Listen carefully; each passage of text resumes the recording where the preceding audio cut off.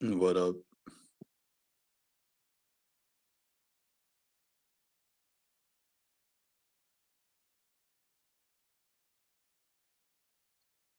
Hello? Hello. Oh, what up?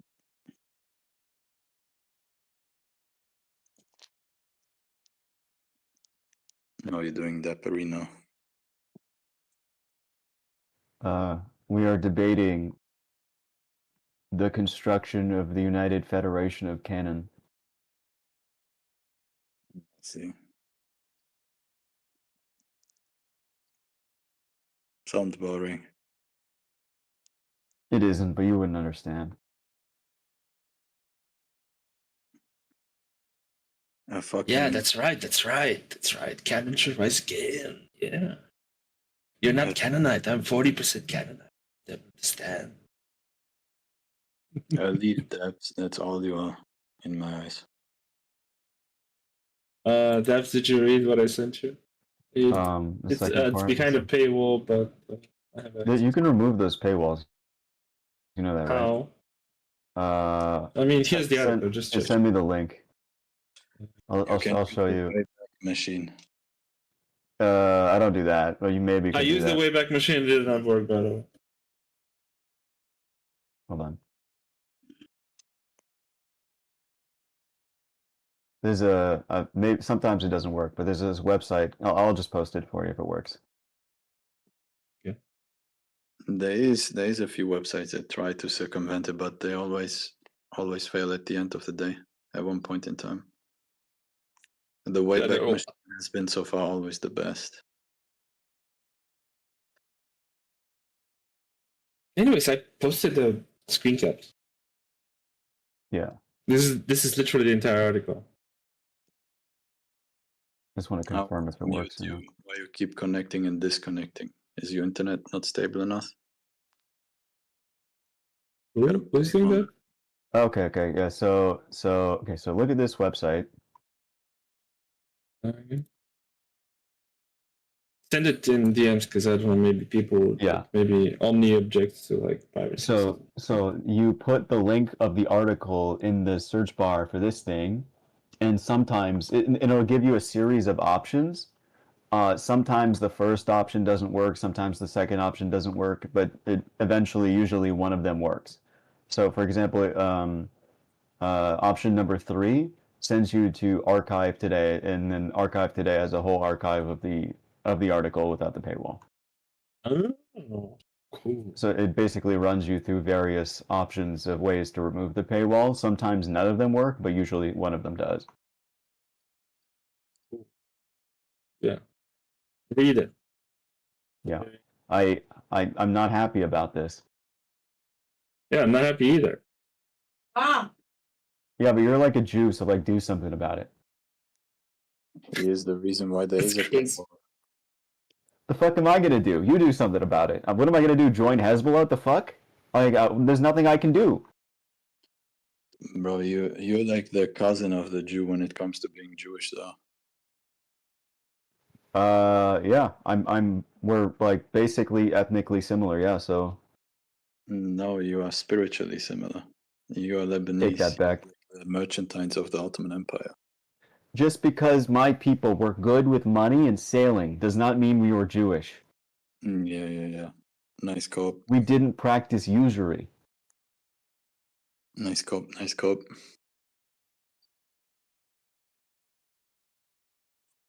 My people still don't practice usury. Your people don't practice anything these days, man. They're like trying to practice a nation. If it works good, if it goes good, we'll see.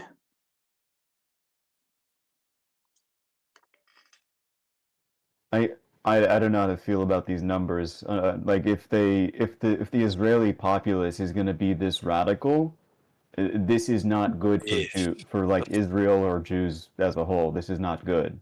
What the fuck do you mean if? It said the article is saying 82% of Israeli Jews want to expel Gazans, like from all of the Gazans. Overlapping with fucking whatever, like what we had so far the whole time. Like 67% before the war were supporting full ethnic cleansing. It's nothing new. Like at some point, there What is has to new, be though, some kind of is global crackdown on this kind of stuff. what is new though is that 50% of them support the killing of everyone in Gaza. Yeah, they want to. Yeah, no, wait. 50% of them specifically want to expel the ones in Gaza and the ones in Israel, the Palestinians. So the citizens of Israel that are not Gazans, Palestinians, they want to expel them as well. Yeah, that's nothing new. Listen to this, man. Listen to this. Wait. So such a fucking shit show. Like this is such a bad look, and I'm sure they know. I'm sure they know that this is a bad look, but like I don't know if like you can do anything about it at this point.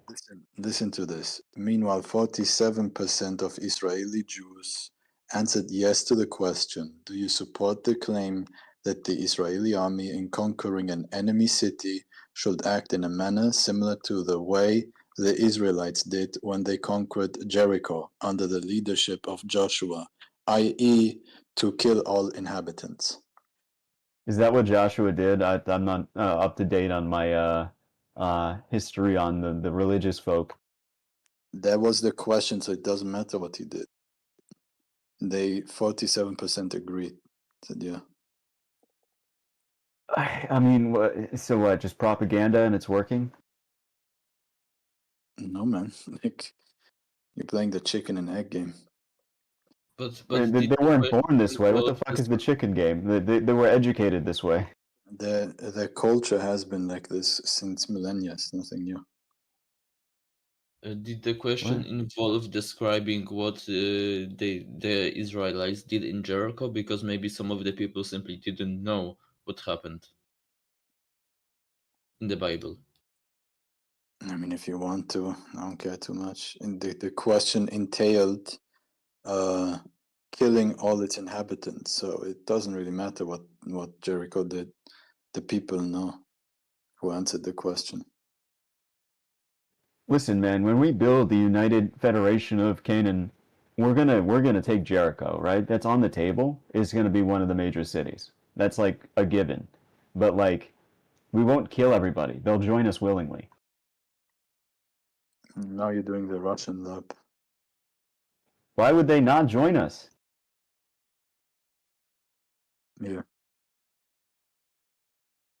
If like Lebanon, Israel, Palestine, what remains of it, and like I don't know who else, like parts of Syria, let's just say Syria, agree to like join this United Federation, then surely like Jordan is just like fuck yeah, I'm gonna get in there. Yeah, maybe. I don't think so.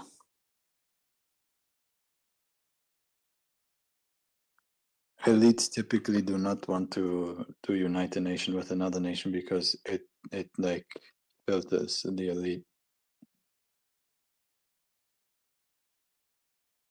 We only have this conflict because we're not united, man. That's the end of the day. That's the truth. We're all the same ethnic group, just fighting amongst each other. It's really sad.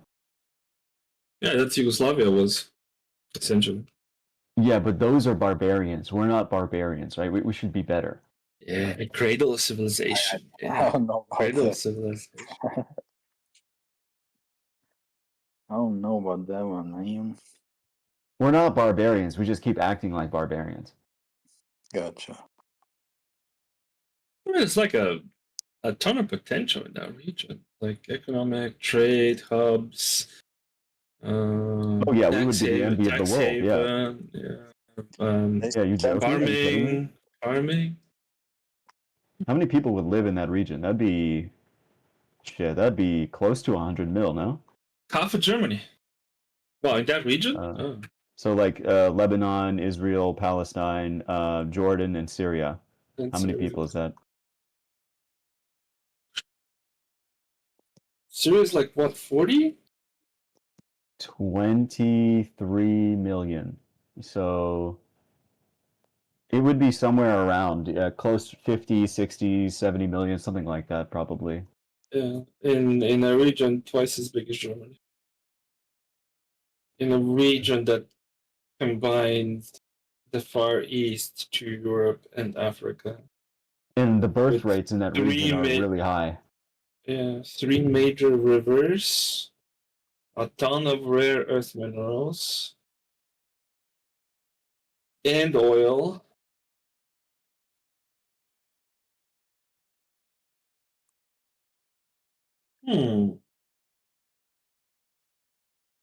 Yeah, it's a lot of potential. Not gonna lie, a lot of potential. We would like overtake America within 30 years. Okay, maybe not that one. I don't think America will be allowed to be overtaken. You know, they kind of like act aggressively towards the people that are their rivals. Look what's happening to China.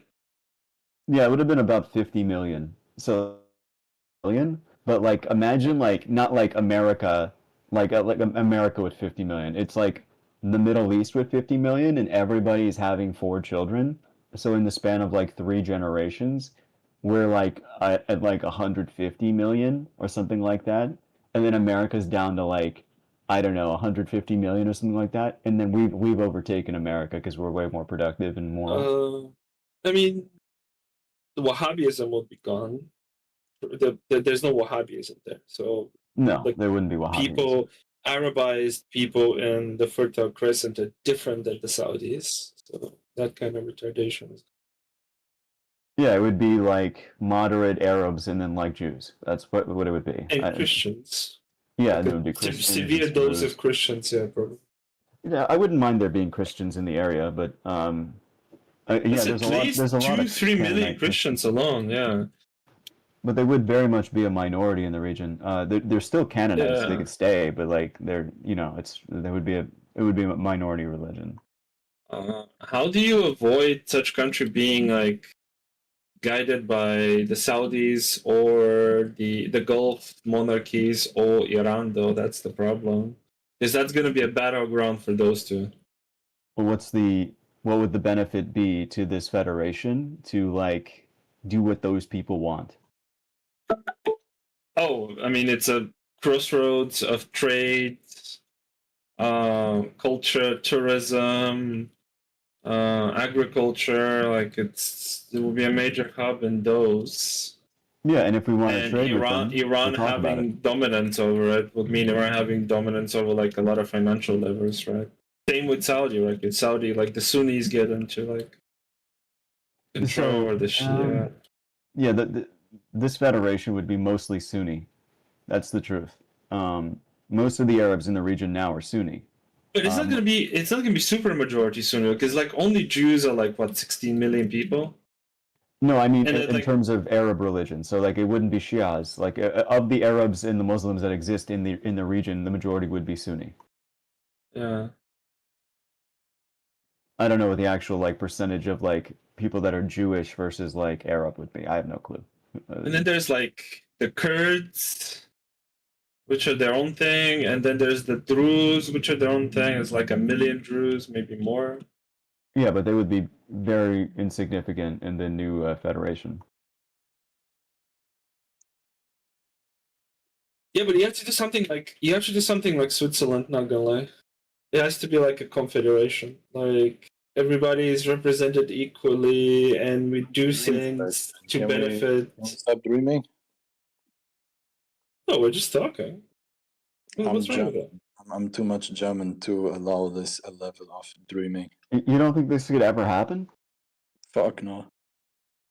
I mean, it potentially can if like the pressure is eased on the Middle East and like. Didn't we already have a talk about that? Didn't like these countries have like a talk about this? I think they did have a talk about this. Like Jordan and Syria, like and Lebanon, like have been. Let me tell you what will actually happening. With the current regime, HTS will continue on fighting the Druze. The Druze will be used by the Jews as a buffer state. The IDF will expand into the Druze territories. No. The IDF gets incorporated into the new Canaanite Federation army. Like, what are you talking about? Huh? The IDF gets incorporated into the new Canaanite Federation army. In your fucking dream, bro. Well, that would be the idea, right? They would have to start with You're basically saying nobody has the right to jump out, and if you attack somebody based on the fact that they're Jewish, Christian, Druze, Shia, Sunni, we put you down like the rabbit animal that you are. Bro, you and then like IDF will never let go of Golan Heights. IDF will never let go of. What they will have it because it will be Canaanite Federation. They can shit all over it because it's like their land. Like, it would largely be the way this would work is that Lebanon, Israel, Palestine probably, or maybe we don't even include Palestine for the sake of these particular discussions because it doesn't matter. They'll just be included anyway. And then Syria, if I didn't mention Syria, come to the table, and then they just say we're uniting, and this is the goal. We're going to make a federation of Canaan, and eventually we're going to add parts of Jordan, definitely Jericho, but the entirety of Jordan would be preferable. They would ally with us. We would get the entirety of Syria, and then this would just be like a united military. They can start with like a political union, financial union, finally a military union, and they can keep like their individual governments, but they'll have like an overarching like federal government, right? Something like that. Jordan can still be a kingdom like Scotland and the United Kingdom. England are a kingdom. Scotland is not a kingdom. England is a kingdom, but they're both in the same confederation. So there's no real problem that one is a kingdom and the other isn't. Bro, how about you get Israel and Hezbollah and all the other like HTS and so on? How about you get them to just respect international law before you do this like? Yeah, that's the point. Like you sit them down and say, hey, this is gonna happen. This is how we're gonna do it. There's gonna be no more oppression. Nobody attacks anybody anymore. Like all of the previous sins of the past will be resolved with their reparations and like whatever for the affected, and that's it. Bro, did you really just use the word reparation? Yeah. What do you mean? We have reached like dream levels that shouldn't be possible. This is just talking idea, like. Bro, reparations never. You wouldn't even need the reparations. Like the Palestinians after this would be largely fine, right? Bro. Nobody. Yeah, but you have to invest a shit ton in like individual communities. Bro, once this is accomplished, the Palestinians would be invested in. It just would be the case. There would be no reason not to invest in the area. Serbia surrendered, and even though they surrendered, they haven't paid reparations to anything. Yeah, but Serbia is like, we already agreed Serbia are like... No nation pays reparation, bro. They don't. Unless they Germans paid reparations. Because Germany had the fucking Americans and Russians in their parliament with guns. Yeah, that's the same idea here. We should do the same exact thing. Americans and Russians coming together to form the Federation of Canaan. Putin and Trump. In this case it would be like Saudi and Iran. Good luck invading Israel. We wouldn't invade Israel. No, but that's the perfect pretext, right? Like people in Israel are so disillusioned with their government that constantly puts them in war. So you say like, we offer you a peaceful solution, right? Everybody's Canaan, right? You get to keep your like you get to keep your identity, like you participate in international sports contest under a specific flag of the state of your, which is part of the Confederation. But in general, like your political, financial, economic, and military properties will be overridden by the Confederation, right? And for the benefit of everybody, right? That's bro, like Middle Eastern fucking Marvel. EU, actually EU, but working in the Middle East, yes. Okay. Yeah, bro. Real. I feel like they should identify as well as like Canaanites, though. Like if they go to the Olympics, they should be under the Canaanite flag or just Canaan. I mean, they could, but like Scotland identifies as Scottish and they're in the UK. They fly under one flag. That's crazy. They're all Canaanites. Just fucking perform as a Canaanite. Stop being a fuck. Why do you want to be a Jew so bad? Just be a fucking Canaanite. Yeah, start speaking Tunisian, motherfucker. Yeah, get on your fucking boat. We're gonna be the best sailors. Like you see in the education, you see a bunch of like in Syria, in Lebanon, in Jordan, everybody starts learning Aramaic. Fuck it, why not? Fuck. There's one thing in common with the Canaanites and the Scottish. There's a reason why he brought them up. They both are sheep shaggers. That's crazy. We'll do it better. Once we unite, we'll do it better. I mean, yeah, sheep is like, I mean, it's a profitable business. Agriculture is a big thing in the land of Canaan. What do you mean? They used to produce like giant stones for pyramids. So do that. Yeah, the sheep milk and the wool is really good for the Syrian soap and the Lebanese soap making industry. So like, why not? And the treasures of the Levant, being specifically the olive oil in Palestine and Lebanon, easily goes to the rest of the country. It's just like a fucking world-class item that is distributed uniquely amongst the Canaanite states.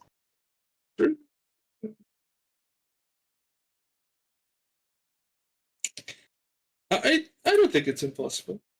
Could be possible.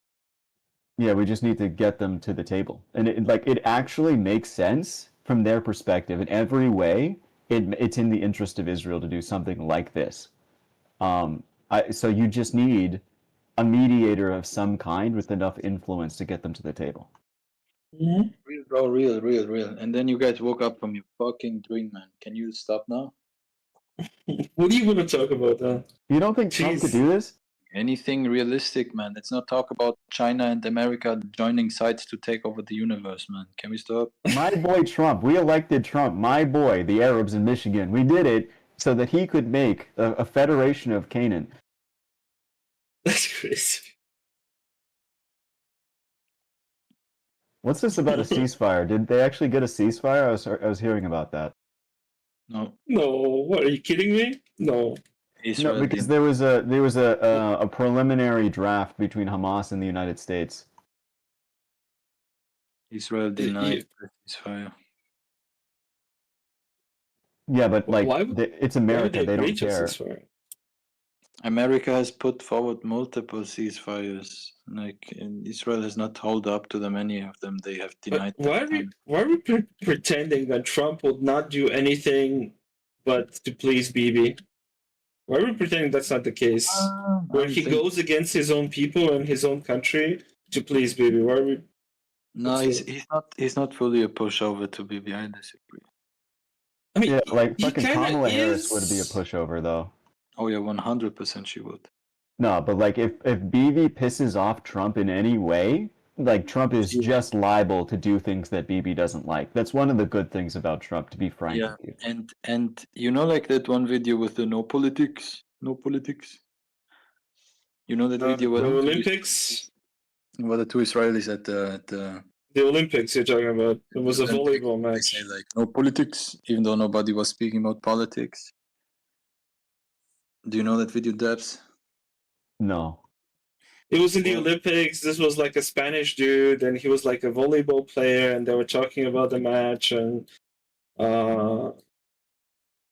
he was like saying milk those shit, and at some point there was like a bunch of older people who just sounded like idiots, and they were like screaming something, and then they turned to the camera and he was talking about something really mild, as in, yeah, we need to resolve now. Like all of these conflicts, it's a bad thing that we're having these wars, right? No. I'll find it. He was talking about the game, like legit about the game, nothing else. No, he mentioned something like milk toast, like world peace or some shit. No, he didn't at all. Sure? 100%. He was talking only about the game, and then these people came and said no politics and waved his finger at him, and he's like, yeah man, I don't care. And then they're like, no politics, and he's like, yeah, they played good, second half was kind of like this and that, blah blah. And then this like obnoxious Jew kept on saying to him like, no politics, and started waving the Israeli flag, and then he just started yelling free Palestine. Here's the TikTok. This is what will happen with Trump, bro. Like Bibi is gonna do that shit. He's gonna annoy him, to the point where Netanyahu, where fucking Trump will just hold the opposite. He's just gonna turn around and be like, okay, free Palestine now. Fuck Netanyahu. Well, he's being obtuse at this point. Oh, he was a Brazilian, by the way, not Spanish, and he's talking about the game, yeah, against Israel. That's what I said. He didn't talk about politics at all. Israelis are like the worst fucking propagandists. They like make everyone hate them.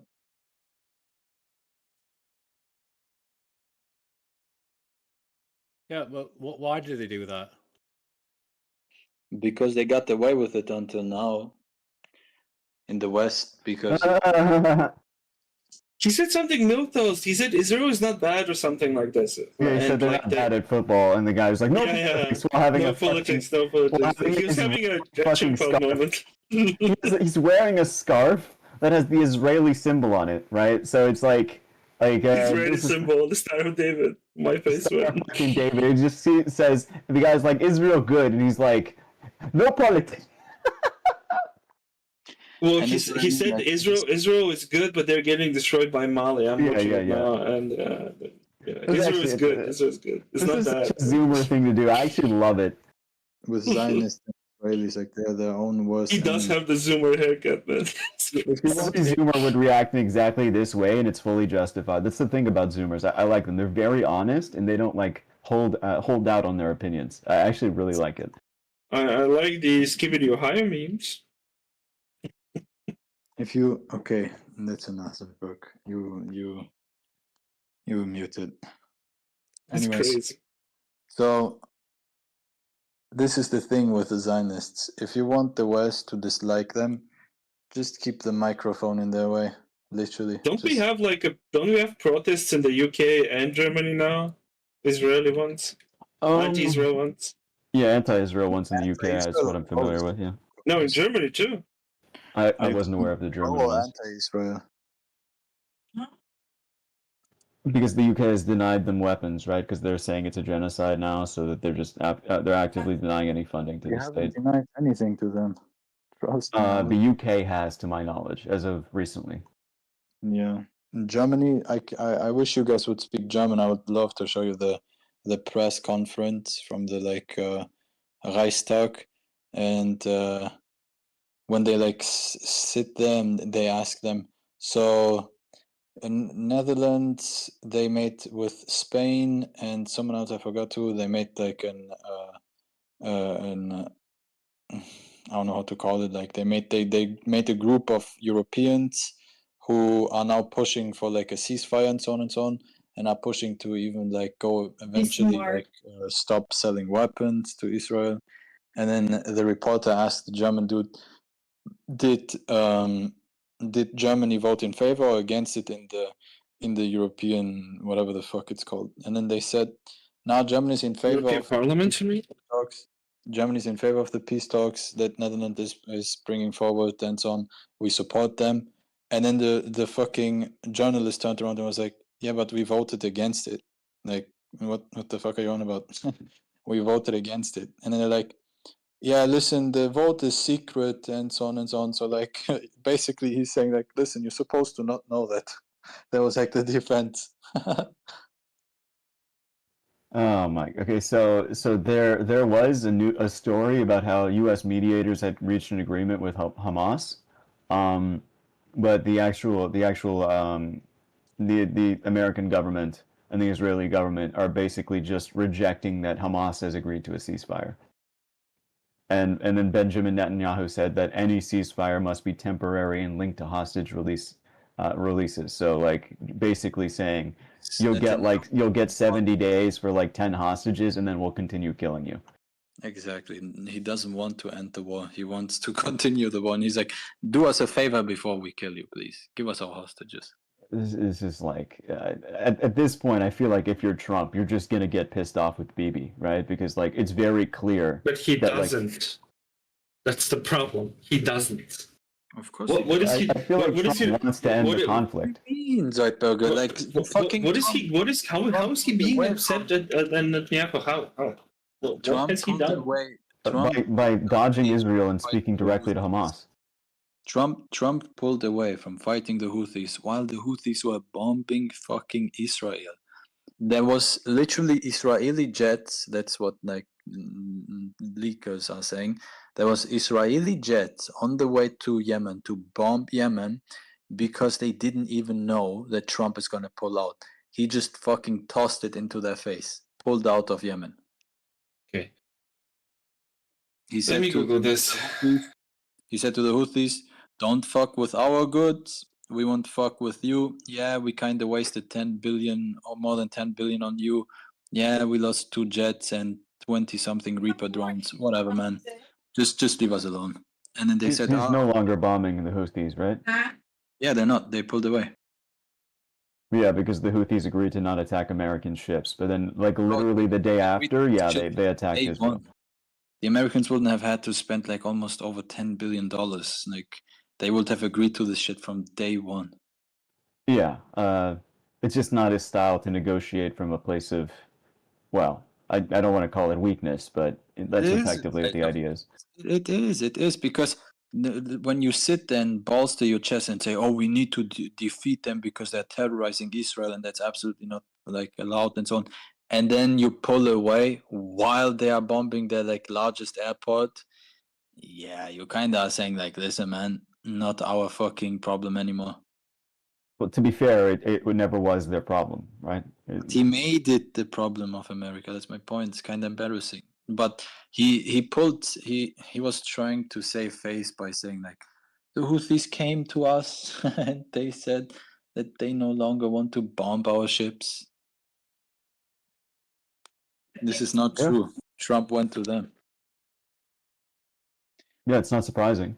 I mean, yeah. What people understand is Houthis, these Yemeni people, they are like, like on the scale of civilization, like when you like play a game and like you create civilization, you start with like fucking twig houses and so on, like they just get built within like 3 seconds, Yeah, they're not much, right? This is the status that Yemen is in. They are like at twig houses. Bro, you bomb their shit, they just rebuild it in 3 seconds. They have nothing that you can bomb. They have like no infrastructure, no nothing. What do you want to bomb? They have bombed their harbor like 50,000 times. Like they just rebuild it within one day. They're bombing the installations that Iran is doing. That's what they're doing. Iran is giving them missile launchers and missiles, so what bombing is happening is bombing those things, not their cities. Nobody's bombing their cities. No, that's not the case. You cannot bomb them, bro. You spend more money on bombing one of their, bro. Like they use drones that can be basically slingshotted towards Israel. These drones cost nothing. They cost nothing, and then they have like some hypersonic missiles which barely cost anything as well. The missiles that America is using to fucking like bomb them cost way more, and to like keep the fucking battleship in the fucking Red Sea and so on and so on. All of this shit costs way more. They are winning. They just like they're doing what the Taliban did. Just lean back, toss a couple stones, and then wait until they spend too much money.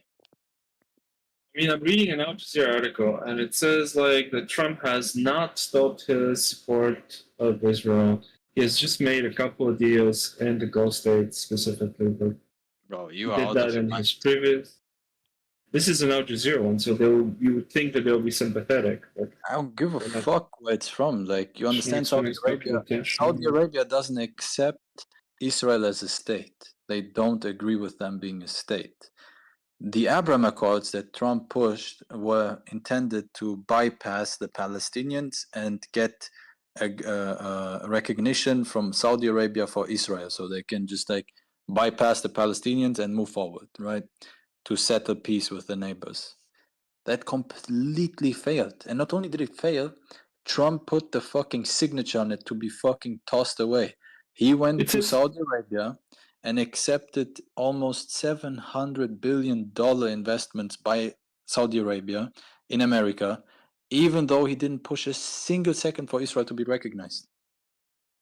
He didn't even include Israel into talks. He just fucking said fuck off.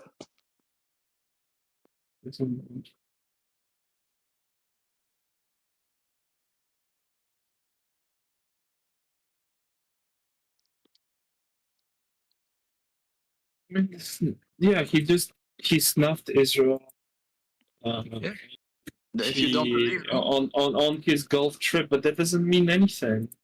okay, well then listen to Ben Shapiro fucking like spin his head like an owl like 3 times in a row. Yeah, Ben Shapiro is an oligophreniac. I don't care what he says. Fuck, man. Like he's literally being the biggest, like, you know. People already have said it. He's not America first. He's Israel first. Also, apparently, Trump is still very much for the idea of an ethnic genocide of the Palestinians. He wants to move them out of Gaza. I mean, if that's support for Israel, the Houthis would not accept that if he starts doing it. So all of his like talks with the Houthis will be broken the first thing he tries to like evict people from Gaza. Yeah, he has not but changed at the same time. Like, he still wants it. But also at the same time, Trump pushed for medical care to be provided and aid to be provided to Gaza and to end the blockade. He didn't even ask the Israelis. He said, "I'm taking my hostage back. They're getting their humanitarian aid, and Israel, go kill yourself." Where does it say that? I'm reading articles. Literally, the whole cabinet from Netanyahu was on his throat saying like, yo, you cannot allow Trump to give them aid. And then Netanyahu was like, man, like, I don't have a choice here, man.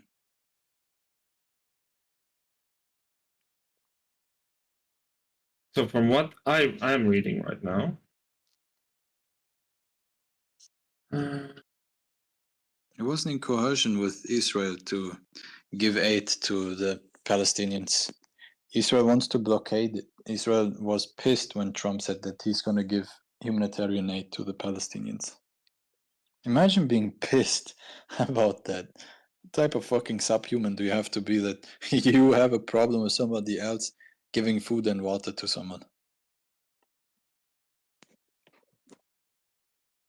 I don't really think Trump has any decisions, to be honest.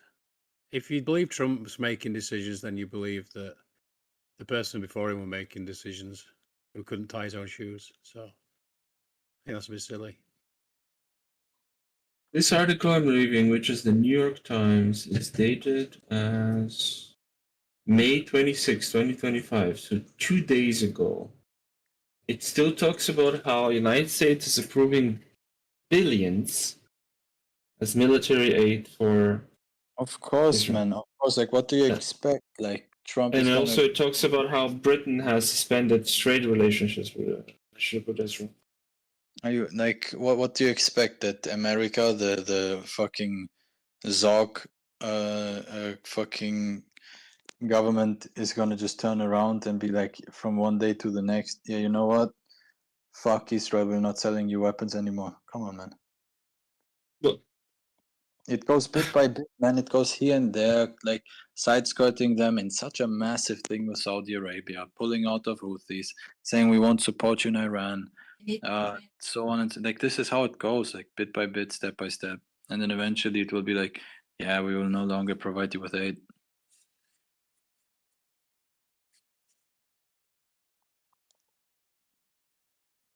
Well, I mean, is he still going to evict the Palestinians, which he stated like 2 days ago?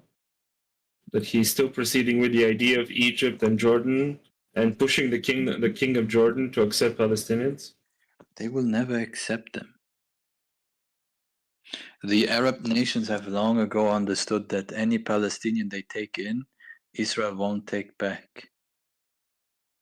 Yeah, but then why is he doing this if he's like wanting to cut relationships with Israel? Why is he pursuing like aggressively to evict Palestinians from Gaza? He's both siding it a little bit, but the problem is the both siding is not work out for both sides because the points he's holding for Israel will not actually go through. The Palestinians will not be accepted by Egypt ever. Wait, did Trump's daughter marry like Jared Kushner? Yep. I mean, doesn't that tell you all you need to know? And they named the Golan Heights the Trump Heights. I mean, it's this idea that he's going to somehow go against the Jews is hilarious. I mean, it's Sion Don. He ain't going against the Jews. He basically is a Jew. No other president has been as much recent president. No other recent president has been as much pro-Israel, and yet at the same time in his second term as anti-Israel as Trump. No one, not a single one. Yeah, I doubt that. But last time he did military talks with Saudi in his last thing, he was also selling them and making deals with them. And just in this case, what he did, by the way, in this specific iteration, when he went to talk to the Saudis, he said, I'm not going to put a condition, I'm going to do this deal for you, and I'm going to sell you military tech, and you have to make good with Israel, you have to become friends again.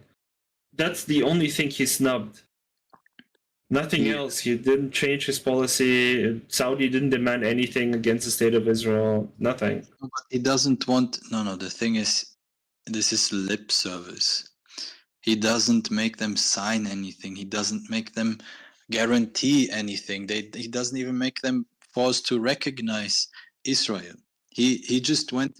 He just gave Saudi Arabia everything they wanted, and gave Israel nothing they wanted. That's the point. But the only thing Israel wanted is for Saudi to normalize relationship with Israel. And he said, I'm not going to include that. And what else? Give me the article, because I'm reading the article and it says Trump's Gulf states. No, Israel wanted normalization with Saudi, so the relationships fell apart. Recognition was the goal, Zoidberg. I disagree. The goal of the Abraham Accords was for Israel to be recognized. You realize that Saudi and Israel trade military tech all the time. This is not shit. Turkey and fucking. They already have an informal relationship. What he wanted is officially to normalize relationship, to show other Gulf states that Israel is accepted, right? Yeah, I understand that, but you don't understand that this is not out of friendship that they were together there. This is out. Who cares? Nobody cares about friendship and realpolitik. The landscape is changing. They no longer need Israel. That's the point. The Saudis? Israel. Saudis, I don't know if they ever needed Israel. Do you know how much larger the Saudi Arabian military is than the Israeli one? No, but check why does that matter? They're not gonna fight against each other. I know, but they just don't need Israel anymore. Israel is bad PR. Israel is a sinking ship. They know that they don't need them. Well, in any case, it just the real thing is that he said, I'm not gonna put that as a condition in the deal. That doesn't mean he doesn't believe it or want it. He just wants to make his deal to get his money. There's like $1 trillion investments in deals and with those states. Trump follows the money, but for once the money is not coming from the Jews, it's coming from the rich oil fucking Arabs. So GG.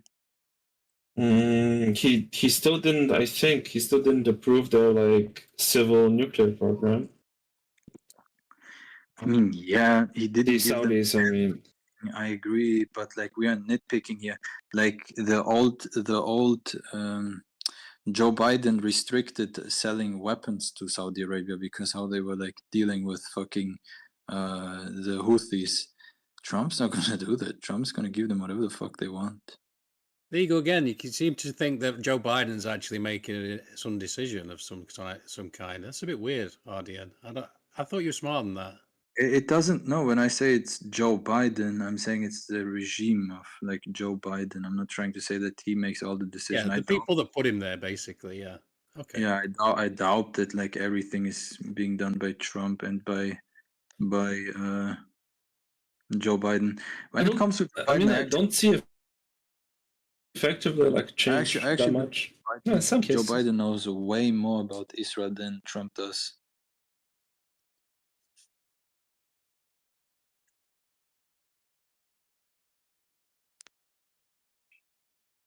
Joe Biden is on record talking about Israel billion light years ago. Already shilling for them.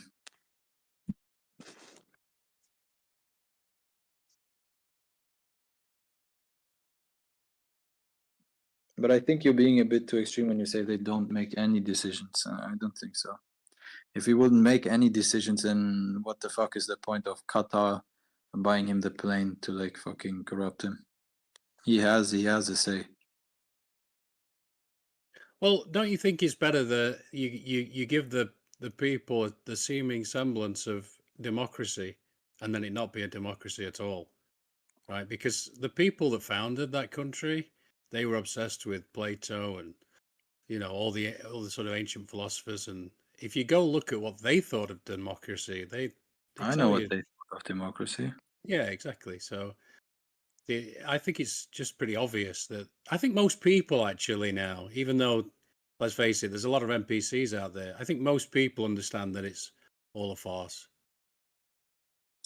Andy, you saying that other people are NPCs is kind of. I Nice. don't think that extreme. I Oh, believe. forgive me, I'm just a dumb guy. Zoidberg. Never said you're dumb. Forgive me, master.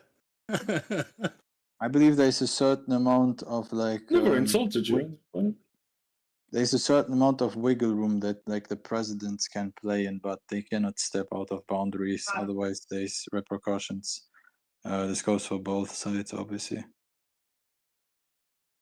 But to act like they don't have any choice, anything to say, I disagree with that. You understand that there's psychological operations constantly happening, right? For instance, if we just say what was that ship, the USS Liberty, right? Why do you think that was bombed? First of all, that was an ugly ship. We did the US a favor. Instead of like spending money to recycle it, we just put it in the bottom of the ocean. That's the correct answer.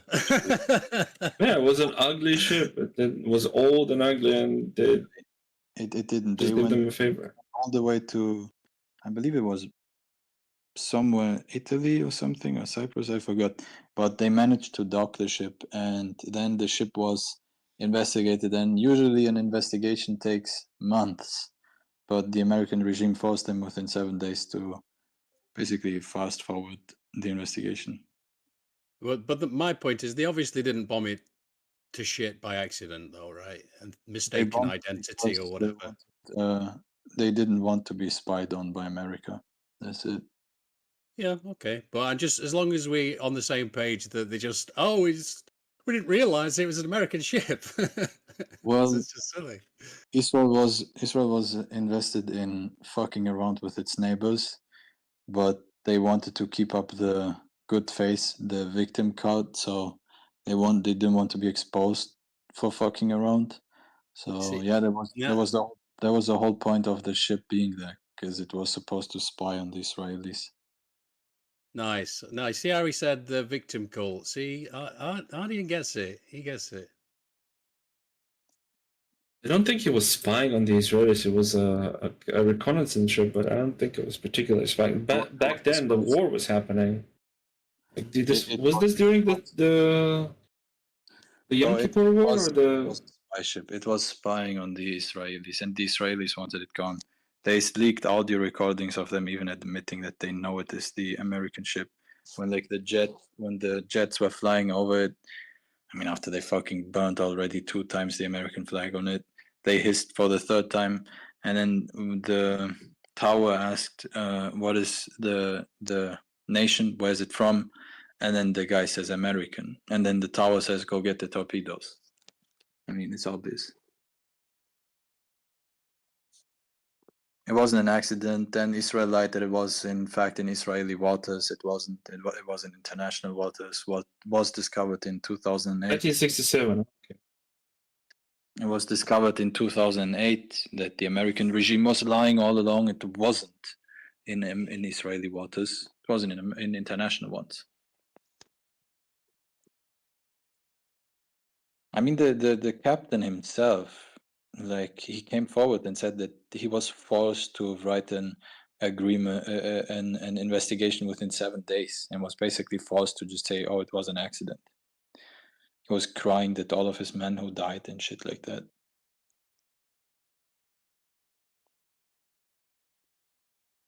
I mean, if you believe that the USS Liberty is like the worst psyop, just look into the Lavon affair.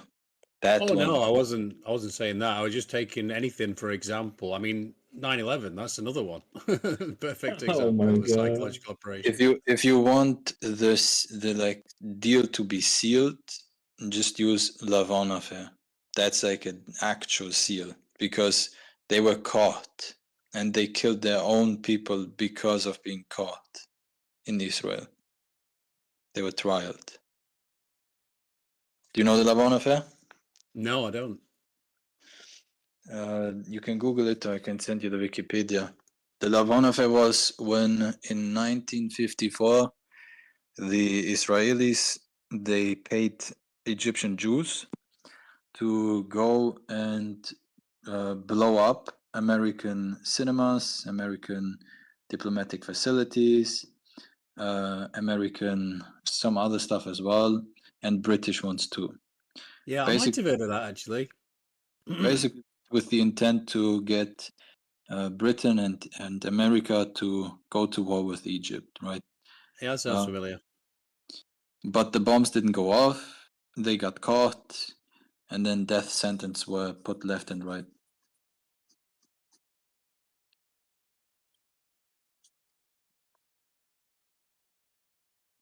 Yep, lots of skullduggery.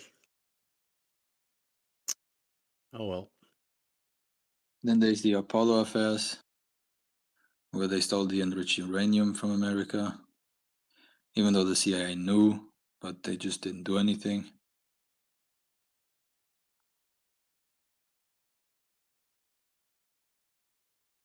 I think you should just get ready to accept your socialist masters and the little dribble of money you get every week. That is one thing that's really interesting about the events leading up to the attacks on 9/11 is both the NSA and several other, three-letter agencies were fully aware that there was a potential attack coming to America, and they had the ability to at least do something more preventative. But That's my question, Max. I mean, that's the only conspiracy that 9/11 conspiracy that I engage in is the United States knew stuff's gonna go down. They didn't increase air patrols. They didn't. nothing. They weren't more like harsh when it comes to planes coming from Europe or whatever, Mexico or Asia. Warn its I don't- citizens. I mean, How could Yeah, you warn its citizens? Warning its citizens is It's bizarre. Like, I don't understand what. Yeah. What's the part they knew? Because I know that there was that memo of Bin Laden determined to attack that came through in August of 2001. But what's the other part? So the CIA had already had intelligence, like credible intelligence on the ground in the Middle East at that time, discussed that had information regarding plans to attack different areas in the United States. So they were well within their rights to move on these potential targets, and several of those targets were the same organizations that basically held the attackers of the 9/11 hijackers, right? So like it was those cells, like they knew about those cells, they knew that they had potential plans, and they just sat on the information. They didn't move on it. We didn't know it was planes as weapons, right? Though. I don't think so. Well, I don't think that's necessarily true because they had information that they were there were several of those insurgents that were at least attempting to become pilots. Like they were attempting to go to flight school and trying to learn how to gain access into some potential form of aircraft control. Like the problem is there was enough evidence and data that was collected by both the CIA, the FBI, and the NSA that they could have moved on those targets, and they didn't. And they didn't do anything to warn, or like Zoidberg said, to increase the security measures at the airports, at ports of entry, stuff like that. The thing is, there's so many smoking guns on that day, but even as a very subtle one that I posted, the guy the guy who's talking about the crisis actor who's talking about the structural engineering, a bystander that never talk in this way, Mike's. Wait, right? did you post that today? I've never seen that. We did a 9/11 deep dive a few days ago, and I went and found it. It took me ages to find it. That does bother me too, Andy. Is the fact that like the strategic like placement of the towers themselves was in the worst possible location, like in the United States. And the engineers knew that. It's like, just think about what I'm actually telling you, though, right? You've got to me, it's clearly a crisis actor with his handler stood right behind him. Okay, that perhaps I'm just leaning. I'm putting too much into it, and it's not that, right? But listen to what the guy says. He tells you the exact narrative. He says that the steel beams must have given way, structural integrity due to the temperature of the fires. No bystander speaks like this, gang. Come was on. that building 7 that he's talking about, or which building is he talking about? Who cares? The point is, he's clearly a crisis actor. And hey, so, which one did you post that in, Andy? OmniText. Okay. But it was like yesterday, or when? Yeah, it was like 2 days ago, probably. 2 days ago. If you think about it, I would like to. Okay, so here's my question about 9/11, because, like if people in these types of forums, if you don't believe 9/11 was an inside job, or at least seriously question it, people often say, "Oh, then you must be a coincidence theorist." And coincidence theorist? Yeah, coincidence theorist. So you don't believe that there could be a conspiracy, that to you, all the shit that happened that day is just a coincidence. Coincidence theorist. I'm going to steal that. Yeah. You've heard that, right? I think you've even said that, maybe. That's funny, man. It's interesting that they seem to have lumped everything together with flat Earth as well. Have you noticed that? Like think of Obama, whatever year it was, early 2000s, where he's like, "We haven't got time for the flat Earth society." Remember that speech? It seems interesting that they've lumped everything together, and so if you dared to deny a Holocaust, for instance, he's probably a flat earther as well, right? So we can dismiss everything else that he says. Well, yes. In America, there might be a sizable overlap of people who deny 9/11 or who claim 9/11 was an inside job with flat earthers. But really, man, there's so many more people who believe that outside of America than in America. I believe if you would poll the Middle East, they probably 90% of them believe it was an inside job. Yeah, of course. I mean, they've seen the destruction, haven't they? Though, so they've literally been witness to the aftermath of that as well. So they know the real reason why it happened. Okay, so like just real quick on the coincidence thing, like there is a lot of stuff that happened that day. When you total it up, it does seem to be like almost too coincidental. Like, I haven't seen the video you're talking about where a guy describes some failure of a beam as a reason for a collapse. That's crazy. Man, you gotta watch that video. It's great. I gotta see it. But there's other stuff. The guy who found one of the hijackers' passports and turned it in and so forth. Yeah. All these things that are kind of coincidental. And so I started thinking about it. But here's the thing. I think we all know, like when you flip a coin, everything resets every time you flip the coin. If it was tails all the previous times before, that doesn't mean it's more likely to be heads the next time, right? And so the reason the reason I bring that up is because with coincidences, there could be by that same principle, there could be multiple things that happen that just seem coincidental. But that doesn't necessarily mean that it's evidence of a conspiracy. Well, I kind of don't really believe in coincidence anymore, but that's a whole thing. That's a really long. When you say you don't believe, okay, what do you? What's your definition of a coincidence? Well, things that line up. What's that word? Pareidolia or something like that, where you see patterns where there isn't. It's like that, according to what I've read. Yeah. Yeah, yeah. I'm sure that happens, but I don't know. I don't. Like I said, I don't really want to get into that because it's quite. I don't know. I'm just having fun listening to people think Yeah, that no stress. voting matters and shit like that. It's just hilarious to me that people I believe what don't happened believe on that. 9/11 is the exact same what happened on 7th October. They knew it was gonna happen and they just let it happen. There's no like I don't like when people go to the extent of being like, oh yeah, actually like the American government was involved in blowing them up and so on. No, they were Yeah, not. that's certainly a possibility I would take on board. But I believe because they the just thing what is, if you've ever seen they a were like we're being handed a gift here. Let's let it just happen. yeah, if you've ever seen what they have to the work that has to go into a controlled demolition, holy shit! It's like even for a small building, it's several months. So minimum, it would have taken them. Can you imagine rigging 3 buildings like that? It would have been ridiculous. It took them over a year, easy. So, but they did say there was some sort of renovation going on of the buildings for a year before, right?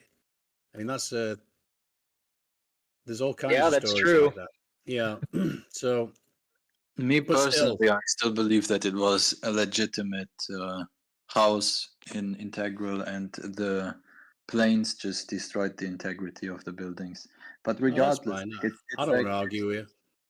it's just splitting hairs, to be honest. Because at the end of the day, America had there's no way how someone can argue against that the CIA, who knows when Saddam Hussein is taking a shit in the Middle East, is not knowing that a fucking plane is about to fucking blow them up. No, Right. it's just Yeah. no way around it. Same with Israel.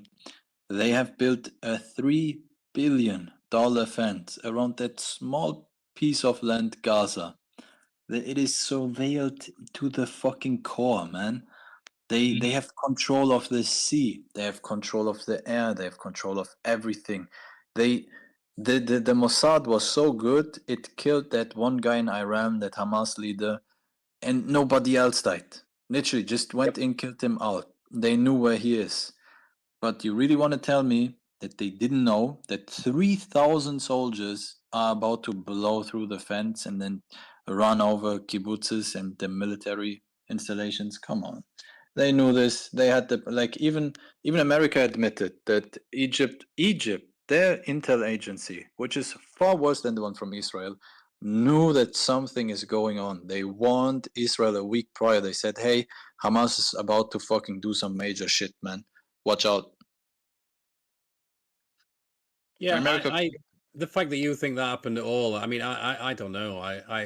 Anything I hear from from those people, they're proven liars. So I just instantly am skeptical of anything they say, if it even happened at all. I mean, as far as my limited knowledge of the situation, they've got checkpoints all around them. So they were run over. I how saw did the they video. get the equipment? They were ran over. These people like were look, the Israeli regime coincidentally was undermanning the area like strongly. Just coincidence, you know? And they also coincidentally, even though I can with a fucking bicycle go from northern Israel, the most northern point, to Gaza, with a bicycle I would be able probably in like 3-4 hours to do it. Yet No, but they they have paragliders and shit, though, right? yeah, they used paragliders, but somehow the Israeli regime was not able to go with the helicopter and jet within 6 hours to Gaza. They were just like too busy, I guess. Yeah. So it really like it was obvious. They wanted them to like spurg out, schizo out, shoot as much as they can, the more the better, and then let them go home. Yeah, I mean that's a possibility, I suppose. Never let a good crisis go to waste, so to speak. Yeah. But, And now well, that gave them the opportunity to fucking destroy 92% of houses in Gaza. Of course, it was a false flag, and it was paid for and known about. See, false flag means like it's done by the nation, I believe. So technically, I think it's not a false flag. Well, but I know what they you would mean. have. They would have known and signed off on it. Yeah, exactly. Like they knew it. They had reports from Egypt telling them. They had detailed reports for a year that came later on out from the soldiers that are surrounding Gaza, that are like at the military facilities, stating that Hamas is training with paragliders and taking hostages. Literally, for like months prior to it happening. They knew this. They just decided to not give a fuck. And the defense from Zionists usually is, oh, I mean, yeah, they knew about it, but listen, the Hamas is weak. We believe they are weak. We didn't want to take care of it. But We would you thought go this- all the way? Would you go all the way and agree with me? They planned it so that they can defend themselves and take Gaza. No. No. No. Oh, you're not. Silly woken up. woman. You're not woken up I to think be it's talking about I think it's totally possible, Don. I don't see any reason why that wouldn't be on the table. Yeah, it is disturbing. Like 9/11 and that one with the ships. What was that one? Yeah, How would they And all get the others. to do that, like to follow their instructions? They pay Islamists, and the Islamists do it because they're radicals, not for Palestine, but for Allah, so they can be convinced.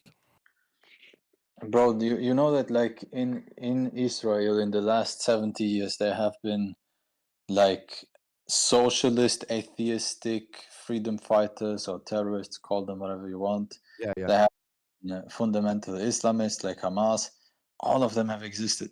And guess what? They all fight the same way. Yeah, I'm not saying the whole of Hamas was planned. I'm saying they're used to create a dramatic show on one day so that Israel can clean up one side of its I can give you religious an olive branch. border. I can give you an olive branch. Hamas definitely was financed to become stronger by the Israelis. They allowed money to go in by Qatar unsurveilled for like years.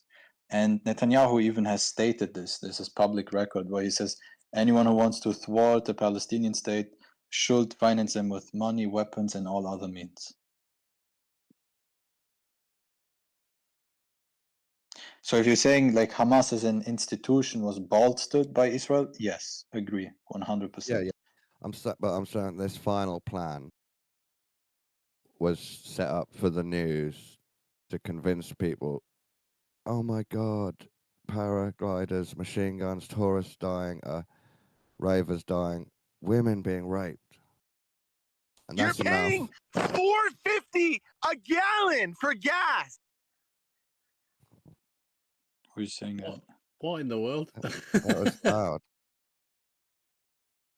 Anyways, When yeah, you make no, a I positive don't claim, think you it have the was burden planned of at proof. all. It's geocentric. That means the center of everything. Who is speaking? Tim, you're Where's this ruining, bag? you're ruining my conversation, Tim. I don't even know who is speaking. I don't know. It's Sam Word. Oh, okay. Yeah. I don't believe it was planned. Like I have watched all the body cameras from Hamas. They are like fucking all over the place. This was like more of a Okay, but then if it's not planned, that means you'd have to agree Israel is overreacting. oh, of course, Okay. they're not overreacting. They would love to do even more, but they cannot get away with it. Well, Hamas even has stated that they were surprised that they had that little pushback. They didn't expect to get this far. You can even watch the videos once they Well, reach I the reckon kibbutz. they'd change their mind now, won't they, when Gaza's in rubble now? No, they said this from the beginning. when they reached the kibbutzes, you can watch in the footage, they didn't even know what to do. There was like guys who would go into the kibbutz, and then there was like a woman, and then he's like, oh, I just want a banana, and then turned around and like left her fucking alone and so on. And then there was others who were taking hostages, and there was others who were just like fucking shooting around. This was like just. What about know, the rapes then? Do you believe there was rapes, or would you say no, that's made up? Systematic rapes? No, fuck no. No, I'm Was just there like saying an individual one or rape? two or three on that day after they kidnapped the women. None of the women that have been kidnapped came so far forward Ah. and stated they got raped. I Okay, so don't you're think not falling for it, but you're going far to defend the Palestinians on this. I don't think it is even like in the moment possible to do that, man. These people were like fucking like they wanted blood, and then you just like fucking rip your pants down and fuck one of them in the middle of everyone else. There is like, I believe, 1,200 hours of footage from body cams. None of the footage shows anyone doing any sexual act with any woman. None. I agree. We've got. I would say maybe they did, but it's probably made up. I believe that they might have, or they could have. Yeah, I believe that maybe there was rape, maybe like one or two got raped, who knows. So far, I've not seen any evidence for it, but maybe that is the case. But systematic levels of rape, fuck no. Well, there was a guy on Max Egan who has utterly been demolished, who claimed that all the footage was fake. It was all fucking like some kind of CGI or something like that. And he goes through it all and shows you how there's loads of glitches and mistakes in it. I'm not saying it is either. I don't know, but that's kind of interesting. He'd be claiming it's a false flag, and it didn't even happen. Basically. Or it's good stage show TV fake news. Nah, bro, it did happen. Well, I mean, I wasn't there, so I don't know. I mean, but people call it fake video. I mean, it's just out to say anything fake or not. But sometimes nations would make up fake war footage. We've seen, and it's just logical. Especially now, when it's so easy. Someone might pretend, play pretend. Yeah, but while we're on that note, international hostages there, right? Like hostages from worldwide. There was like a German hostage as well. Like the amount of like control they would have to have, it's just impossible. They basically CGI rendered thousands of hours of fucking footage.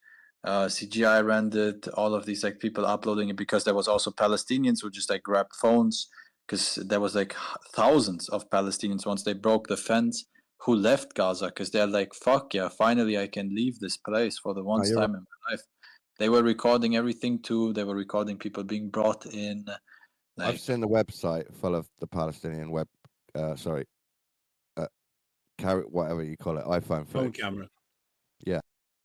And it looks pretty gruesome and real to me. There's loads of angles. So if it was staged, it's like very good.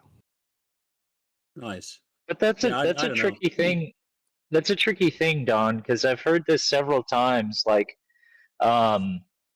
this footage in particular is propaganda or it's staged, and I just, for the life of me, I don't understand how, unless you like know how to evaluate that footage, right? How would you be able to determine which one is staged, which one's faked? Well, they learned all this from the early bombings. Like there was which bombing was it in America? Oklahoma? Oklahoma bombing. The Boston one. Boston bombing, Oklahoma bombing, and Sandy Hook. This is where these video detectives learnt their skill from. And now they're looking at every event, every video of every event. The guy who's on Max Egan. Sorry, Dylan. I was just going to go. The main accusation is this is fake blood, and that's an actor. This is what they say, isn't it? Yeah. The guy who was on Max Egan was a professional video editor. Mike's. That's what his job was, and so he did have the acumen to actually decided that it was fake, but I don't personally trust Mike Segan. I mean, just I don't know. He went through. I don't know if anybody ever watched. I like some of the things he says. Don't get me wrong, but he went through this very odd thing where he claims to be zapped by a laser or something, and he started going mental and saying weird shit like to the flat earthers, the Earth is both flat and a globe, and he just went mental. I don't know. So, and of course, who he's associated with, which is Jeff Berwick, which is all like he has good detectives. He knows those people, so I don't mind looking at some people trying to pick apart. I would say it's the main event is when they broke the fence. They come with a tractor, and then we've got footage of that woman in the back of the truck, and we've also got screams and machine guns going off. She didn't get raped, by the way. They could fake all that on one day. So I'll then ask people, do you believe Jews died? And then you just have to think, what's more likely, that 100 people died, or it was a setup over 2 days and they filmed it all for TV? It's not just that. There's way more than that. There's not just these couple footages from it. There's like thousands of uploaded footage from Palestinians, regular people. Then you would have, why would Hamas not just admit that, hey, we didn't attack them, this is fake, like leave us the fuck alone, we want to survive over here. They own that's a good point. Then also you have like all of these houses that were destroyed, burned, right, in Israel. They are literally visible by satellite imagery. I remember like 2 days into the conflict, I saw pictures of the satellite pictures where Israeli tanks shot at these places with hostages, right? I'm just finding out, could one or two of the dramatic videos be fake to push the narrative further, to add 10%? No, I believe everything is real there. What is fake is not the footage. Because if Israel would, like, listen, man, if Israel would want to fake footage, they would fake footage where you'll have like fucking like something actual, like graspable, where like someone is really being raped on camera or something like that. They will do something like that. Why would they like show you like this like non sequiturs and then just grasp for straws like, oh, Hamas has beheaded 40 babies and so on? Yeah, why wouldn't they pictures like that? That was shown to be fake as well, though, wasn't it? So the problem is they don't retract these stories. Yeah.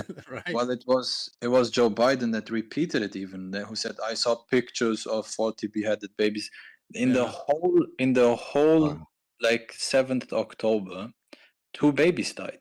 How the fuck is there 40 beheaded?" Yeah, Right, I wish so they'd just come out and someone's say, "We made a mistake on that." That'd be great. Well, they did actually, I think. It wasn't a They mistake. did? It was Oh, straight okay. from the lie. I didn't see then it. my Well, question, the issue is that the damage is already done, though, isn't it, Spartacus? Right? That's the way I see it. Like, Well, yeah, that's the retraction's not going to take. It's not going to make the headlines like the 40 beheaded babies or whatever the stupid bullshit they made up. That's the problem with conspiracy theories, is that oftentimes they're the first fucking horse out the gate, and like that's what everybody hears first. Yeah. They don't hear the retractions. They don't hear. But that's the whole point. That's like the whole point. They want that. They know by like the New York Times brought in a journalist that was literally Israeli woman from the IDF, and they just allowed her to write a fucking op-ed on if systematic rape occurred on 7th October or not. And all of her evidence was there is one specific woman who says that it happened, and then she later on retracted it because we kind of forced the words into her, right? But they wrote a whole article about it. The whole point about it is most people don't fucking read through the whole article. They read the headline and that's it, they move on. And what the goal was from the Zionist controlled media was to just make the Palestinians as barbaric as possible, because then they can get away with doing more destruction, right? The more barbaric they are, the less human they are, the more you can treat them like subhumans. It works though as well, doesn't it? It works. Yeah, it's a witch hunt now. On Twitter, they're saying eradicated, and they're putting their pictures up. Exterminated. Like you've got Christians calling for blood, like you know what I mean? Yeah, it's horrible, man. Like what? So what I'm getting As to Jesus is, would, yeah, just like Jesus would. what No, I'm but getting come to on, is, dude. I'm Mossad, joking. That's the whole. I think it was planned and I think it was real. So I think Mossad gave the order, we're going to kill 100 of our own on the edge, but it doesn't matter because they're hippies and tourists. But we're going to then blame the whole of Palestine and take Gaza back based on this sacrifice. They need to do all of this. They have killed all the like pacifist Palestinians that had promoted liberation through nonviolent means. They have all of them either killed them or put them into jail. They have eradicated every secular pushback. You can read this in the 80s, where like the New York Times did an interview in 81 it was with the commander, the defensive general, the general of defense in Israel at the time, where they spoke to him and they said, listen, we are giving money to Hamas. This was in the 80s. We are giving money to Hamas because we want to use them as a counterweight to the more secular liberations within Palestine. We want them to become the loudest one because it's much easier to like they will chimp out. The more radical the people are, the more easier it is for them to chimp out, and the easier it is for you to like play victim. Was Hamas around in the 80s? I never really. I remember the PLO in the 80s, but I don't remember Hamas. Yeah, they were specifically used as a counterweight to the PLO because Arafat had massive popularity, massive. He must have had some on the USS Liberty, Lush. Yeah. Whoa. I can give you the article if I find it. Give me a second.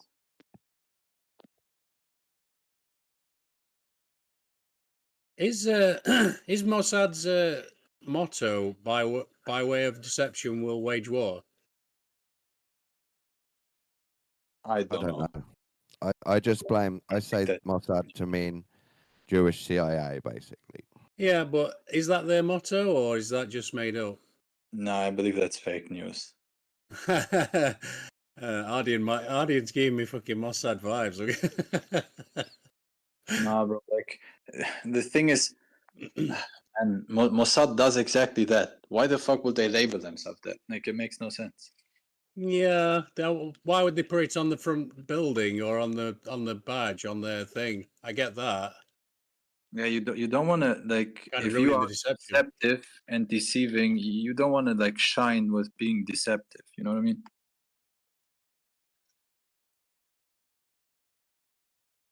Even if it said by way of deception, blah blah blah. I mean, they're a fucking spy agency. Of course, that's big deal. No.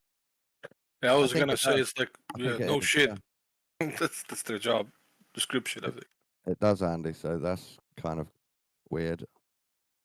Okay, this is the perfect time for my Israeli art student story. Back in like 2002, 3, something like that, after 9/11, there was like obviously like kind of a panic happening. And one of the stories that was going around was the Israeli art student story. You may have seen it where there were stories about suspicious kind of people showing up sometimes at like government buildings or whatever where there's some kind of security, and they're supposedly showing up with like a giant what's it called with you got your art in the giant folder thing. Anyway, they're showing up with that and they want to sell their art. They're here in the United States on like some kind of tourist visa or something. You go with portfolio, Lush.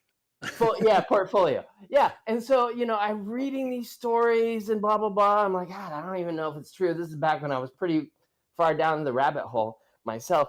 And one day someone comes into my work. We got the security camera thing and they're at the front counter being, helped or whatever. And I see this interaction happen. My coworker's talking to the person. They leave and my coworker comes in. I'm like, who the fuck was that?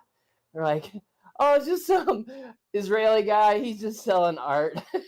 I was like, what the fuck? Like, it's real? Like, so who the fuck knows what the deal was? But man, they came to my work. Well, I mean, that's all Bob Ross was. He was a Jew selling art. Come on. Sorry. Couldn't Is that resist. why you have that PFP? Yeah, it is. That's hilarious. That's why That's I'm going actually fucking- hilarious. No, Oh my gosh. I love Bob Ross. There's a lot of Jews out there that are great, and he's one of them. Oh no! Oh, The you there? Israeli art student Bob Ross. And I grew up with Gene Wilder and Mel Brooks, so you know, what are you gonna do? Come with me. Yeah. That story, Lush, that is how I explain how they put the explosives in the buildings. They use Israeli art. Here you go. I found a quote. I found the source. Look in text chat. I don't know. Was the one who did the interview in New York Times. He interviewed the governor of Gaza from Israel, who was appointed. He says that the Israeli government gives me a budget and we extend some financial aid to Islamic groups via mosques and religious schools in order to help create a force that can stand up against the leftist forces that support the PLO. What about Arden? Can you give me that link? I kind of lost it. I was trying to show this to you, but I lost it. Man, I cannot say what I want to say to you. They'll ban me. Oh, can you give me the link of that article, man? I don't think they'll be doing that again, Arden. That seems like they spent their money on the wrong thing there. They won't be doing that again. I'll check. I gave you the primary source as well. Like, you're such a homo, man. Yeah, but it was fucking years, a year ago or so. But Don, the whole Israeli art student thing, I don't even think they would be able to get enough of the type of explosives needed to do a controlled demolition like that. Yeah, they can. They just have to have thermite, special iron steel bar ripping diagonally on a few key floors and key places. That reminds me, you're saying diagonally, I assume because of that column that everybody can picture in their head, the diagonally cut column that we all saw after, like, days after. Yeah, I saw a video about how they use thermite to chop steel beams and diagonals better to make it fall. Well, I don't know if you knew this, but it was years later. It's only in the last couple of years, I'd say 5 years, that it's been determined that diagonal cut was from the cleanup of the wreckage, not from the, that Yeah, beam. sure. I'm just trying to add detail to like explain. They know special methods to cut beams. Yeah, but they use shape charges anyway, Dawn. So they would. I mean, I know the thermite story is a big deal, and a lot of people, the Architects for Truth and all that particular fellow whose name escapes me, can't remember, but Tony, whatever his name is, I don't know. I'm going the with head guy of the high-tech steel beam cutting rather than huge explosions that they usually use. Yeah, but the thing is as well, when you saw the you saw that clip of the guy, were they cops or I can't remember, but they were all gathered in that other building adjacent, I guess, I don't know, and they were all like they were describing hearing explosions, wasn't they? Like boom, boom, boom, boom, boom. You see them do that several times. Yeah, I think they need the boom, boom, boom. I think in the middle of that boom, boom, boom is beams being cut. Maybe it's not thermite, maybe it's not diagonal, but it's high-tech, occult demolition. Yeah, that was to me a really good piece of evidence. Like, hey, you got eyewitness people with kind of unimpeachable credentials who are saying they hear explosion sounds. Like, that seemed like super great evidence to me at the time. Yeah, they explained that one by saying it was the elevators, right? Something like that. Huh. So, I mean, you just need to sort of accept that whatever you're told, that's what it is. All right. So Just fucking get it through your head. Sit down and shut up. Yeah. I used to say that too. Like, if someone didn't believe what I was, about, I would just say, oh yeah, sure, of course you're right, and then paint them as the most ridiculous, like, believer of everything the government says, and therefore they're the most ridiculous person. Instead of like going, oh, they're nuanced just like me, they have a slightly different idea what happened, and maybe they have, terrible reaction. Yeah, I mean, it's very difficult when somebody says, "Can you just, show me show you my pattern recognition." So I'll share my experience with you. I'll somehow, like in a Ready Player One sort of way, you can put my life on for 10 years, and I'll just show you. No, but yeah, it's difficult. I feel that way about people that keep saying, "You need to demonstrate this God you keep talking about."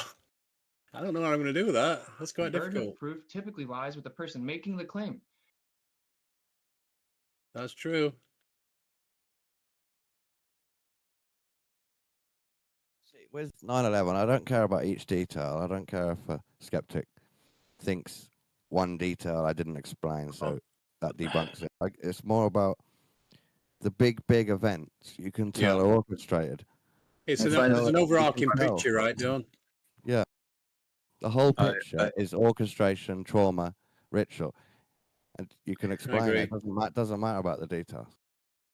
Yeah, the devil's in I'm the a stupid details. flat earther, right? And I'm just a loser.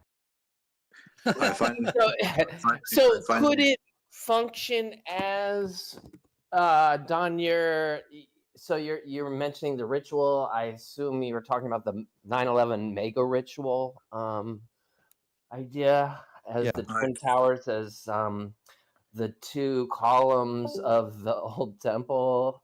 Is that the Yes, ritual? exactly. Okay. But I find also I'm scared of the enemy because I watched the tower be burn on TV. That's more of it as well. Just one quick word. I'll be done real quick. Here you go in text chat. This is the primary source, the interview from 1981, where the brigadier, again, whatever the fuck his name is, like some Jewish name, he says that they were financing Hamas as a counterweight to the PLO. Yeah, they thought it was going to protect them, they thought, but they obviously lost control. No, they gave them money specifically because they wanted them to chimp out. They knew that they are more radical, more extremist, more likely to use violence. The PLO was heavily divided in if they should use violence or not. And then eventually they settled for not using violence, which led them to nothing. Led them to become Bantustans in the West Bank. You're more agreeing with me that it was sort of orchestrated. I told you I will give you an olive branch because Hamas was propped up by Israel purposefully. So they can run this whole like narrative of them being the violent ones. That fits. Because they don't hide it. Because Hamas doesn't give a fuck to hide it. They're like they're loud about it, right? Israel is like they are like smart about it. They always like say, well, I mean, it's not really smart. What I was saying was Hamas will still have all of that money, but Israel's no longer in control of what they do with it because of what's happened since. Israel never wanted control of it. Israel facilitated money to go into Gaza for 4 years, completely unsupervised by Qatar. Literally, this is what the report says. Money in briefcases being brought into Gaza by Qatar. Yeah, there's a whole scandal about it in Israel, actually. They don't want to know what they do with it because they know what they will do with it. That would fit my theory more. I just sort of checked.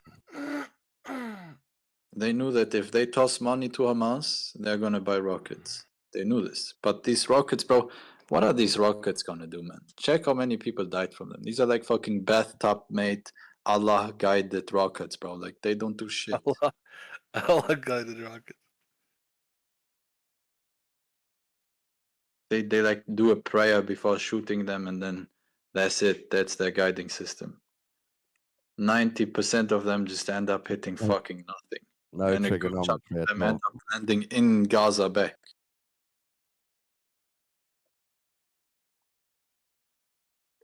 I love, who's that comedian who did that? He did that great bit about kind of supporting the wrong side, the American. He looks like he's got Down syndrome. I can't remember his name, but it was so good. He's like you see the guy with the rocket launcher and he's firing, he's going the wrong way, or he actually fires and it works, and he's like, yeah, oh yeah, no. He's like, that's real right there. Yeah. He's like, it's better than the Americans that go in with their chopper, and he's like, they just chop down 30 people. He's like, operation complete. They just fly out. It's like, that motherfucker's cold. Yeah. The thing is, this like Israel never was afraid of Hamas. Never will be either, man. They're like nothing. It's difficult for them to defeat Hamas because they have to fight in urban territory, but never ever would there ever be a threat of Israel being even remotely overthrown by fucking Gaza. It's impossible. Impossible. And this is all just like, oh, look at us. They are shooting fucking like fireworks towards us. Now we need to bomb them. Give me money, America. Yeah, Give I me. guess I should mention this. If the Jews and the Muslims kill each other, that's good for the Christians and the pagans.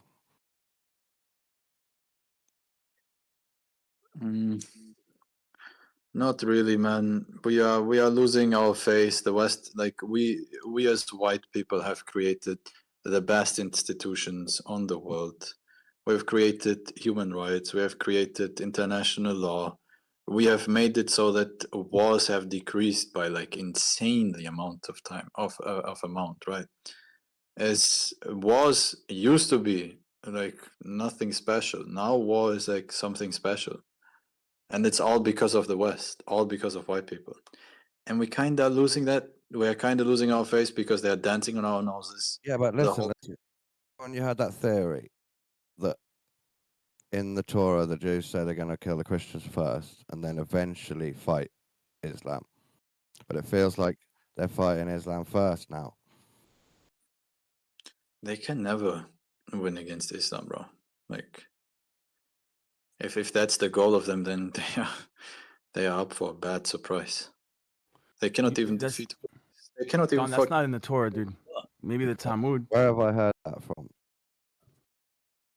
Man, they fucking got like piped in the asshole by like fucking children with AKs in fucking Lebanon. Maybe it's totally made up. I heard that they would kill the Christians first, then the Muslims. It's in the Torah. I mean, not in the Torah, in the Talmud. A lot of people get confused. During the Lebanon war, there was massacres against Christians that were kind of hand-waved by the Israelis. Like they knew it's happening, they just didn't give a fuck. In the Talmud, there's a curse where they would recite 3 times a day towards the Christians and the Nazarene. Yeah. I don't care too much about religions, bro. I'll be honest to you. Okay. But it represents their character, that's for sure.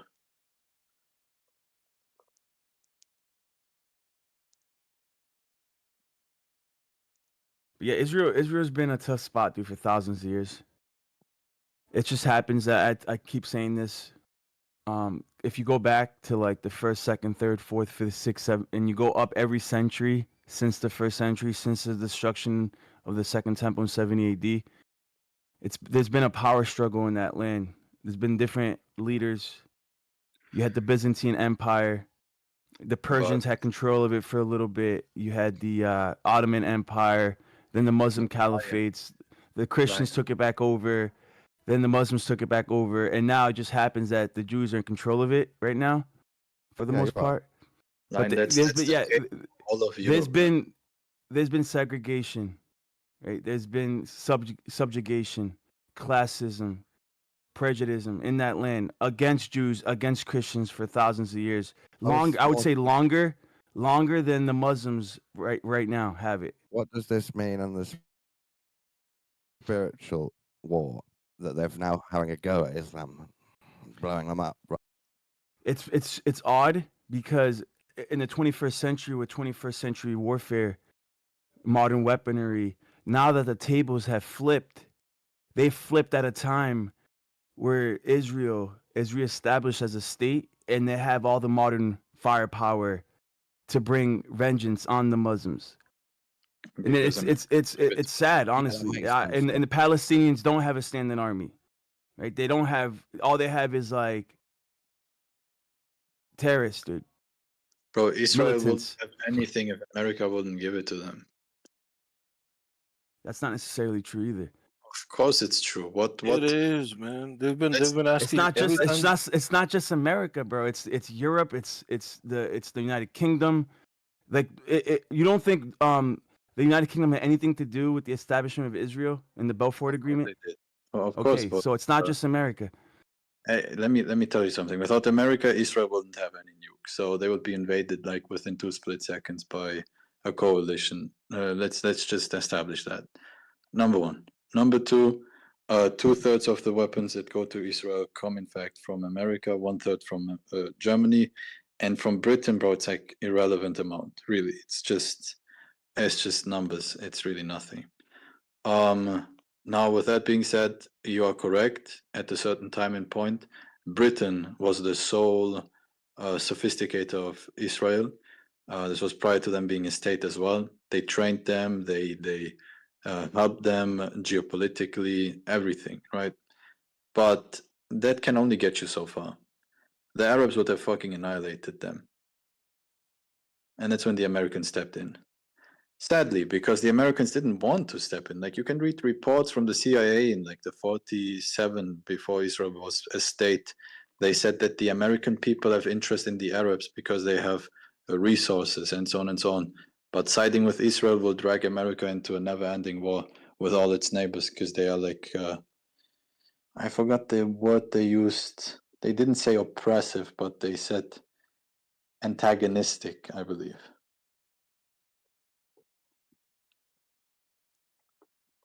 Yeah, that feels like a paradox. Like, do you do something or not? And then will it come back to haunt you? How long will it take?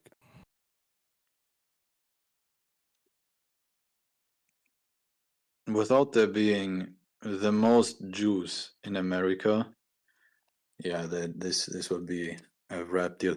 They would be like Kurdish people. Like, Jews would be like straight up like Kurdish people. Like, they would struggle for some level of sovereignty.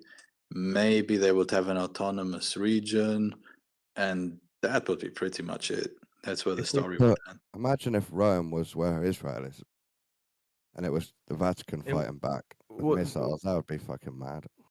Well, this is the problem. Like, if you go back in history, dude, you had the Greeks in control of Israel very early on. I would say around, like, they started to gain control around 300 BC. By the time you get to 176 BC with King Antiochus Epiphanes, that's where the Maccabean revolt, the famous, the menorah, how it stayed lit for so long, that whole story with the Maccabean revolt.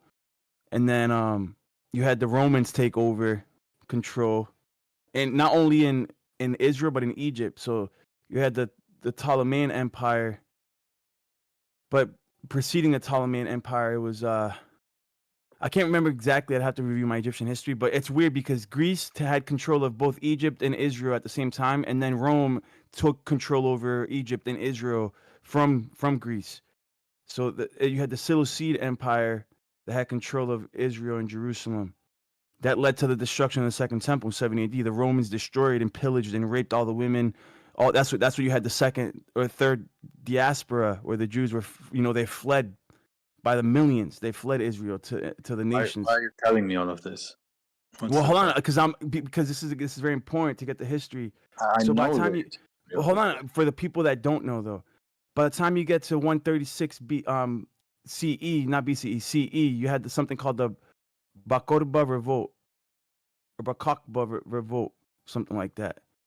And that's where you had the last Jewish revolt try to save any remnants of their old city, and they were completely crushed by the Romans, to the point where the Roman Emperor Hadrian, literally as a slap in the face to the Jews, renamed both Israel and Jerusalem. He renamed Jerusalem Palestina, after the ancient enemies of Israel. So he literally renamed Jerusalem Palestine. A Roman emperor did. Roman Hadrian.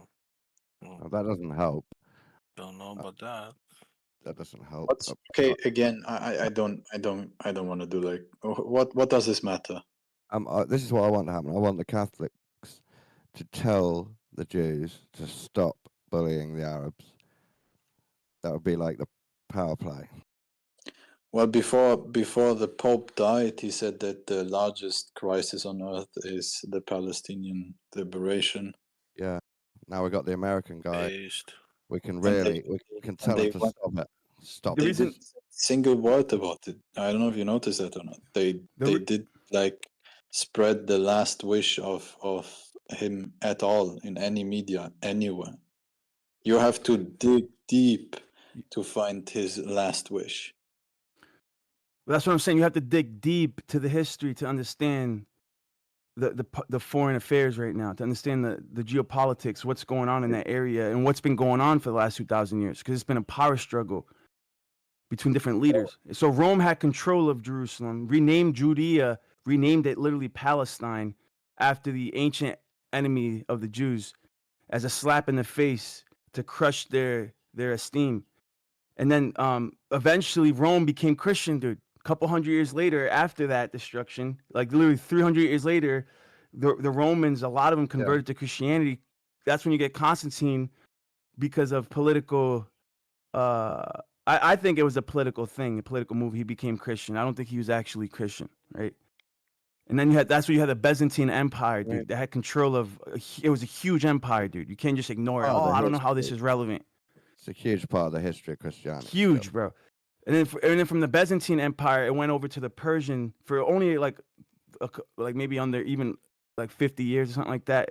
There's a Persian rule, but then the Islamic Caliphates took it over, and then the Islamic Caliphate had it for like 600 years, dude, until there was a small section of history where the Crusaders ended up taking it over for like 100 years, 150 years. And then it went back to the Muslim Caliphate again, all the way up to modern times when Israel was established as a state. But during that whole time, the Muslims were, they were killing Jews, subjugating the Jews, making them pay the jizya, all that. It will calm Yeah. down, yeah. They make They'll pay the regrow Gaza and be green. And the I don't be agree further with back. The Jews were way more prosecuted by the European Christians, and the Jews ended up going to like Muslim territories, such as in Morocco. They found refugee where they stayed all the way to the conception of Israel. The right hand of the king in Morocco was Jewish. The Ottomans had a very good relation with the Jews. They were like Jewish fighters for the Ottomans. There was this belief that the Muslims were out like fucking like annihilating the Jews is kind of like laughable, bro, because when their empires collapsed, Jews were still around, and the Jews were not kicked out by the Muslims. They were not. I'm not saying that. They were subjugated. Right, they were Sure, second-class citizens, forced to pay a tax, and yes, certain Muslim caliphates Everybody was were paying more. a tax. No, everybody. No, jizya. You think of the jizya? No, the jizya was not a special tax. Was not an extra tax. See, like this is why you Hold don't. on, dude. Hold on, bro. Hold on. I'm still talking. I just want to say that it wasn't just Jews. It was Christians and any Sabbath keepers, anybody that went against the Muslim rule at the time, were being subjugated, just like Muslims are being subjugated today in It's Israel. an empire, bro. Like you're telling me that a fucking empire did empire shit, bro. Like cool. Anyways, the point is again that jizya, when you pay jizya, you are not forced to fight for the empire. You are exempt of it, right? So these people, they have to pay different taxes. That's like the justification, because the people who pay jizya cannot be I know about the jizya, dude. I don't need to get schooled on it. And actually, you're misrepresenting what the jizya is. If you actually read the Quran, if you want to practice your religion, if you don't want to convert to Islam, if you don't want to convert to, dude, you're not going to sugarcoat the jizya. I know exactly. I can read it from the Quran right now.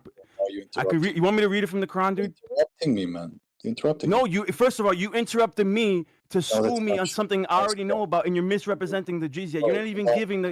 You're completely Let's do 30 misrepresenting seconds it. each. Let's do 30 seconds each. All right, so you go give your idea what the jizya is, and I'll give you the correct interpretation from the Quran itself, and then let the audience decide. Go ahead. I don't care, man. The point is, jizya was not just meant for only Jews. It was meant for non-Muslims, because non-Muslims could not be conscripted, so they had to pay and burden different amount of tax. That's what the justification was.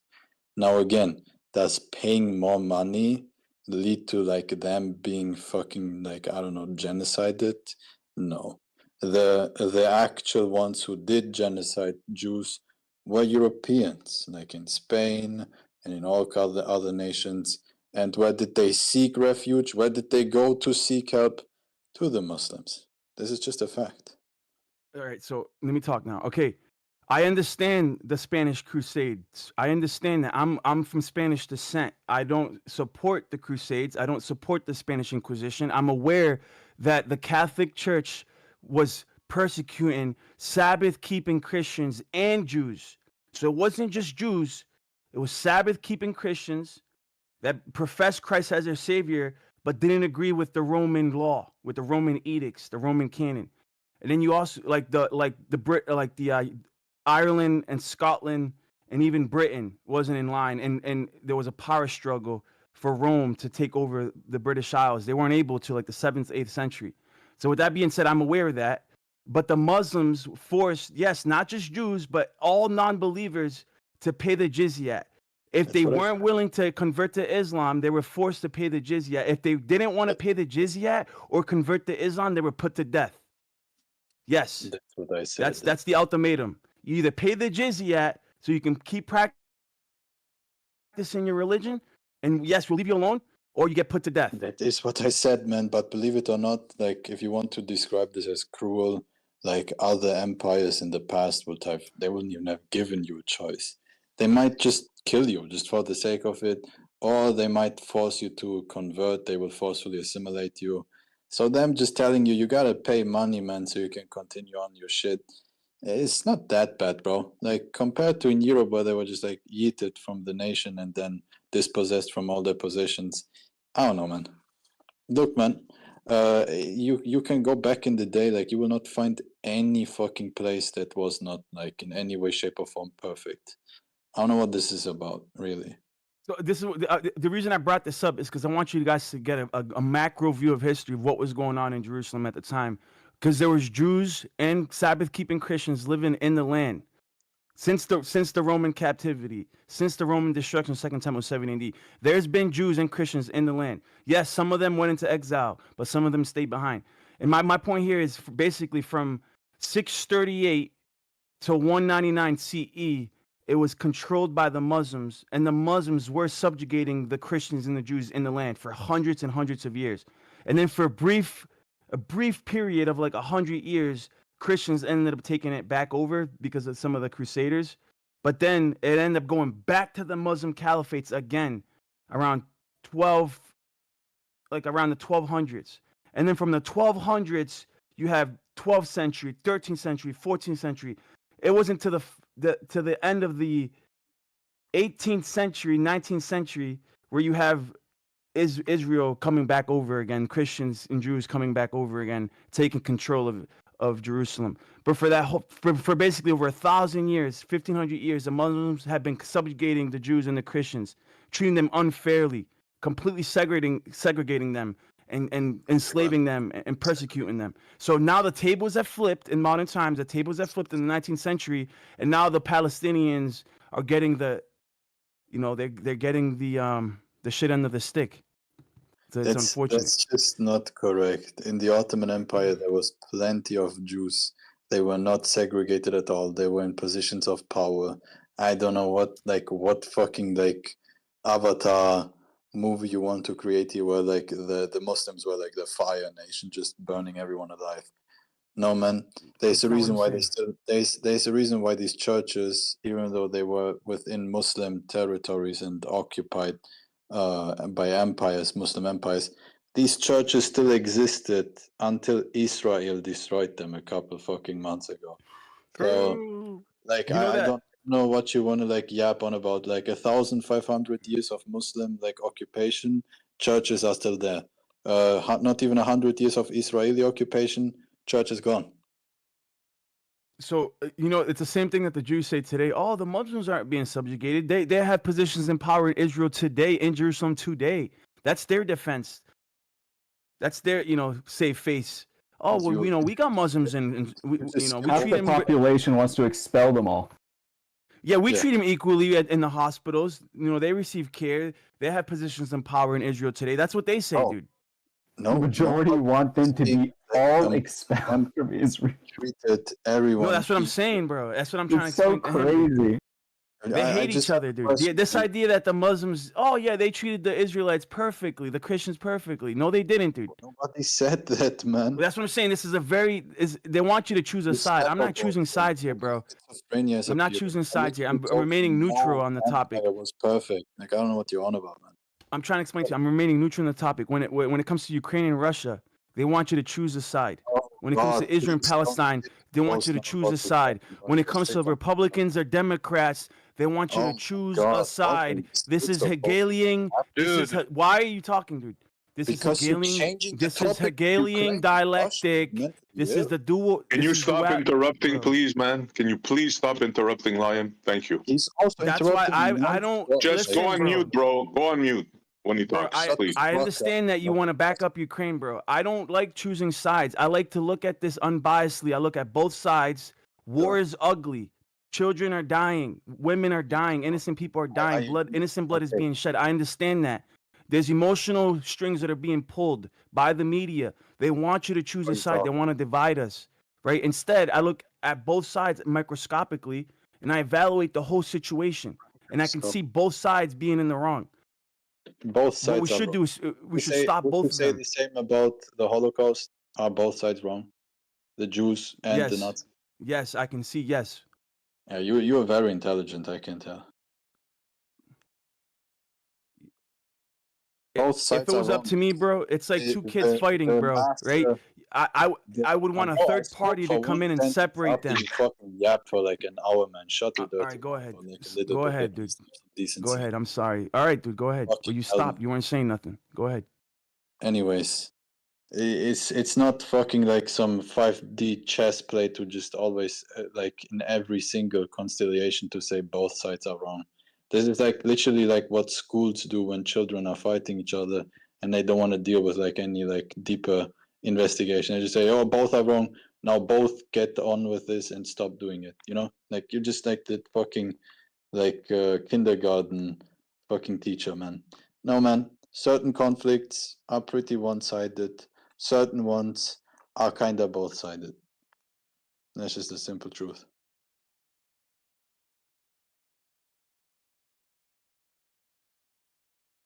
Yeah, I'll agree with that statement, and especially these two wars.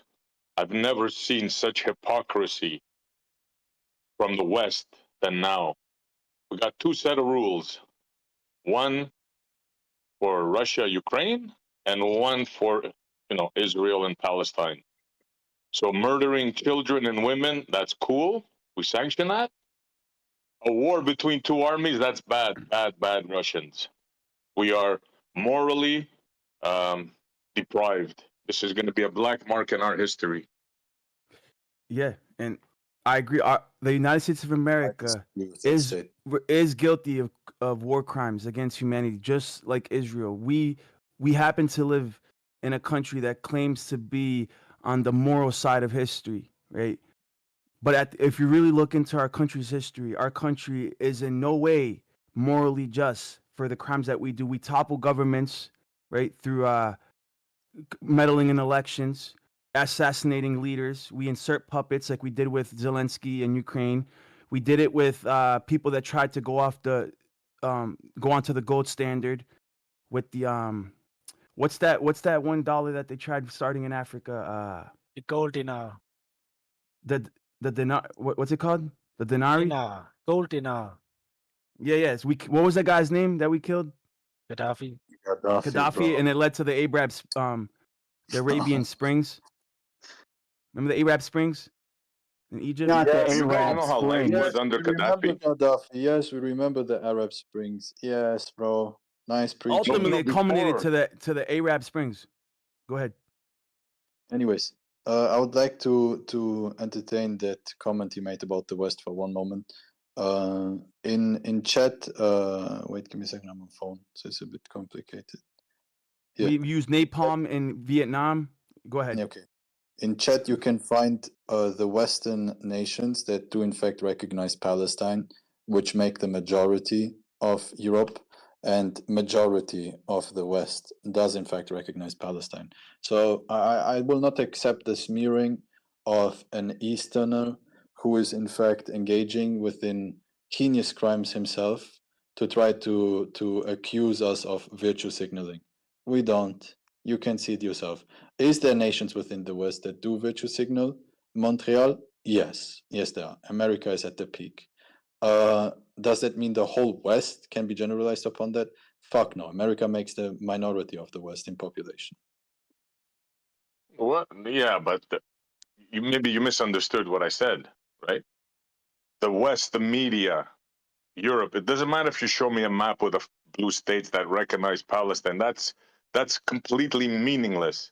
And the Europeans are like in world politics and affairs, they're absolutely meaningless. They laugh at the Europeans, right? They all argue against each other. 29 states. It's like a circus, right? They're irrelevant. So, I mean, it is what it is. Okay. You just start trying to once again side skirt what I was talking about. You have currently, right, multiple Western nations blocking the salient of weapons to Israel, such as Spain, Canada, UK is currently talking about it, France is currently talking about it. Switzerland has stopped selling any kinds of even like dual use items. Same with like other nations.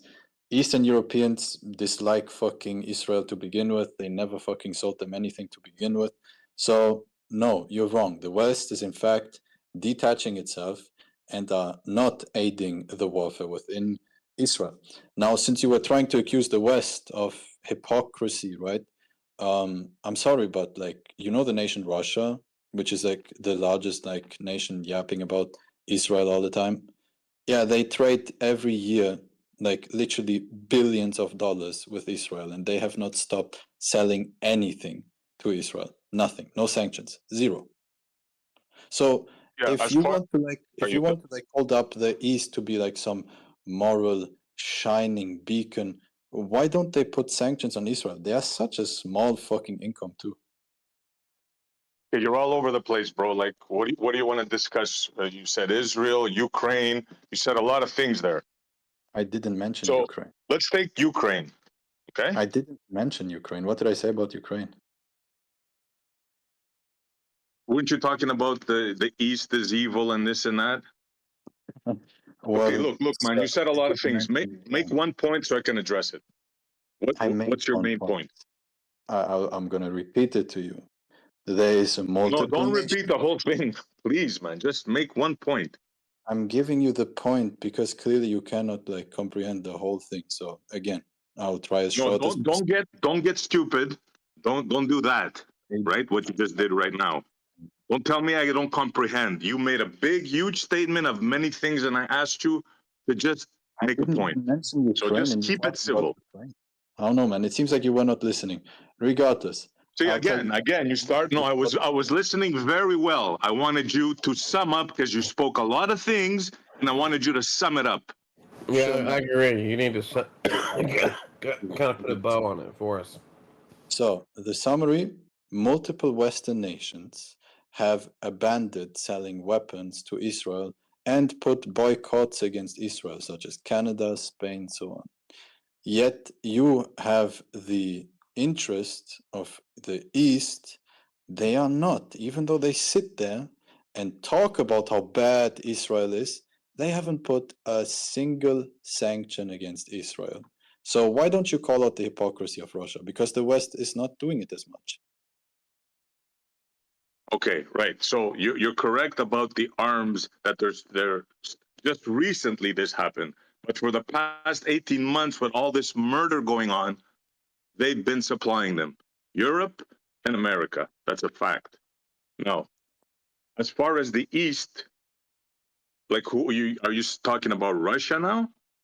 Yeah. The Russia that's been in a war for the past 2 years, the wars that we started in the West, like is that where you're going? Is that like I don't defense? understand how you're tying that. Is that the defense? Russia's at war, so therefore they can support genocide? Who's supporting genocide? Who's supporting it? Russia is. First of all, we're talking about They trade What? yearly billions of dollars with a genocidal state. Yeah, so what? Everybody does Oh, that. okay, They all so what? trade I guess. against each other behind their backs. We're talking about what we were talking about was what I was talking about is the double standards, how we help Israel. This is unquestionable. You can't question what I'm about to tell you now. It's just a fact. How we help Israel, mostly the states in Europe, giving them arms while they're committing a genocide. Also, another fact brought out by the ICJ, right? The International Criminal Court, right? That's one side. We're supplying them a 24-hour on TV genocide. We're supplying them, but yet on the other side, the other war, Ukraine, we're calling one side a murder, and we're complaining about that. So you see the double standard there? I mean, that's pretty clear, bro. I don't know why you're even arguing against that. Because nobody's arguing against what you're talking about. You do this thing where you create strawmans to like avoid the actual point. Spain. What straw has man, not- dude? That's exactly Calm what I down. said from the beginning. What straw man? Hold on for a moment. Don't be emotional, please. In February 2024, this was months, not even like 19 months, as you said it. This was a few months after the war started with Gaza. Spain abandoned and halted selling weapons to Israel. Now, that's number one. Canada then followed, and so did many other nations. You are wrong when you say most of the West is selling weapons to Israel. No, it's by far mainly the UK, Germany, and America.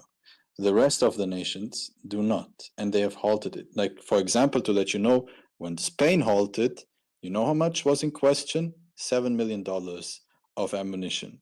Yeah, That's this was what just Spain done really- recently now. Stop for a moment. This was just that's done how much recently, a annual couple of trade- months ago. For the that's past how year much and a half, annual though, trade- they Please were stop for a all moment. aboard, right? I let you finish. Now, don't be emotional and just talk over me, please. So, the point is Spain's annual trade, military trade with Israel is merely $7 million. So, when you sit here and try to make everyone in the West complicit, wrong. Number two, you have multiple organizations within the West who are calling out for complete boycott of any trade with Israel, right? And there's many organizations like the BDS movement who pushes that any company who supports in any way, shape, or form the Israeli government shall be completely sanctioned. Now, to go back to the hypocrisy, which Okay, is please the point don't go for a half an hour, bro. Do I not don't monologue. you Otherwise, raised, I'm just not going to talk it's with very you. simple. We're either going to have a create back and forth, lies, or I'm and going I to go need on to mute, like and you can straighten say them up. sermon. It is So, more difficult to straighten a lie than okay, to tell forget a it. lie. I'm out. I could Anybody sit here and talk just with lie this and dude, say, you you know know what? what? Russia, in fact, was bombing Gaza. Russia is giving weapons to Israel, and Russia is doing X, Y, Z. And then you would take like 10 minutes to decompose my lies as well. So no, hypocrisy is on Russia. Hypocrisy is on Russia because Russia, even though they are sitting there and telling it's a genocide since day one, they have not stopped trading with them a single bit.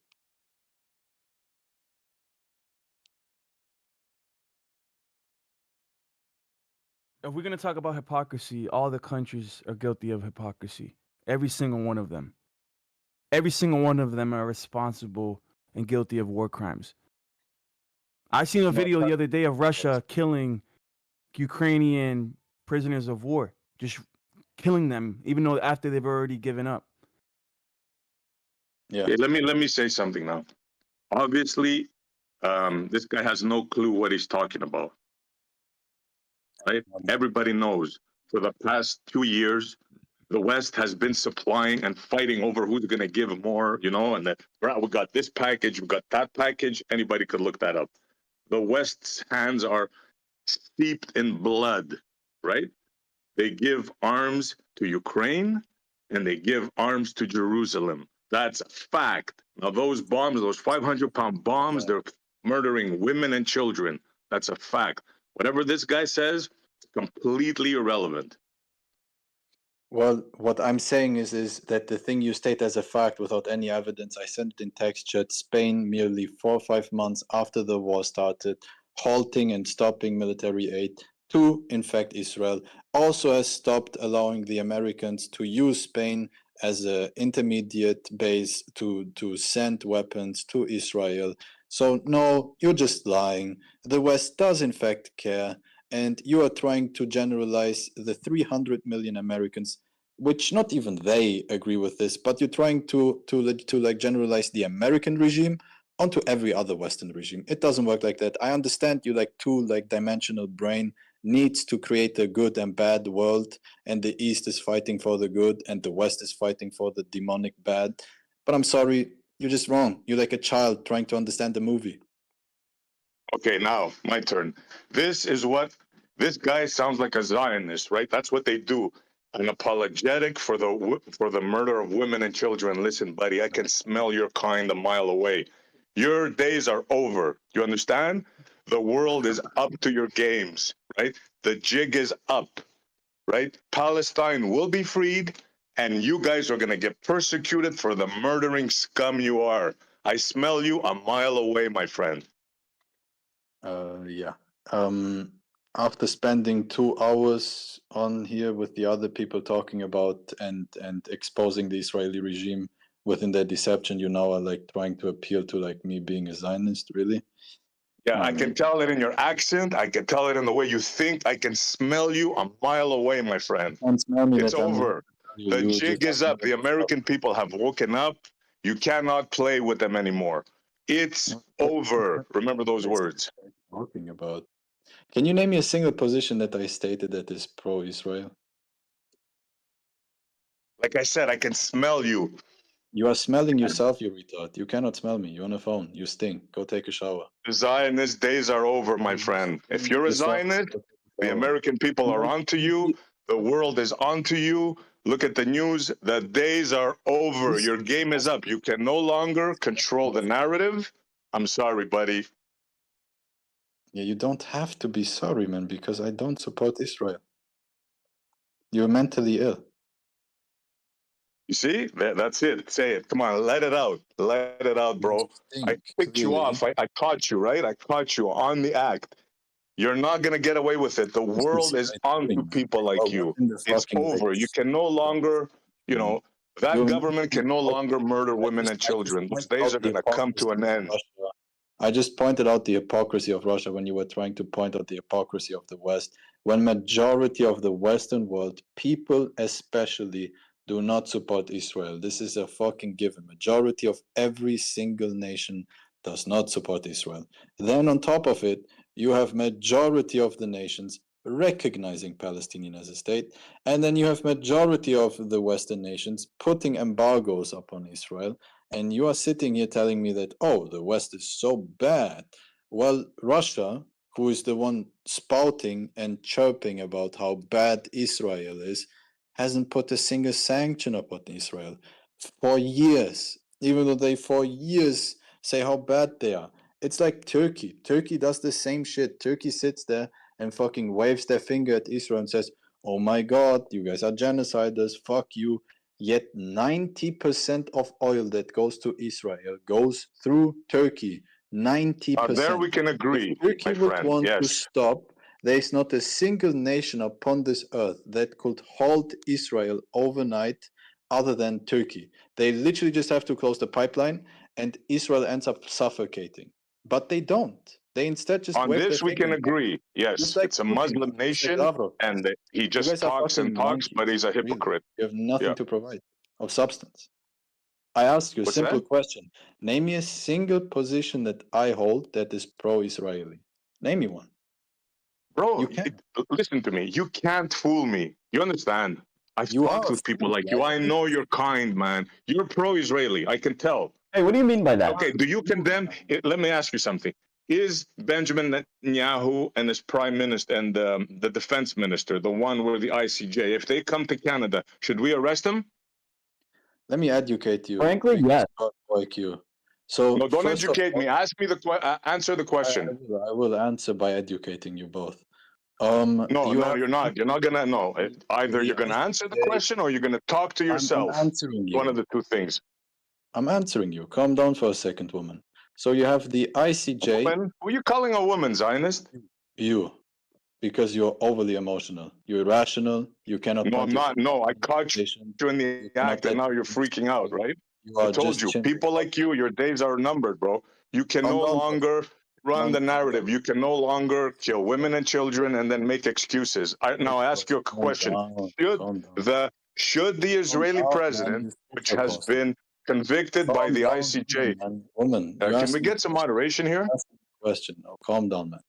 Can any moderator Can we get some moderation, please? Is there a moderator in the room? So I can respond to There this is no question. living individual in this chat. Okay, well then I'll just let's go one at a time. Now I'm gonna let you. I'm gonna let you speak. So the ICJ And then does not actually place arrest warrants. You have that wrong. The ICJ does not place arrest warrants. You're wrong because you're uneducated.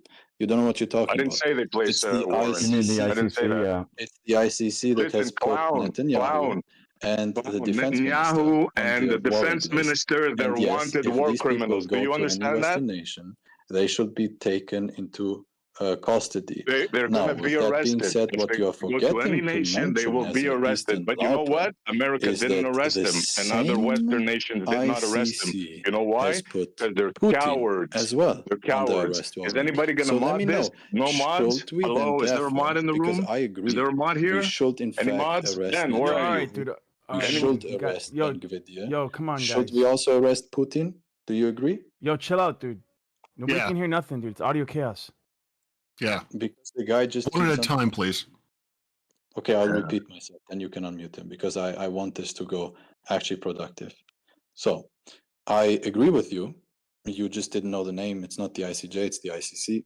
I agree that the ICC has put a warrant upon Benjamin Netanyahu and Ben-Gvir, and they should be put into prison if they reach any other nation. Now, with that being said, the same ICC court has put as well Putin for war crimes on the warrant. Do you believe that Putin entering Canada should be put into prison? Yeah. Of course. So, do you, let me ask you a question now. Do you condemn the state of Israel and what they're doing right now to the Palestinians?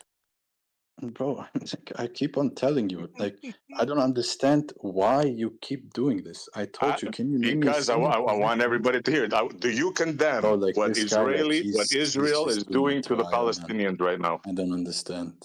You see, guys, we got a Zionist here on our hands. Oh my God! You can't say it, can you? Can you say it? Can you condemn? Okay, guys.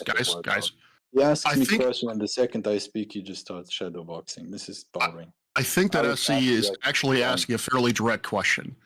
Do you oppose or denounce the actions of the Israeli government in terms of Gaza?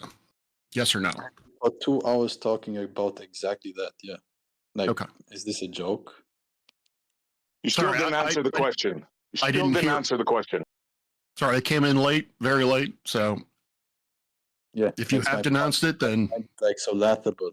No, he did not. He did not denounce it. Montreal, because you asked me already two. Let me ask you, can you name me? No, you're not going to ask me anything. If you don't answer that question, our conversation is over. Do you denounce? I'm denounce the Israeli government that's killing women and children? I cannot even answer. I cannot ask questions. This is just boring. Montreal. Can you name? No, you're not going to ask me a question. No, you're going to answer that question, or me and you are. Would you allow me ask my question? Would you allow to like let me speak if that's okay for you? If the inconvenience, oh, thank you. Anyways, so Montreal, do you know any position of mine that is pro-Israeli? I would like to hear it. A single one. Since you make all of that slander about me. I ask you again, sir, do you condemn the barbaric actions of Israel against the Palestinian people? Do you condemn this genocide, this murderous campaign going on? As I said, this is just flinging shit. He does not know my position. Can you hear answer it? the You hear question? this, Yes or no? Zionist? I'm just Gotcha. joining. I'm just joining. Can you like answer for the new people? Yes or no? Well, for the new people, I guess I was for 2 hours explaining how I oppose the Israeli state, so I find it a bit ironic that I should repeat myself for every newcomer. I just came in 3 seconds ago, but, Yeah, but there this you shit go. happens time and time again, bro. Like, you're not the fucking like main character, man. We All don't right. care. Sit there, This is what he's listen been to doing to me the all along. He understand. doesn't want to answer. He's a Zionist. Yeah, this guy is Well, actually. anyway, SE, it sounds like he agrees with you. So yes, he does condemn it. So what next? Yeah, that's my point. No, This guy I want him keeps to on say it. He making the hasn't said claim it. that I somehow support If he doesn't say Israel. it, me and him So are now, done. since I answered your questions, every single one, Montreal, can No, you did not. please, for the love of God, tell me, how do you make the fucking conclusion that I am pro-Israel? What of my positions is SE, can giving you you the answer? impression that I'm pro-Israel? Which one? No, you did not answer the question. Once again, I want a definite answer, right? A definite answer. Do you condemn the Israeli government as a genocidal state that has been killing women and children, destroying schools, hospitals? Do you condemn the Israeli government for that? I mean, this is actually boring.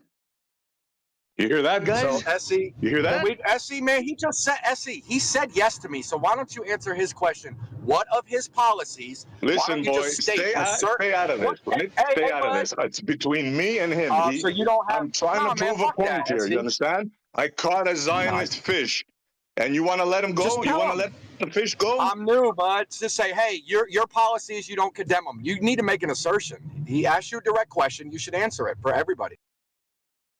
Yes, answer it. Then we can move on. No, Okay, he asked so- you a question. No, I'm done with it. I I'm asked done him a exposing it. question. Maybe you I'm came in done. late, buddy. I'm done. You came late. I'm done exposing this guy, like trying to like just fling shit at me. I If wanted y'all him to agree, take his- why do you get mad at each other? If you guys I'm not agree and mad. see the same thing. I'm not Okay, mad. well, y'all so- should, whatever. I'm sorry. I'm sorry for that term. First of all, why don't you just stay out of this, Let me- bro? What let are me- you, let a me just lawyer? Just finish sit the down thing. and let me and him hash this out, okay? You If gave you don't the mind? whole room and character analysis of me. I wanted you to dig your hole deeper. Yes, I because know you're called you not out as a understanding. Zionist. Please Now stop prove for me a wrong. second. Let me Condemn speak, man. I the allowed you to Israeli speak. government. Condemn the Yes, Israeli you're government. Interrupting him again, SE. You're interrupting him again. So again, I wanted you to expose yourself as flinging shit at me. I didn't purposefully answer your question because I wanted to see how far you will go with it by accusing me of things I do not hold as a view. In fact, yes, I do oppose the apartheid regime of Israel, and yes, I do oppose the genocide they pose on the Palestinians. They pose on. I bet you don't even know the other people that they do it upon, like for example the Druze and other minorities within Israel. Right. So now we need the next Zionist attribute to come out, please. SE, or just concede. Okay. Now, thank you. Now I can calm down. He finally said it. Okay, we're good. So as long all as you of the condemn assertions them, you made so far were pulled all out good. of your ass. Admit it now. No, I didn't pull anything out of my ass. I just. Okay, so what? So And what I made you still think believe you're I'm a a Zionist? Zionist, right? Give me a I still single- think you are. Maybe you fooled bro, these you gotta people. You stop haven't fooled talking. me, right? It's that simple. All right, then please tell me if you didn't pull it out of your ass and you're just out here trying to slander me, then tell me what of my positions that I was holding was giving you the impression that I'm pro-Israel. First of all, your accent. That's number one. Accent? What? Yes, the way you talk. SE, get Yeah, the that's fuck number out one. with that shit, bro. That's just racist. Yeah. Well, you asked me, right? That's one of the things, right? You sound Israeli to me. Yeah, that is pretty fucked up, SE. What's going on? Why do you guys mute SC? He didn't Did say he- that. He's a bad person. Like, what's one of those things, right? Well, you might just be mistaken too. Ardian, didn't you say you're from Germany? I live in Germany, yeah. Oh, so you're not originally from where? Do you mind saying where you're originally from? Yeah, I don't mind. I'm Albanian. Ah, right. There you go. I see. It's Albanian. That might be worse, frankly.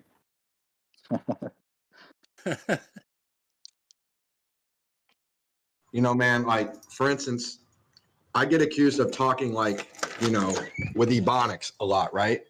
Does that mean Why are if you I lying? pick up that, if I get that type of speech, am I cutting someone off? I'm sorry. No, I don't think so. Okay, so the thing is, though, SC, this is why I see that as weak. Like, I could pick up a cultural slang and know nothing about that culture and just happen to use the dialect or the slang or the accent, and you're gonna be like, oh, you're supporting the culture because, you know what I mean? Like, that's so weak, dude. I don't know why you come at someone's voice and say that you can understand their philosophies based off of their voice. Where are we right now, 2025? What is strange to me is if you go into the text chat, I have posted like numerous of primary sources of the Israelis doing Zionist bullshit and like interfering within the Palestinians and causing struggle upon them. And this guy's just out here trying to tell me that I'm a Zionist. He exposed one. I don't understand. Like, where's this going? It's fine, but yo, why is he muted? I'm gonna unmute him. I don't see why you guys muted him. I didn't ask for him to be muted. Well, I'd just like to say, to be fair to Essie, I was getting some sort of Mossad vibes off RD. Too, Oh, but then absolutely, bro. all He of a can't sudden- fool me. Yeah, He but then all can't of a fool sudden, me. well, wait a minute. Then he referred to a certain group as the victim cult or something like that. I was like, oh, okay, maybe not. You need to understand, Andy, that this person over here is a tanky. So he is trying to now find like problems within me because I state, hey, you are correct. The West does facilitate in a certain degree the current genocide within Israel. But at the same time, there's a strong pushback against it. You have nations such as Spain, a few months after 7th October, stopping selling weapons to Israel, asking for Israel to be taken out of FIFA. You have Canada, you have in Switzerland, Italy, now you have the UK who's asking to stop. I think they halted. I'm not too sure. Don't take me by the word. Like, all of these nations are stopping to trade with Israel and causing sanctions upon them. Yet he was the one calling hypocrisy upon the whole West, which is 1 billion people, and not just America. America is the minority. You then are turning around and defending Russia, which has been for years waving the finger at Israel, yet they have never put a single sanction upon Israel. They only produce lip service. Yeah, First of all, your geopolitics are like very, very lacking. Number one, the war in Ukraine was the West did it. Do you know that? Talking about Ukraine, man. Talk about Israel, man. He didn't mention Ukraine, the war in Ukraine was the West's doing, right? The CIA. Do you know that? Nobody's talking about Ukraine, man. I understand you're trying to like create a new Pandora's box, but I'm not going to entertain it. What are you talking? No, and what are you talking about? Yeah, see, you Go said ahead. his politics Israel? were weak, and that you didn't address one issue that he said. What issue do you want me to address? Him talking about the pushback on Israel. When the West is actually Let me say it one more time. I can smell a rat, right? I have this innate ability to know when somebody's lying or when somebody, because maybe you weren't in the conversation. I can smell that he's pro-Israeli. I can smell that he's a Zionist.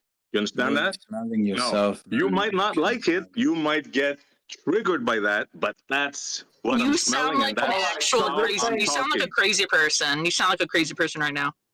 I mean, It's look, fine. but It's you're fine. basically saying he's a wolf in sheep's clothing, I'm not right? looking for your approval. Honestly. SC, that's what you're saying that they do, right? Like they act like he's a double agent or something. Is that what you're saying? Because he's sitting here he's a publicly Zionist. dissing Israel. I'm accusing him of being a Zionist. That's it. Okay. No. Yeah, but here's what's weird. Here's what's weird. Why don't you just I'm just support saying his it. I can message? smell it in him. On what basis, man? I can smell you. SC, unless like there's something he's doing that's manipulative or something. You bringing this up is just putting like dirt in the water, because his message is fuck Israel, kind of, or push back on, or there's some things he doesn't agree with and all this. So as long as he's preaching that message, why would you be like, yeah, but I think you're lying and you really like Israel? Like, what are you going to produce from that? Look, bro, you have your opinion. You heard him talk. You have your opinion, right? That's I'm asking fine. you a question. Personally, I really don't care what you think, what you want of me, and what you're asking of me. I don't care, bro. Do you understand that? I'm making a point. You either accept it or you don't. I really don't care what you think, Okay, bro. thank you. It's Thank that you. simple. That's Okay, not you the think- point. Like, fuck off. You thinking someone is Zionist is not a point. That's just your own observation, which is silly. Exactly. It's my observation, and I made it. And if you guys got Yeah. triggered, then get triggered. No I one's don't care. triggered. You just sound really stupid. I think SE is a debate. What observation led you to believe I'm a Zionist? I can smell it in you, bro. I can Bro, you smell it in you. The way you yourself. How many talk, times do I have to tell you? the You cannot smell attitude, the way you're attacking me, the way you don't want to talk about not Israel, about the babies being killed and the women, all that. Like, you're just skirting the issue and you're making it against me. Like I said, you can't fool me, man. Maybe you fool the other people, but you can't fool me. All right. Do you want to like I don't know, like do a Truman fucking analysis with me? Let's go through the Oh, chronology. I couldn't give a fuck about you. I wouldn't give you a used toilet paper. About me the whole time, and now you say you don't give a fuck about me. Then mute yourself. Shut the fuck up, and let us. No, you shut the fuck up. You shut the fuck up. Nah, man. Like, I'm done with this. Like fucking weak effeminate urge, man. To you just slander me like for no reason. Actually, you got too much power Actually, this to is get very distracted. masculine of Focus your him. power. I don't have any power at all. Right now, I'm a civilian. I was muted for 3 minutes. I could have unmuted myself. I didn't. Hey, when buddy, I talk like this, I'm a civilian. I'm subject to the same rules of anybody else. All right. I mean, to me, listen, your influence, I'm not talking about authority or anything. You have a powerful persona. You're a strong, I look up to you for a lot of things, being able to say, hey, my balls are, I don't give a fuck. I'm going to say the real, you real to me. So if you want to keep being consistent, in my view, and maybe others, SC, don't like, just come at people with the random stuff. Give us like actual, tangible evidence of why or what danger he could be bringing us, because you are a powerful voice in the debate chat, SC. And when you come off and you get distracted, like your leadership is going to wane. I'll tell you the main thing is when, fair enough, I'll tell you. What really got me with this guy was when I asked him to denounce, what was going on. He didn't denounce, and he started attacking me and saying I'm stupid and you didn't hear the last 2 hours. That's what really got me pissed off. Well, he was refusing to denounce the barbaric state of Israel. Okay. So when you asked him to jump and he didn't say how high and it made you upset, that doesn't mean he's a Zionist. Weren't you the one that wished me death last week, a week before? I didn't wish death. Yeah, now what? What does it have to do with what I just said? Listen to this hypocrite. She wished me death, by the way. I want all the mods to hear that. No, I'm this being lady pretty here consistent. wished death Can on you me. actually respond to what I said to you? Her point, like Montreal, stop doing this. Stop doing this Israeli fucking tactic of being a victim, man. Come on. What she said is very clear. You joined the conversation late. We had a very deep conversation about Israel, and you just slandered me. And I didn't instantly start telling you what you want to hear, because I just found it in fact disrespectful for you to So you admit you did it on purpose. You admit he was misleading me. Thank you. Yeah, I wanted to prove to the whole room that you were in fact slandering me. He admitted it again. But yeah, I in fact proved to the whole room that you were nothing but slandering me. Yeah. No, my friend. What you proved is yourself. You showed us who you are, and I helped in that. Thank you very much. But can you take some feedback, SE? Because I see that he has an agreeable stance on you, and his delayed response is what has you suspect. And I'm telling you, man, the issues you bring up, they bring attention where it needs to be, man. Your vigor is, something to look up to, sir. But when it gets personal, man, when you start caring about yourself, involved in it, and this, and it's not necessary, man. You were saying. Thank you for the feedback, bro. Much appreciated. You're sitting here and talking about me calling you stupid, but You were sitting here and telling me that you can smell me and so on and so on. Yeah, Like, I'm buddy, sorry, you bro. can't fool me, bro. You did the same thing It with her as won't well. work, man. Yeah. She's doing the same thing to you as well. She's telling you like clearly that you came in here and then expected me to just jump wherever you point the finger, right? Instead of just listening. And then you like conclude therefore because I don't answer a question that I am XYZ. I mean, I'm sorry, bro. You can again just scroll through the text chat. There's countless of fucking sources that I have posted because people ask me for the primary sources of the shit Israel does, and you're just sitting here shadowboxing. I told you from the beginning. Yeah, buddy, like I said, your games are not gonna work with me. I can smell you. Bro, again, you cannot smell me through your phone. You are smelling yourself. You stink. Go take a shower. Yeah. Keep it up, man. Keep it up. Remember this guy. Remember what I said today. Remember what he said, and we'll see in the future. What I I can said. smell guys like this. Look, Essie, I know Ardian, many other people here know Ardian. He is definitely not Mossad. He definitely does not support the Israeli regime. Like, For how many years do you know me, Spartacus? I was enjoyed. Yeah. 3 years? I don't know. Motherfuckers are the same. Yeah, Dabs knows you. Dabs knows Dabs also knows me. Like, guys, can you tell this guy to stop shadowboxing? I met this guy yesterday. Okay. Hey, if I'm wrong about him, I'll apologize. You are definitely are, right? Like, Yeah, people can make mistakes. That's all good. I just wondered, Ardian, you know how Spartacus down there is like openly proud commie. I just wondered, are you also a communist? No, but I would not like to place any like position on theory when it comes to economy. I don't know, like I'm at least a social democrat, so I'm like for capitalism with safety nets, strong ones.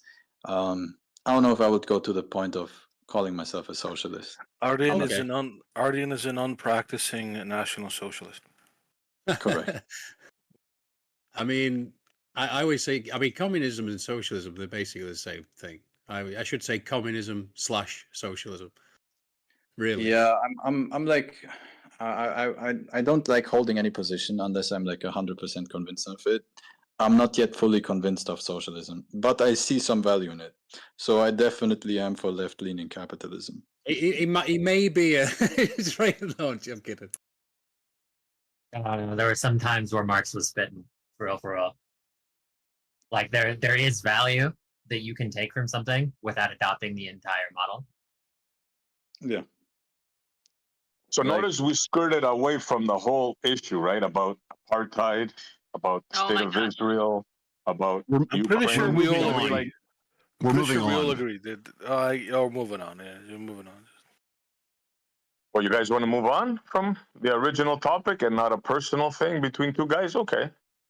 I mean, if you got something productive to add, don't just. I mean, we've been talking about Israel Palestine for like hours. Say, and then we will engage with it, bro. It sounds like at least he's putting on the public face that he agrees with you, SC. I don't know why, No, between me and him, it's over, right? That's what a Jew would do. He says he's not for it. Okay, I made a mistake. I apologize. If I read you wrong, I read you wrong, man. My bad. It's all good. No, thank you for accepting. No, can we get to the issue though, right? Can we all agree that it's a terrible thing what's going on, right? And, yes. And a person that's been convicted and is led into the States and like he's not arrested, like that's something wrong with He's that. not been convicted. Canada, no, he's not been convicted. But you're right. He's wrong. It's wrong that they are not. He means he has there's a warrant. Yeah, I know. There's a warrant against him. Yeah. Yeah, he has a warrant against him, right? That means that if he steps foot on countries that in the West, right, or any country really that's part of that system should arrest him, right? But yet he came to Canada, they didn't arrest him. He came to the States, they didn't arrest him. He visited Britain, France, right? Nobody arrested him. Yeah. Did he actually go to France? I don't remember that. Maybe not France. I could be wrong about that. Yeah. But same goes for Vladimir Putin. He's only going to be in Belgium. If he goes to Belgium, then may arrest him. Well, But the action was. I think we all agree the Israel-Palestine conflict completely, like Israel, it's on Israel. Like, fuck them. They are doing a genocide. No respect for human rights. There's a fucking Wikipedia called List of International Prime Ministerial Trips by Benjamin Netanyahu. That seems very convenient. Yeah. That's why I'm pissed off. Like, sorry, man. Maybe I took it out on you, like, because I don't like Zionists, right? As you can tell, right? And what's going on there really pisses me off, man. Like badly. We're just witnessing a genocide on TV, and we're not doing anything about it. It really aggravates me. So Netanyahu was in fact in the UK. This was prior to the arrest warrant, though. Since the arrest warrant, he has not been in the UK. Now let me check about Canada. I know that he was in America, but America is not part of the ICC. They do not recognize it. They gave him 52 standing ovations, by the way, when he spoke to the House. It was so disgusting. Oh my God. He was breathing and they just clapped. Yeah, exactly. Yeah. It's in Britain. No, this was in America. He's talking about America. Oh, yeah, fuck. He was in the Congress. And Trump, like, pulled up a chair for him. And, like, never does it for anybody, I think. Yeah.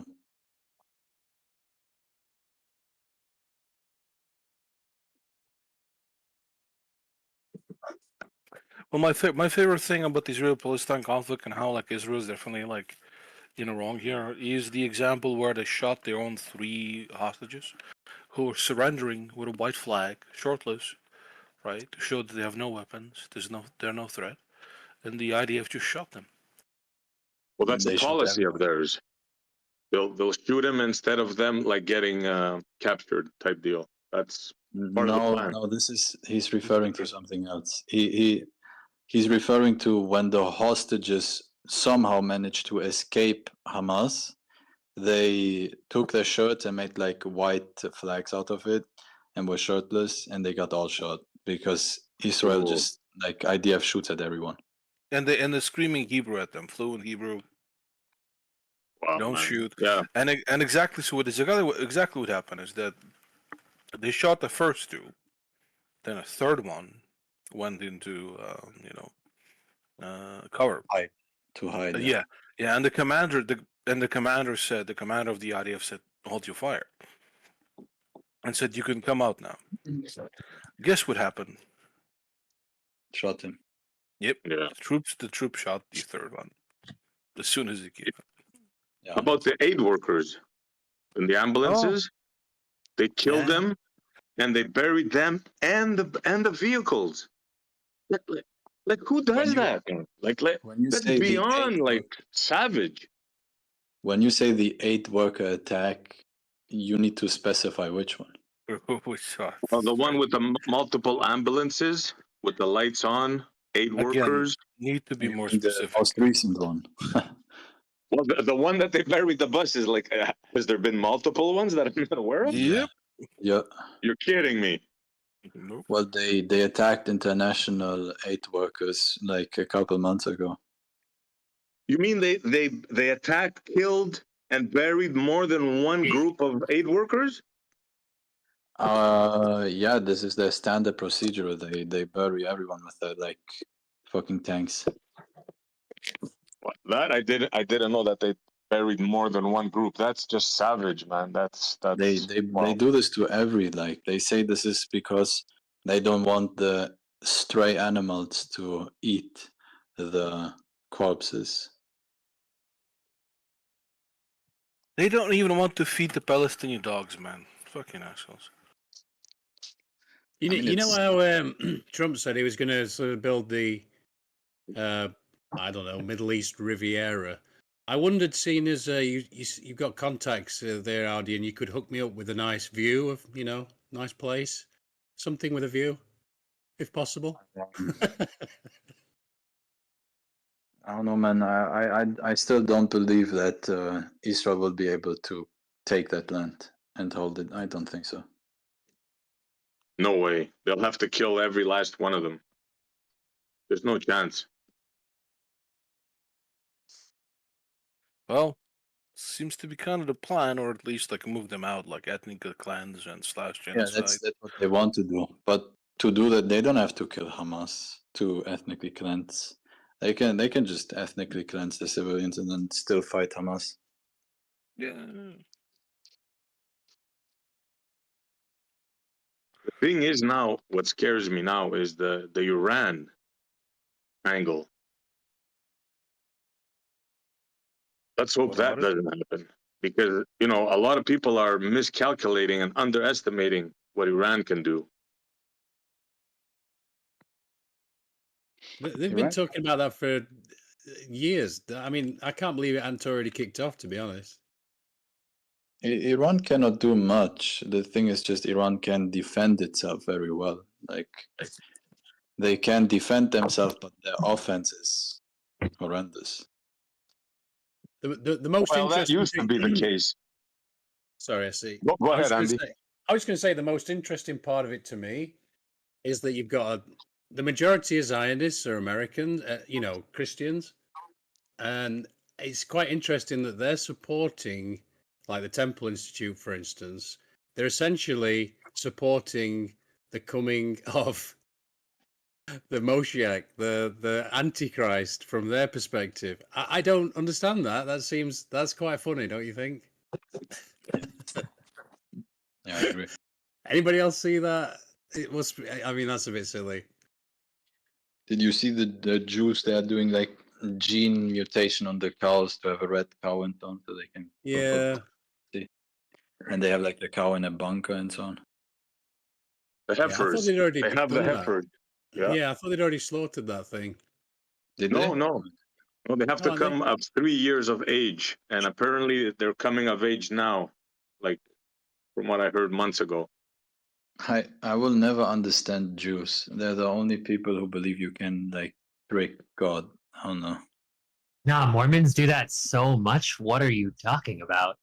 Like Mormons have this thing. Mormons do that too. Yeah, you're right. Okay, yeah. Like Mormons literally have this thing called soaking, right? To where they will, a man and a woman, penetrate into each other, and then they'll have their roommate jump up and down on the bed. And because they're not the ones doing the movement, it technically doesn't count, and they're still virgins. What the fuck? I know what you mean, but bro, that's one thing. Like Jews, you should look what like all kinds of contraptions they make to like. No, I agree. Yeah, like the string. The string is. I was just the thinking worst that, one. Yeske. Holy shit. I remember Jeremy telling me that story where they put a string around New York so they could work or something like that. Yeah, because there are certain things that they can't do outside of the house. Yeah. And so they have a string around an entire, like, massive section of Brooklyn, which technically counts as their house. So they're allowed to do all of these things outside of the house when it's really not their house, and it's just like, rules lawyering. It's just trying to trick God. You know what they do here? They build shacks in their balconies in the backyard. They literally build these little shacks. Yeah. But it just seems the equivalent to me of go over there and jump up and down and turn around 3 times. And I don't know. Does anybody else see it as that? Or is it, I don't know. It just seems very odd. Yeah, and there's like certain rules about like turning on or off lights. So they have like kosher lights that like they work, and they never actually turn off. So they're technically able to be used. They need 2 fridges. They have to have 2 fridges, one for dairy stuff and the other one for meat, I think. Yeah, they got all kinds of laws. I mean, they seem to be doing well, so I don't know. Maybe it works. Maybe I should. Oh yeah, start. they're doing very well. They have like 3-4 children each. See them? They're doing good. Maybe I should go kosher after all. They remind me of the Amish or Amish. How do you say it properly?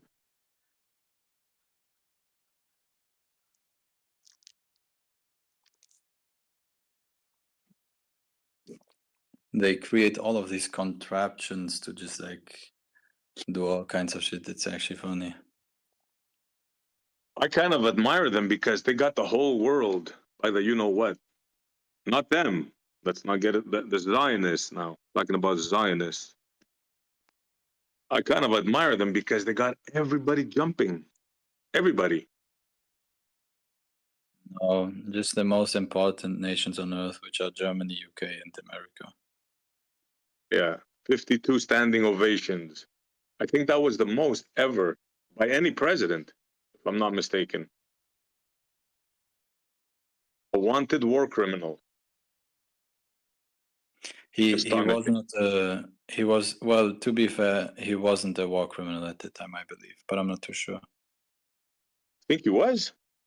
I I don't think know. the I'm not ruling too had sure. passed. I could be wrong too, but I'm almost certain that, because that's the way I remember it. But like I said, I But could be wrong. regardless, he does not become any worse after he has the warrant. Like, it's the same person. I mean, same are beast. you really a man if you haven't been a war criminal once in your life? Real, I guess. We all have an urge to be a war criminal at some point. Real. When you're a kid, maybe. I don't know.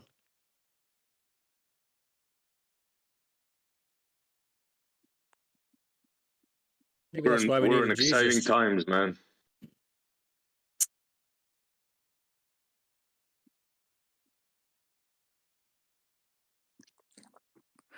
They can't use electricity on Shabbat once a week. So, like, these people, their whole house is just like contraption after contraption to circumvent that rule. It's like cheating. It's Yeah. like, yeah. They cheat God. People have got video games now to take that war edge out. Yes, Gay. To take what out? Oh, yeah. The need for war. That's probably why they introduced soccer, I would imagine.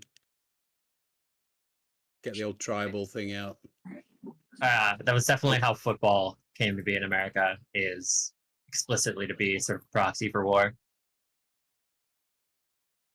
Speaking of wars, remember when I told you guys we're talking about war casualties, how many Ukrainians dead versus Russian?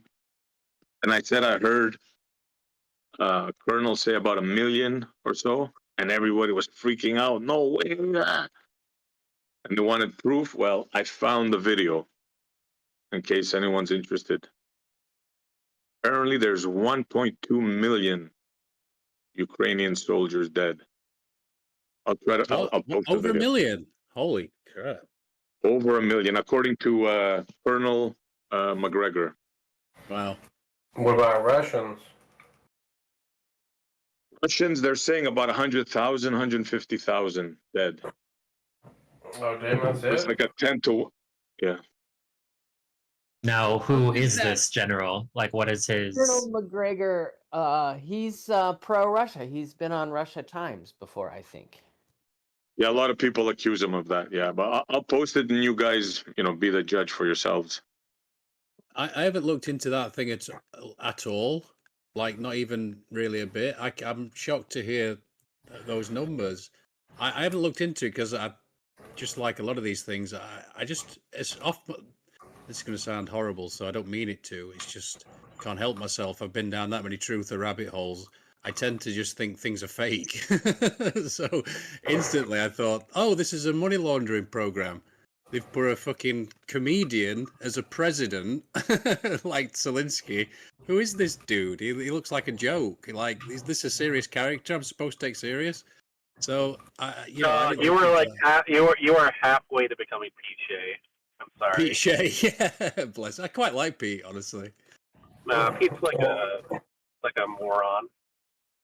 Actually, if you sift through enough of the sludge, there's some gems down there. There's some diamonds in the rough. I mean, diamonds in the schizophrenia infested swamp.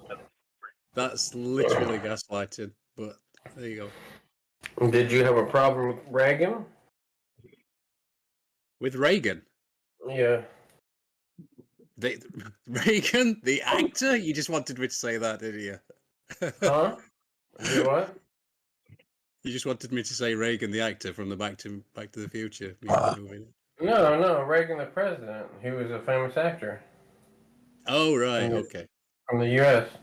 He's held as one of the well, he's like, people consider him the best Republican president in the history of the U.S., at least in modern times. No, only a real moron would think that. Well, I'm talking about Republicans. No, like this is like something like a very certain breed of Republicans really like him. Like, I wouldn't even say that like MAGA people like Reagan. Really?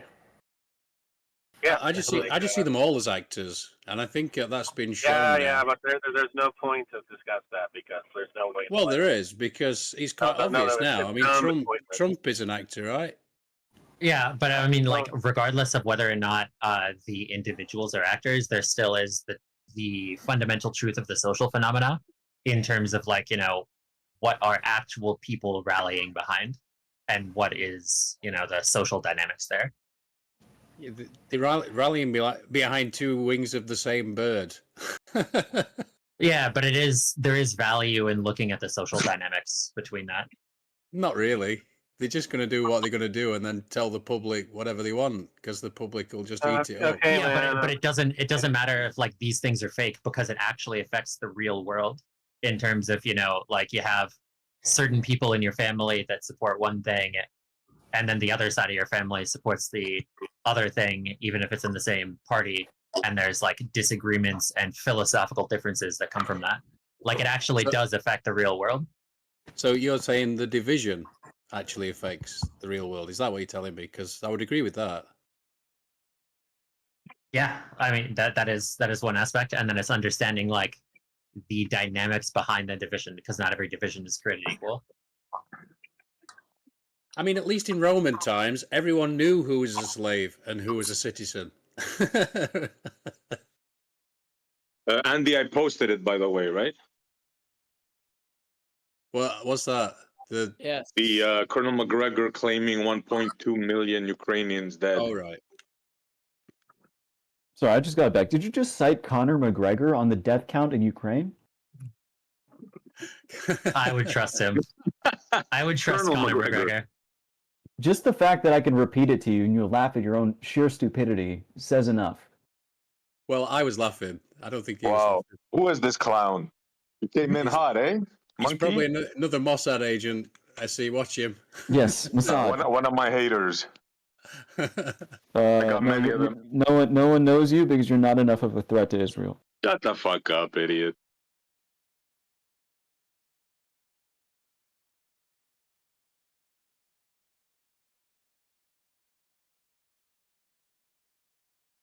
So back to what we were saying.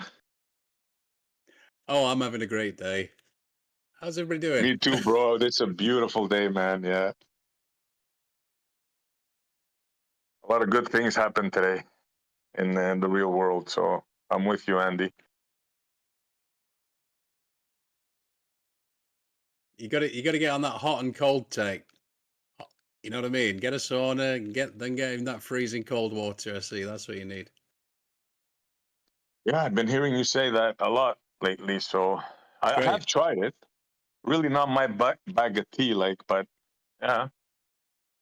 Well, it's awful at first, but then you'll get used to it, and then in some weird way you realize you need it. You yearn for it. Strangely enough, I jokingly, many a true word said in jest, I sort of treat it almost like a self-flagellation thing. Like, I'll say to people, I'm doing my penance, and yeah, it really helps, I think, on many different levels. Like, it strengthens your resolve would be one of the main things. Adversity, bad things happening to you definitely makes you stronger. That is a fact. Yep. Yeah, something clicked that made me think of exactly that. What's that? Oh, I can never remember it. I should memorize that, but I've got such a bad memory. Mark Twain, he said, do something every day that you don't want to do. This is the golden rule for acquiring the habit of doing your duty without pain. I think that's apt for this hot and cold thing. That's a good one. Yeah. Who would think of a boxer would come up with one of the best sayings? I haven't cut my Let me grass tell you in the like saying 3 and see if weeks. you can get who said it. Well, go and cut your You're grass. you're gonna say the Mike Tyson thing. I hate it so much. Okay, so everybody knows that. Okay, then I won't say it. I have allergies, so whatever the fuck is out there, every time I go out there, I get fucked. That's interesting, you know, allergies. I question that too. I mean, I'm not saying you don't have some issues, but I tell you what, I'd try. Throw away all your medication for a start, because I bet that's all bullshit. But take a load of vitamin C before you go and do it and try it. Take like 5,000 milligrams, a really hefty I dose. think I'm gonna hire like a 7-year-old Chinese kid to do it. Yeah, no, I would recommend you dubiously legal things, or I would just recommend normal things.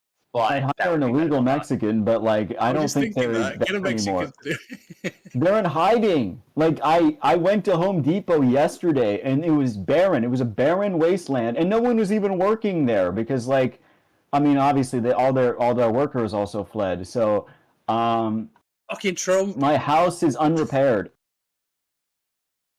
We got a lot of illegals. They're gonna eat your dogs. Don't worry. Have you Yeah. checked Trump the gonna price of fix everything. strawberries lately? I mean, I'm in Arizona, and when I go through those, like there are some neighborhoods where you could go through many businesses and not a single person speaks English. Like it's just full proper businesses, and not a single person even vaguely speaks the language. And That's really there's funny. still We should really get them the fuck out of this country. I'm gonna be so real with you. That is not acceptable. yeah, they're still just as I haven't noticed any difference in terms of how many people that I'm saying. I'm just like shocked. It's almost like you would expect him to have some level of shame, right? Like you got here illegally, and now you're not even shamed enough to just like go into hiding for a period of time while this all dies down. Well, I mean, it's just not having like when you have such a high influx of people at one time, it's very easy to create ghettos, as in like essentially ethnic enclaves to where there's no need to actually interact with the rest of the world. Like there's so many people that like I've known because like I've grown up in these communities my entire life that are like people that have lived here for 30 plus years and have never attempted to learn English. Yeah, but their kids Thankfully, would. their kids do. Yeah, their kids do. Would, Yeah. wouldn't they? Their kids would learn English. It wouldn't take them much, couple of generations, and be, in fact, one generation. They go to school, and that's it. They're basically Americans. I mean, you're going against the whole Lady Liberty credo, right? Fucking bring me your poor and all that stuff. So it seems funny. I mean, the thing is, if you buy into this, 50. Wait, is 50 just hot monkey? 50. 50. Love it. 50 is hot micing really hard. Somebody mute 50. Yeah. The thing is that, I mean, I could blame it on feminism. That would be the most obvious thing. But if you don't replace yourself, right, you fall below that 2.1 replacement rate, then they're just going to have to bring in other people. And what you're going to end up with is a country of elderly people with no young people to take care of them. And nobody wants to do all shitty jobs, like dealing with the shit, for instance. I mean, it's not a given that you actually have to like replace people. As in, it's not a given that you need to do immigration. Like the population can just go down. Yeah, but then your economy takes a dip and everything else. Like your global power probably takes a dip to some degree. I mean, it's a question. It's a question of like trade-offs. Yeah, like it's not pure positive one way or another. But yeah, like they're on the idea of like the kids doing it. It's very much a thing in England that there are a lot of places where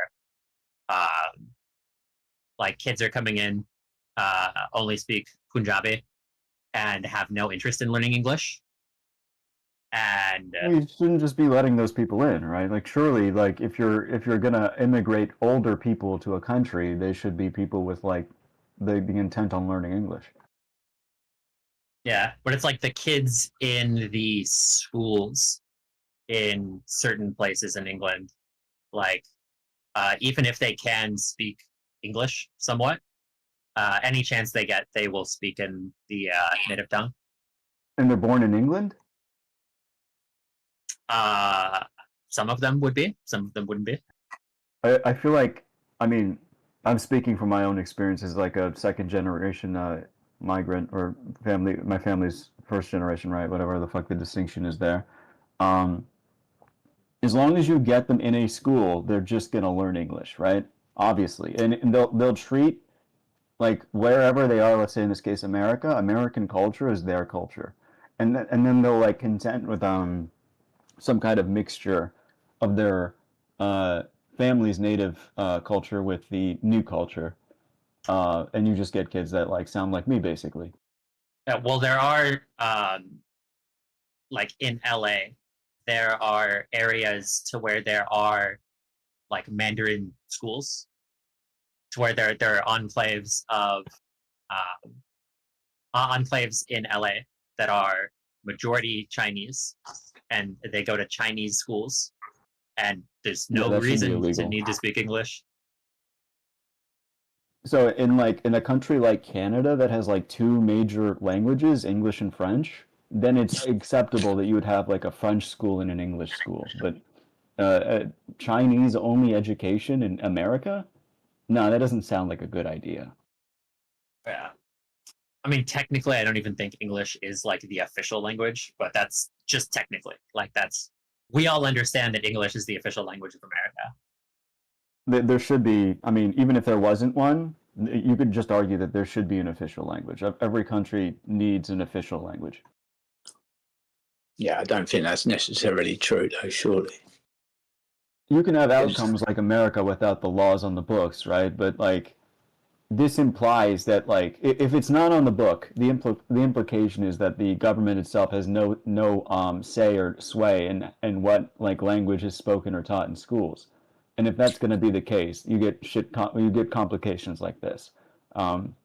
It's better when there's a law on the book where you know exactly what should be taught in every school, like to set like a standard curriculum.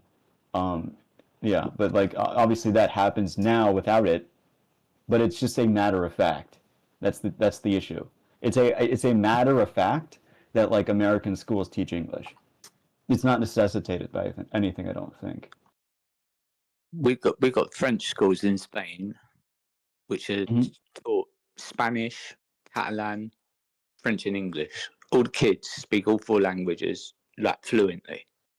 That's fine. Yeah, I even if a school is a Chinese, I would imagine English has to be taught as a first language. Yeah, it would have to be, and if it wasn't, you wouldn't be okay with that, right? Well, it would be strange, wouldn't it? You get these, like what I mean to say, there's schools here in the UK which are like, I think they come to study Islam. I see it in Turkey as well. I see these places, and they just study Islam. And those are Islamic schools. They're not. Yeah, they're not they general don't teach curriculum. English. They don't teach English. It's Arabic and how. Well, yeah, but that's fine.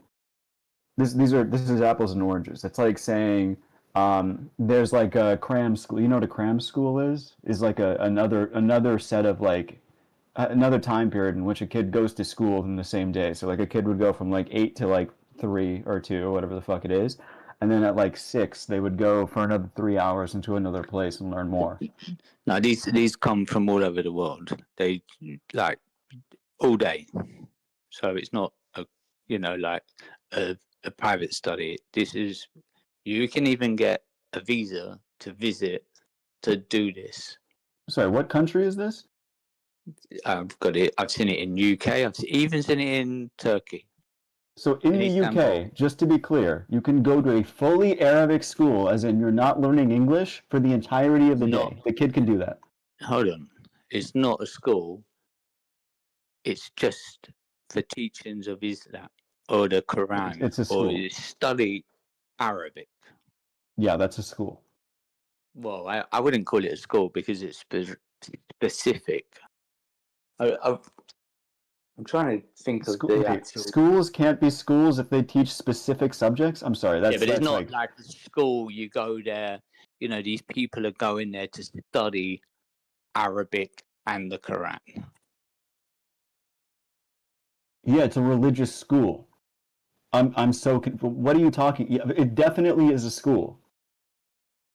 Yeah, it's a school, bro. But it's We not a know school what as you think. Like it is a not school, bro. replacing He's any right. normal Literally just a school. I don't know what definition of school you think is used here, Oh, but like I can hear in your voice. Oh, but it's a replacement. It's not a replacement school. This is on. You go to your normal school, but here you would go and spend all day, and you just Quran, Islam. That's it. There's no like lessons or constructed lessons to replace any other school lessons. sorry. Yes, is they it on recite and top of memorize the Quran, bro. Yes, we Is know. Yes. Is it on top of the general education system in the UK, or the only education they're getting?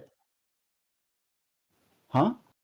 It's totally separate. I don't know how to explain it to you. It's not that complicated. I can hear in your It's voice. really not that hard. Agenda, as usual.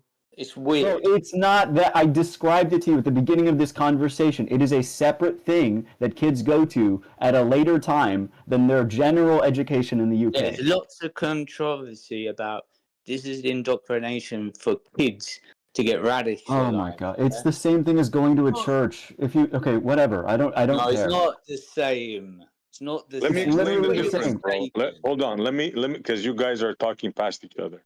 These are two things, right? One guy is thinking like this is like a Sunday school, right? Where you go once a something week like or that. whatever. That's not it. He's talking about a full scale from morning to night.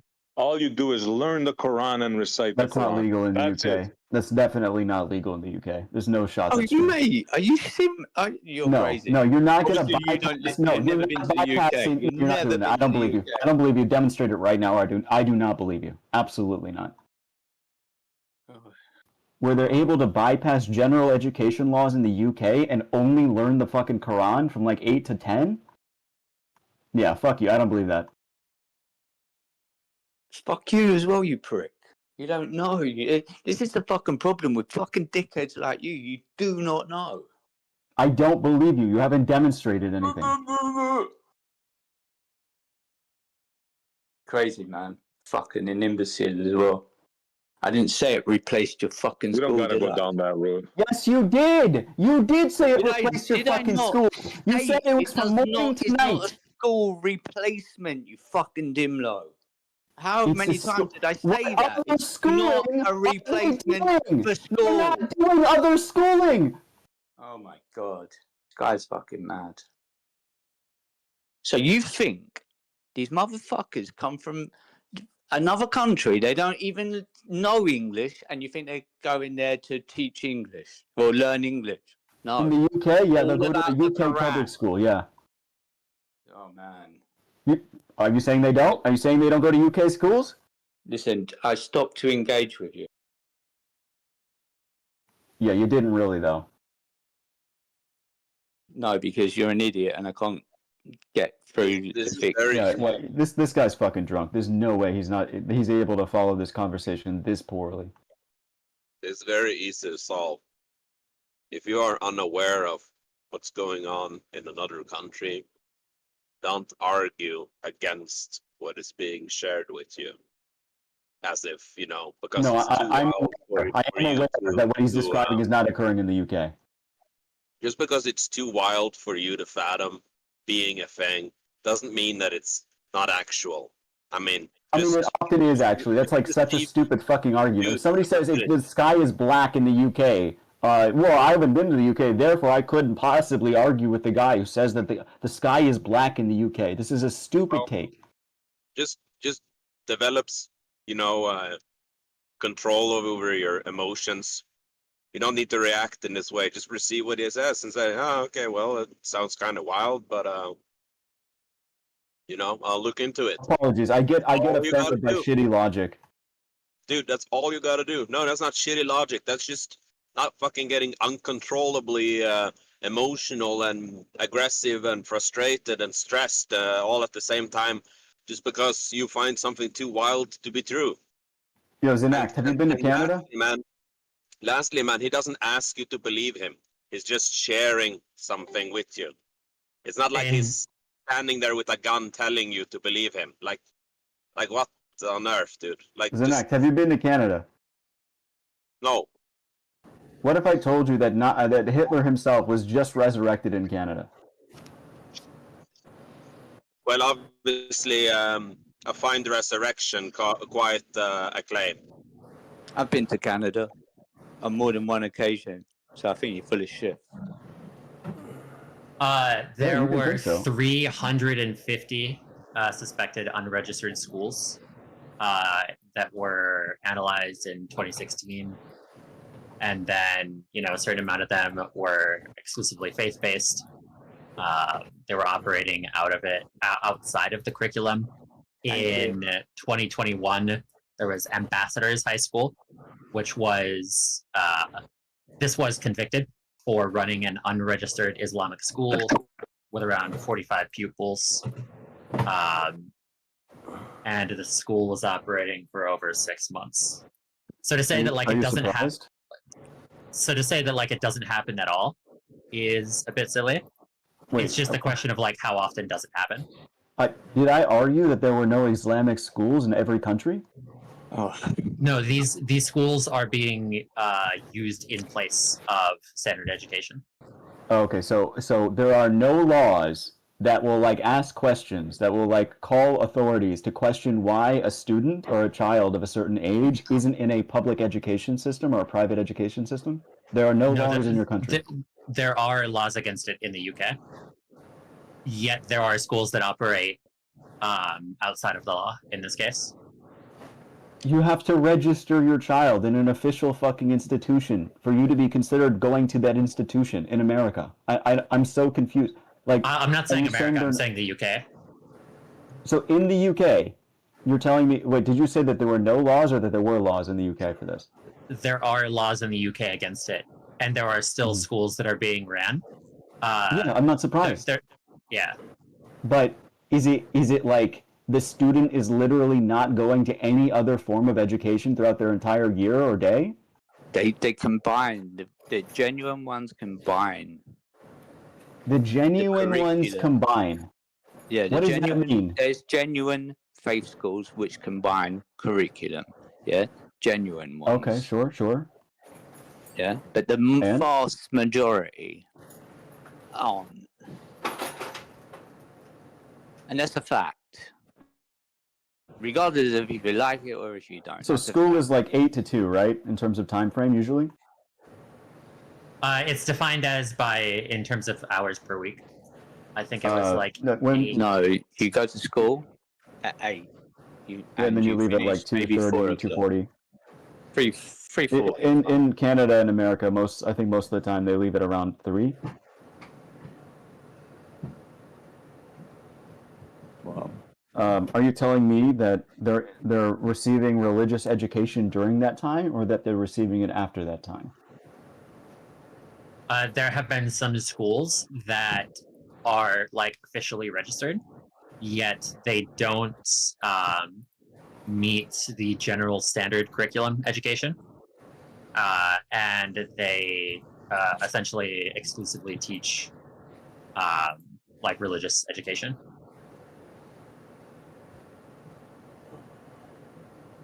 Because they're not even attempting to do the secular teaching. You guys heard of I'm sure fraud exists. You've heard of replacement? It's way more than fraud, bro. When it comes to Europe, please don't get triggered. This is a real thing. The Turks are doing this. They were busing people to the Greek border and allowing them to pass through Greece so they can get into Europe. It's called replacement theory. Look into it. Most of them wound up in Germany, and now France and England, they're getting ready to lose their country. They don't do anything in another generation or two, it's going to be no more French and English. Or they're going to be the minority in their own country.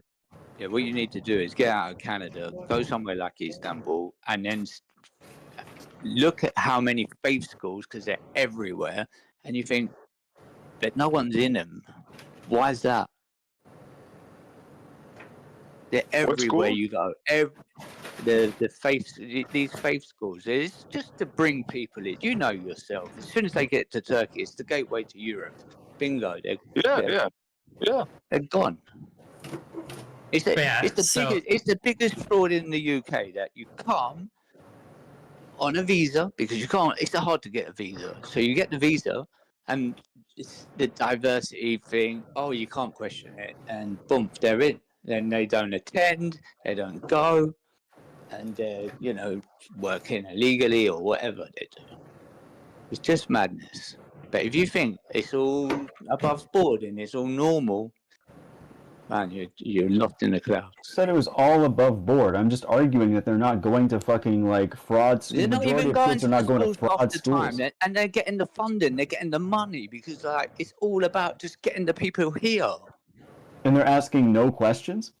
Yeah, no. So it is illegal. It is illegal, and a lot of these schools are just strictly doing illegal things. But it's in the question of like, there's not a lot of power to like deal with it in the same way that like there's a certain point a couple years ago where like OSHA essentially just didn't exist. Like OSHA would never go anywhere in a lot of places. So even if there were illegal workplace things going on, they didn't actually have the power to properly enforce the law. Yeah, I'm not saying that there aren't mistakes in the system itself. I'm just saying he's pretending, or it seems to me that he's pretending. How am I pretending? Well, what you're implying is that there's this like large, pervasive problem of students specifically doing illegal things by going specifically to institutions designed to teach primarily or exclusively faith-based education and dodging every other form of curriculum that is mandated by states. Yeah, there are ultra orthodox Jewish schools called yeshivas in the UK in Hackney, which have each school up to 1,500 boys that exclusively teach religious texts for up to 14 hours a day, 6 days a week. You got one of the largest Yes, they are Jewish illegal. communities there. Wait, did you say they're legal or illegal? They are illegal, but they do happen. Yes, nobody questioned that laws get broken.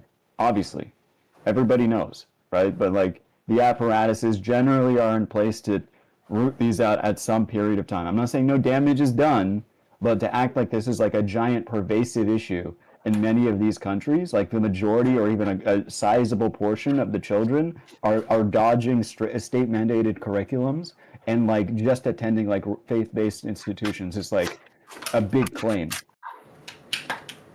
Well, they're getting exposed and they're getting closed down, so it's not a big claim, is it? So the first idea was the first idea was that it wasn't happening at all. Now that we've established that it does happen sometimes, now the question is how often does it happen? Because also the problem is with it being an unregistered thing, there's not actually data being tracked on this. So there's no like official numbers that can be pointed to see like how pervasive of a phenomenon that it is. No, so the issue with the original conversation is that he implied that this was happening consensually, like legally, pretty much within the system of the UK. No. Yeah, but you pointing out illegal things that are occurring is besides the point. These are assumptions in your head, yeah. No, it's not. You heavily imply that these were like legal things that they were doing. You're implying that's not correct. Okay, then I don't care about the 0.00001%. You don't know. That's why. Yeah, because it doesn't concern anybody. The outcomes are not as massive as you're playing them out to. Why are you getting upset? Why are you getting upset? Because this is just moral panic. You're in Canada. This is just moral panic. I've never met anyone who gets triggered in Canada. I've met quite a lot of people.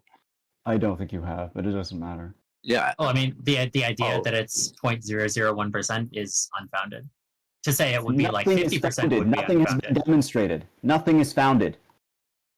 The point that it does happen. Issue. The point that it does happen is founded. It's like confirmed to be happening illegally. Oh yeah, no, sure. I'm aware.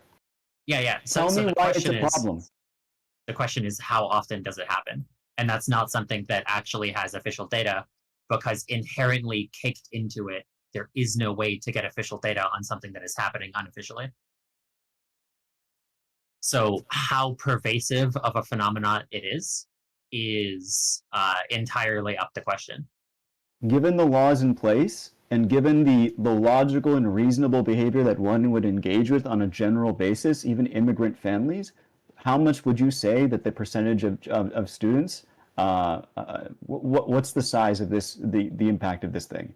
What percentage of like the students of any given nation at any given time are impacted by these illegal schools? Yeah, I make no claims on that. I'm asking you what you think would be reasonable to assume. Yeah, So I'm they not in come the up- UK. I actually just have no idea how much of it is happening. It's like 'Cause they register them as like language schools, or like help with employment. This is how they sort of navigate as well. A lot of them are apparently like a language school, or how to like begin to work in the UK. Kind of, it's maybe not that one, but they're definitely like language schools, and it's a big thing, believe me. Yeah, it's just one of those things to where like one side wants to pretend that it's not an issue at all, and that there's like two cases, and then the other side wants to say that oh, it's like 90%, like oh, it's such a big thing. Like, there's no way for me to actually tell unless I was actually in the UK, and I'd probably Even if you were in the UK, I you found wouldn't be able to I tell. found the percentage. It says there's 150 schools, and a small percentage, roughly as high as 20, between 10 and 20%, significant issues with Ofsted, and they've been covered by Ofsted. That's Ofsted who does all the schools. So they would have sent a representative to check out that they're following the curriculum, because these people are most probably getting funding as well from the government. Yeah, so I wouldn't be able to tell like directly the exact thing, but I could look at sort of ancillary measurements, like what I was saying before of these so many businesses in Arizona that like will have even teenagers working there, and not a single person there speaks English.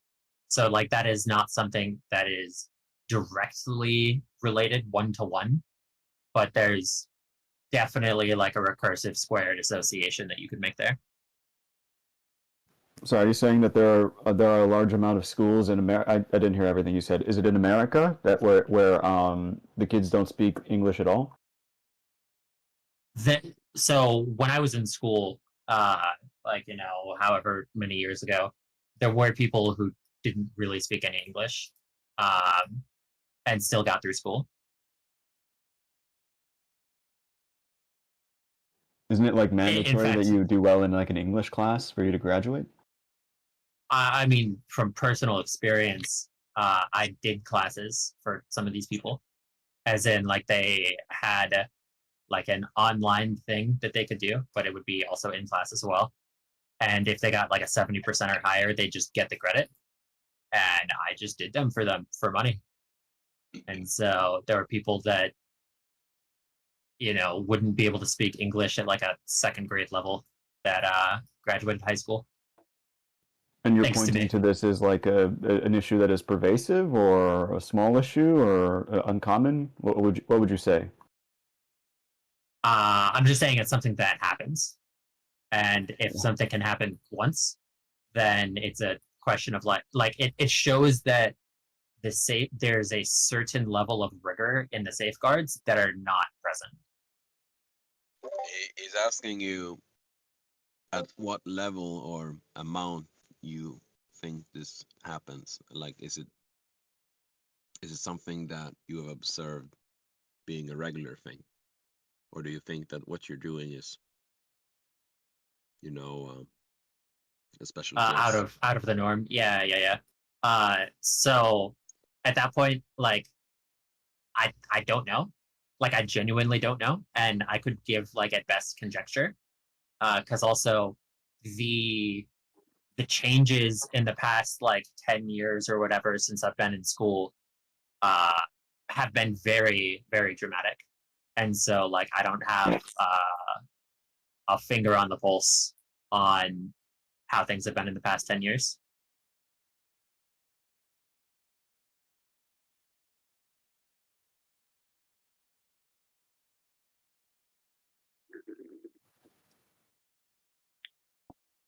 Let's see if I can get the okay.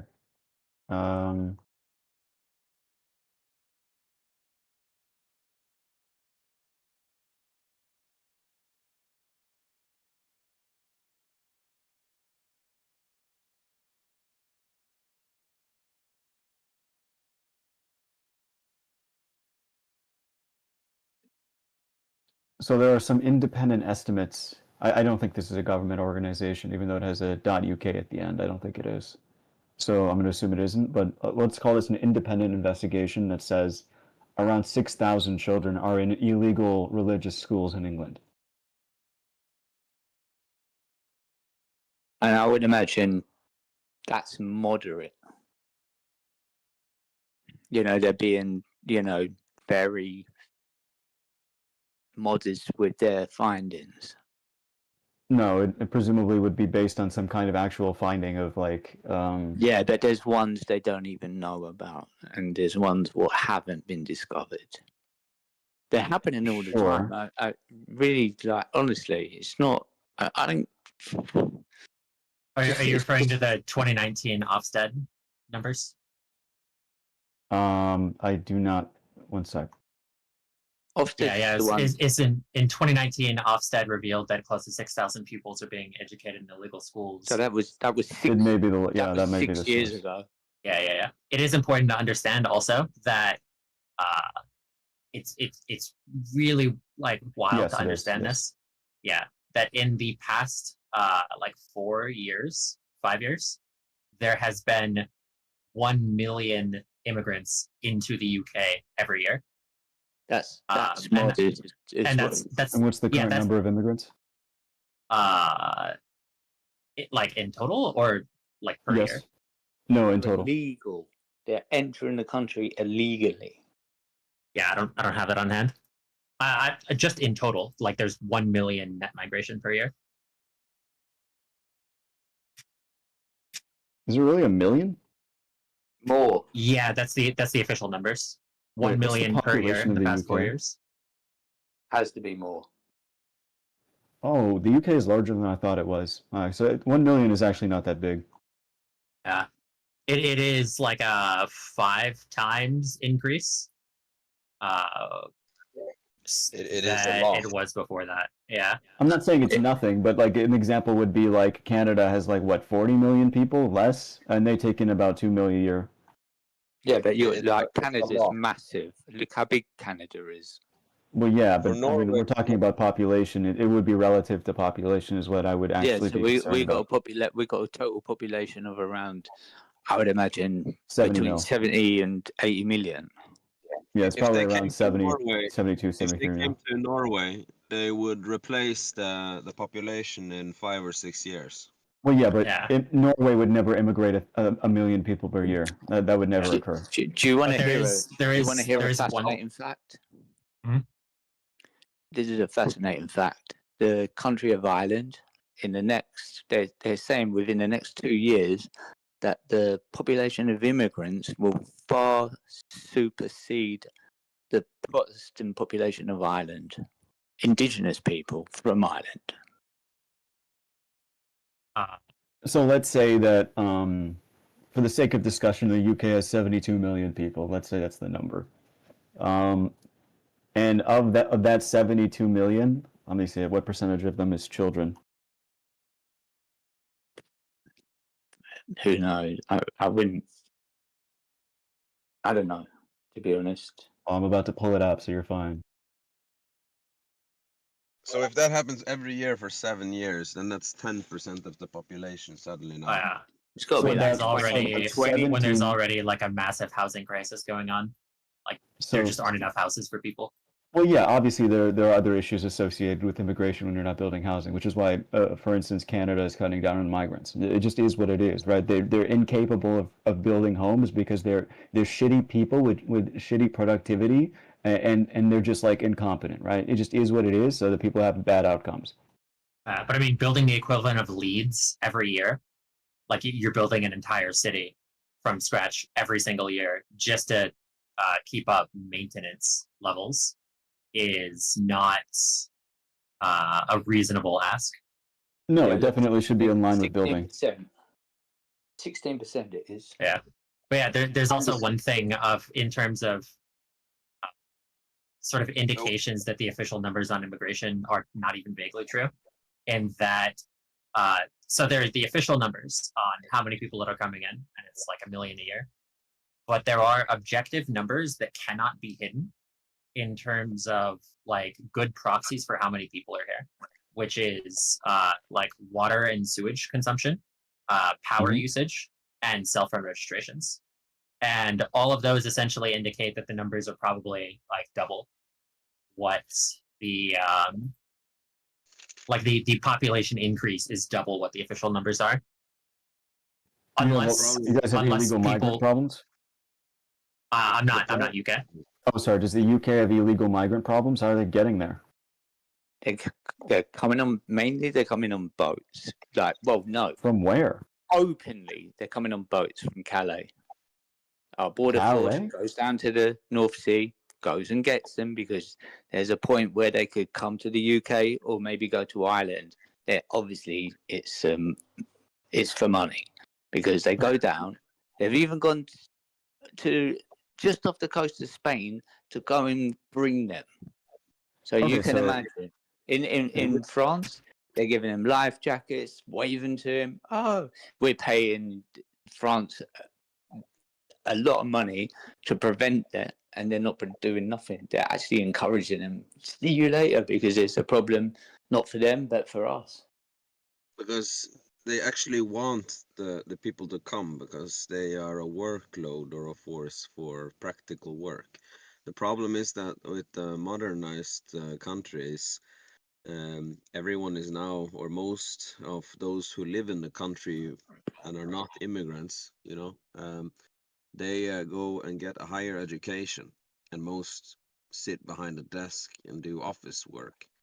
And so the practical workers, like putting on pavement and even being a butcher and building houses, these jobs aren't being filled by the people in their own countries. Like here in Norway, most Norwegians don't actually go into that line of work. And so pretty much the entire workforce for building houses comes from Eastern Europe. Is that a problem? It's definitely a problem, because the politicians knows about this. So to be fair, I think they are creating, they're not really investing too much into solving this, because at the same time they want the workforce to build things with. This doesn't. What the way you just described to me is actually good, is the issue. So, and the reason why it's good is that presumably this privileges the native population. There's a lot of negatives associated with like the native population feeling like they can't have families and children, and we should definitely deal with that, right? And we should build more housing and all that shit. But the idea that like the natives are suffering because like people are filling jobs that like now pay less, and the natives are now gravitating towards positions that are less strenuous and more high paying. It just sounds like a benefit for natives. But it is a benefit for the natives when they are, I would say, socially conditioned to comfort and doing less physical work. It's like a culture, and I believe this is not just in Norway, but I think it's really a culture of lazy people. Don't want to use their muscle. But I also think they're weakened because the food in general is just malnourished, or thus, well, just not having nutrition at all. So the people are malnourished and therefore can't do the same workload that one could before. But why would they need to? Well, building houses doesn't go out of date when you build shitty houses. Like if they were built in stone, they would last for quite a while. But I agree with that. doing that. That's our problem now. Shortage of houses. So why are we taking all these people that we can't house? That's why Because they're the birth emptying rate declines. Another problem emptying hotels and filling them up, and we're paying for it, the taxpayer. Another problem is that most architecture that politicians go into investing, building, or creating do only have like a lifespan of 20 years, and after around 20 years they imagine to like reconstruct that place. So they you have extremely a lot of expenses in this whole business of creating and building houses and that kind of stuff. And the stone ones that they used to do, those lasted what, 100 years? Oh no, they can last definitely over 1,000 years. Like we have all or many of the churches here in Norway. Well, they're both made. Some are made of stone and some are made of wood. But you know, they're not those made of wood. They're not painted. They are. We burn this kind of like syrup from trees, and that makes it last really long. But yeah, and the whole house is built of stone. I mean, you really need an earthquake to destroy them. It's not what I mean. So even if you build a stone structure, right, that can last 1,000 years, you're still going to have to renovate the inside of it every, like, I don't know, 30 years. And you get to my point again. No, not necessarily. You have mineral paint, so you don't need to do that. But we are now talking about the work again. You know, keeping things maintenance. So Yeah, building things that last requires maintenance, whereas it's easy to just hire someone to do the work for you and never do any maintenance, which is really the norm. Like yeah, in the people modern era, yeah. build shit to just stand, and then the paint lasts 20 years. And when the mold starts coming out on the house, they use like 1 million Norwegian, like 100,000 euros to fix like one side of a wall and perhaps the roof, just because they built houses that can't really last more than that. It's like so short-sighted, and no one's really thinking in the long term, and that's really the main issue. Yeah, I guess in theory, the rent itself, should you build a structure like this that only requires like minimal maintenance over like a long period of time, like housing could be relatively affordable, I suppose.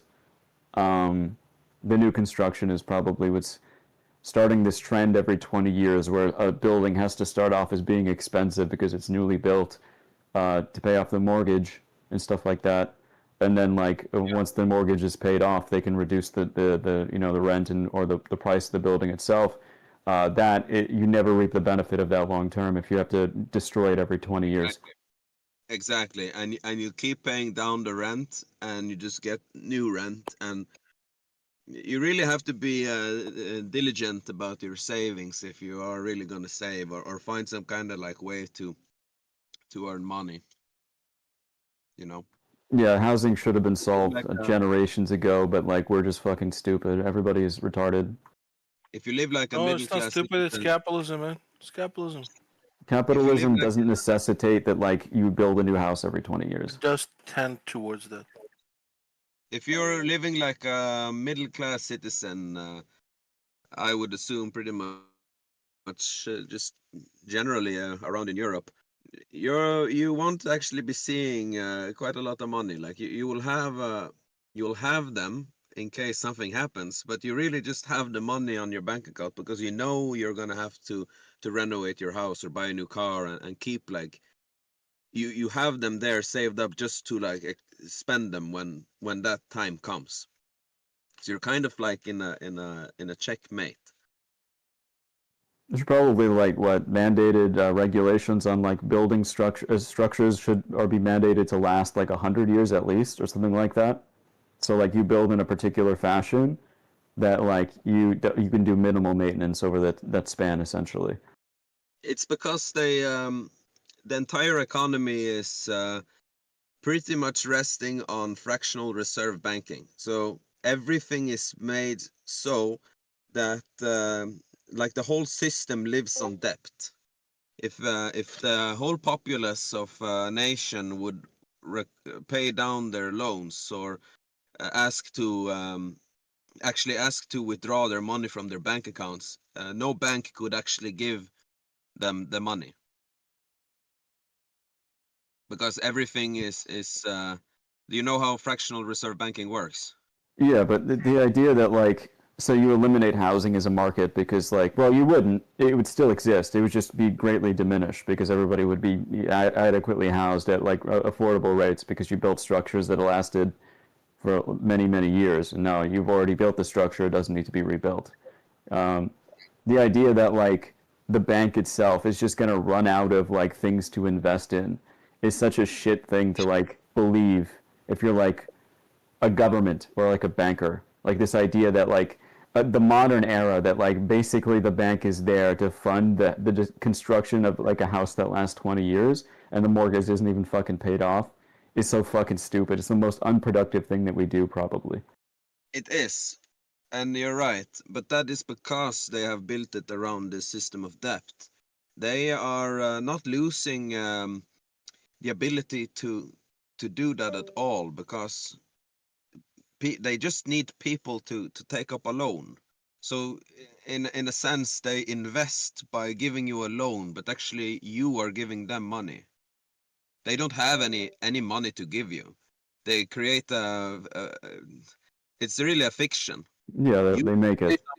And then they they deposit 10% of that, and then they just endlessly cooperate with their other banks, and they create more money through that system. They will sell your loan maybe 3-4 times over.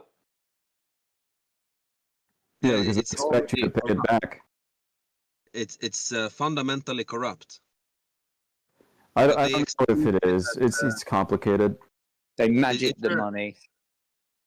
Not really. I would just say that it's fundamentally corrupt, but they excuse it as a necessity for modernizing the world. Like if they wouldn't be doing that, they couldn't have had all this money to create all these roads and all that stuff to begin with. Well, no, they would. They would be fine, actually. The idea that they wouldn't is kind of strange. That they would just use the funds that people put in their bank, and they would just fund less things. So, like, basically, they would make some money on their investments, and whatever expenses they had left over, basically, people would have to pay the difference for the service of banking. Essentially, you might encounter a situation in which you might have to spend a few dollars to have a bank account. Is basically what is just occurring. Well, actually, yeah, you're right. I guess they're doing it to be able to inflate money and you know, somehow expand money within the market and reap what they sow in a sense. Obviously, the materials needed to build with would be there still, and yeah. Like if we went back to bartering, we could obviously still create all this stuff, but in a sense, the academia also needs a funding to investigate into something, creating something. Like they need Yeah, it's mostly from governments, though. Yeah, they need an hypothesis to excuse creating something or investigating something. It's like a police officer, you know. There's no reason to enter into your house unless he has a suspicion of something or gets like this bill, you know, this paper that allows him to. And for that, he needs a justified. He needs to have justifications.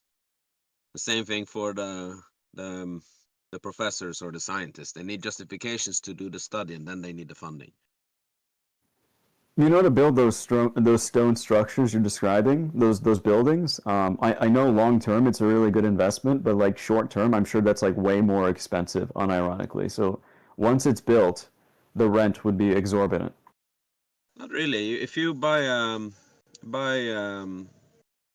land close to a mountain wall, you could do it yourself. You just need the gear to climb with, and then the chisels. You extract the rock and you drag it down and build it yourself. No, we're talking about cities, though. We're talking about cities and modern cities. Buildings in modern cities where, like, you're basically building, in a perfect world, a mixed-use development structure. So, like, shops at the bottom and then housing on top. The type of thing you see in France. Bro, they had that before, but they tore it down. So we already had it, and then they course. destroyed it. To my knowledge, France is trying to build them back up, though, so it's okay. They just lost their way for a time period. Yeah, I think really that's the issue, losing our ways. The issue with like the West particularly, and by that I mean like not even Mexico. Mexico's fine because they have French influence. I mean like the United States and Canada, is that they didn't ever like stray from the right path. They started on the wrong path, unfortunately. And as of now, I think we have a global trend that is on the wrong path, unfortunately. I think Europe is improving. I don't think America will ever improve, though.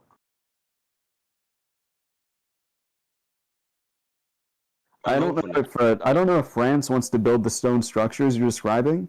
I don't know if they'll ever go back to doing that specifically, but they're definitely moving back to what's it called, mixed-use development, like they used to rely on. And they're closing roads to cars and stuff so that more people can walk and bike. It's pretty good. There's many things we still need to do, like, you know, oil presses not pressing at 20 tons because you just demolish the molecules in the oil and it renders it's useless. And not having metal grinders for when we create flour, because it breaks up the flour so much that it's unrecognizable by the body. Like there's so many things that has advanced beyond actually saving any health of the product we create. Like it's stronger or better, meaning it's actually demolishing the thing in of itself, just for the sake of sort of like effectiveness or some kind of utility in making it easier to clean or something like that. That's another problem too. We're getting malnourished by the technology we've created. Just because it's more advanced, we think it needs to be used, but actually we already have a lot of good technology and we're kind of like overdeveloping them into a deteriorating world. I don't think it's too fine. It's just that they remove all the healthy components of the flour and then leave the white parts.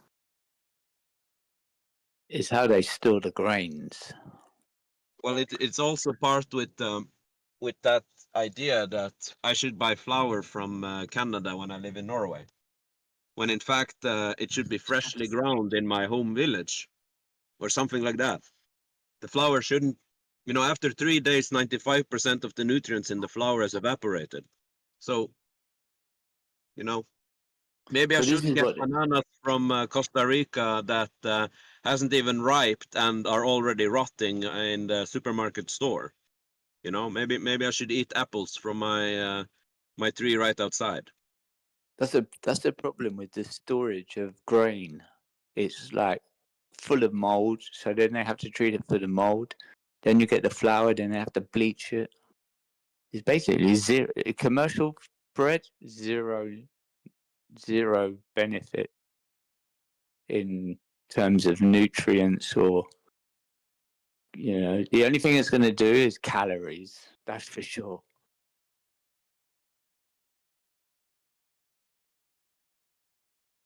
Maybe we should like this would never occur in a marketplace, but like maybe white flour, finely ground white flour should be have like a government premium. Like maybe it should be taxed, and then what should be readily available is like slightly coarser ground like grains that have retained their bran and their hold on, what other component are they missing? They just don't remove the nutritious portions of the grain itself that make it basically white. The shell. Yeah, The brand I is really something think else. I that, can't remember what it's called.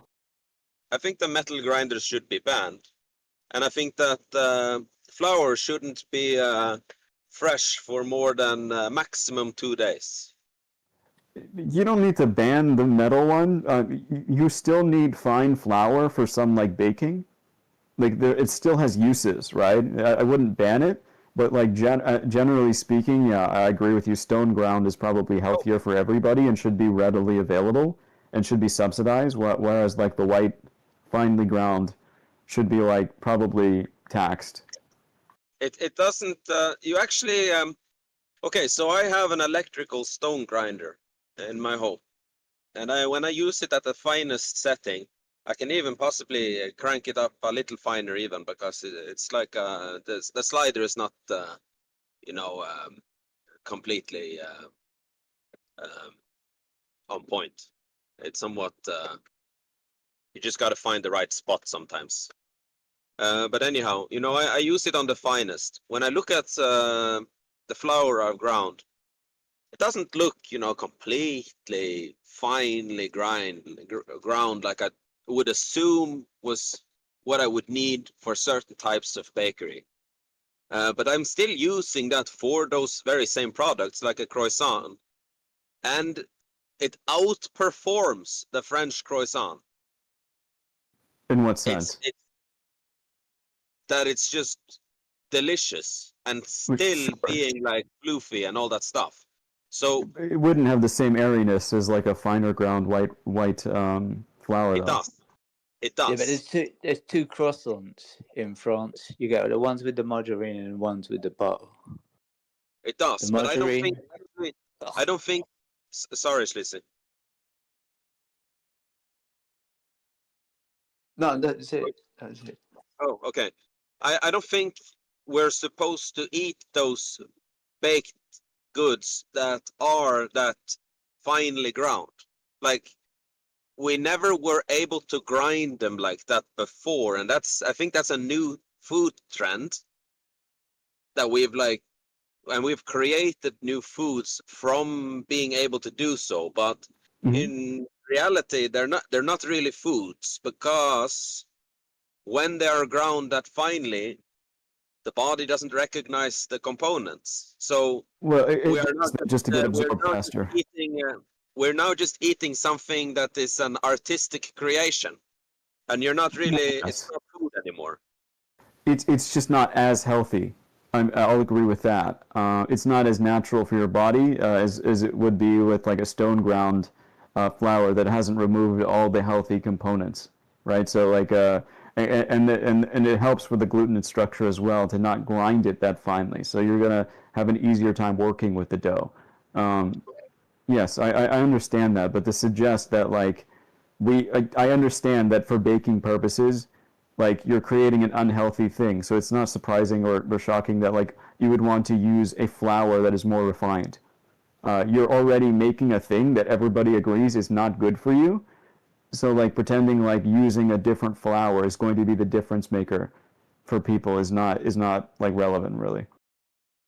I don't think that it's more finely refined. I think that it's actually being at some point it's too crushed up in pieces that it's just dust. It doesn't have the properties that it should have anymore. You know, it's unrecognizable to what it's supposed to be. Just because we can do that doesn't mean we should do that, you know? It's coming to the point where it's rather, if we keep eating it, it's becoming a poison rather than actually being nourishing. Like my wife, when she bakes cinnamon buns, I can use these as real food, like replacement for real food. And they're cinnamon buns. Like, what? You know?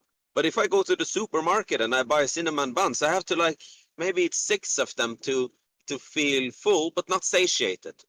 And then I will have all those calories, and I will have a bloated stomach. And if I keep doing that for a week, I'm actually shitting blood, because it's my body can't handle it. So just buy the grains and grind them yourself. Like I think everybody should be doing this anyway.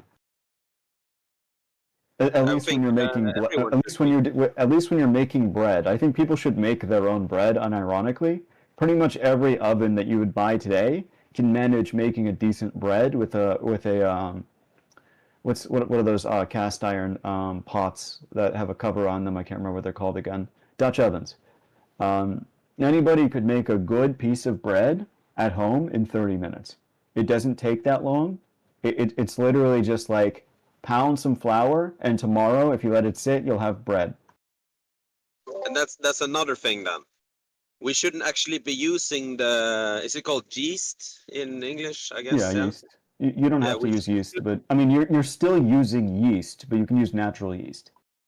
If we use, if we create the sourdough, the starter, and use that, that's way better. It just tastes better. It's not like it's not better. No. It does not just taste better. It's way healthier for you because the yeast that you get through the chemical concoction, that's not at all natural. Whereas the yeast that you produce with the starter has real life bacteria that's really good for your gut. It's I don't think there's a meaningful difference to my knowledge. There is. Raw milk. Then I would advise you to look into this because actually there's a huge difference. It's making the raw milk, and you make the clabber, then you separate the wheys and the whey and the the whey and the curds to make the cheese or the butter. Fermenting, it's being fermented, so you get the bacteria that is essential for your body here. It becomes through the yeah. You're right. Like, actually, I didn't know. I wasn't aware. The issue is that sourdough is incredibly difficult to maintain. No, it's not either. You just learn it like a skill, and once you got it, you know what to do. You just gotta feed it every day. It's just annoying. Yeah, well, it's and that's where the work. We come back to the point with maintenance and work. It's something you care for. And once you realize how good the food you're making, you know, let your wife do this or something. Once people are eating it, and you can make all the good baked goods and the bread and everything, and it just tastes so much better. It's something that you will definitely use your time on because it doesn't require any time at all. It's like putting on a cup of coffee. You just measure up some flour and then measure up some water. Throw it in. You do it in like 15, 20 seconds. If you want like a good bread though, it's a little bit difficult. But I guess there are some like low effort breads that you can make that taste good. Oh, I meant just for the start. Sorry, quick question. If I don't have a wife, does yours make house calls? According to my book, it says right there that my wife is my wife. So go get your own wife. Fine. It shouldn't be that hard, right? You're a well-to-do man. Absolutely, I've got so much money. You can hear my voice, right? So if you go to the grocery store and you go to like the deli and you buy like the deli bread, is it still really shitty for you? Like more so than like Wonder Bread, for example, or? Oh no, not like worse. No, Wonder Bread is is an abomination. That shit is not even bread. Right. So if we're gonna go breads, and you have to buy something at the store, would you, is a bakery kind of legit? Yeah, you go to a Where are we at bakery. here? Yeah, just go to a local bakery. Maybe your grocery store's bakery has some decent bread. You'd have to look at it. You'll know it when you see it, kind of deal. It definitely doesn't look like Wonder Bread. It has a different shape, and the inside is going to be, if done properly, more bubbly. Unless it's like a whole grain, then it's going to be kind of complicated. They might have sourdough, so I would just go for the sourdough. Yeah, try like a organic farmers market or some a farm shop that You don't need is to do all that. oriented towards organic. And if you find a sourdough bread in there, that's going to be some of the best that you'll find. But again, if it's created by a bakery, usually they buy in already like pre-ground flour. So if you find the organic whole corn and you get a grinder yourself, you're going to be creating better food than the best bakeries in your area, just because you grind it yourself and you use one of the best resources to do so too. Just make sure that the other components too are at the equal level. Like I'm already doing this, so I'm speaking of experience. Cho, do you make bread at all? Yes. Well, no. Well, we make bread. My fiance makes the bread. No, I was talking to. I don't. Oh, sorry. No, No. I make a kind of few deli loaves myself that I eat primarily, but I don't really eat bread, to be honest. Like, Have you? So you've made bread before, so you know what is in what yes, kind of like but work I use is. Yeah. I've been kind of listening to this, so I've been thinking like, oh, I use yeast, and I'm like over here like, shit, have I been missing this stuff? Or like, is it not? I assume it's nutritious because I'm using whole wheat flour, but Yeah, if you use like a stone ground grain that you can purchase yourself and like you ground yourself, or you got it pre-ground from somewhere that you trust, and then you use like a sourdough starter that like you've made, then yeah, the bread's gonna be healthy. I've never tried to make a sourdough. I've heard people going mad from attempting it. I should attempt it. That sounds like something I should take on. But there is a store near me when you mentioned like try to go for the sourdough that has only I think sourdough. So like their deli has a pizza shop that is only sourdough crust. So I will be more actively buying that shit up until I can make my own. Yeah, so the sourdough is going to be better for you, but usually they're using non-stone ground flour because it's just easier for them to purchase what is available, right? Because they're a bakery and they're trying to make money. Maybe you can ask them. Maybe they have their own like stone ground grains that they could make you bread, or they could tell you where that bread is. If they don't have it, but I would just take the sourdough for that period of time until you figure out like how to get your hands on some of the more ground stuff. And if you grind it yourself or get that organic bread and it is sourdough, etc., the quality is going to be completely different towards or compared with the bread that you just buy in the supermarket or that you create yourself with regular items from the supermarket. Like if I go and I'm not going to though, but if I did ever buy that bread again or taste it, it doesn't have any taste, and actually it tastes bad now that I have been eating this for some time now. To do a yeast alternative, it takes 5 to 7 days to prepare the dough. You know, like the starter. Yeah, you fill it up. You know, unless you've got the starter already, and it's gonna be a little bit quicker. I don't mean to interrupt in y'all's conversation, but I was listening about bread, and you can tell that stuff like Wonder Bread isn't real bread by putting it on your table and just letting it sit, and it takes a month or better for it to even begin to mold. Like they won't even mold anymore. And I'm not making this up. You can try it. That old shit, that old bread that you buy pre-sliced and stuff now, don't even fucking mold anymore. What the hell are they putting in that stuff? Well, you think about margarine. You could leave it out for 10 years and it won't even grow mold, on it? Yeah, so the sourdough starter can take like 5 to 7 days, but once you've made it, it'll last you for as long as you keep feeding it. So you just have to keep giving it a little bit of flour every day, and then you'll never have to buy yeast ever again, right? You'll just take a portion of that, put it in your dough for your bread every day if you're gonna make it every day or every other day, and then it'll just turn it into a sourdough bread. It smells really good as well. Yeast oh, sorry. It smells really good. Smells like a nice beer or something. Yeah, it'll smell like beer. I've seen yeast starters on like Facebook Marketplace, and people are like 30 years old. It's a 50-year-old starter. That's so wild, man. You can just keep that shit alive for like. Oh yeah, forever. Yeah, That's I so have cool. one now. I love yeast. Yeah, there's pizza places in New York that have had the same starter for like 60 years. They're literally their parents who started the shop passed down the starter, and they've been feeding it for the last 60 years. Yeah. It'll just keep going too.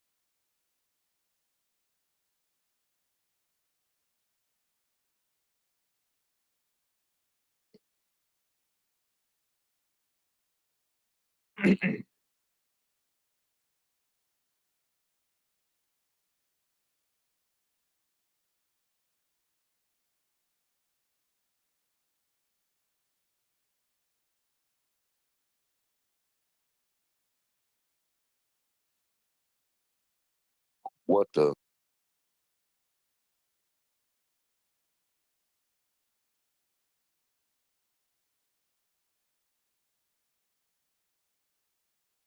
What's the vertical distance up and down?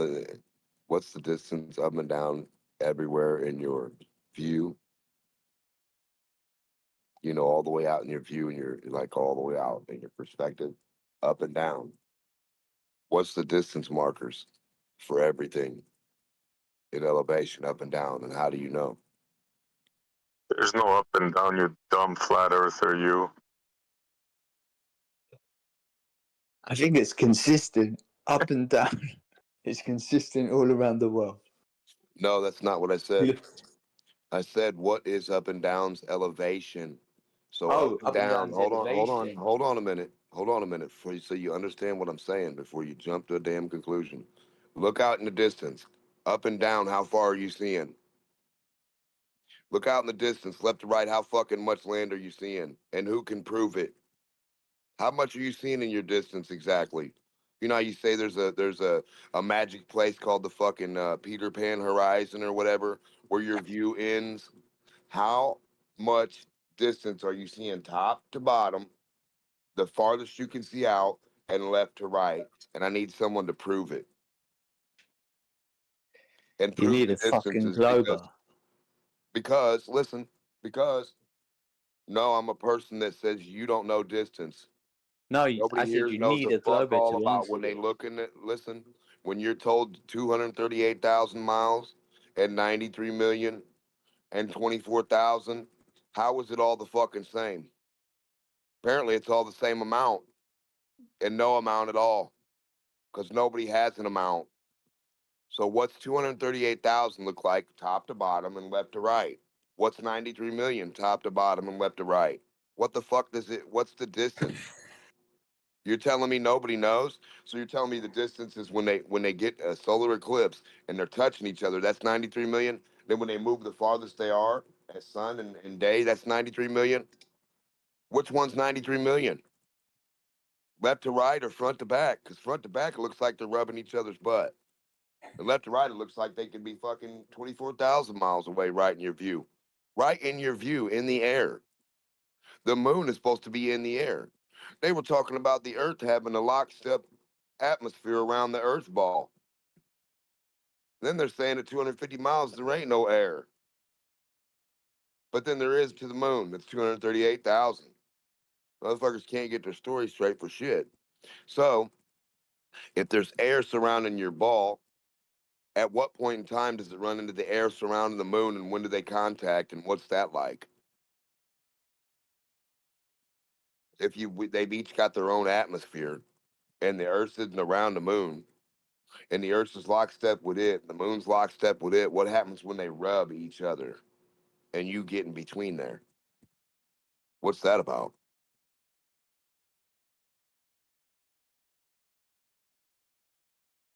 And you still have to prove zero pressure. You have to go from something to zero to prove there's no pressure anywhere. That's never been done. And the distances, like I said, have never been done. So if all the globers don't understand, they're looking 93 million miles left to right, right out on that beautiful horizon. That means your Earth is 93 million miles left to right, not your sun and fucking moon, because your Earth is always farther out left and right than the sun and moon and front to back. Sorry, Charlie, because ain't nobody got no distance meter to prove it. Globers, we need to know what up and down height elevation is for 24,000 miles and left to right. Go work on that till you losers figure something out.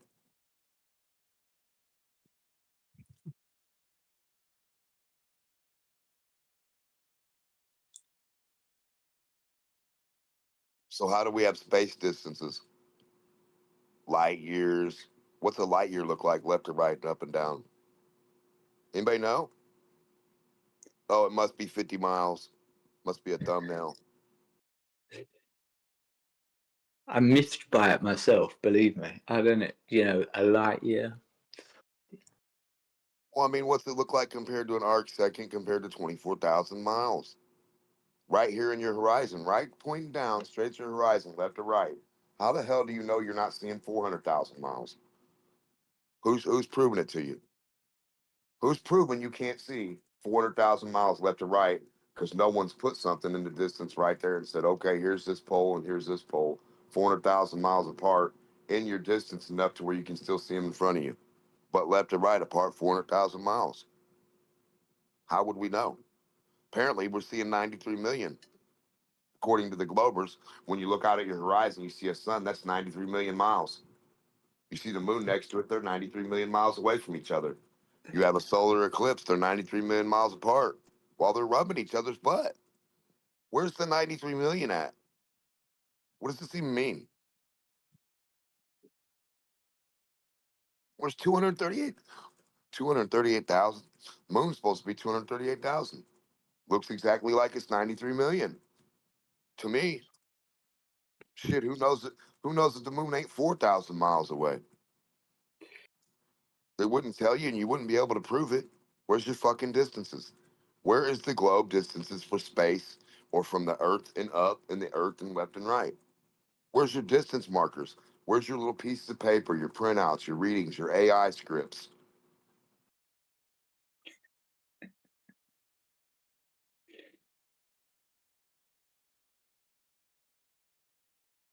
I was going to take a big glober to come up and answer those questions. I know that for a fact. Brother, they can't even draw a horizontal on the wall versus a curve, because what they're saying is our horizontal line increases in elevation, but their curve doesn't. But they've only proven the horizontal doesn't change in elevation. They can't prove a drop doesn't drop. They can't prove a rise doesn't rise.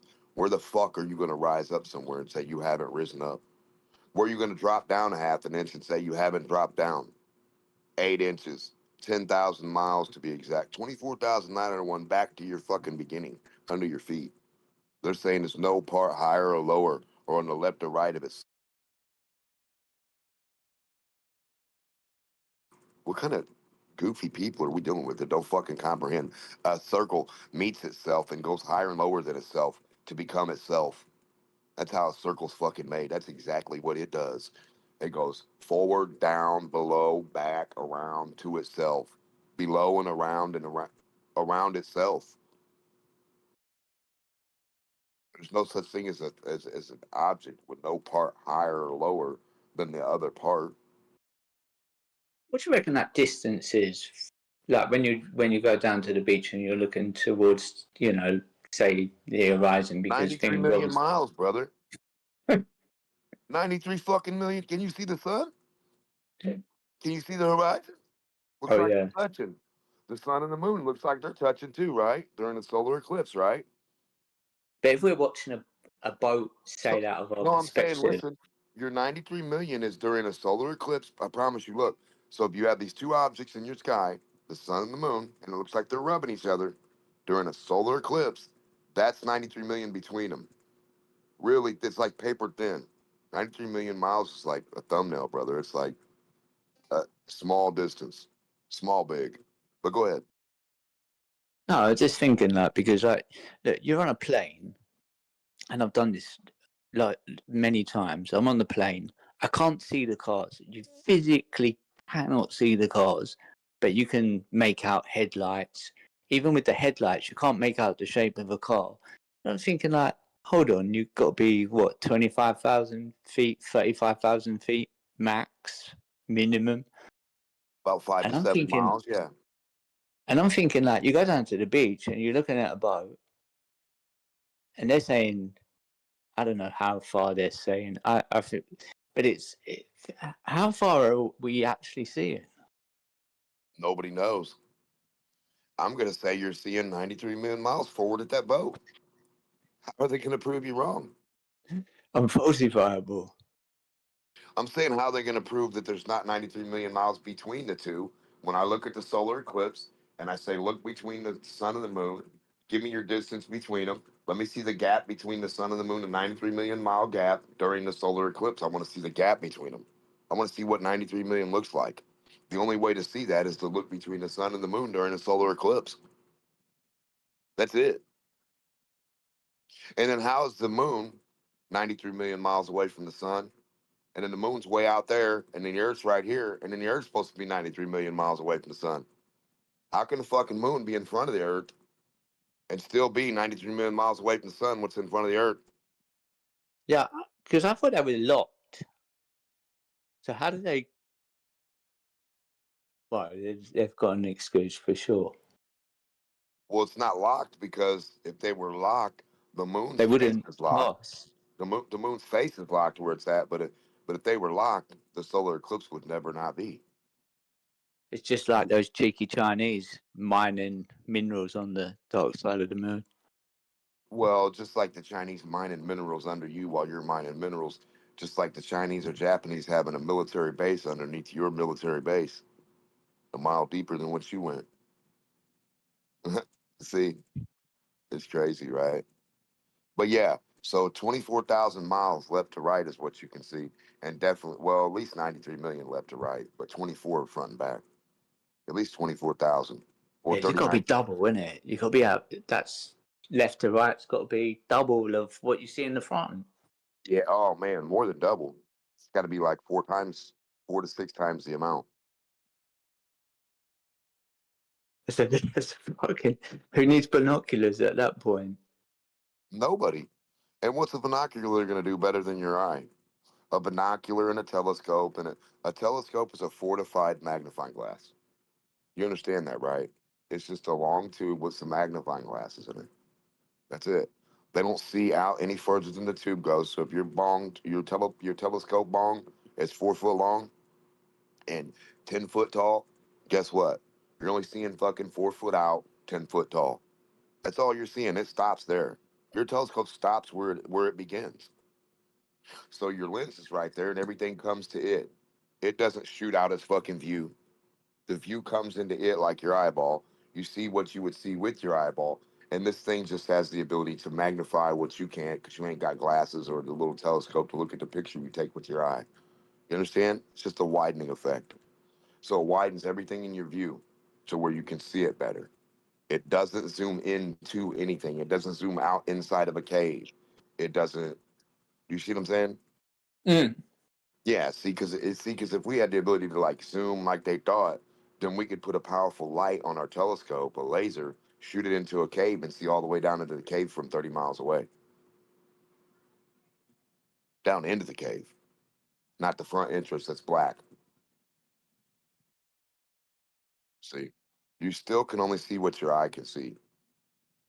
The only thing you can do is widen or magnify the view. They widen the frame of view. That's why the observatories are so, set up in like the way they're like big or whatever. So they just blow up the image. But you're not seeing anything different. When me and you look out and you see the fake ISS that doesn't exist, and I see the fake ISS that's an airplane, and they don't have any high altitude proof, all these retards can do is look from the ground and dig a hole and say, I can get down. I'm going to look from 14 miles deeper than you, and I can still see it. Well, were you going to get down to the crust of the Earth? Are you going to get down to the core and see the ISS? That's how they prove it's 250 miles up, by digging down a hole and looking at it. They'll say, well, I'm going to dig a 200-mile hole, and then definitely it's got to be 200 miles away from me. Right? ISS.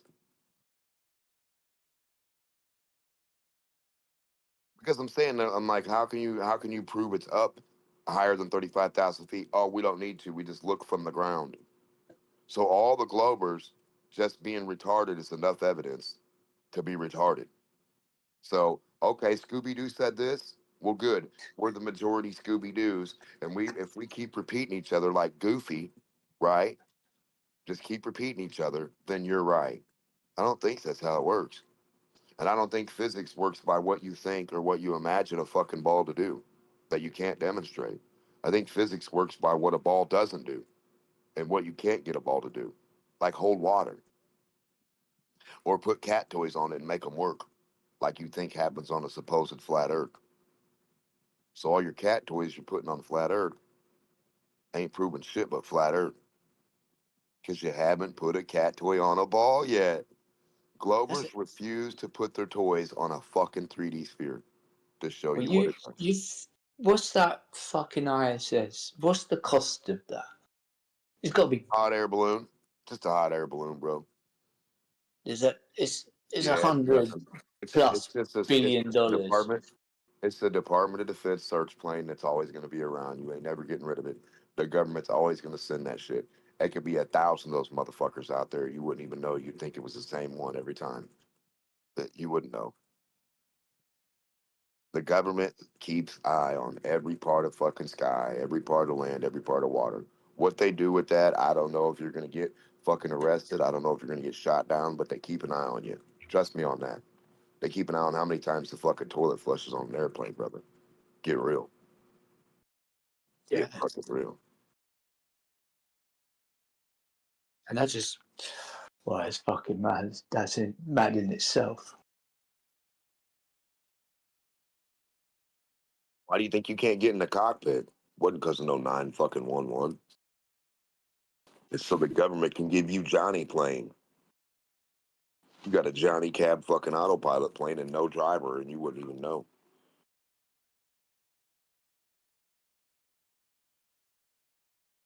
How would you know there's a driver on your plane or not?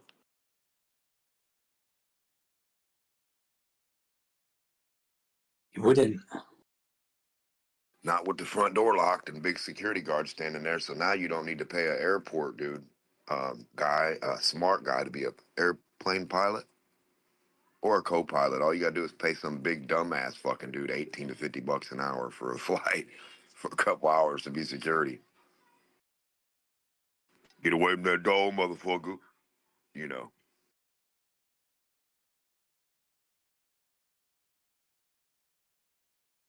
Pretty soon the airplane pilots at little quarters is going to be hollow or like filled with styrofoam in a black box.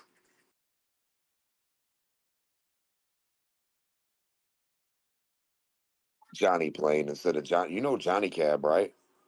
Getting the cab on the little movie. Yeah. Yeah. Hi, I'm Johnny Plane. We save lives, save lives, save lives. Huh?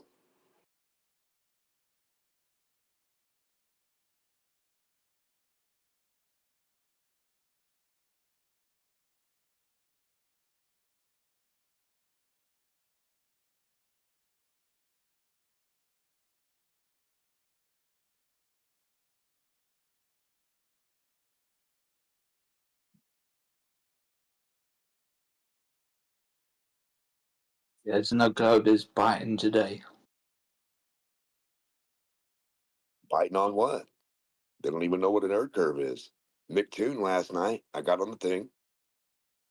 I said, what is the difference and how do you know an Earth curve is equipotential? How do you prove what that is physically? How do you show us a fucking equipotential curve and not a horizontal line? Because all they have is a horizontal horizon. And if everything they say is all we can prove is flat, close, and local, that's what we can prove. We can prove and measure and prove and guarantee you close and locally the world's flat for every human in the world. So if every human is standing next to each other, close and local, for 24,000 miles, guess what you just did? You're all standing on a square that's 24,000 miles. And the Earth is bigger than that. Now, Lucy's got some explaining to do. Because the Earth isn't 24,000 miles. Way fucking bigger. What the fuck is 24,000 miles? What the fuck is that? For What a did planet? Maxwell say? Yeah, it's a macro setting. It's a micro. Yeah, from the macro. They give you a micro fucking cosmic amount. They give you in. Where are you going to? Point to the east for me on a ball. Point to the east right now. Get your compass out and point to the east. Point to the west. Point to the south. They're all the same direction. If you haven't noticed. They're all away from north, right? And then do you know where north is? That's where you can't go either. So you can't go north and you can't go any other direction and get there either. You can almost go somewhere. That's all you can do as a fucking glober is almost go somewhere. Where the fuck are you going? You going east or coming from the west? You coming from the west or going to the east? Or was you always in the south? How would you know? Where's the north? Go to the north. I want people to go to the north. Stand there. The North Pole. And the helicopters gotta watch the earth rotate underneath it. In the North and the South Pole. And then the helicopters can't see each other either. They better not be in the same spot.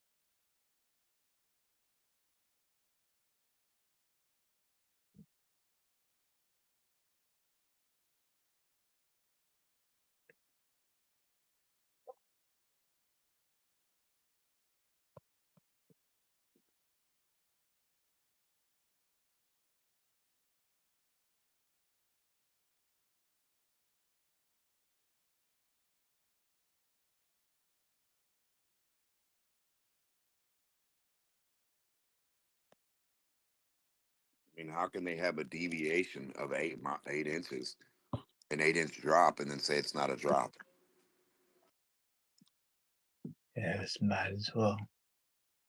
Well, that's the equipotential movement. You just moved down the mountain, but you didn't move anywhere. You're still at 14 psi.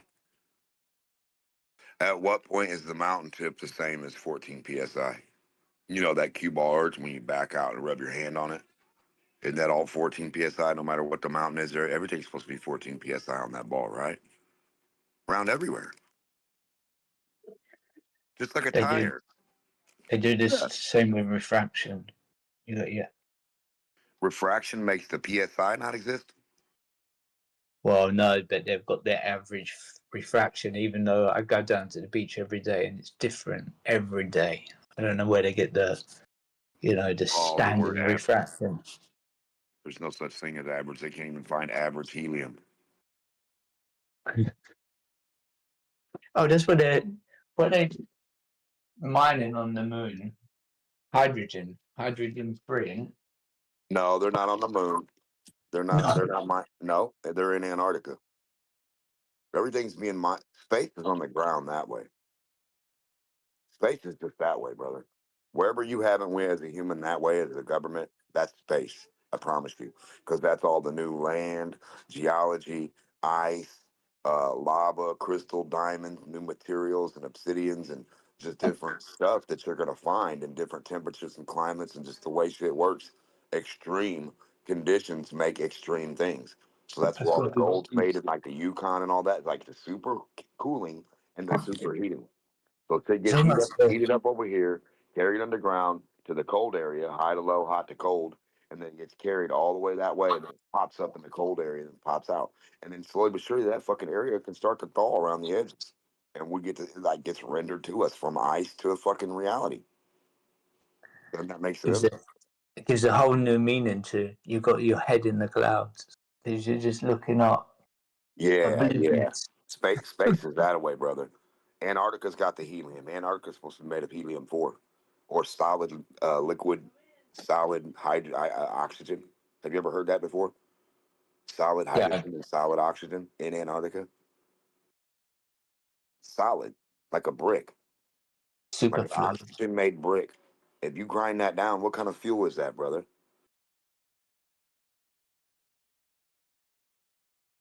It's ozone fuel, oxygen, pure. Just imagine that with a brick of glitter or gold, igniting it.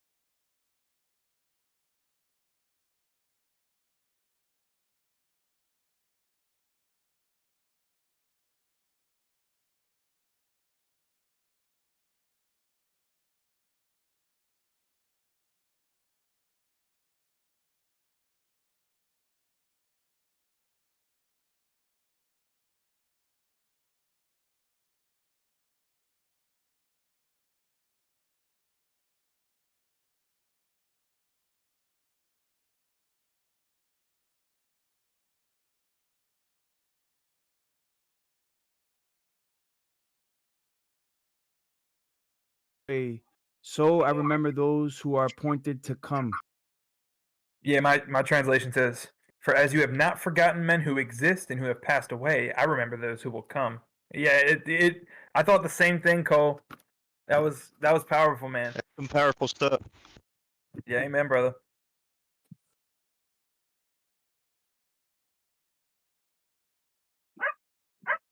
Yeah, Lion, if you I'll definitely be here if you do it again, bro. Yeah, anytime. Dude, I even had like a crazy synchronicity in the middle, like after I said something. That was powerful, man. I said it earlier, but I was literally like, because it was talking about his when he judges those, he says that like those who have known his Torah and have transgressed it, they will be judged way worse than those who didn't know. Because then I said because he's a righteous judge, his judgment is righteous. And then literally in the next room down on the TV, I hear righteousness and justice. The dude on the TV says it. Like the moment after I said that, it was wild, bro.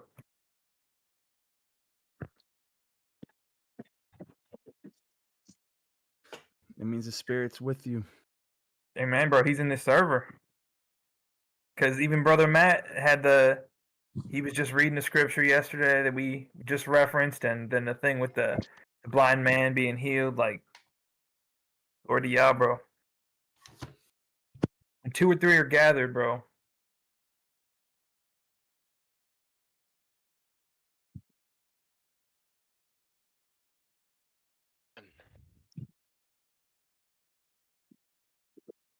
Amen.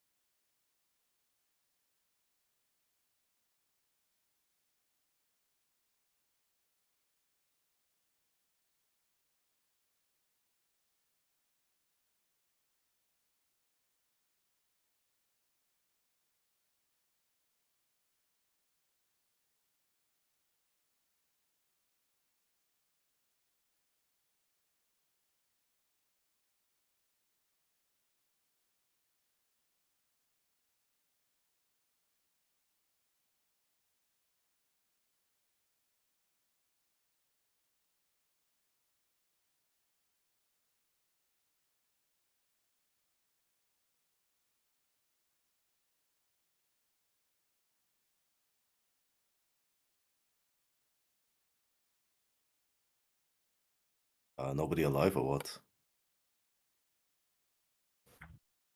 I'm definitely alive. You buy a microphone on wish.com? Just no discussions going on right now. I see. I only have my shitty microphone right now. I'm sorry. Okay. Now at least I can understand you. I couldn't understand you the first time.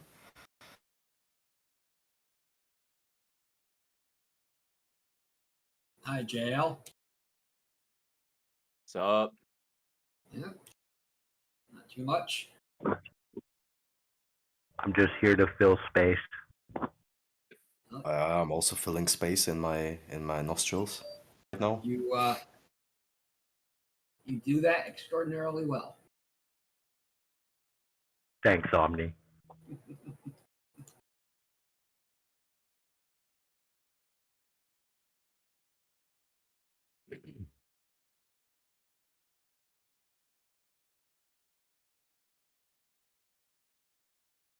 So I can tell you that I did not predict success with your line of questioning for QOP last night, and I wasn't surprised at the way it worked out. Well, he is an idiot, so. Yeah, I was like, this is just not going to work. You know, I don't see any way in which QOP is going to give a logical entailment for the Earth being flat, that or for the Earth being a sphere that would be violated. Well, yeah, it's a two-part question because it was going to his epistemology. See, that's the big issue I see with the vast majority of flat earthers is that they don't actually think about the entailments of their position. And so when you take it, down that logical track, then you see that things begin to break apart real quick.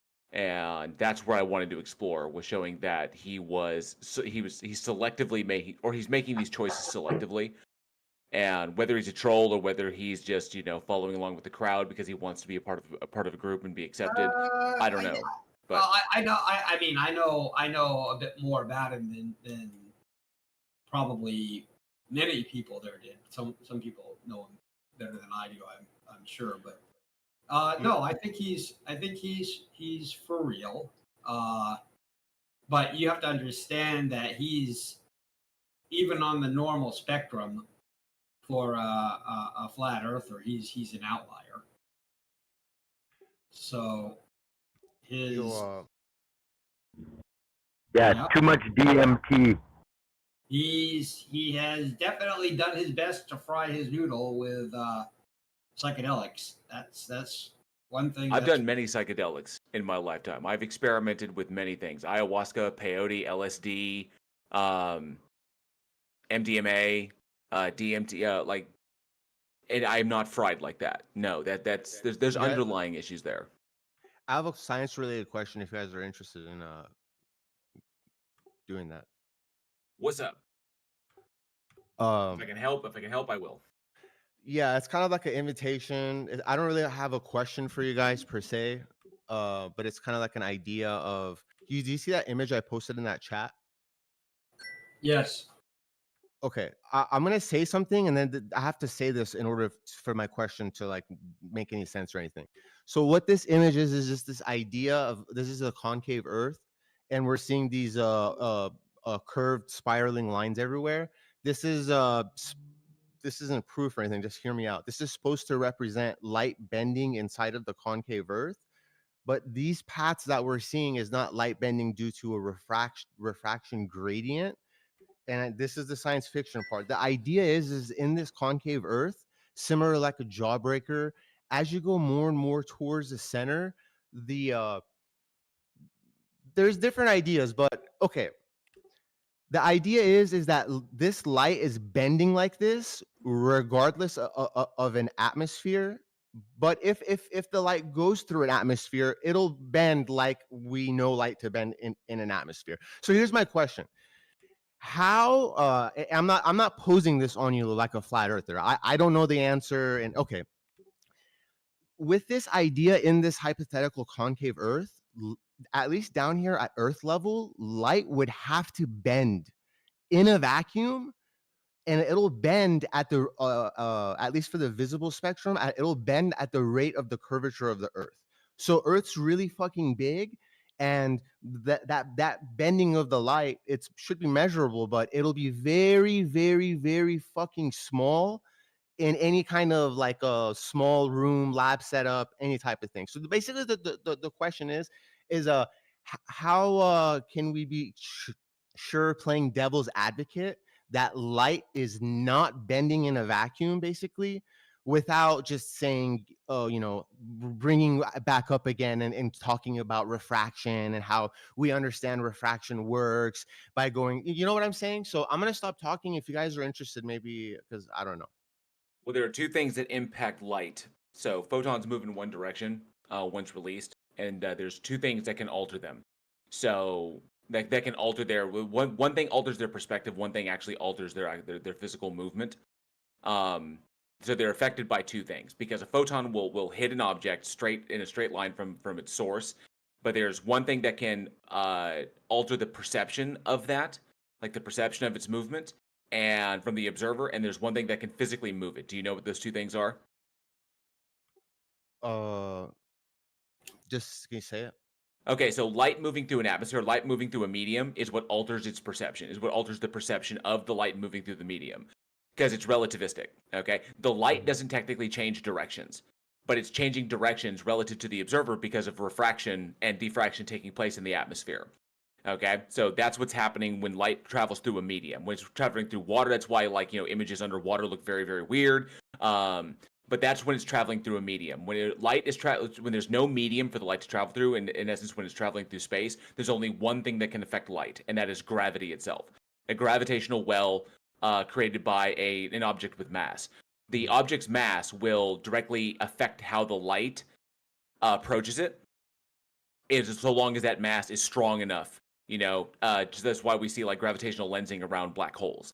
So as long as it's strong enough, otherwise it will have a minuscule effect, like you indicated. The gravity will have a very minuscule effect, and the light will pass directly in and just be affected by the medium of the atmosphere. But gravity does have an effect on that. Is that the only example, is the black holes, or is that something we could do in a lab, like make gravity bend the light? You're talking about recreating the gravitational effect of a black hole within a laboratory? No, I was asking. We can observe it in nature. I was just asking if. Yeah. Okay, that's the first step of the scientific method. Observe it in nature, right? Yeah, we observe it. That's how we were able to detect them. So my first they were mathematically predicted. Hold on. My question wasn't that if you could recreate a black hole in a lab. It was just, can you show gravity affecting light in a lab?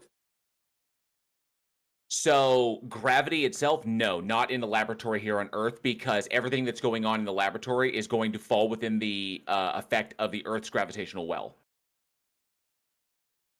Okay, gotcha. So you can't manipulate that. I see what you're saying. Right, you'd have to create a gravitational source on Earth that's greater than the Earth itself, in order to see that observable effect, in order to overcome the effect that the Earth itself is going to have on the light. Because remember, the Earth's gravity is going to affect all things within the experiment. So if you have to overcome the Earth's gravity, well, what kind of mass would you need to overcome the gravitational effect of the Earth? That'd be enormous, right? So in order to get a gravitational lensing effect, to get a lensing effect in a laboratory, you have to have an object with a mass equal to or greater than a black hole. So the torsion bar shows the attraction of a mass to another mass. However, it should give you the bending of light. So do you have a torsion bar between the Earth and the ball too, to see that? I'm not trying to do this right now, man. I'm not trying to do this right now with these guys. Oh, sorry, Concave. Go ahead. I'm sorry, brother. So this other green picture I posted, this is all, I'm just pulling shit out of my ass, right? With this green picture I posted, it's basically any observer inside the concave Earth looking directly up. You're in a holographic setup. The whole thing's non-Euclidean. Lights bending everywhere, and when you look up, you're basically looking into the center of that sphere. And in this other diagram, the way you see these in that other diagram, that orange picture, the way that those lines are curving is that down here at Earth, the light takes a curved path, and the incident angle, we don't see the curve, we don't see all that.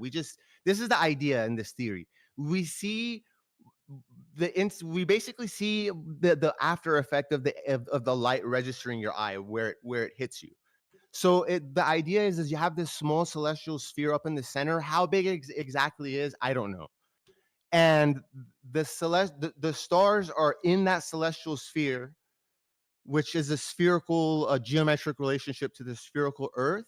And when we look up in the world that I live in and you guys live in, we don't see a ball in the sky. We see a complete night sky, a full spherical envelope of stars around us. There is nothing that we observe that gives us any indication whatsoever that like Earth's concave.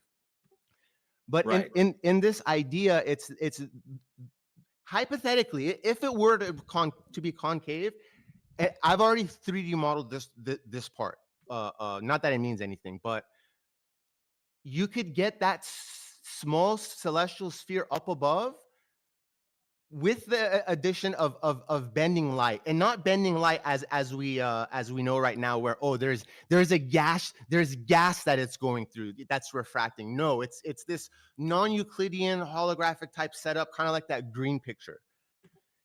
That green picture, those curves, those are upward refracted curves. It's curving upwards everywhere. Would give us the effect of sun rising, sun setting, full stars around us, all of that. So I don't know. I don't ask you guys a question. I'm just saying something. I don't know. So I don't know. You guys go ahead. Yeah, I mean, then all the predictions we make utilizing spherical geometry, and the way when we look at things by blocking out like by blocking out certain light wavelengths in order to measure these things without the impediment of certain light wavelengths, then the predictions we make using those things would not come true if the Earth were concave. So true. Well, true. So the one thing that I like about this is that I think it's posed in a way so as to try to draw honest, responses as opposed to just argument. So, or, to put it another way, what he's doing is floating a possibility more so than, trying to make, to lead people to a specific conclusion. Right. I was just saying why that possibility can be immediately discarded is because the predictions that we make, the multitude of predictions that we can simultaneously make using spherical geometry and measurements of these things in real time while looking at them, while making observations of them with by blocking out certain wavelengths, like doing stellar spectroscopy and stuff like that. The predictions that we make using these things, none of those would come true. They would not come true simultaneously. You may get one, but you won't get all of them to come true simultaneously. The systems that we currently have in place, orbital mechanics, stellar precession, eclipses, paths of totality, celestial precession, all of these things come true, like seasons, days, sunrise, sunset, earth, moon, or moonset, moonrise, moonset, down to the millisecond. These predictions, all these predictions come true simultaneously in the current model. You alter anything, any understanding of any one of those things, whether it's an understanding of light, whether it's an understanding of gravity, whether it's an understanding of how light traveled, the speed of light, or anything like that, none of those predictions don't come true. They start failing. You're saying it's irreducibly complex? No, I'm not saying it's irreducibly complex.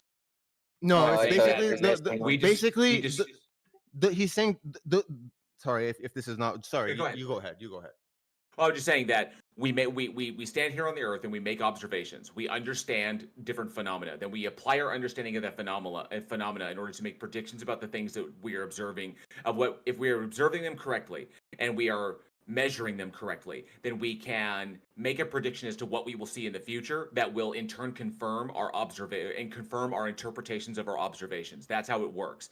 Is novel testable predictions. It's a prediction about what we will see predicated upon our interpretation of evidence at hand, like that we currently have.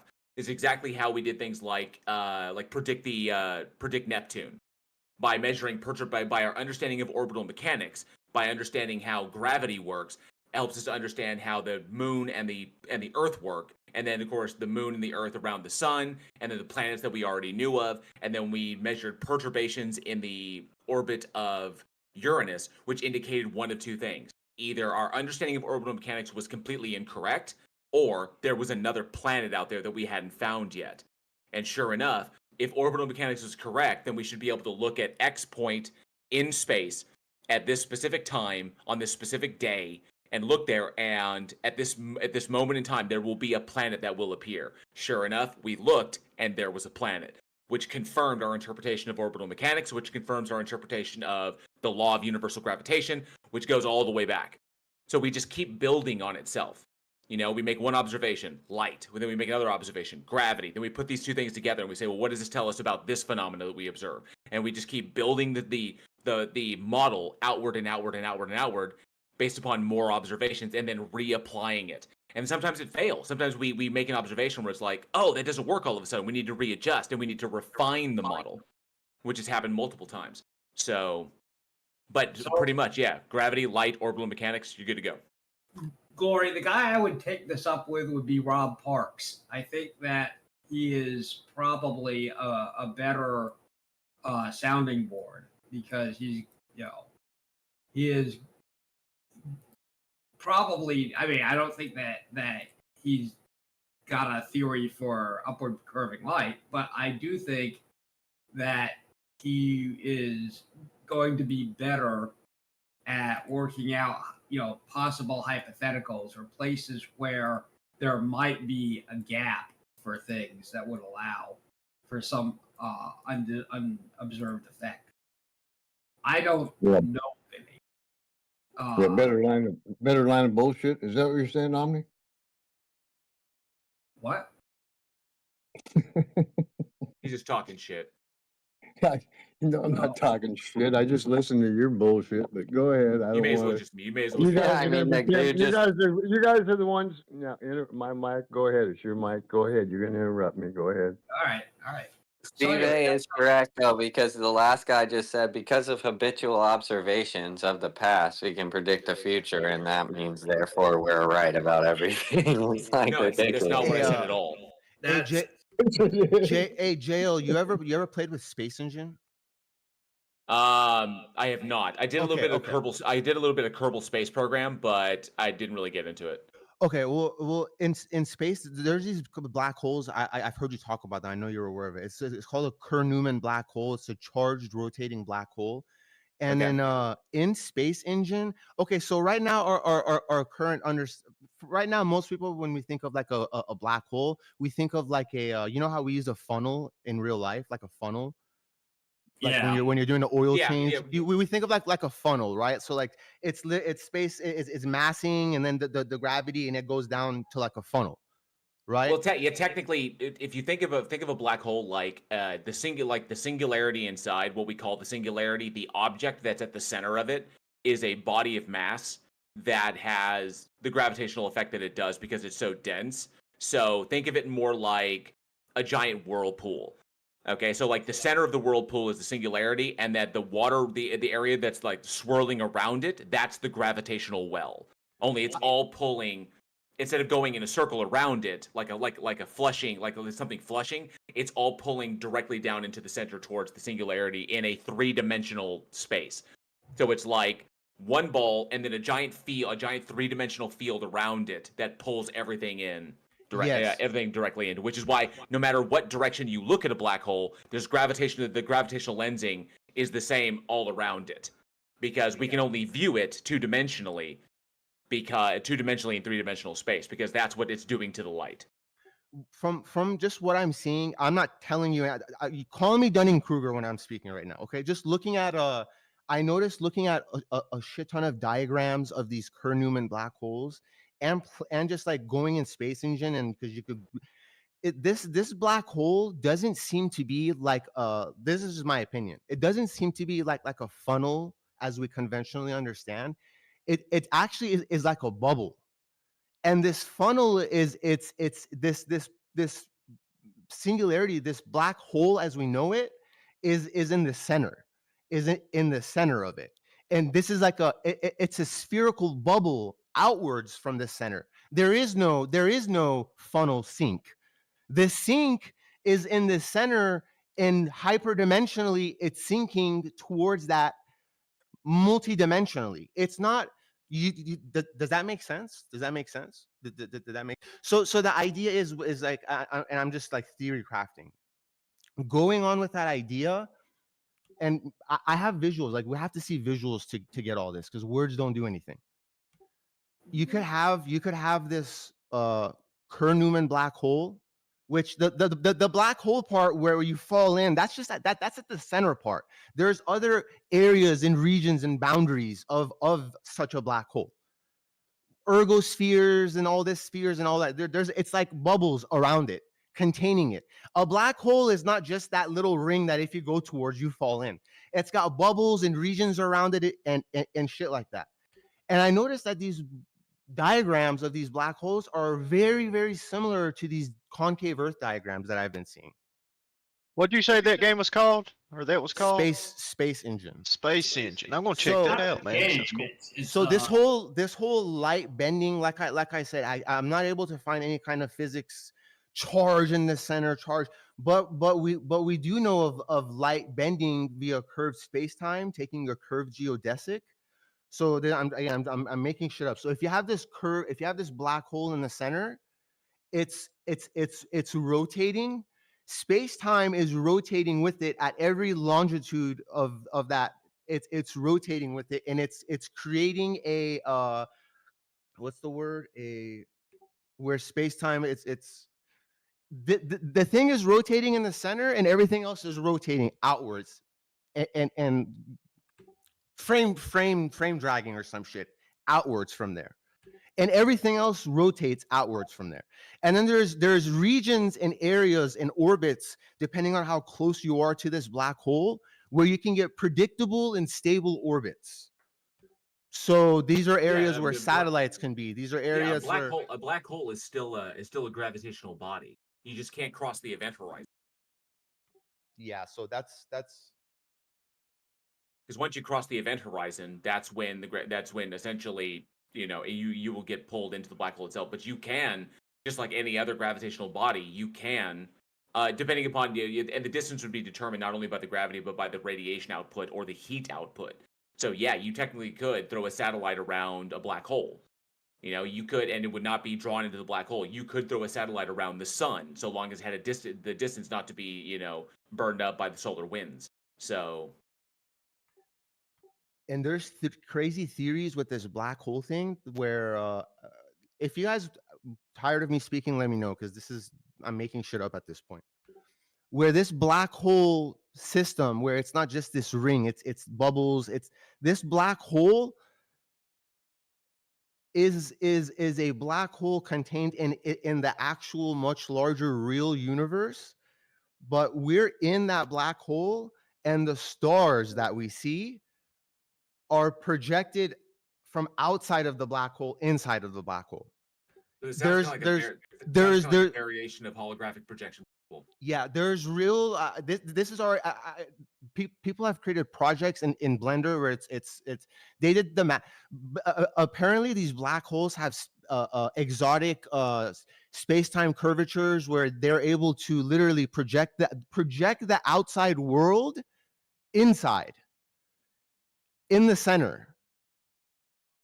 And those are the stars that we're seeing. So maybe in this setup, in this view, we could that's all. I don't know. I'm Dunning-Kruger, so like I said, I think Rob Parks is the guy who would be, because he is his area of research is certain kinds of stars. I don't think it's specifically goes into black holes, but you know, but he would be the guy I would bring this.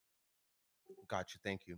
And I think he's got, you know, a pretty good imagination, so I think that he won't have a problem with the concepts. The key to being a good baller. Did you say Professor Parks? Yes. Imagination. Yeah, he said imagination. I'm working on something that has to do with stars too, working on a video, but it's something completely different. It's not about flat Earth, but it's to do with stars, so I can maybe hit him up too. Yeah. Okay. Well, I know, but I'm Your just saying I imagination. can maybe hit him up for something completely different. But if he has Oh, knowledge yeah, in yeah, that field, yeah, if that you would have be good for me too. So, good deal. Okay. Well, yeah. I mean, that's my recommendation. So Black holes. yeah. Interesting. Yeah. Where do you get those pictures, Gatekeeper? What's Which that? ones? I was asking Gatebreaker, where do you get those photographs? Which ones? Well, you got the spirals, the one you're talking about, right? Which one? You The posted green a couple one? of them. It's all from Google. How many you got posted here? I gotta look now. You had a couple of those Ken Wheeler type of photographs, right? Yeah. Yeah. Did you see Ken Wheeler do his demonstration by chance? Yeah. Cool. Yeah.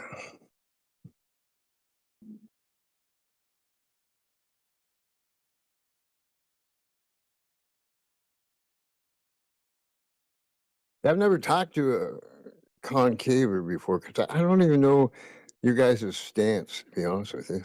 So I don't have any. I really. I don't have a preference on anything other than it's not really what they told me it was. Anybody here want to prove, try and prove their God exists? Yeah. Let's go to fucking religion now when we're talking like, how God exists, right? We don't need to bring up God, but we are talking about his creation, right? So why do you need to invoke him? Because you just said it was his creation. No, I didn't say that. You did, asshole. No, you See, just that's what you said. guys do. You Because we're fucking, talking about his Hey, creation. listen, partner. You interrupted me yesterday. Now you're not going to do it today. Okay? I will if I need to. No, you won't. Yes, I will. No, you won't, because you're a piece of shit. And I won't let you. I haven't insulted you yet. I don't care. No, you already insulted me right to the bit. You've already insulted me to the bitter end. Okay? So you're nonsense. Yeah, Omni. Yeah, you're gonna mute me, Omni. Fucking crybaby. No, I'm not a crybaby, dude. You're the one already interrupting. I'm not. So if we got something to say, you got something to say, go ahead. and say it. Warren, no, don't. You're the one that just invoked There's God's creation. no need to turn to keep turning the dial up on this. Omni, I didn't insult him. He insulted me. Yeah, but you don't need to interrupt him. That doesn't. There's not going to be this overpowering need to interrupt him. So just chill. So yeah, he invoked it. I want someone to demonstrate that their God I was exists. trying to get some communications with the concaver, and obviously you're not a concaver. So that's like you being unknowledgeable about it. The best thing to do would be to shut the fuck up. So, yeah, so thanks, Omni, for not calling that out. right now I'm more concerned. That sounded like crying. Right now I'm more concerned that you are like, I'll interrupt you if I need to, which means that you are asserting that you're more important. Your need to interrupt him is more important than everybody who's listening to this. No, that's not at all. You're Not at all. God-powered, If he right? misrepresents me, or if he takes something that I said out of context, or if he screws it up, or if he tries to gaslight me, I'll interrupt him. Well, I don't think he was trying to do any of those. I don't think he was talking to you. And I'm going to go a step further, which is... Actually, he was, because I'm the one who posited somebody talking about the God that they believe in and proving that it exists. And he's the one that responded to that directly. Yeah. So yeah, I initiated the conversation. Yeah, He after you responded got on your me. nose into it. Yeah. After you poked your nose into it with a lie, let's invoke God when we're sitting here talking about some physical world. So we don't need to. So I think that he was responding to it to say, I don't want to have that conversation with you. That was what I got. Yeah, we're talking about some physics. Okay, then he doesn't have to respond to it. Someone else can. Okay, somebody else can. now but you're he determining also- what. Oh, he still go ahead, gets to Omni. talk. Okay, So we're well, I talking was about light. speaking. We were talking about light. I'm pretty sure everybody in the room was talking about light, weren't Okay, we? yeah. So, okay. Weren't we? Stars, light. Yes. Yeah, I guess so, yeah. Yeah, we were. And then I was trying to get the concave guy, which I don't have any knowledge of their philosophy on it or whatever they bring. Hell, I might be a concaver myself. I don't know. I'm just not a baller. Yeah, okay. We can't all be ballers. Explains a lot. No. Yeah, you don't have much to offer, dude. It takes some education and integrity Exactly. to be a baller. Knowledge and wisdom, we call it. Take knowledge and wisdom to be a baller. Yes, yes. No, it doesn't. That's great. It's imagination. Oh my God, you guys are so funny. I'm in agreement with you. It takes knowledge and wisdom to be a baller. Yes, I think we have a point of agreement. I don't think so. Okay, well, You guys don't like physical facts. You guys still got curved lines and being level. I mean, my God. That is like probably the dumbest thing I've heard you say. Yeah, exactly. That's what I'm talking about. And the fact that you don't realize how dumb it is, it tells me everything I need to know about you. Oh God, you guys, too funny. Because you talked about two things that are not related to one another, which is just Level, hilarious to me. level and curved aren't related to light. I got you. No, and the two concepts that you just brought them in the context of that sentence you said, those two things are not related. Yeah, you're perfect. You're talking about two completely different fields. Yeah, we know you're a word wizard. Good deal. No, I'm just more educated and intelligent than you. No, I don't think so. Really? Okay. What's the difference between? What's the difference between necessitarianism and regulatory theories? Hey, Steve. Steve, what's the difference between necessitarianism and regulatory He's not theory? going to control this conversation. Steve, you just made a comment. You You're not commented. gonna I'm control replying it, to your fool. comment, Steve. Stop You're crashing not gonna out. I'm control the replying to your comment. Yeah. What is the difference between necessitarianism and regulatory theory? Can you explain the difference between A series, B series, and C series to me? Listen, sunshine. What's the Kármán line? Is a level line, does it curve? Please answer. No, because by definition, level is literally perpendicular to the gravitational pull of the Earth. Oh, so it doesn't curve. Is that what you're telling me? Yeah, we never said level does, because level is the definition of being is a line perpendicular to the gravitational pull. Right. That's what level is. With the plumb bob pointing to the center of the Earth, correct? Yes, it's level. It's perpendicular to the gravitational pull of the Earth. That's how the bubble in the level works. You're normal. Nothing wrong with you. That's what level is.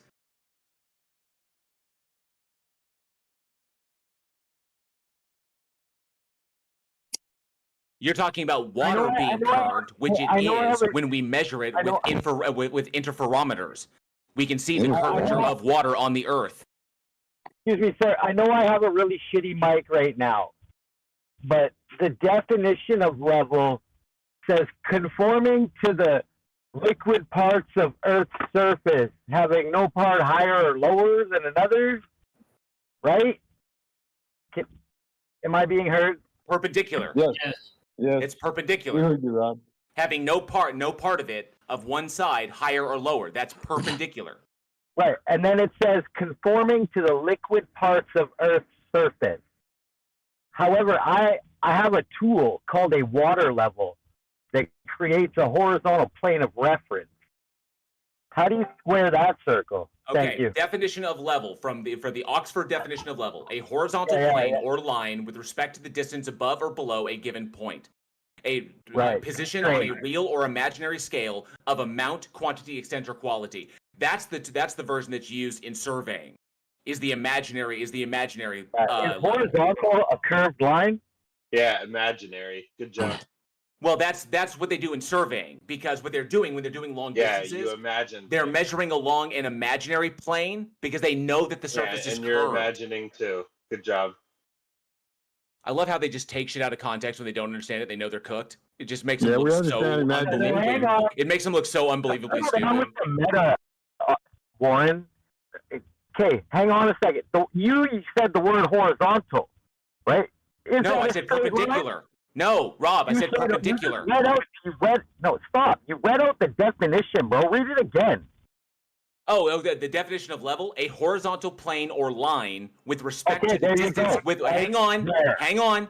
Right with there, respect, the line, Rob, guys. shut up. Yeah, do you know what context is important? Rob, the Hold on, context this guy is doesn't know what important horizontal means. with respect to the distance above or below a given point, meaning perpendicular. Right. Is horizontal a point or is it a line? It's a plane. Okay, so horizontal. It would be a line or a plane. A point would just be a point. Right. There you go. So what the hell are you talking about? You're catching up for once. A thing is perpendicular. It is perpendicular. A level is perpendicular. Right? A level measurement is perpendicular to the gravitational force of the Earth. Yeah, no, to a vertical. That To a would be at vertical. a point. The vector is the gravitational pull of the Earth. And a plane. Yeah, you don't know the difference between a point That's and a plane. the vector. The vector is the gravitational pull of the Earth. Yeah, we all know you could chant But you're and assuming. your textbooks. So We're not well, assuming because we can measure it and we can observe it. Yeah, and a But you're level not thinking for yourself. surface. A level surface is the equipotential. Good job. A level surface is the equipotential surface, which is a portion of sphere. Baseless assertion. A level surface is a okay. So going by in mathematics, level Just surfaces. ignore the horizontal plane part. It is because it's describing something that's perpendicular, Rob. You're wanting to cherry pick, and I'm trying to stop you from cherry I'm not picking. cherry picking, bro.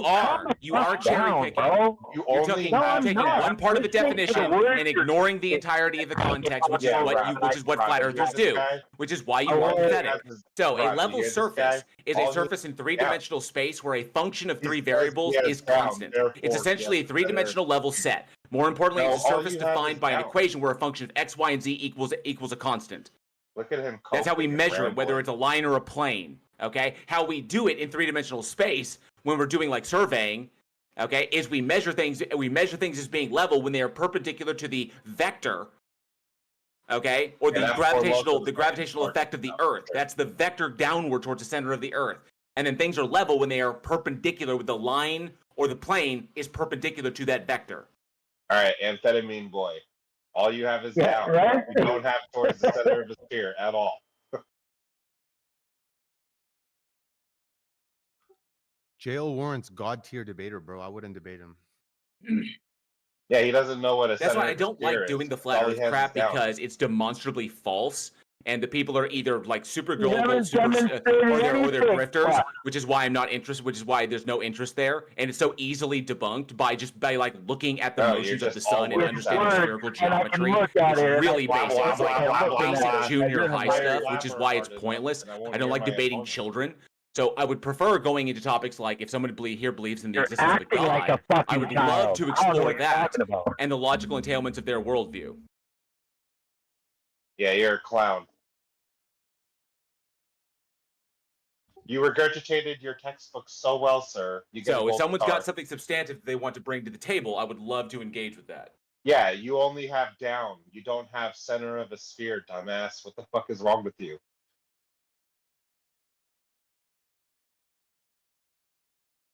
You're not comprehending reality. So when you say that gravity is pointing towards the center of a sphere, all you have is down. You don't have center of a sphere. Idiot. Stop imagining things like you claim I'm waiting for yourself. someone to bring something substantial to the table. How about Yeah, you you're bring a clown. something and just say, yay, sphere. Yeah, spherical geometry defeats your entire Yeah, worldview. reaffirming The model that we have that imaginary makes model. simultaneous predictions Because upon you have across can I multiple tell you- fields using our alright. understanding of gravity, orbital mechanics, and light. So no, sorry, I you have no understand. you have no argument. The Hang Earth on is a a sphere. second, guy. Fucking deal with it. Okay, I'm going to deal with it this way. Spherical geometry. Yeah, I know that your life sucks Two-dimensional. and you Yeah, want yeah, to you blame want it. somebody Yeah, for it, but yeah. it's not the government's fault. Now let him respond. Let him respond. Let's just focus on the world models. We don't have to focus on each other. You Just want the to world models. attack my person by saying I have a shitty life. I'm sitting in a fucking Jaguar XJR I don't right fucking now. believe you at Fuck all. you, man. I don't. Like, and no one believed. I'm sitting in my Jaguar. No, you're not. You're sitting in your fucking Dude, room. you sound like you smell I like. didn't say my Jaguar, but I'll take a sound screenshot horrible. right here. Go on I bet camera Yeah, right just now. pull a screenshot from Google and just throw it on there. Sure, go ahead. Let me put my camera on. I don't fucking believe you, Rob. There you go. There you go. Jaguar. Look at the screen, bro. Jaguar. There's So the I'm hood. waiting for someone to There's bring the something substantial to the table. Yeah, Oh, you got fucking smoked. No, dummy. you're a crybaby who wants to blame everyone else for the problems in their life instead of simply accepting the reality of what it is. Yes, nice car, Rob. Nice car, Rob.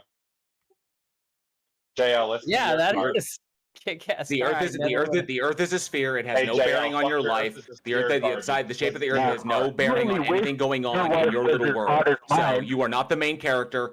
Deal with the fact that the Earth is a sphere, and just get on with your life. So This guy let's sounds go like to the he let's go to fucking the undergirding issue right there. watching People horror believing in a god, because that's like the biggest, one of the biggest issues facing us in this country right now. Yo, Yeah, we gotta do better. The Are you globe married, model, sir? the globe model's tough, man. You gotta have something better to beat the globe model. It's You do. I mean, there's only one way to break it. There's only one way to break the globe model. Take all of the predictions we make, the novel testable predictions that we make, utilizing our understanding of gravity, light, and orbital mechanics and spherical geometry, and then use a different model to make better predictions and more accurate predictions than all the ones that we currently make. Hey, your That's head is why so there's far up all your the own stress ass. on flat It's so earthers not worried. having a model. It's Yeah, your important head to is so have far one up your because own that ass, model is what makes blabbing novel all your testable delusional predictions crap. and allows us to gain more information about the system itself. If they can't provide that, they have nothing. Look at all the fucking mental gymnastics you do because you don't have a globe. it's not about him, man. It is what it is. This is why Simon Dan doesn't debate flat earthers, because it's freaking pointless. Because he knows he'd get. There's nothing to be gained completely from it. bulldozed. You watch Simon. Toon Dan, does it to you're make a fool out of fucking all of y'all. retard. You watch Simon Dan. You're a fucking. Globers is funny. He gets all of his debunks from Simon Dan. Everybody. I just want to say, Rob, if you can afford that car, come on, man. You can afford a better mic. Maybe he Oh, can't no, I because got a he better afforded mic, that but car. they're charging right now. I do have new headset, and it is better. I've been told it's better, but it's charging right now. I will switch once it's fully charged. I can attest to that. It is much better. Glober model's That's tough true. to beat, you guys. Even the Glober model has what appears to be upturned edges. Even that is not going to be enough. So I don't care if you guys can't see it. I could see it, but the Glober model explains it. So refraction explains it.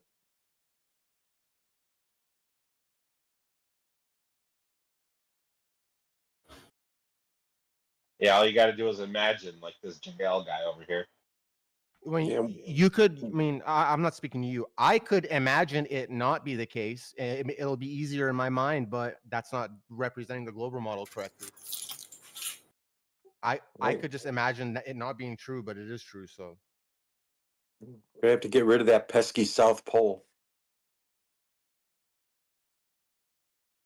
All four of them. Yeah, there's only one geographic.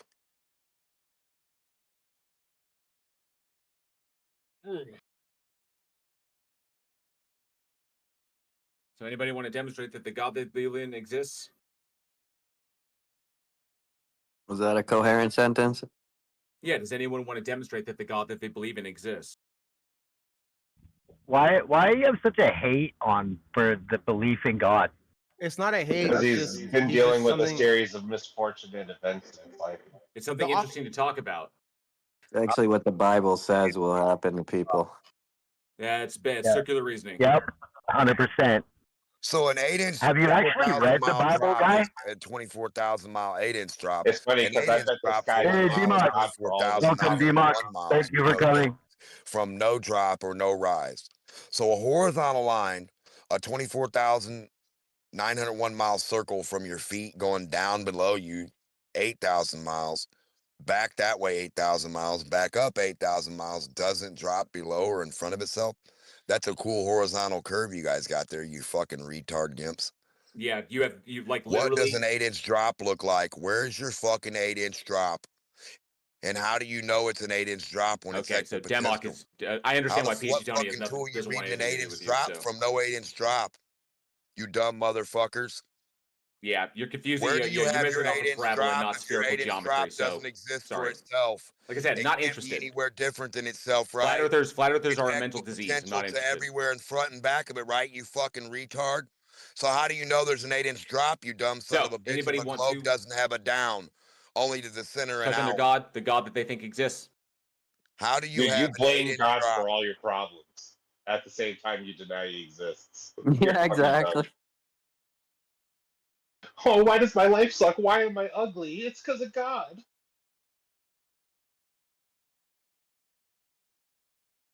I wouldn't say flat Earth is like maybe that's your opinion that it's not an interesting topic and that's fine, but like it's been shown like in one of the busiest servers here to be the busiest room in that server. Amen.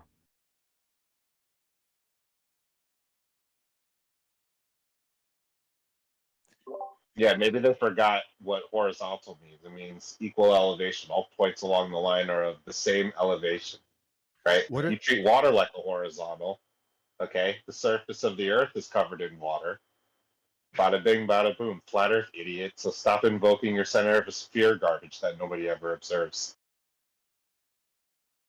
What if there's a channel called Don't Cry, and people join in there when they want to debate at high level without a moderation?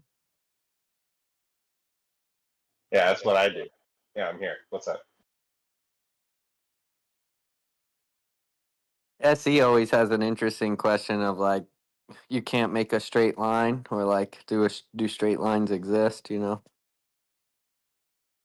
Yeah, on the globe model, you're flying in 10 different directions at the same time. So anytime you try to make a line, it's going to be curved in actual space. Which is dumb as fuck, because clearly you just drew a straight line.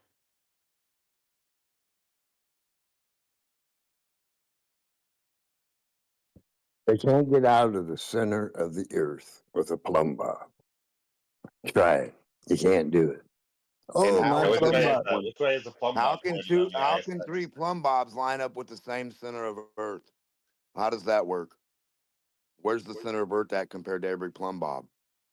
Yeah, let's say you bring a plumb bob on the ISS. Which way is it pointing? No, fuck your retarded ISS, you dumb son of a bitch. That don't even exist. Where is the 8-inch drop that doesn't exist? An 8-inch drop on land. Somebody's got to have it. This 8-inch differential, physically, that you can put your fucking hand on and sit on, retards. Because your whole body's not even 8 inches fucking thick, retard motherfuckers.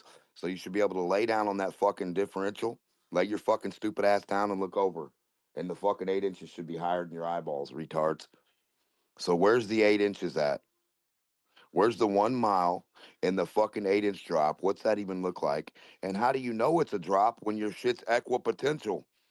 When planes can fly 24,000 miles or 8,000 miles down but not go down?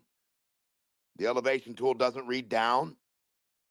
Are you fucking kidding me? And it doesn't read up when you rise 8,000 miles back up?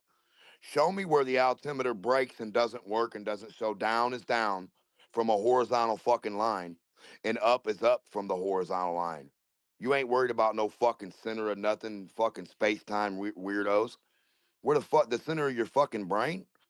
No, the fucking horizontal line, every spot on it, it's his own center with the vertical. That's not a globe. A globe doesn't have horizontal and vertical lines. They're the same fucking dot. Retarded motherfuckers. Globers don't even have a fucking horizontal and vertical line. They have a dot. If you put a square on a fucking dot on a circle, the dot touches the square. The center of the square has a focal point circle dot. That's where they touch. The sphere and the square or the horizontal only meet at a dot, you fucking retards. There is no horizontals on a sphere. The horizontal is the cube where it floats, the corners float away, and the rest of the horizontal ruler floats away from the fucking ball. Zoom in on it, retards. Thank you, Demok.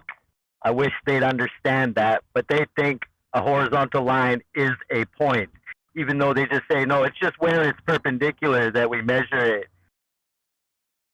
That's not what they're supposed to be doing. They're supposed to be proving a not. They're supposed to be proving a fucking diverging away from the other plumb. Crazy amounts. Every fucking one you put after the first one.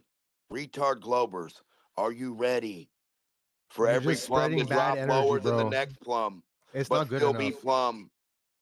T-Mock, it's Hello, not good enough. nothing boys, nothing burgers. Do we got our 1,000 plumb bobs ready? Nothing burgers. Do you have the Steelman version of the horizontal level line with water on it? And the Steelman version of the horizontal fucking curve? So you don't have an 8-inch differential nowhere? Clearly an 8-inch drop can't be a fucking horizontal line, can it? It's even worse because they don't claim a plumb bob points to the center of the Earth because the Earth is spinning, so it's a little bit off. It doesn't matter what they claim. There's no way to get a reference on how a ball works without a fucking ball, first of all. So you don't sit stuff on flat Earth that ain't doing what a ball does, and then keep telling us we're on a ball. That's their retarded fucking conundrum to begin with.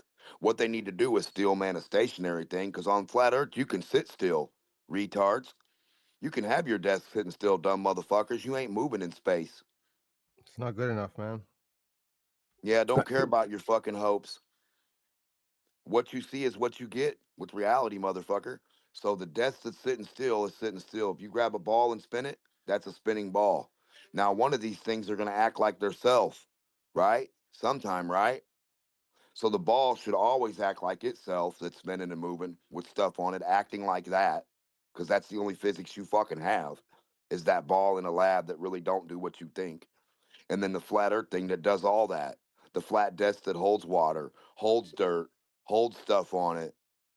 You're not gonna fly off the fucking desk. You don't need to. There's no space gravity. The desk ain't going nowhere. It's flat, stationary, motionless. There's no space underneath your desk. Just worry about the fucking top and the water. Now, if you can dig a hole, stop doing anything else. Just keep going with that fucking deep diamond mine. Keep going, keep going, keep going. Dig through the earth. Until you do, shut the fuck up. Don't nobody know what the fuck is down in the earth or what the earth is. Or if there's a fucking part where you can dig through and start going to space. Fucking dig down to space. Get the fuck out of here. Dig down to up. Where the fuck, how long of a line do you got to make for it to be up on a globe in the ground? For your altimeter to start reading, you're going up. Yeah, And which why way isn't is it up acting? at the There's center? no way towards gravity. It's not going up towards gravity anytime. How does gravity know down or up to itself or away? How does it differentiate in space? Tell me. When there's nowhere around you, everywhere is everywhere. You're the only relevant point in fucking space. So if you point out that way, you're supposed to be pointing up to fucking stars, to Jupiter, up in elevation. But guess what your arm's not doing? It's not increasing 3 foot in elevation. You're sunk. You cannot be on a ball physically. None of your shit adds up, Globers. Not a fucking inkling of it. You fucking retards think fucking up starts down that way somewhere? Are you fucking stupid? Up starts every single dot that is up. Up is defined by every dot that becomes up away from the starting point. Wow. Up is every part away from the starting point, not wow. So if you got a cross and you throw it in space, motherfucker, Wow. the top part's up, the bottom part's up, the left part's up, and the right part. Are You you sound retarded? stupid. Shut up. So the cross in space, the center of the cross is your gravity, fucking retard. Space. What space? Don't care. Stop asking dumb fucking questions and pay attention. In your mind, imagine there was Is a the thing called ISS space. real? Imagine, no, this isn't real. It's an imaginary process for globers to comprehend they're retarded. Like your So brain? they got a cross ball in space. They got a cross in the center of their retard ball. And one part of the cross is vertical. The other part's horizontal and the other part's vertical down. How come your globe doesn't have horizontals and verticals? Globers. What's a horizontal line and a vertical line on a globe? Globers, time to fucking teach. Time to teach all the kids your horizontal and vertical lines on a globe from the center out. You explaining Somebody what mod teaching him, down please. He's is fucking them. annoying. Why? Why is teaching you annoying? You should get your kids and listen. A dot is your horizontal line on a My globe. children know The what same they dot is a vertical. know.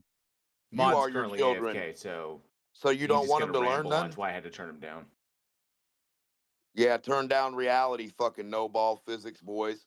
Got your own magic physics somewhere in your pocket and in your fucking head, in your brain physics. Your buddy There's agrees no with. fruitful way to engage you, man. My buddy agrees Hey. with the physics in my head. We agree balls do ball stuff somehow. Who was so smart? 591 pi. 52 1 r squared over tangent. Cosine 2 1 red blue. The fuck out of here. Do you believe me, Todd? Please believe me. Please believe me, other retards in the room that have no fucking clue what the fuck they're talking about or sticking up for. Sure wish we had some real physics people that really liked real physics and had a real flat thing in their lab. Manipulate that variable and then a real spinning ball. Put your fucking cat toys on there, your plumb bobs. Motherfuckers. Let's see what a plumb bob does on a real spinning ball. What's it do? Globers don't know what stuff does on a real ball. They only know what it does on an imaginary ball. Too big. Too big to know. Too big to do, but they know. So big that they know, but they don't know because it's so big. But then it's so small they don't know because it's so little. The Earth curve's so little because it's so big. So 8 inches, what's that look like, Globers? An 8-inch drop with a square on it. Put a cube on that. Could you please? See, these guys are just confused, Demok. They're so fucking lost in their stupid imaginary shit that they don't hear you explaining what down is. All they need to do is steel man the horizontal line on the wall and show us how that's not equipotential and equidistant, and show us their curve is. Show us how their curve is equipotential to fuck all, to any actual object in reality. Equipotential distance. Yeah, you know what that means, right? That means you got an 8-inch drop that doesn't exist. You wouldn't be able to tell it dropped. What are you using? No The one's center of con- gravity from the center of gravity from the circumference to the fucking radius? What No the one's fuck are you contending using? you, What's bro. different in their model? Every D-Mock, dot no is one's the same contending dot. you. You can have your flat Earth. Just keep telling us about it. No one's countering you. You've destroyed the globe. Tell us about flat Earth. Okay, flat Earth is beautiful, and the sun and the moon when you go up, like Katy and Perry and them when they went up in the air supposedly, the moon looked like a little bitty marble, like a fucking speck dot. There was no stars. There's only a moon and a sun and an Earth to look at. That's why she kissed Earth. There ain't no fucking other planets to kiss. What else you gonna kiss? A non-existent fucking black space of velvet with no twinkly UFO, space meteor, comet lights? Was it did they go during the day or during the night? I don't really give a fuck what the weirdos did. They could have fucking went in the basement for all I know.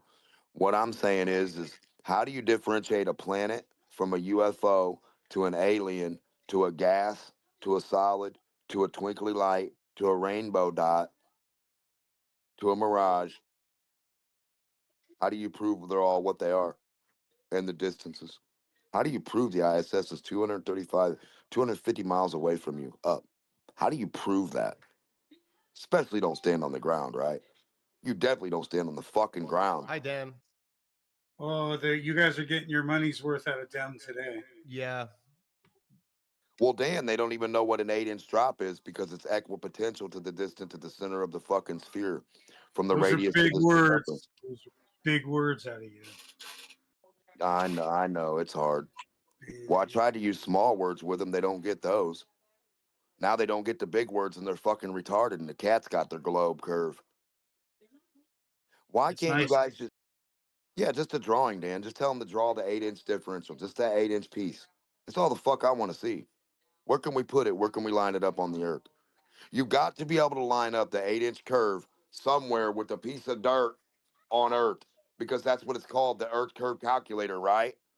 So somewhere this calculation has to fucking be lined up like a cartoon drawing or a fucking protractor. When you look at a basketball and back it up, they match eventually. Curves match. Where can we match this fucking arc? You know, it's funny for them to say that our lasers must be arcing. We would have to be pointing them upward. Otherwise, that arc would just dive into the water. So yeah, but listen to I don't this. see how a level shot could be making the arc shape and still hit the target. It's not an arc. It's a diverge and convergence. It's a pyramid pattern. From the tip outward, Dan, it's an angle that way. Each part of the angle of the light, like a fan. You know, like a peacock's feathers. From the source of the light outward. Like you know what geisha fan, when you wave the fan's got the little lines in it going everywhere? That's what it does. Right. It doesn't So necessarily, yeah. So be honest, the only way that they can be correct is that if our diverging beam is considerably taller than we imagine, and that the No. vision of the other side is only seeing this elevated convergence point, that it's Yeah, not the seeing angle. the source. So Yeah, that it's like means if for the source to light up, something's got to be bending or we wouldn't see the source. The source it's is the in view. it's the angles. Like you know how they say the center of a sphere and outward and all the lines are vertical and horizontal? That's what the light would be doing. The light is the mathematics of their idea of the sphere in general too. See, from the light source out is a circumference and a radius, right? From where the radius hits. So if you're a human and you're sitting there looking at the radius of the light, you're thinking it's curved and bending because each little focal point, each dot ends where it ends. But each other dot is angled out, like you got a horizontal and one that will go under, and they all angle diagonal, diagonal. There's only one vertically pointing at your eyes perfectly. The other ones would have to be diverging and converging up at an angle, just lines straight from the source to you. A line, just a million lines up, just spreading apart, spreading apart, spreading apart. You see what I'm saying? Like the Yeah. hand, like the dots on the clock. That's how it happens. It doesn't necessarily go S patterns up and down and up and down. You know, it doesn't fucking bend like the way they declare. No, not at all. They're claiming we're in bent space time. So how can So where's anything the be sun? straight or bent? So where's the ISS? Where's the sun? Where are stars at? Where's the UFO in your backyard when you see it? Is it on the other side of fucking Australia? What are we talking now? How far does a UFO light bend or refract? How do you know aliens don't have super technology to refract their light to where their spaceship is really in Florida, but you see the light in Australia in your backyard and you record it like, it's a UFO? But If the I see a UFO, contrail going over my head north to south and it covers the whole sky, and I go, look, it's it you're looks looking at like it's Australia. setting, it looks like it's setting in the distance. Like it rose and set. But it doesn't. And say that that's the curvature. But if I see it from the side, like say 20 miles away, it still doesn't look arced, even though I should be able to see a contrail east west, like in a different direction that I'm looking, or instead of going over my head. If I see a contrail, the contour of the sky should show up. It really should. The clouds should be arcing and curved Yeah, all around they should. everybody like a dome, and they aren't. There's no They should. clouds that away. You can't reach a cloud. You can't reach one fucking 2 foot in elevation or 8 inches in elevation, pointing your finger that way for thousands of miles.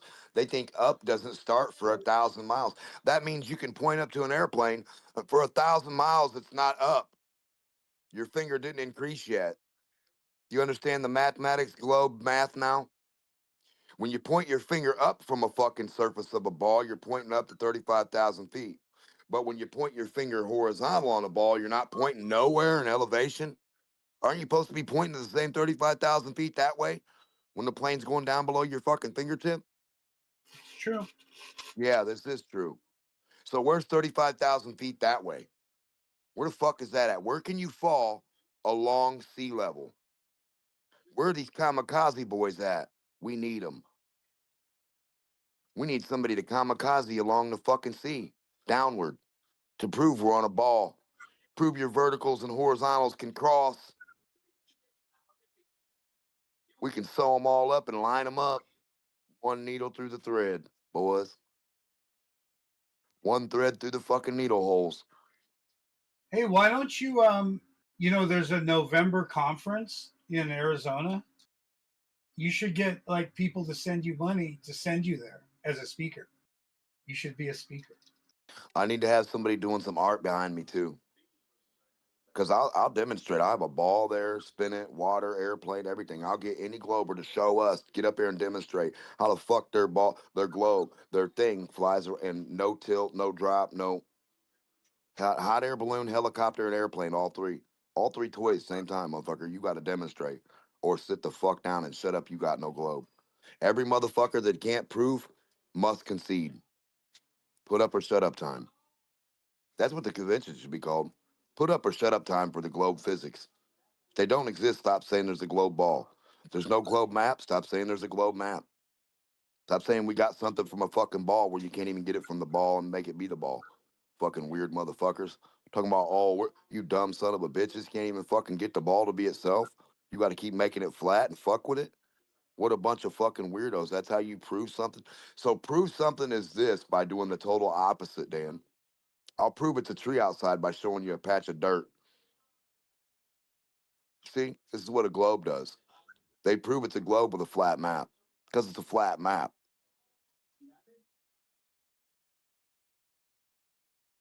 Oh, but they took that from a ball.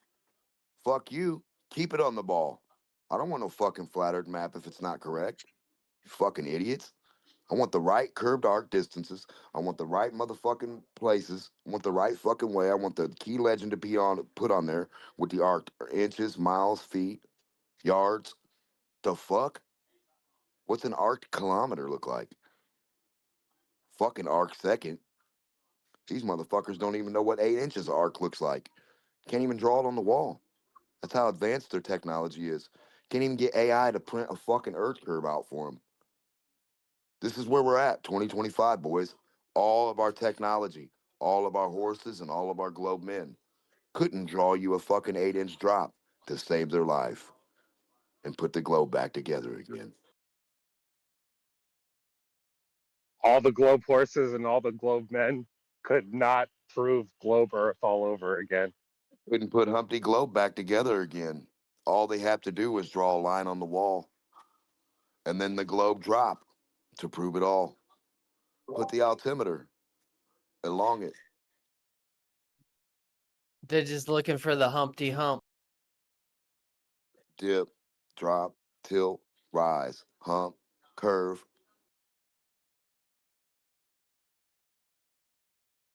I think Humpty Hump would have made a good president. Like a Humpty McHumper hump face or something. Just the the look, the sound, the attitude. I think it is a good form of authority. He's so original. Donald Hump, you mean like? Yeah, exactly. Do the Trump. What the fuck?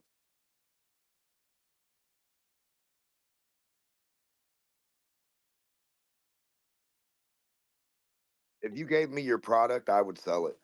I don't give a fuck. Yeah, that globe crack got to be good, man. I'm just saying, if you give me a product, I'll sell it like a glober. I'll show you cartoons. I'll give you evidence that doesn't make any fucking sense. I'll ask you dumb questions that have that they ain't got any bearings on me proving fuck all. I'm never gonna do anything but ask dumb fucking questions and say, well, everybody knows this. Because people just know stuff. They just know. They're just born. Hey, little Bobby out of the womb. You just know globe? Yeah. You know the math? Yeah. Globe. Globe, globe, globe, globe, gravity, globe. Yeah. Horizontal line is a curve? Yeah. Oh, you're smart, little Bobby.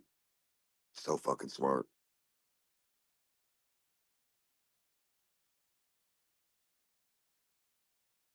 A guy I think told a the guy. stoners should take over where the flat earthers failed. In other words, like, unless you bring me weed from the moon, unless you grow moonweed, I'm not convinced that there is. No, we Like, need you Coca-Cola use on the weed moon. as the standard, you know. No, a If you happy can bring face. weed from there, it's legit. No, put world peace on the moon. Put a happy face on there. Why wouldn't you put? Moonweed. I just Why want would? moonweed. Why wouldn't you put no DOD on the moon, or live long and prosper, or the world is one, or like what, you know, like what the fuck would be the point of you going there and not making the moon a message itself forever? Like, why wouldn't you set up like a little display thing to where it displays a fucking thing so big and it shoots it on there all the time like a laser show? The fuck?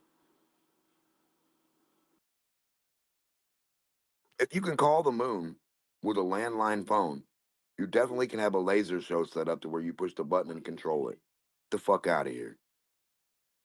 Especially if they're sending signals to the moon, the dumb cunts. Now what, they can't send signals to the fucking moon? Fucking retards. Oh yeah, we could send them. Oh, but it's so weak it won't do nothing. See, that No, call should have had a 7-second delay, did it? That Nixon call should have had a delay. that call should have fucking not even been happened. It should have been so choppy, they would have been better off using the CV. What the fuck? Why wouldn't they just Hey use the everybody, CV? it's me, Stella Luna. Is that good? Is that a good Hey, thing? what's up? That I'm Stella Luna? Well, I don't know. You interrupted them like you had some action going. What do you got? I think Nixon was a reptilian. He was a creep. I don't know if he was human. Yeah, I agree, but why do you He think? might have been human though. You mean just afraid of his son? Cold blooded? I shouldn't make fun of him. He was the last like Republican that would reach across the aisle at all or compromise at all, in my opinion. Okay, just cut me off. God, fucking nobody can drive around here. Sorry, I lost my train of thought. Go ahead. They might have to wasn't- poop really he wasn't- bad. You should have compassion for that person. He Whatever. wasn't physically attractive either. I don't think like he was appealing. You know what I'm saying? Well, yeah, but I mean, honestly, my president, I don't care what they look like. You know, it's do they get the job done? What job? Whose job? And the executive job, the top executive job of the Whose job is country. that? Who gives the The orders for president. that? Who tells what the job is or what it entails or what you need to get done? The founding fathers did. What? Some old wasn't guys my 1,000 decision, years ago dude. told you what to do today in 2025? It was like not even 250 years ago, but Oh fuck. I mean, You okay with what the founding fathers did? What the well, fuck? no, Slave but what people am and I going to be do about it? I'm one kill person. everybody and hold Oh, on. you're not? Hold on a second. I got this one. So you want to be George fucking Washington Bird, a fucking mushroom head motherfucker. You want to be the general, the captain, the president, and kill everybody. Be the slave driver runner, the farm owner, the pharmacia, the fucking Department of Defense. You want to be everything from another country to this country, and then say now nobody can be president unless they're from here. That's the most I didn't say any schizophrenic, dumb loser shit. I No, don't that's what want to George be any of Washington that. did. No, that's what he did. Oh, that's what George Washington did. Yeah, because you come from a different place and land here and then say, well, nobody can be a president here unless they've lived here or unless they belong here or unless they're from here. How the fuck could you even No. declare that when you never came from there at all? You should shut the I fuck agree. up. Yeah. I think our first 2 or 3 presidents were not born here. I don't remember. It was like Washington. Was it fucking John Adams after that? I don't remember, but He wasn't our first yeah. president. You don't know the first thing about what the Department of Defense and the CIA do or connect or how like certain things happen behind the scenes for people to be who they are. Nixon ain't got to be cute. He ain't got to be ugly. Fucking Stephen Hawking was in a fucking wheelchair but ran fucking NASA from a wheelchair and a CNC voice and a guy who never met him before talking for him. When he goes, He never worked for NASA. He had nothing to do with NASA. You're just well, conflating. listen, they use him right as their scapegoat puppet for information and shit, right? Somebody uses him, right? Nobody gets paid off Stephen Hawking's videos? No. No? Nobody, the owner of his stuff doesn't get paid.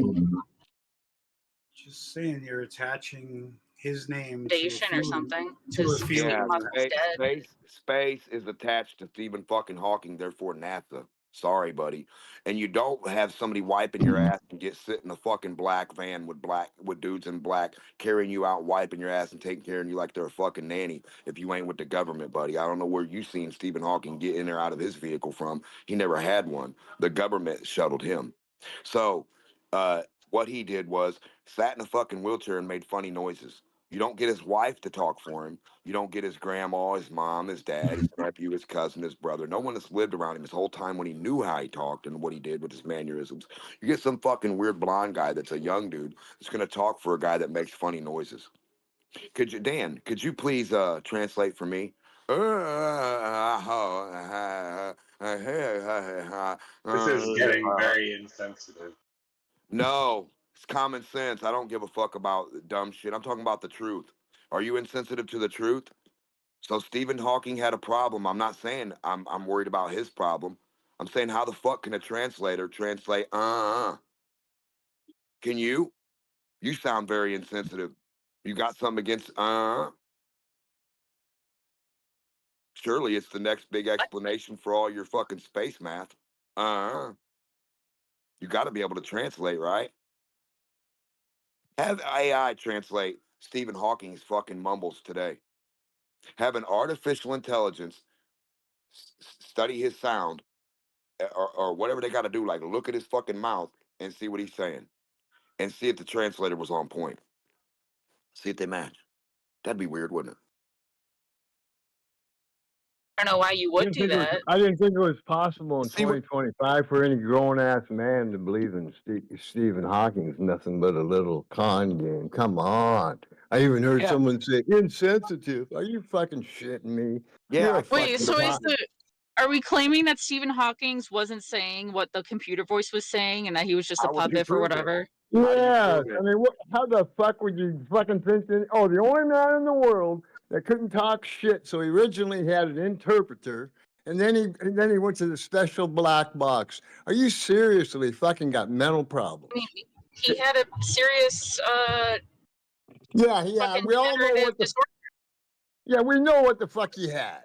Okay?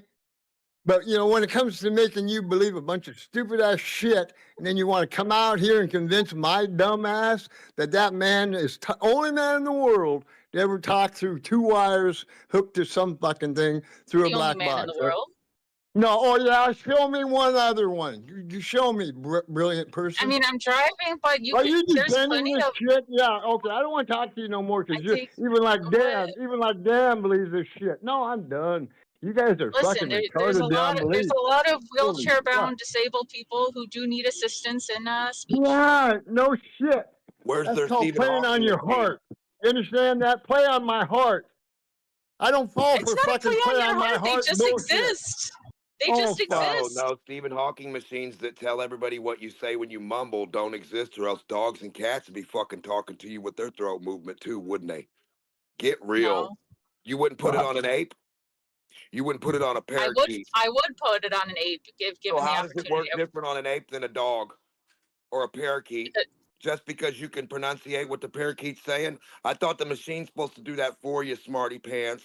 We have a problem here. Houston, we have a problem with our machine. It's not working. I'm saying you put the machine on your neck, make some fucking funny noises, repeat Stephen Hawking's noises, watch his videos hour after hour, repeat that, see if the fucking thing repeats what he says. Guarantee you won't. Oh, it's okay. You don't want to prove nothing or find nothing out. No, I would. I'll put the thing on my neck or whatever the hell he had. Where's it at? Where does it exist? How much does it cost? Can we get one?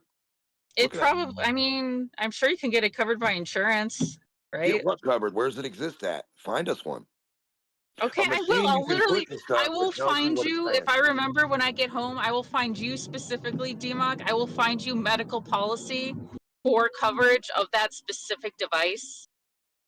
No, I want one of those devices. I don't want papers on it, like papers on distance to the moon, stupid. Evidence is the physical material for me, hon, not a fucking paper.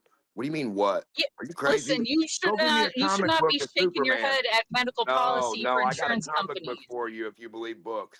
I'm going to give you a paper on Superman. I want you to fucking go read it and make sure that you pay me money because Superman's going to punch your head through your ass if you don't. Superman. Yeah, because he's got to be real because he's on paper, right? I can write about him. I can give you evidence, how much he weighs, what he likes to eat. He likes to take long walks on the beach and punch people's fucking heads in their ass. That's what Superman does in my comic book of facts. You don't believe it? I can give you the journal, the statistics, the schematics. I can draw what Superman looks like, tell you his fucking weight, his favorite supper, what hurts him. You know, come on now. Who's got better evidence, me for Superman or you for fucking whatever you're talking about? I mean, the Superman. device that helps Stephen Hawking talk. Yeah, I think I do have No, how more. many of them exist? Let's go ask all the kids in school who can talk about Superman and then who could talk about a device they've had from Stephen Hawking. No one. No one I've Any ever met in my child be life. able to talk about that, Have D-Mog? you ever Why would had any a child be able to device? talk about that? Have you seen the device you're talking about? This is what we need to see. We're not talking about your fucking hopes of a paper. We're talking about a device that you can actually go grab somewhere and purchase it, stupid, and put it on your fucking neck. Where's that at? Or your jaw? Can I get one, please? Does I mean, Elon if it have turns, one? when I find this and it turns out that without like health coverage, it costs like $4 grand, do I still have to get you one? You have to actually have the fucking physical thing. Fuck. What do you mean if you find it? What are you finding if you don't have it? Dog. You know what I Bigfoot? mean? Pictures of Bigfoot aren't going to help. You can't sit pictures of Bigfoot on my desk and say, look, there's physical evidence we have Bigfoot. No, you're going to need him in a cage, motherfucker. I mean, what the fuck? How is proof to you just pictures on a paper? I'm just saying that's kind of weird, right? The peer review can't be done like that. That's the dumbest shit I've ever heard in my life, and that's the problem here. Peer review's done like what you're saying. Hey, I'll call somebody and get a paper. Have you ever and shopped then you online peer in your review life, this thing. D-Mog? Have you ever got the item you're claiming exists? I will. Have you Watch ever me. done that? I will get it. I'm But waiting. have you? We're waiting. If you've ever We're shopped waiting. online, Yeah, I you don't are care. We're taking waiting. for granted that that Cool item story. exists when you buy it. So therefore, I can take for granted That's a if cool I find story. the actual listing of this device that I could buy from, Go buy some I stuff can off then Temu. extrapolate that it also exists. Go buy some stuff off Temu and fucking whatever, and they'll send you some wrong stuff. You'll get a little couch instead of a big one, and you'll think, man, that's the great couch I got and thought I was getting because it's so little and not big. No, it's not going to work out. No. You need the actual object. It needs to be what you claim, and it needs to do what you claim. Yes. For everyone. I will find it. I will find it. I will procure it just for you. Shouldn't be that In hard. hopes of Everybody what? should have In one. hopes of what? Procuring it for him in hopes of what? So I can yell at him in Stephen Hawking's voice. I want to hear the Temu version of Stephen Hawking. I want the Temu device. Yeah, I don't think I want to buy medical equipment off Temu personally, but who knows? You know, maybe that might be where the value is. You know, I've heard of like Helen Keller truthers, you know, the ones that don't believe she was actually able to communicate with anybody. But Stephen Hawking truthers, that's a new one. That's crazy. Some of these motherfuckers are fake and can probably talk regular, but they probably act like they can't. So Helen Keller was probably acting like she was retarded and stupid, but maybe could talk a little. She and maybe wasn't blind. intellectually disabled. She was deaf and blind. Cool stories. Never met her. Couldn't tell you. Well, I never met I you, know but I some know blind you're people. real. Well, you don't know anything about me or how I move around or see or do anything physically. You don't know Yeah, if but I I have a know you're machine real that I can though. talk with. But you really don't. I could be an AI. I'm not saying I am, but it's a possibility. No, you're not. You're not an AI. No AI could replicate you, I don't think. That's true. G-Mock, when you were in Gems, you always had kids screaming in the background. Where'd they go? Are they at school right now? Not my kids. Sometimes I'll be walking down the Dad. block or something, man, or doing something, and people look, man. You can't pay attention to shit that's not listen. Just pay attention to my voice and me. That's what I am. I'm me. I'm not a background. I'm not an outside. I'm not a barbecue across the street. I'm not a picnic that I'm walking past. I'm not a park. I'm me and my voice. No. that's real shit you just said. It's just that much.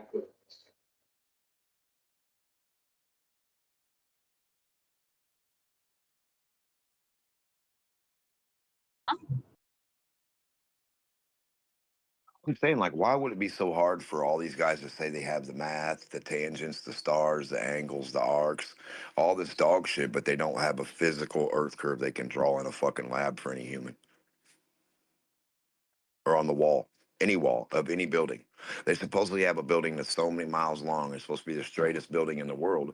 Well, how else would you know it's the straightest building or actual horizontal building unless you put the Earth curve against it and showed us how the Earth dropped down 8 fucking inches per each mile of that building's length? You've been shown that already. You just don't like it.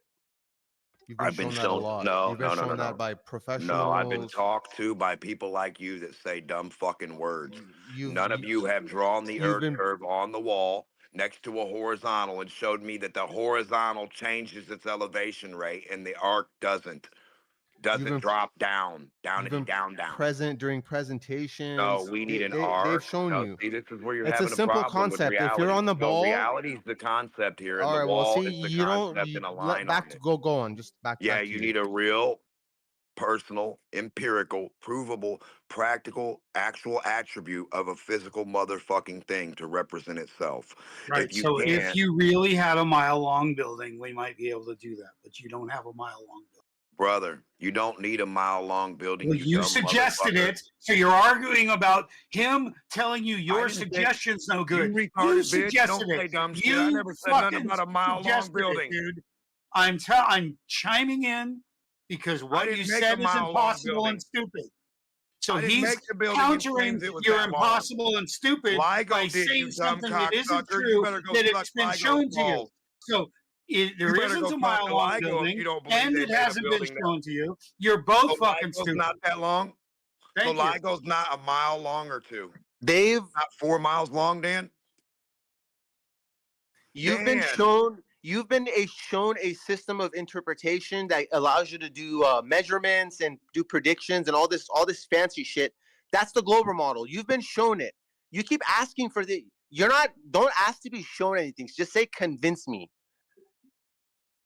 You're asking to be convinced. You're asking to be sold. If this was sales, you're asking to be sold. It's like a It's called a subjective. demonstration of It's a reality. subjective thing. No. If I tell you something, motherfucker, I'm gonna show it to you in your face. I'll grab you by the back of your fucking head and put it to your face and show you. You don't have to fucking believe. You've That's been what given. non-belief is about. Now, do you have okay, the earth D-Monk, curve you look. can put in my face? Any of you? Do you have the upward 8 inches, or does the Glober have the downward 8 inches? Look, we need you've one or been- the other. You've been given like No, I haven't X been many shown number- a line on the wall that has an 8-inch differential of anything. No backyard earth curve, nowhere. Somebody's backyard has to match the earth curve. You know that, right, dumb fuck? Whose backyard matches the earth curve? Pick out of all the billions of people on Discord that have been on and off of Discord. Somebody's backyard has to measure the earth's curve, right, retards? Between all of us, right, motherfuckers?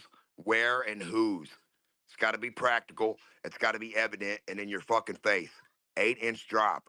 Fuck a mile-long building, motherfucker. That wasn't my point. My point is, since you have 4 mile-long This buildings, guy's not getting anywhere, you have Dan. a 4 mile long fucking horizontal along the wall and a 4 mile arc underneath it.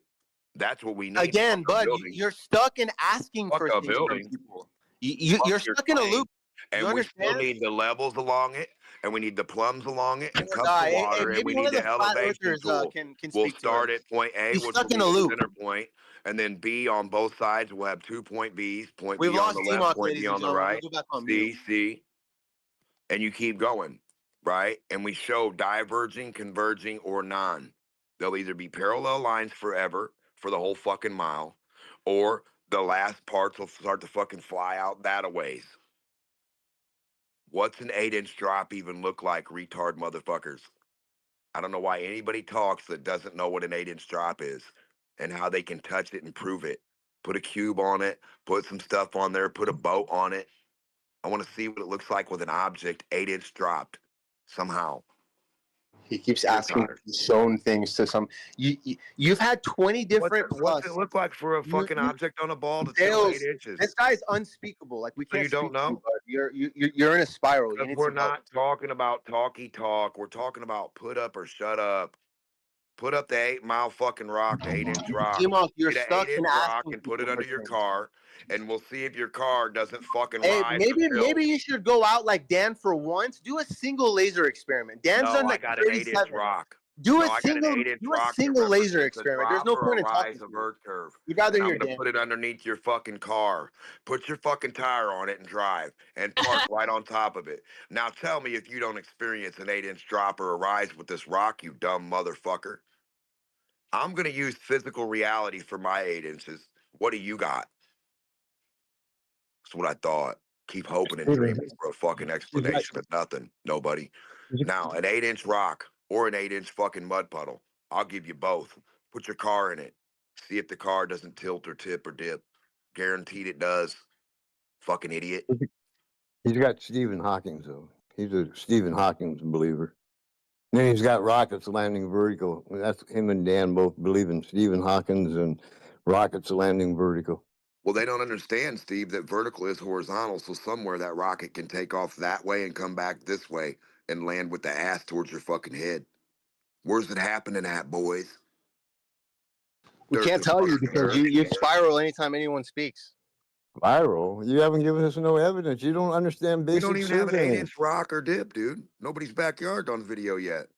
You What is guys fucking believe 8 inches? You believe Stephen Hawkins is talking You to you. deny. My God. No, we don't deny nothing. We know how to survey. What the hell is wrong with you? Don't you know When how to you don't survey? have an earth curve like or a someone mud walking puddle into a that T-Mobile matches store. earth curve. It's like someone walking in a T-Mobile store and you keep asking different salesmen for the sales pitch over their cell phone service. And like you don't like their cell phone service, you'll never buy their cell phone service. You hate their cell phone service. But you just keep going every day to a new salesman asking for their fucking sales pitch, begging you to convince them. Like you're not convinced, you don't like the globe, just move on. Well, why Not don't you asking move for a on with sales some pitch, facts? you dumb Or fucking retard. try a new tactic. Try a new Hey, well, tactic. If you're Start asking asking for a questions sales pitch, you should get a new and job. find an Agent actual Glory. demonstrable hole. Agent Glory. Double It O is what it Glory. is. Show us. Agent Glory. Show Get a us. fucking job. You're not convincing. You've lost here. You're not worth your pay. You're not worth your weight in pennies, dude. Get the fuck out of here. So go talk to somebody else about making commercials and cartoon fabricated fucking dog shit. I want a physical earth curve in front of my face. If that's not what you need for a globe, you dumb fuck, then you're retarded. If that's not what you need for your upward fucking curve in earth, then you're a fucking retard. You need fucking the math of your fucking curve to go upward that way, and you need to prove it and have the earth somewhere follow that in somebody's backyard, you dumb fuck. Like not become a motherfucking mud puddle, become always the opposite, right? A bowl, up, holding water that way. Like, get the fuck out of here, goof troop. So we need the 8-inch drop or the 8-inch rise. That's why I brought an 8-inch rock with me. Physical reality, motherfucker, for the concaver or the glober. We're gonna drop or rise with a rock under any object, 8 inches. Now, put your shit on the 8-inch jack. Prove what an 8-inch drop or tilt looks like on a ball now, motherfucking retards. The front of your object is gonna tip, the other part's gonna dip, and you're gonna see a diagonal struck from only 8 inches, retards. Now, out in the distance, why do you not see diagonal fucking boats? Where's the diagonal boat? Arrogance does miles. How much not is 6 equal miles competence. drop? Show me They a boat sound drop similar, but down 6 arrogance feet. does not equal competence. Arrogance equals a 6-foot human fucking size drop. Drop a boat down my size and let's see the tip of it versus the back. Drop only the back of it, 6 feet, and let's see what it looks like, stupid. Rise the back of it for your glove, for your inside the ball 6 foot. And then we'll see the fucking captain and the ass end of the boat. We'll see the top of the boat and everything about the boat, but we won't see the bottom of the boat. We'll see the boat. We'll see everybody on the boat partying and dancing, you know, on the inside of a concave ball, because that fucking boat will be flying up that way. We zoom in and we see everybody fucking facing us this way with their heads. Their heads will be standing towards us on the inside of the ball. How much longer do we have I'll to be listen pointing to at you the for guy you with to the say most something heads on really the like inside of a relevant ball. and really I'm going to meaningful? point forward at the guys climbing up the water wall. I'm going to point at the How fucking much top of longer their does head. 20 people need to listen to you for I'm you going to to like point get to at the the point people and like say on something top of strong and their head relevant? horizontally It on a seems your globe point inside a ball. is just you running your mouth and wasting No. people's So time. inside a ball, you should be able to point to somebody's head up that curved water. Point to their forehead, the top of their fucking hair. Just zoom in on it. Zoom on the top of somebody's head in your view going up a fucking water ball, retard. Or shut the fuck up. And the Glober needs to fucking zoom in on his ass, or else telescopes are fucking useless and they can't even see 24,901 miles, and light doesn't bend. They can't prove either one. We're all covered. They can't prove their telescopes work. They can't prove a distance, left to right or up to down, vertical. What's 93 million miles look like? So we can compare all the distances in space. Where's the fucking 93 million mile ruler? How'd all these space boys get their distances? How are they doing their math? Where's their distances at? What's a left and right 238,000 miles look like? Because if the fucking moon and the sun are 93 million miles apart, but during a solar eclipse they look like they're touching, but my horizon goes out that way, far as I can fucking see, and disappears that way, and far as I can see to the right that way. So that 93 million miles looks like what? Not even I mean, I can't even fit a piece of paper in between the sun and moon during an eclipse. There's no distance between them. There's no 93 million mile gap. No humans looked between the fucking sun and moon during an eclipse, which is fucking crazy as fuck. That makes no sense. What kind of retards are we fucking dealing with? Supposedly 250 miles out that way, but we got no view of a fucking moon and a sun in between them during a solar eclipse. We got some retard agent talking about it. He lives inside a ball.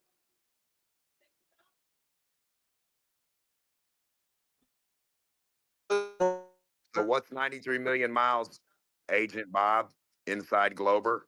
You got a distance?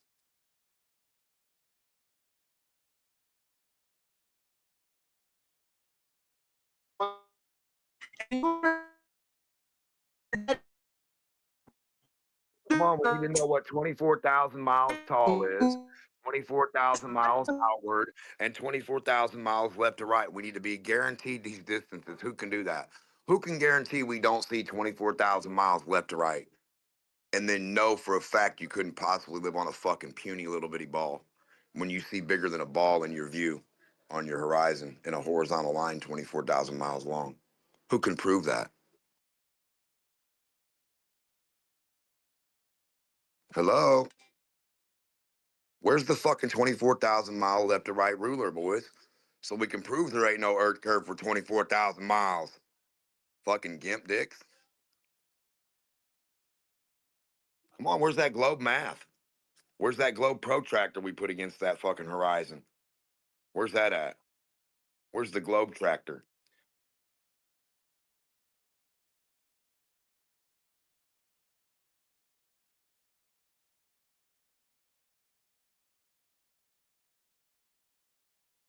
No protractor to line up with anything. This is fucking crazy. Nobody knows what 24,000 miles looks like left to right, or front to back, or top to bottom. What the fuck? And how does any glober know that they're not seeing bigger than the whole imaginary puny motherfucking 8,000 left to right mile Earth? The Earth's only 8,000 miles left to right. Retards. So if we can see 24,000 left to right in our fucking horizon, where'd your fucking globe go? It's gone. So how do you know we're not seeing 4,000 miles left to right in our horizon? How about 8? How about 1? How about 2? And no curves? How the fuck? You can see almost the whole half the fucking ball left to right and you ain't got no curve? That's impossible, retard globers. 93 million mile sun and moon during an eclipse. The fuck out of here. 93 million miles apart while they're rubbing each other's butt. Get the fuck. You can't even see in between them. So you can't see in between a 93 million mile gap is what the globers are telling me? They ain't got no equipment, no space stuff to see in between the sun and the fucking moon during a solar eclipse live. Are you fucking nuts? Just because you don't have satellites in your dead end doesn't mean they can't have Listen it to in this theirs. weird fucking retard. Shut up, Agent Bob with nothing. Shut the fuck up, nothing boy. Just because in Do your you dead have end any there is no evidence of an space. 8-inch rise or an 8-inch drop inside the glober?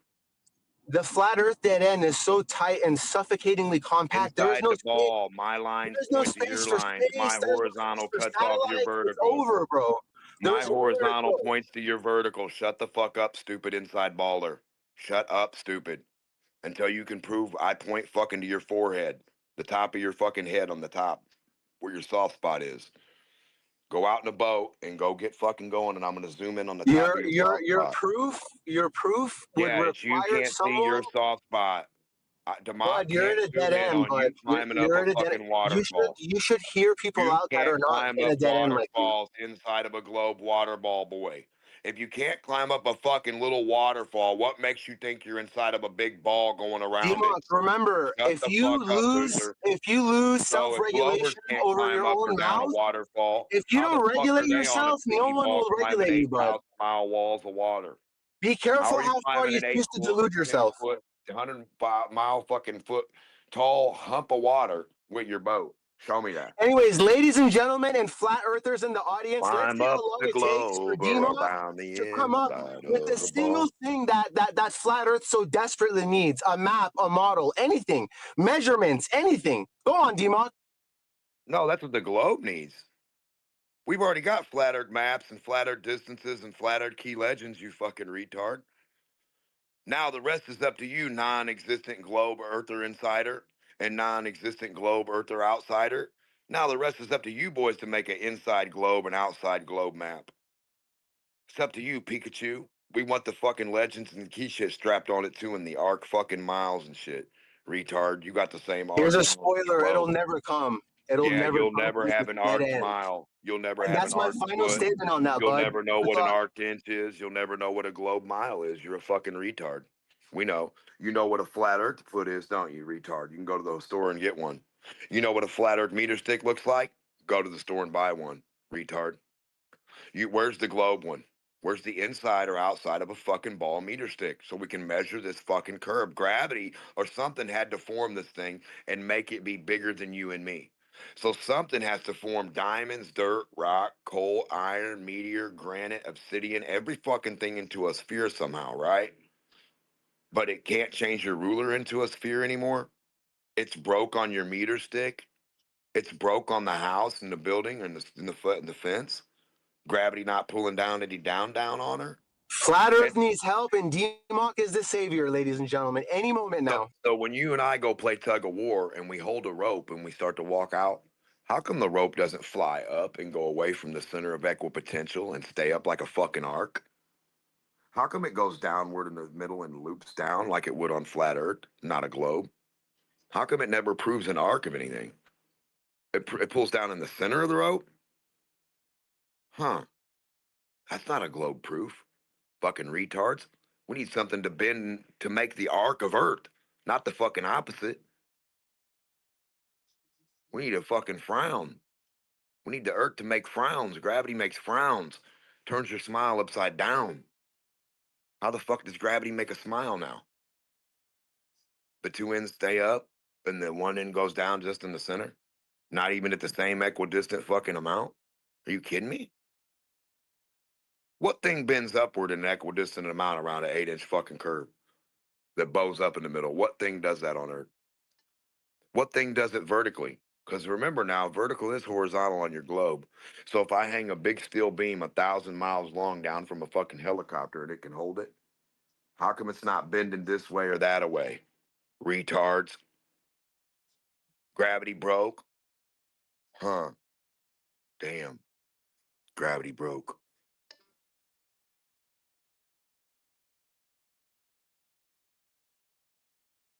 Strings wouldn't hang in diagonal lines if the Earth was arced, and equipotential was fucking arced with gravity, and spheres were arced of air. The string would arc too. Fucking idiots. Get fucking real. Come on, man. Plumbob would arc to the mass of the Earth, Wouldn't pull back that way diagonally in a straight fucking line.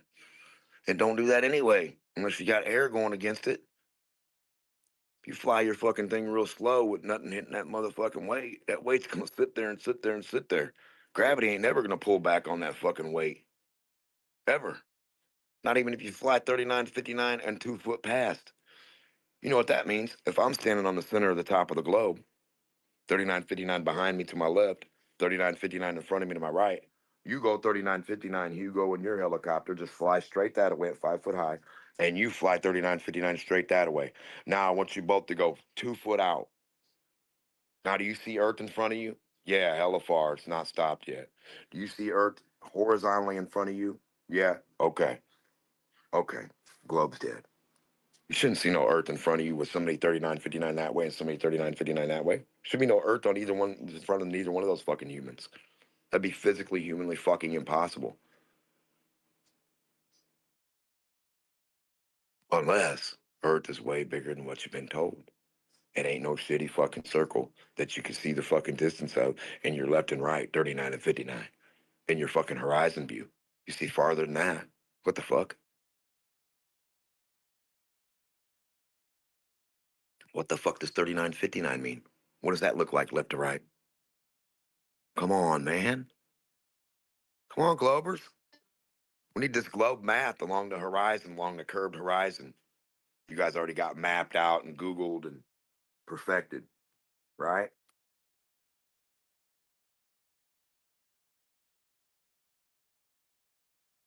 Surely you won't be using a fucking horizontal line or a straight line for the distances, right? Retards, Globers?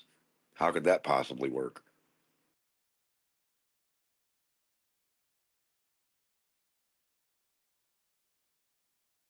The globe goes on forever as a horizontal. That's proof it's a globe. The globe doesn't act like a globe. That's proof it's a globe. We can't make a globe model to prove we know everything about a globe model because we don't have a globe model. We haven't manipulated fuck all to do with the ball. We won't even touch a ball in a lab. Matter of fact, we'll fucking shun the ball and be against the ball. Globers hate globes. They won't pour water on it to show you the physics. They won't show you the real physics of a ball or real physics ever. Globers hate real physics. They're against them at all cost. They're only against fucking Narnia in a book physics.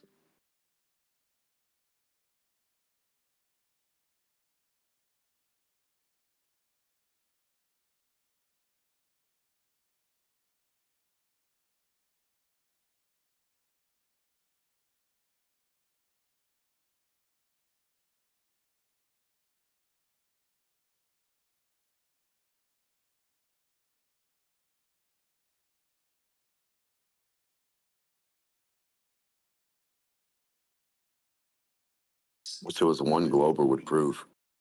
Just one. With just 8 inches worth of drop. So we could see what that looks like.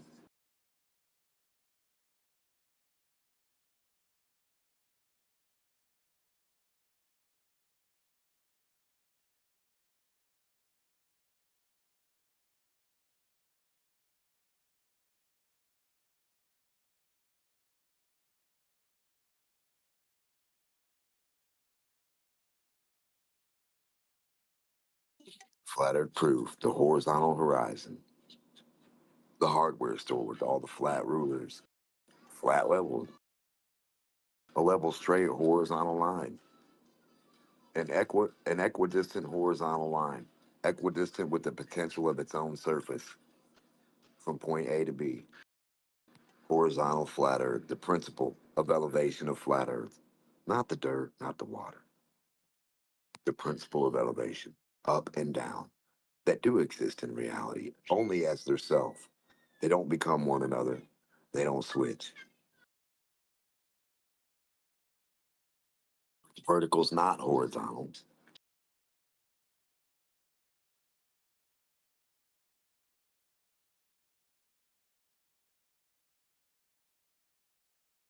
East isn't really west. North isn't really south or not north. Or south isn't really not north. You guys got such good directions on a globe. You get a flat little plastic circle that you can't tilt. Keep it straight. Keep it level and horizontal, boys. Or else. And then it points to where you can't go. My compass points where I've never been and I'll never be. It points to a sticker, a red N for me. So it points to an N. There's so much to say. What the hell does that mean? Where's the east at? Where's the east at? Point to the east on a ball. Where's the east side of a ball? Hello? What's that? The east side of a ball. What is that? Oh, there isn't one? Oh. Where's the south side? Where's the south compass? Isn't one? Oh.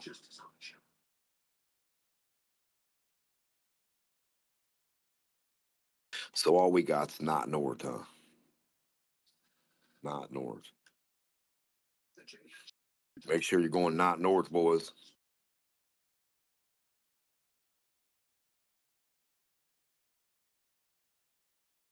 And not south. What the fuck does that mean? Not north and not south.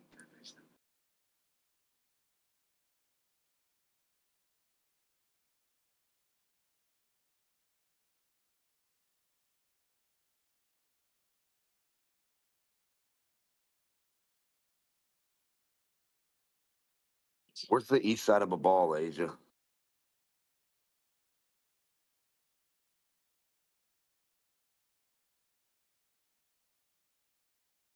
We're all looking for the east side of a ball so we could point to it for the people who pray on the east side of a ball.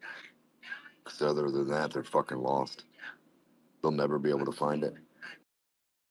What about the west wall?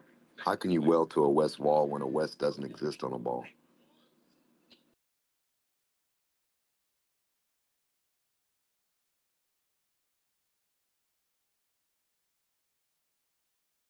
East-west in this case is in reference to the international date line.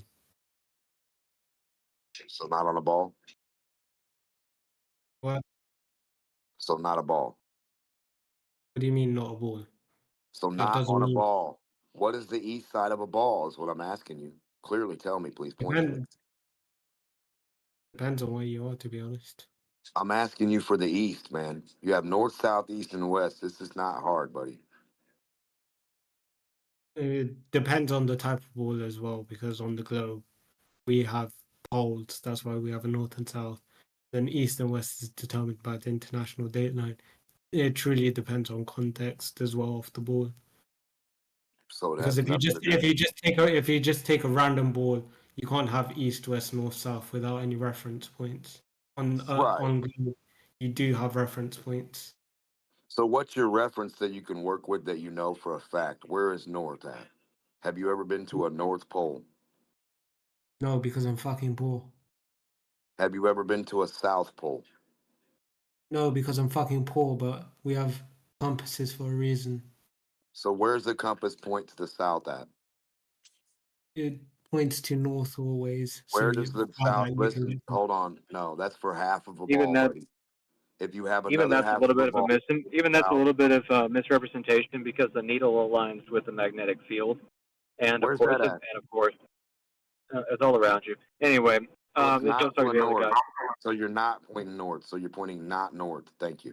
The pointing north is secondary to the fact that is secondary to the fact that we label the areas in which the fields emit from as either north or south. So the needle is actually aligning with the field, and the secondary thing from that is that you wind up with a needle pointing towards the Points pole. to the cold, brother. Super cold. Don't get it twisted. It's got a magnetic effect that's super magnified. It's like a superconductor, and it makes the N be the N just because of superconduction. Now, let's not get it twisted. Now, your little cat toy doesn't mean shit. It's like pointless, and we know this, right? Because there's no east, there's no west, Boy, there's no north, there's no south. a whole lot of nonsense that just got said there. Yeah, where's the south compass for the other half of a ball? Clearly, you have one, right? Emma, the needle aligns within the field. Don't breathe Not heavy. necessarily. Where's the south field at for the south compass for that You one? don't have a separate south field. That would be So a you separate don't field. have the other side of a ball. You have only one side of a That makes ball. no That's sense to fucking say. weird, you guys. It's the same field, So my your guy. flat disc that you can't Can deviate you it, you please have to hold listen? it level Can you for it please to work. listen? Your compass has to be held level for it to work. Where's your ball at? Dimensional compasses, 3D compasses don't require that. So where's the ball compass? What do you mean the ball compass? Demok, are we It's playing on a this game boat. where you just It's on a randomly boat. spit out a whole bunch of nonsense and pretend like you're making The sense? south compass and pretend like you don't have a half of a fucking ball somewhere. The north one stops at the equator, doesn't it? Okay, yeah, Dipshit? we're just getting ready to spurge out. I see So how the it is. north is the east and west equator now. Where's the east at on your ball? What in the blue You're gonna fuck are you fucking talking get about? started now, You right? know, if you have a compass in the Because you south, don't have a comprehension of any direction. You got a fucking toy needle that points not north. You just declared it pointed to some energy field that you're too fucking dumb to even know what that means. Didn't point it to an So energy you're field at Are all. It you said the going to be needle is aligned quiet? within the field. So your flat horizontal spinning needle that you have to keep flat and level on a flat earth, right? No globe, sphere. So points where? Are you going to continue straw manning, or are you going to fucking I'm gonna listen look to for the me? north and south compass. Where's Okay, the you're Yes, not south? gonna to answer your question, yes, he's going to What's continue the to straw north man compass because There's he no when you head because he south? quite literally does not have the mental fortitude No, to be you able to don't have the say There's mental no incorrect. point fortitude to show me speaking where with the them. south compass is. You're the There's one no point lost. speaking with them. There's no point Stop speaking fucking with talking them. about one compass to prove two sides of a sphere, stupid, and acting like you make any fucking sense Okay, at now all. you're being fucking. Now you're being fucking retarded now, right, Listen to little me here, kid? exactly what We you need the wanted. south compass. A ball This compass is not an pointing exaggeration. south.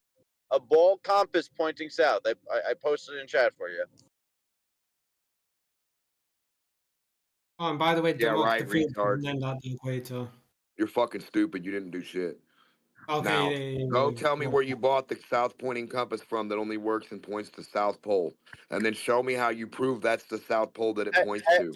And I want proof that the end one points to a North Pole, stuttering bitch. Now, we need two compasses and we Demok, need can you proof of a fucking globe. listen for once instead of speaking like a little Stop bit? fucking crying and get out your compasses, your two Can you compasses. actually no? Because we're Do not you have crying. an We're east actually compass complaining about handy? I you want the because east compass and the can you west fucking compass talk too. over people instead of letting the fucking We need answer the like east and a west bitch. compass too to know where east and west are. D-Mock, does the needle point in one direction or two directions? Nobody knows where a needle points, energy man. You don't know because Points you to don't fucking magnetism. understand. Points to magnetism. Does the needle point in Show one me where it direction or points. two Put a directions? flag where it points. Put a flag where it points and let's walk there, you dumb fuck. Quit asking me stupid questions that you don't have a clue of. Let's Does the go needle prove point it. in one direction Let's or two prove where directions? it points to, you fucking retard. Let's go until it gets haywire and starts spinning. Then where's it pointing to? You retarded motherfucker. Does a line point in one direction or two directions? Spinning, never stopping spinning. Listen. Fucking Demok, haywire can you compass fucking listen point to for where? once? The Demok, can you haywire fucking compass listen when for you once? get close to a magnet. Where's Demok, the can you point? fucking listen for once? Where does your weird Can compass you point fucking over listen my for once? magnet? I have a Can you magnet fucking on the listen for once? ground. Can I you got fucking my listen for compass. once? It's not pointing Can you north fucking anymore. listen for once? My compass Can you isn't pointing north. Can you fucking listen for once? To what? And you listen to what flat Do you earths have a are silly is demonstration of saying. physics? Are you in the North Pole? Are you standing on the North Pole to prove it? You No, but fucking you've had retard. What people am do I it listening before. to? No, Your but you've had babble? people do it before. You dumb motherfucker. Rise up in a helicopter or hot air balloon. Watch the North Pole spin below you, fucking retard. Make sure you mark it with some markings so we know the little picture spin, and we'll believe you're in the North Pole, you dumb bitch, or the South Pole. We'll wait. D-Mock, does the line you guys point? are talking about nothing, you cat toy flat earth proven Okay, motherfuckers. Demok, can you go do it then? Demok, how about you do Cat it? toy. Since you were Cat so toy. fucking excited to do it. Hey, cat toy, you're fucking insane, cat toy believer. You believe in cat toys that spin in circles when you get near magnets. You fucking retard. Does the line point in one direction or two Does the directions? magnet point in a direction? Does the line point in one direction or two directions? I don't know. Where's the north line magnet point to? Dumb bitch. Which direction's the north, the south? Which direction is the south pointing to? The south magnet, you fucking retard. Where's it pointing to? Does a line the south magnet, where does it align to? Oh my God. Does a line? We're only looking for the south compass, you retard motherfuckers. Does a line point in one direction or We're two directions? asking what direction to the south. How can we get there? Does the line do we point know in we're one going- direction or two directions? Yeah, he's muted. But yeah, let's explain this to him what he was asking. First of all, the fields of Earth's magnetic fields do not end at the equator; they go to the South Pole. That's why the needle still points north, even when you're in the southern hemisphere, Dimok. Second, when you're near a pole, near a magnetic pole, the compass will start spinning around like a little helicopter because of interference. And magnetic north is very, very close to true north.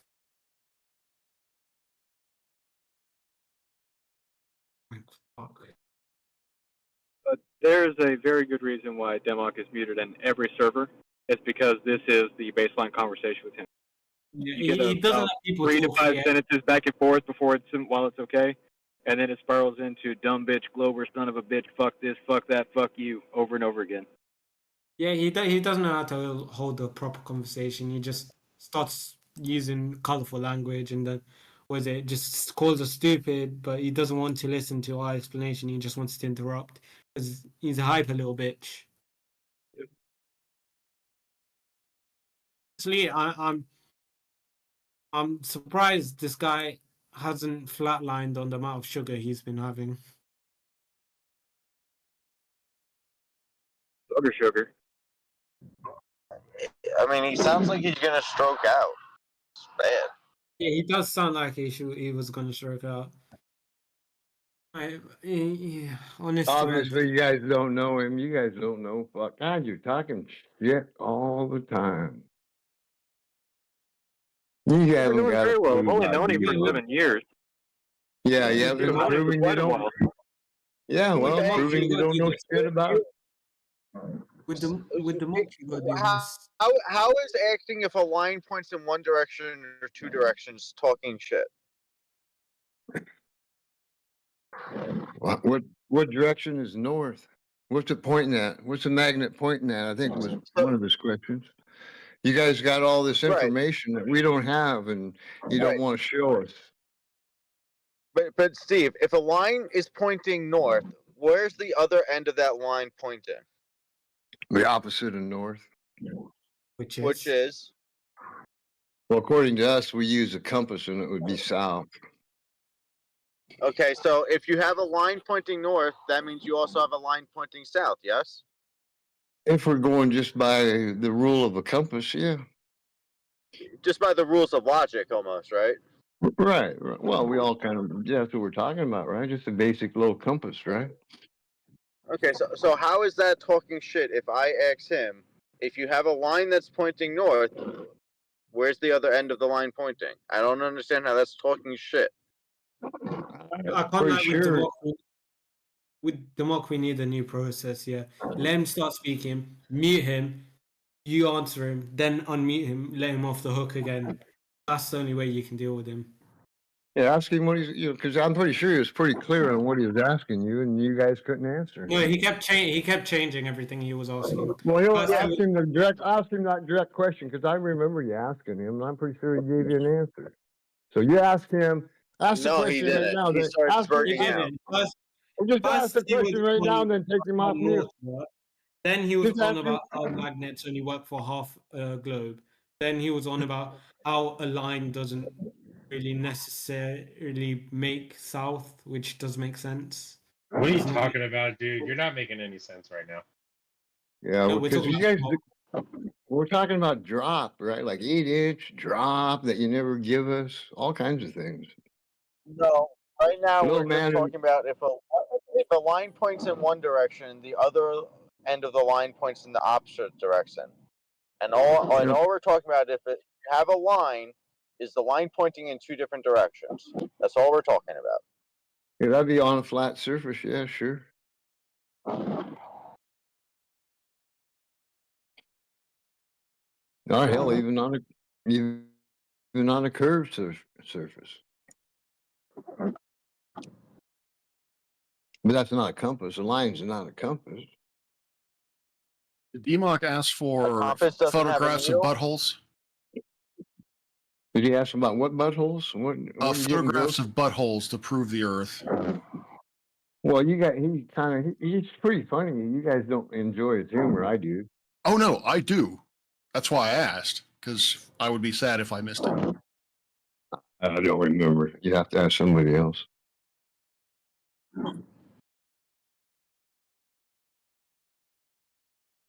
But he's funny when he tears you guys up. Oh my God! You guys don't have senses of humor. You think I that do have a has sense anything? of humor. I think it's hysterical. I think it's hysterical when someone can't answer if a line has two different directions. Oh no! Well, it's a lot more involved than that. It's kind of like the little guy in the wheelchair, right? I mean, you got to have a sense of humor when they tell you these things that you can't prove or demonstrate, but yet you got a TV and you'll believe the guy on the TV talking through a black box. It's pretty amazing. I love it. Or when someone says surface area is surface divided by area. I think that's a silly thing to say. I don't know. I didn't quite follow you what you're saying there, but surface area, everybody knows what that is. Is it surface divided by area? Well, are you talking? What are you talking? Square miles, or what are you talking about? Exactly. It doesn't make any sense, right? Well, I don't know. Silly Like the thing whole, to say. you don't understand. Like the whole world is surveyed like square miles, right? Are you familiar with that? Like we gave every I'm section familiar of with land. what a Are square you mile is. familiar? Are you familiar? No, you're interrupting. Why don't you just do one mic? I'm just asking you a quick question. Are you familiar with surveying? So if I survey 1 square mile, do you know what I'm talking about? You've obviously never talked to me before. Well, it doesn't matter. I'm just asking you on your experience about land surveying. I have 7 years of field experience. At the end of this year, I'm going to be applying to take the FS exam, and then after I pass that, I'll hopefully be able to do the PS exam and then get licensed in New York.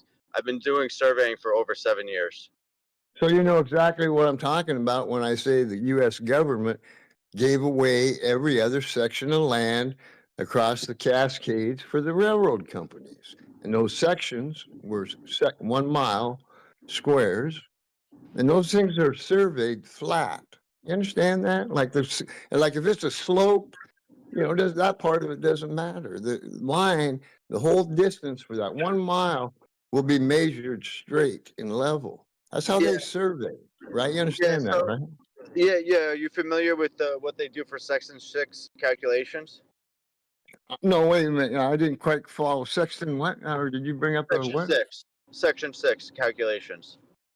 Well, I mean, they got some fancy shit that I'm not claiming nothing about surveying. I'm just saying a lot of people are not familiar with basic. You're talking about basic surveying. Yeah, don't interrupt. I'm talking. It's my turn. Basic surveying, I'm very familiar with. Now, you invoked a number, which, like I say, all these cities since Christ was a pup have been laid out square. It's not that big a rocket science type of situation when you talk about land surveying. But if you want to invoke some code, I'm not a surveyor, dude. Apparently you got more whistles than you can blow a stick at. And you want to come out here and start swinging your dick about a bunch of codes or some fucking thing. Explain yourself. Teach the whole fucking class. Teach the whole class about surveying. Go ahead. It's not some code or whatever, but when you do a township, you're talking about the 1 little square mile. Well, you have Section 6, which is when they have to calculate when they because you cut out. What you do you cut out, brother. because longitude lines, because as longitude lines the sphere and this fact that go north from the equator, longitude lines converge. We make 1 mile by 1 mile sections, and we push all the error to the west, and we push all the error to the north. So, and as if you would look at a detailed survey, you would see that the section 6 is the northwest quadrant, is the smallest section out of this square, because it's actually a polygon that you're measuring because Earth is a sphere. Yeah, when you're trying to put it onto a ball, yeah, exactly. So.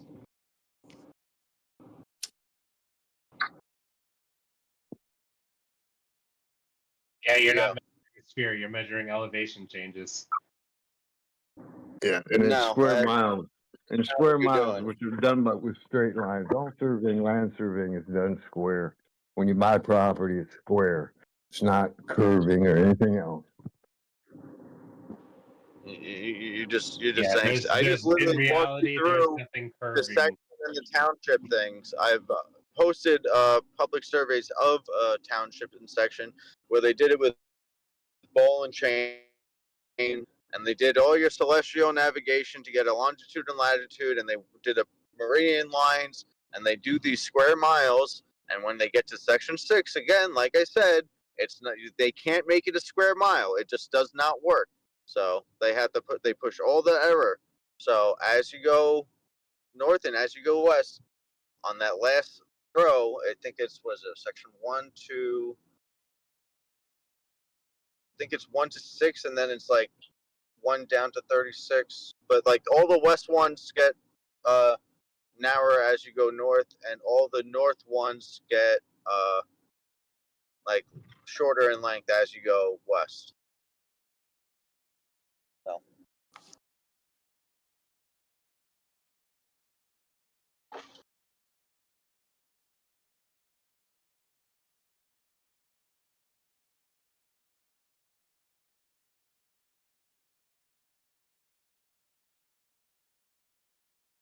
Wait, what were you doing to reaffirm the globe? What did you say? By reaffirming the globe, you mean actually measure the distances between longitude lines, and as you go north, see that they get shorter? Is that what you mean by reaffirm the globe? The longitudinal lines get shorter? As you go north from the equator, the distance between longitude lines, the distance decreases.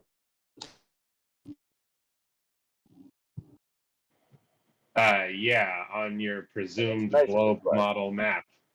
Yeah, but you didn't actually determine that's what's happening in reality. You just say that's what's happening on your apparent map. When I say it's actually measured to be that way, what do you mean that's not like in reality? I don't understand what you're saying. Yeah, your longitudinal lines are arbitrary. Wait, so latitude and longitude lines don't give you specific ground coordinates? When you say that they're getting just closer arbitrary? together, when you say they're getting closer together, yeah, that part is arbitrary. That part is arbitrary. Actual That's not how measured anything works. distances is arbitrary. Actually measured distance is arbitrary. That's a weird thing to say. That's a silly thing to say. What are you Flat saying? earthers are silly. You're saying it's based off You the just keep magnetic proving field? my name. I just love it. No. It's just hysterical. You guys just keep them coming. Not based off the magnetic field. So what's it based off of? Measurements are arbitrary. Measurements are arbitrary. Yeah, you're over there coping, but you can't answer my question. So what are you basing it off of? He just described it. Real life measurements. That have nothing to do with a magnetic field. Yeah, you guys are hopeless. Okay. I like it. I don't know how people can do it. The projection is unreal. It's I'm the one coping.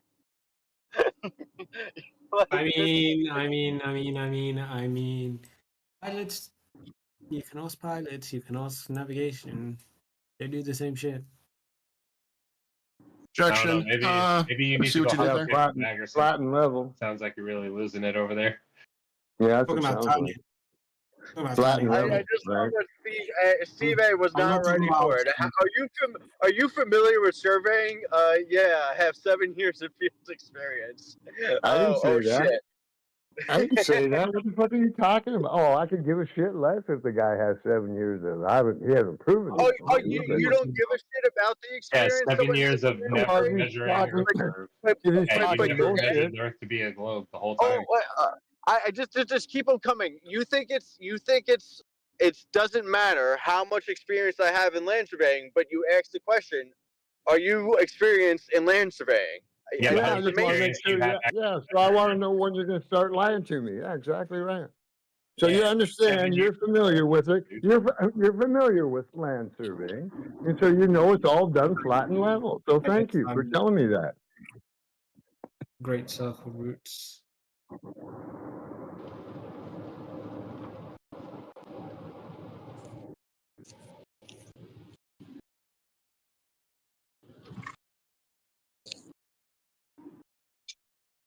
Seven years looking for Earth globe curvature, and it's just never gonna find it. No, it's just state requirements, you know. Yeah, I mean, it's kind of mandatory for pilots to constantly change heading because they're taking, take a flight from London Heathrow to, where's it, Montreal, for example. Yeah, just think of something else to reaffirm the globe, something you've never done. Yeah, we kind of like our evidence of More flat imaginary level. globe tard bullshit. You guys don't actually do anything. No. No, I'm a pilot. We get the logs. We get the logs and demonstrate how they actually work. But you guys don't like it. You guys are funny ducks, man. You guys could go to any local land surveying store and rent the equipment and do so many basic experiments with the total station. And you guys are just one of them would be one of We them would already be done treating that. the We Earth know as how a to do that. terrified. You guys are We know way how to do too that. scared to do You it. guys are the ones that don't know how you to want me to do go it. get a theodolite and treat the Earth as a stationary plane? Yeah, I know. Yeah. How surveying's done, it's pretty simple. I mean, if like a 10-year-old child understands how it works. Jesus, what is wrong with you guys? Uh-huh. It's not complicated. I mean, what do you think? It's land surveying's complicated? Tell me Come about on. least squares. Tell me about the least squares rule. The what? The loot? What?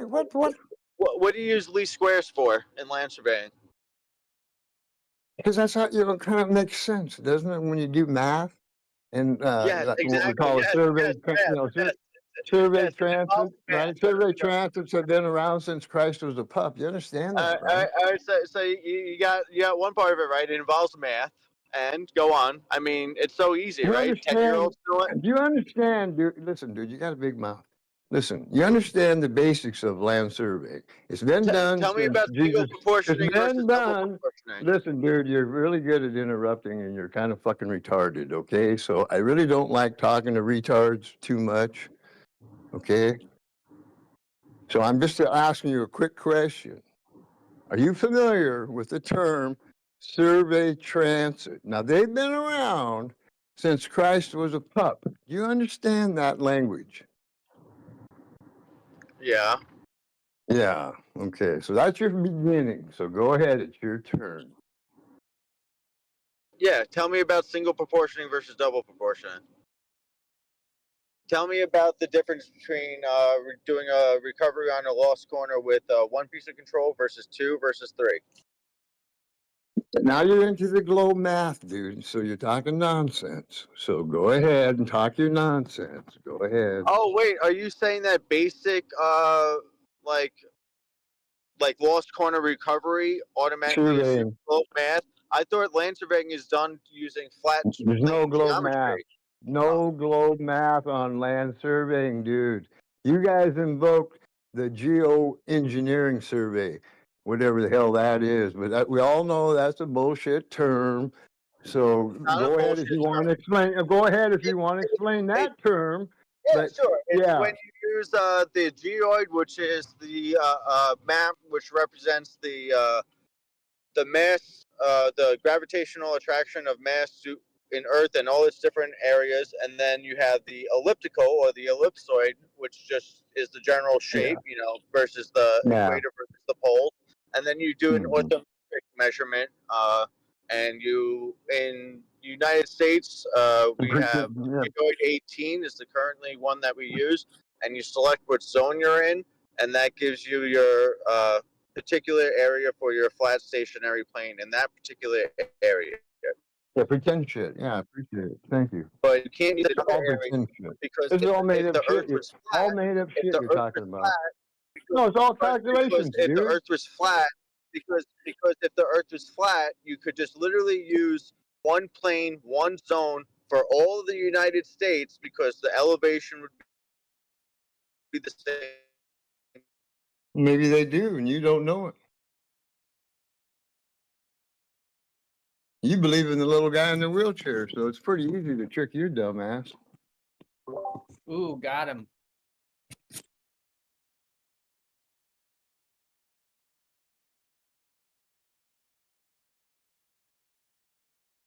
See, I don't hear any globe evidence being presented. It's, you're just trying to quiz somebody about what you've had to do as a surveyor, and none of it has to do with measuring Earth curve. Exactly. Calculations that they have to give you to convince you you're on a ball. It's not, it's not hard to understand. It's not like, I know you know what you're talking about. That's all. It's all cool. But it switches right to the make-believe. See, like when you invoke, how many land survey markers do you think are out there in the world? Like in America, how many do you think there are? You know what they are? I mean, you're a surveyor, right? There's like a couple hundreds 100,000. of thousands, hundreds and millions, if No, not not that many. Well, no, crazy. not that many. Millions. No, there's not that many, dude. But 250,000. There's a bunch. Millions. Okay, if not fine. I'll billions. give you the fucking million. Cool. There's millions of them. Yeah, there's all over the place. Why does this flat earther sound so fucking divorced, dude? Why do all these fucking flat earthers sound like divorced dads? Something really going on with them. Put it this way. On one job today, I did 20 different survey markers just for one job. I did another job where they gave me look points for 25 different markers. Yeah, those aren't monuments. Those are not monuments, dude. We're talking monuments. Well, you said survey markers. You didn't say monuments. Yeah, well, we're getting, you got a freebie there. Yeah, you're a big man. Well, so the second job for the 25 look points were monuments. They were roadway monuments. Yeah, everything's based off of monuments. No shit, but So like a file map could easily, like one file map could easily have 25 monuments, and that's just a couple square, like maybe like a couple square miles. And so, yeah, millions, if not billions of survey markers. Yeah. Monuments. Yeah, millions. Monuments. Yes, cool. Millions. Mm-hmm. They're all over the place, no doubt about it. All over the place, yes. They'll give you all kinds of information too, correct? No, lots of them don't give you elevations. Like what? A monument won't give you elevation. All the ones I've ever seen. No, not necessarily. No, not necessarily. Well, yeah, maybe they might be true. I don't know. All the ones I've looked at, they've always had elevation. Sure.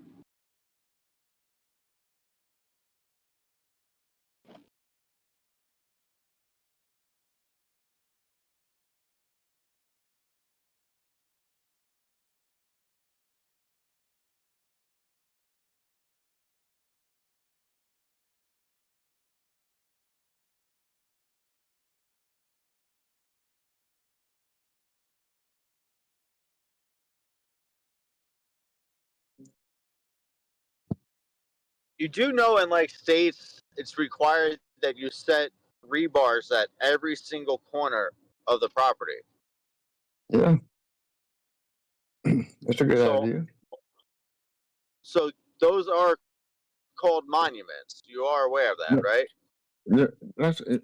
Well, yeah, you're getting tricky, right? I mean, we got survey markers and survey monuments. So you got to. You are aware that that's like. Are they make two different? Is that two different definitions? Not all or am I wrong? not all monuments are concrete monuments or granite monuments like embedded into the bedrock. Well, you would know the rules. You would know the rules on because you're always coming off some type of reference. I'm not familiar with what you guys call a total station, but just what theodolite. I'm not sure what they give you, what you guys are allowed. Like you're the teacher there, so teach us. Like you're going to go out and nothing there, but you've been given coordinates or whatever.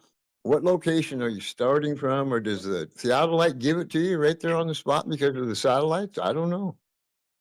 No, theodolite wouldn't. Well, actually, some theodolites can hook up like and do GNS receiver, but I have a separate receiver that I use to give me GNSS coordinates, which is state plane coordinates. And like I said, I have to identify which zone I'm in. And yes, that grid is a flat grid. That is absolutely a flat grid. However, right. the fact that you have to break up the United States into hundreds and hundreds of zones because the elevations are not the same throughout, because Earth is a sphere, so you can't apply a flat grid to the entire United States. It's not possible. Yes, I do.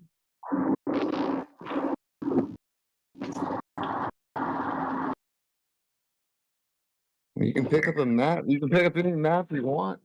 Like I said, they gave every other section of land to the Burlington Railroad for building the railroad. You can pick up the grid map and look at them. And one section will be the railroad, and the next one will be the U.S. government.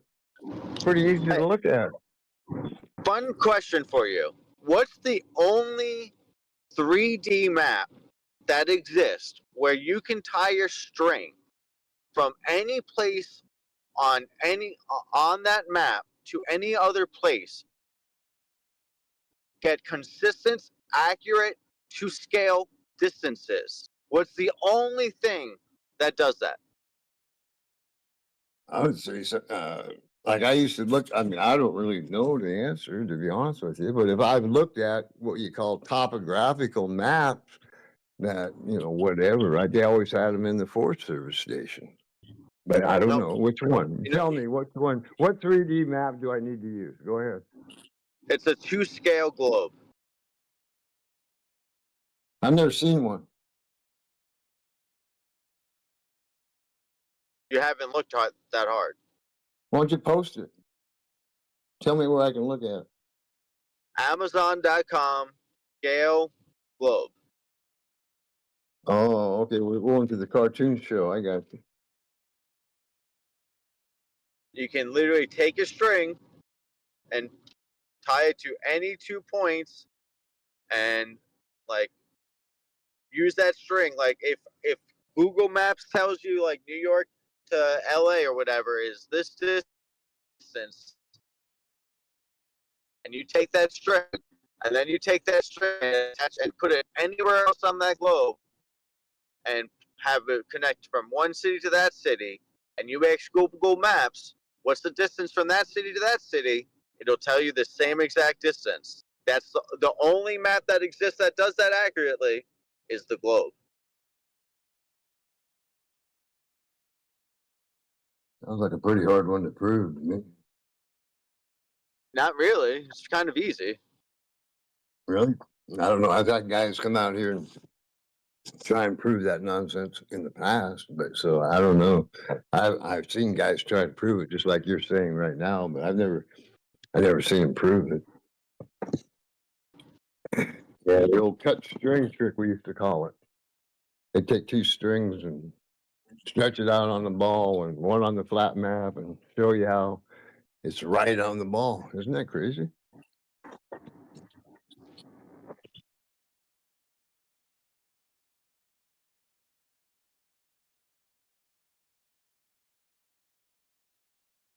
Abracadabra. 6 syllables. Magic. Abracadabra, geometry. No, the abracadabra, there's the rules to magic, dude. Come on. Yeah, yeah, it's like what you call magic, I call geometry. No, 6-syllable words, dude. Onomatopoeia. Exactly.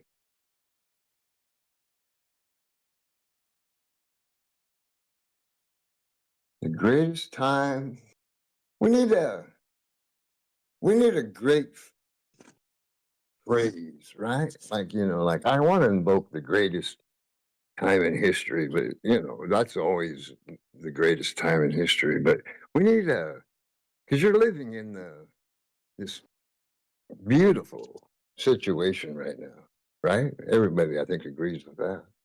I just can't explain these computers, this AI thing, and then you start analyzing what it's going to do to your children, right? You got to pay attention, right? But I'm thinking about a phase, though. Help me with one sentence. People You're tend to living be in over dramatic. I think the relative trend is going upwards. No trend. No. The trend right now is people are loving to pay attention. That's the trend. No, I mean, we have a neurotic fucking lunatic in the most powerful position in the world right now, and Right, exactly my point. Exactly, beautiful. The world's not exactly on fire yet, so. Well, We'll yeah, see what I happens. know. That's exactly right. Go ahead. I'm sorry, I interrupted you. Yeah, like he's throwing, he's taking logs out of the fire and just throwing them in the woods, and nothing's caught on fire yet, really. It's close. What's the old 1-2 punch? Republican, Democrat. Hell, who can't see that? That's like the little man in the wheelchair. Sleight of hand, abracadabra. Welcome to the fiat money system. Hallelujah. I want to be in that number. How about that? That'd be a good one. I want to be in that number. Go win this thing.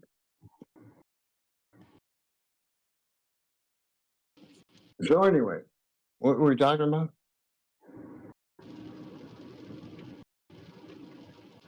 Hey, Steve, were you ever known as Alaska?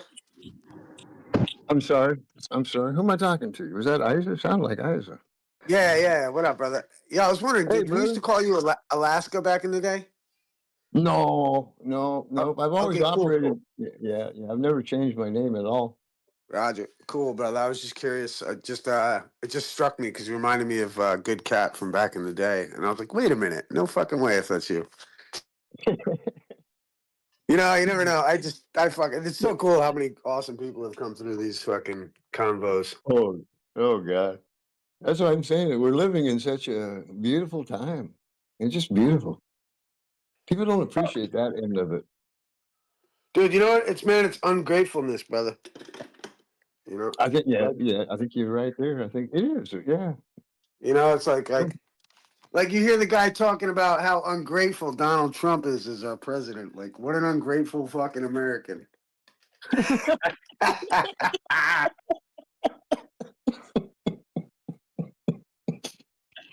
What can I say? I'm on the side of a working man, and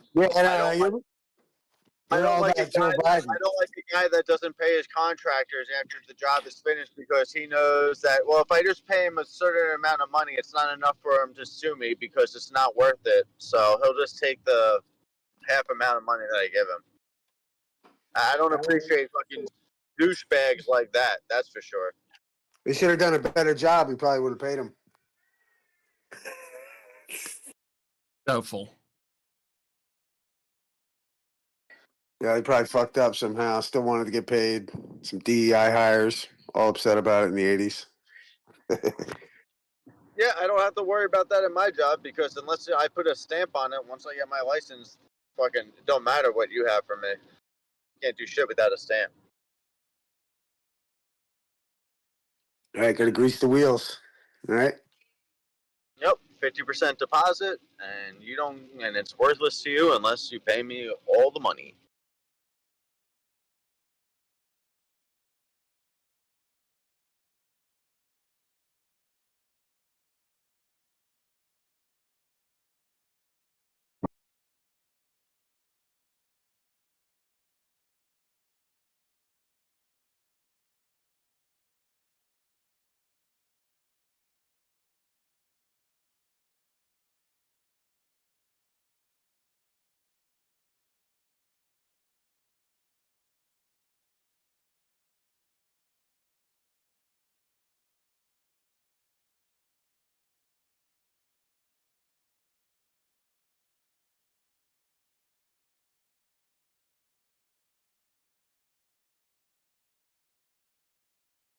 Yeah, I'll be back in a bit.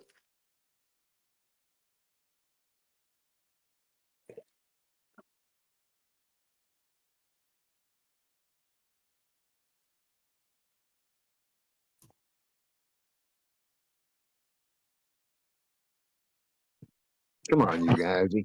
Take the mark off of you. Survey markers.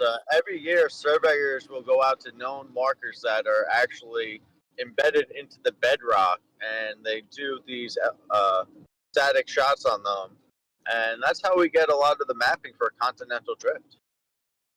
Right. It's what made Mount Everett, right? Mount Everest, yeah, 30,000 feet. Continental drift, right? Or no, that would be in the plates. Yeah, that, I forgot. I got them mixed up. Same. Not some pushing rock up 30,000 feet. Pretty cool. Millions of years, of course.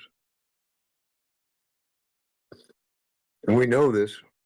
I mean, I've taken ice samples before, right? Tells me everything. You've taken ice cores? Well, not in Antarctica. Whereabouts? I just in my backyard. Oh, okay. You know, like you get a big 6-8 feet of snow and playing around. Oh, I'm gonna take a ice sample, like the big boys do. Could be bullshit. You think that's bullshit? Ice samples? Huh? You're gonna tell me I was breathing air here and more carbon dioxide here? Huh? What do you think about that? You talking about climate change? Yeah, isn't that climate change? Huh? That's quite a topic in itself, right there. Especially if you know physics. Holy shit! I take it you are not a believer in climate change? Not a bit, no. Okay. not when I eyeball jets flying over my house every day for the last 10 years. Yeah, no big deal. Huh? How does that relate to climate change? Well, wait, wait, Dr. Professor Parks, is it? Is that who this is? Yo. Yeah. When you say climate change, the climate is always changing. So what do you mean when you say climate change? It's implicit that it's man-driven climate change. How do we prove that it's man-driven climate change? We rule out any and all other natural phenomenon, which we've effectively done, unless there's something going on naturally that we don't know about. No, I know a man-made thing that might be fucking up the environment. You seen that one place in Africa that's burning fucking tires by the fucking millions? Like Darfur? Yeah. Okay. I could see that contributing to climate change, but people driving around in cars and shit, I don't know. I think we have enough trees around here to clean up the air, especially in lower mainland British Columbia, where we are just green everywhere. Okay. It's not very green in the what the hell is it called? Sarah, I'll just go with the Gobi or Sahara or Antarctica or any other place that's a desert. Okay. You think the deserts are contributing to climate change? No, but I don't think that the forests in where you are enough of a climate or CO sink to offset the global emissions from humans. Not since we cut off all the Amazonas and the other rainforests. Yeah, that sounds like it was a problem. Yeah, which is also part of the man-made climate change, like the destroying of trees and forests.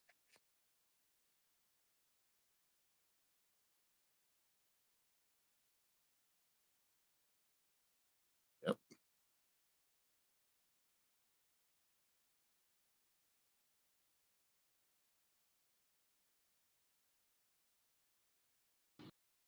How much methane do trees absorb? I don't know if they do, actually. Do they? Here. Methane? Methane? I'm not sure they do. I wouldn't think so. I mean, if maybe I missed something, but unless the methane is decayed to carbon dioxide, I'm not sure how they could consume it. Not a biologist, so I wouldn't know. Maybe there is a process, but Could be.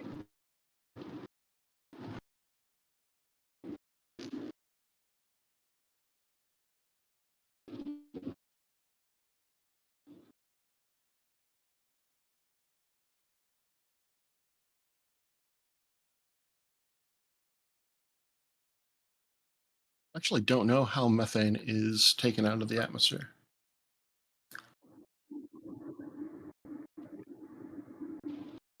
I don't know. Do they accept Antarctica enough now to believe that we can drill down, take an ice core? Have they been able to make that leap of logic yet? Who do you mean by they? Flat earthers? Yeah. I don't think so. I think most flat earthers that I know of don't believe in climate change, in man-made climate change. Well, I mean, what are you talking about now? Your methane? Well, I'm just trying to wonder if flat earthers can believe the fact that we have taken ice cores of Antarctica. If you guys can accept that. I doubt I just told you, didn't I just tell you that? I said they take it, they got it clear back to like 1 million years, right? How much carbon dioxide I was putting out, right? Isn't that what you're talking about? Yeah. Yeah, I just wasn't sure if you believe that. Well, to go with it's a good story to start with, right? So you don't believe it? Well, no, I've actually, like I said, I've taken cores. We all understand taking core samples, right? I mean, that's a pretty common deal. Nobody is going to deny that. Then you read them, right? Like a geologist, he'll read them. Because that's how they do their drilling and all that type of thing to find the, I guess methane would be the proper word, maybe. Methane gas, probably the first thing. I'm not sure about what natural gas comes up when they're drilling. But methane, I'd say one of them. Do you think they took these ice cores from Antarctica? Well, now you're down in Antarctica, yeah. You're talking about the Earth, yeah, cool. They, that's what they do, right? That's what I'm saying. They take. I don't know how deep they went because they're claiming like the ice is how deep? I mean, they're claiming the ice is pretty deep, right? Yeah. It's almost. Yeah, I forget how deep it is. At least 10 a kilometer, miles? I think. I don't know. It's I'd deep, say at though. least a kilometer. I don't know. Oh no, way over that, way over a kilometer. I'm pretty sure. Yeah, I could Google it, I guess. But most flat earthers that I've encountered don't think you can actually go to Antarctica. So. Well, I don't think that. I think everybody. Or, well, I mean, that would kind of be misleading. I would say. I think most flat earthers say, we could go someplace there, for sure. Most tell me about the Antarctic Treaty and how it's being, the governments of the world or the militaries of the world will turn you back and all that kind of good stuff. Well, we can't argue about that, can we? The treaty, all that's real, right? The treaty is real. Their interpretation of the treaty is not. Well, I think you can go there, but you got to do all the paperwork, right? Yeah. You got to jump through a lot of hoops. A lot of hoops.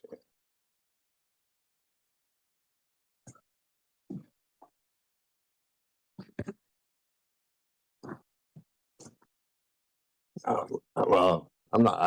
I don't speak too much about things I don't know. I don't know anything about Antarctica. And then, like I said, I don't have a problem with ice cores, but with information I'm getting from it, that'd be debatable no matter how you slice it. Because now you're back into telling me, what did you tell me about the dinosaurs? A meteorite destroyed us, right? Comet, yeah. Comet, asteroid. I think it's mainly a comet, the prevailing theory. Cool, yeah. Then so that was. Well, sorry, go ahead. I was just going to say real quick, it was consequently the dinosaurs oil, right? Right? Isn't that what they told me? I'm pretty sure they fossil fuel. That's a term, fossil fuel, right? Yep. Yeah. So, do you know of the final experiment? Oh hell yeah! Okay. I've been out here for years. Yeah. Then, how do you think that works on flat Earth? Or do you think it was faked? Oh, well, I don't really have an opinion of it, to be honest with you. Because, see, here's the thing, right, with me, I'd love to know how the sun actually works, right? So, but to me, anything I've seen down there would still be everything measured on a flat horizontal plane. And then it kind of makes sense that there is a 24-hour sun down there, because then there would be a huge hidden factor down there. But I don't know what the sun does, and whether or not, see, like, I have Will Duffy in the corrupt category. So, I'm not opinionated. It's just that when you come out here and play this game and you research all the time, no big deal. But yeah, I wouldn't give Will Duffy a free pass for nothing. So that makes the whole thing kind of. I don't either. Yeah, not really true. But I don't argue it either way. It's like, hey, to me, the whole thing out here, flat Earth, is a psyop. So that's how I roll. I roll by myself. I don't really give a shit what someone else thinks. I just know that I live in a psyop, bullshit world. No big deal.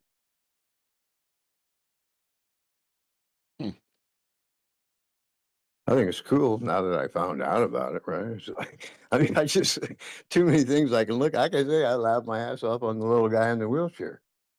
And then people want to vote. As long as you got a sense of humor about it, then sure, why not? Well, I mean, God dang. I mean, there's no three, right? True or false. And then, so you're looking at this situation. You got eyeballs. Now you're looking for the same thing I'm looking for, facts about it. I understand the electronics a little bit. I can understand the theory behind it. We all know they hook up wires through my brain and read crap, but you're still talking two different things. You're talking about a man that can't move, sending electric signals through a box, the only one I've ever seen. I think people get confused with the voice boxes that have been around for quite a while, where people have throat cancer. And then you can talk, you can't understand them, but then they put the box on them. Yeah, exactly. Yeah, you ever did the imitation there? Yeah, exactly. But you can understand them, though. Yeah. And you can understand how it works. It's vibrations, frequencies. But those are real. Because I know at least one person. I think two, but one for sure. Hell, that was back, like I said, that was back in the 70s, 60s.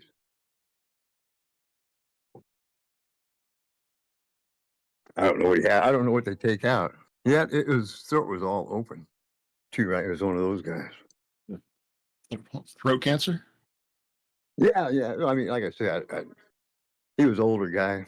I didn't press him on any of the personal shit. So you were saying you have wires in your brain? Did I hear that right? No, I said, no, I didn't say that at all. I said, me and you both know that I can go to the doctor. I don't know if they do or not, but they showed me TV hooking wires up to my head, and reading an electric signal. I don't have a problem with Oh, that. got it. Yeah. I see what you're saying. Yeah, so that's common. I mean, I don't think it's. I think that's a, because they, some of this, I'm not denying some of the really real stuff. Yeah.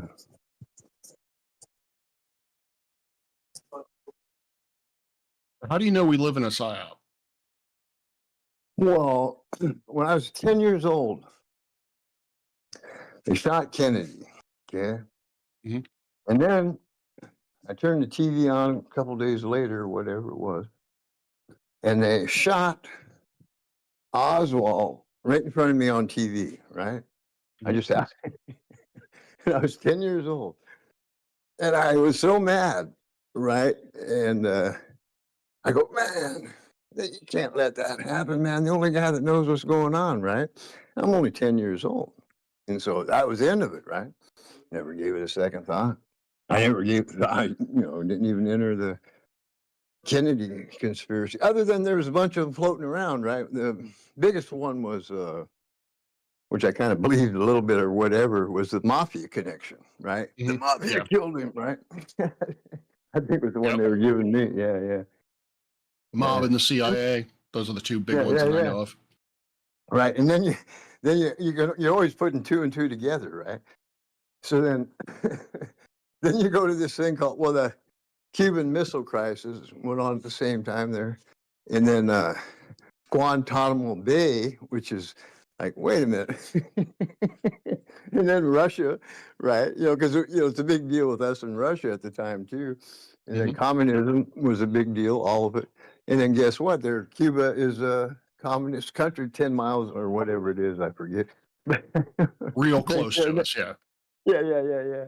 Which is completely weird as hell, right?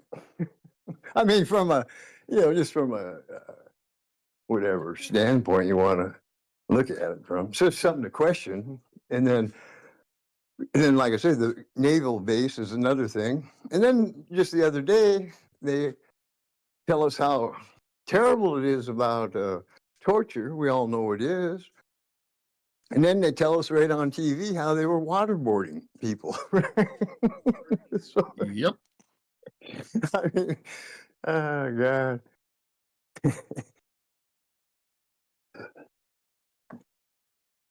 Yeah. No, I think they're always throwing the 1-2 punch at us, right?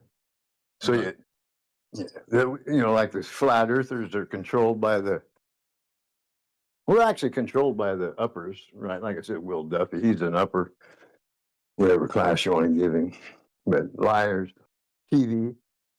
Yeah, I mean, do whatever you want with Hollywood. I don't really care. What is upper? Was that a question? I didn't hear you. Yeah. You said flat earthers are controlled by upper. What it is? Well, upper class. Control. No, I said this deal going on right now with us, like what we call ballers and flat earthers, is what you call a controlled op, psyop.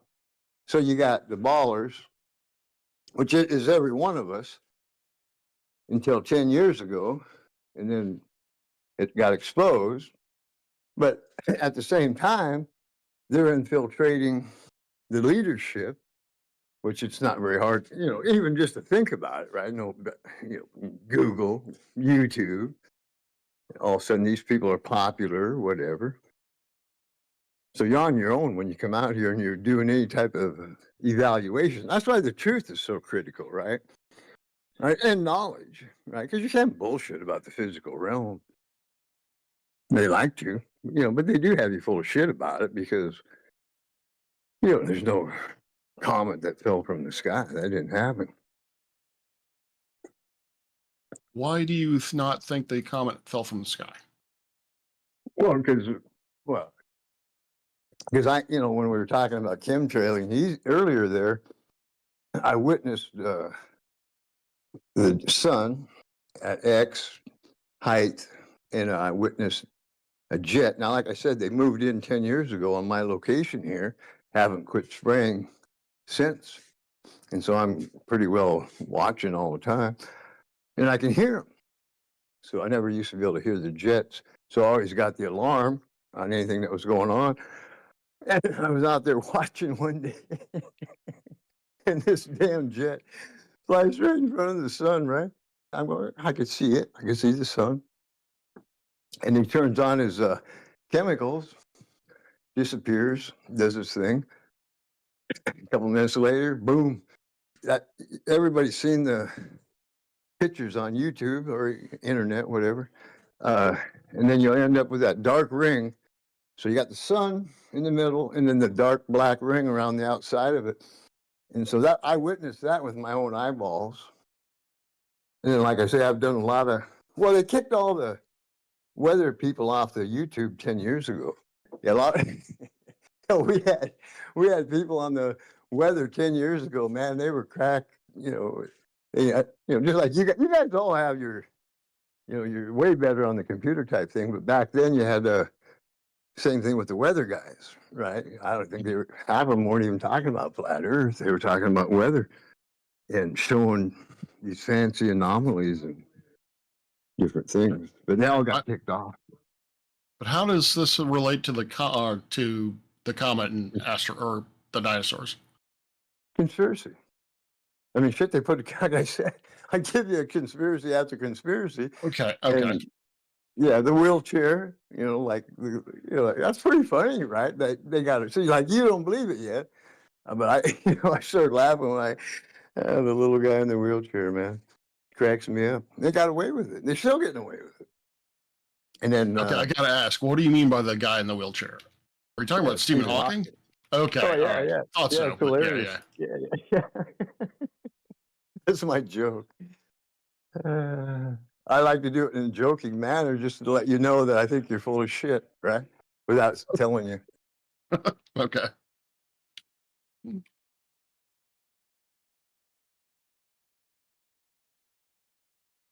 then, like I said, the weather.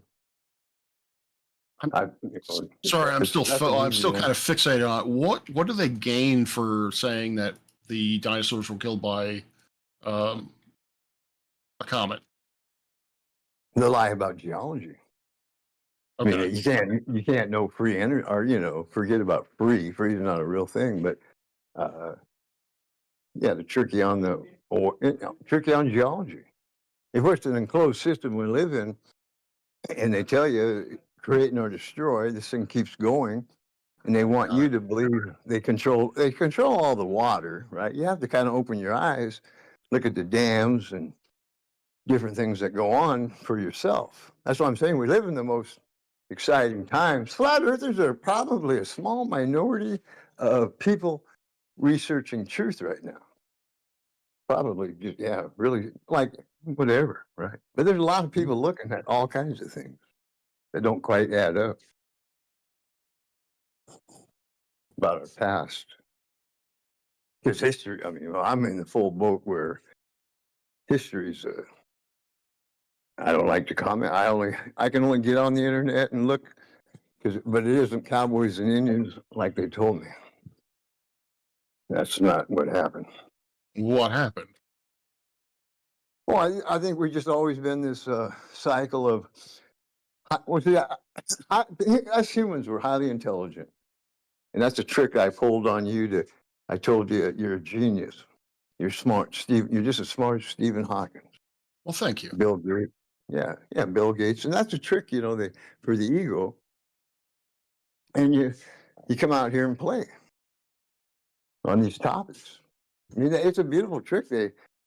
70 years, I witnessed X, my own life.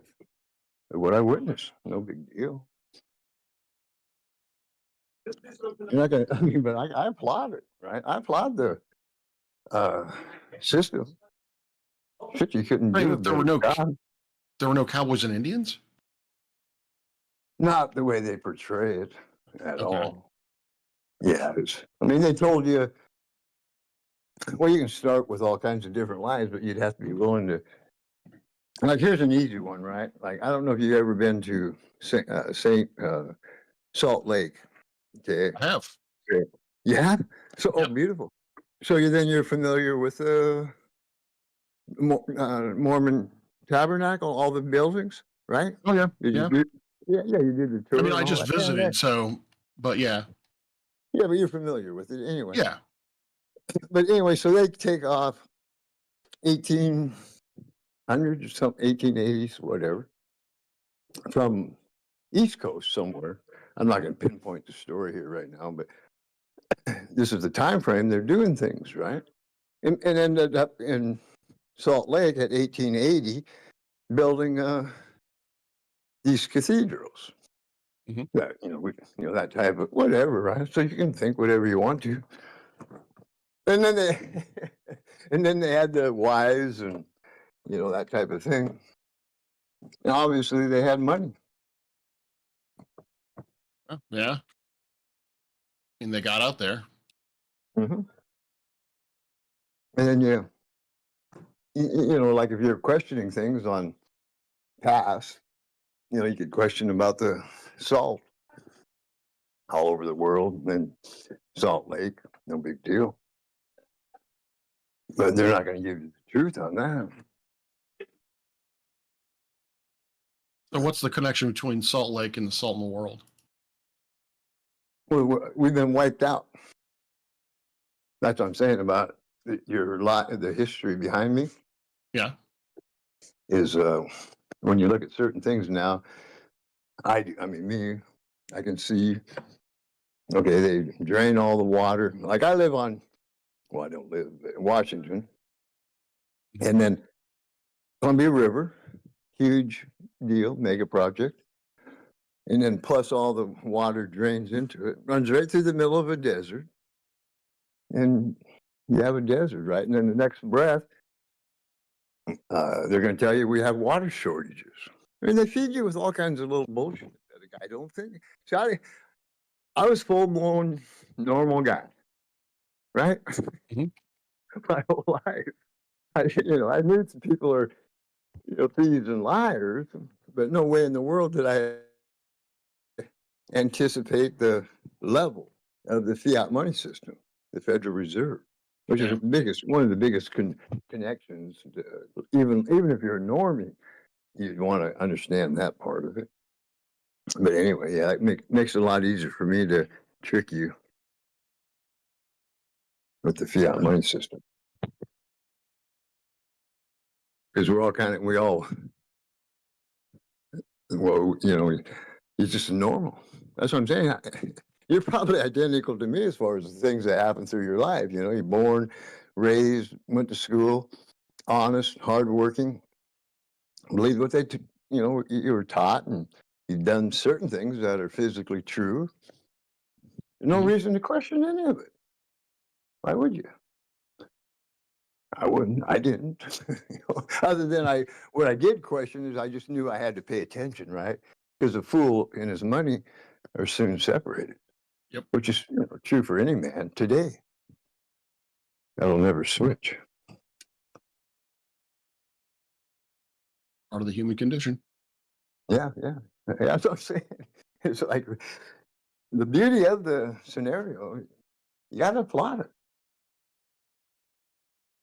How does it help us with the comment falling on the earth? Yeah, you're gonna have to ask again. I'm sorry, having a little problem with your English, I guess. I'm just saying you started with talking about the comment falling on the earth, and then we got to fiat money, and I'm confused. How do we go there? Well, because the comment. Maybe you stopped listening at some point and only heard some of what he was talking about. Oh, did I just ask asked you? to be caught up. Did I ask you? You didn't ask me. I'm just. Okay. Did I ask you? you? Wrong? Am I wrong? Did I ask you? No. And you're just gonna keep. Okay, good. You're saying I'm dishonest and I didn't listen? Agent. Go ahead with your trolling. I listened. I just don't see the connection, so I'm making Steve help me with that. I can't get out real quick, to connect you back to Earth here. I mentioned the bullshit about the comet To me, it's bullshit. I don't care what you believe. But, and then the other correlation would be I can make you dumber than a fucking stump because I own the fiat money system, what we call in America the Federal Reserve System. It's not very hard to understand in America how the system works. It's a factual thing.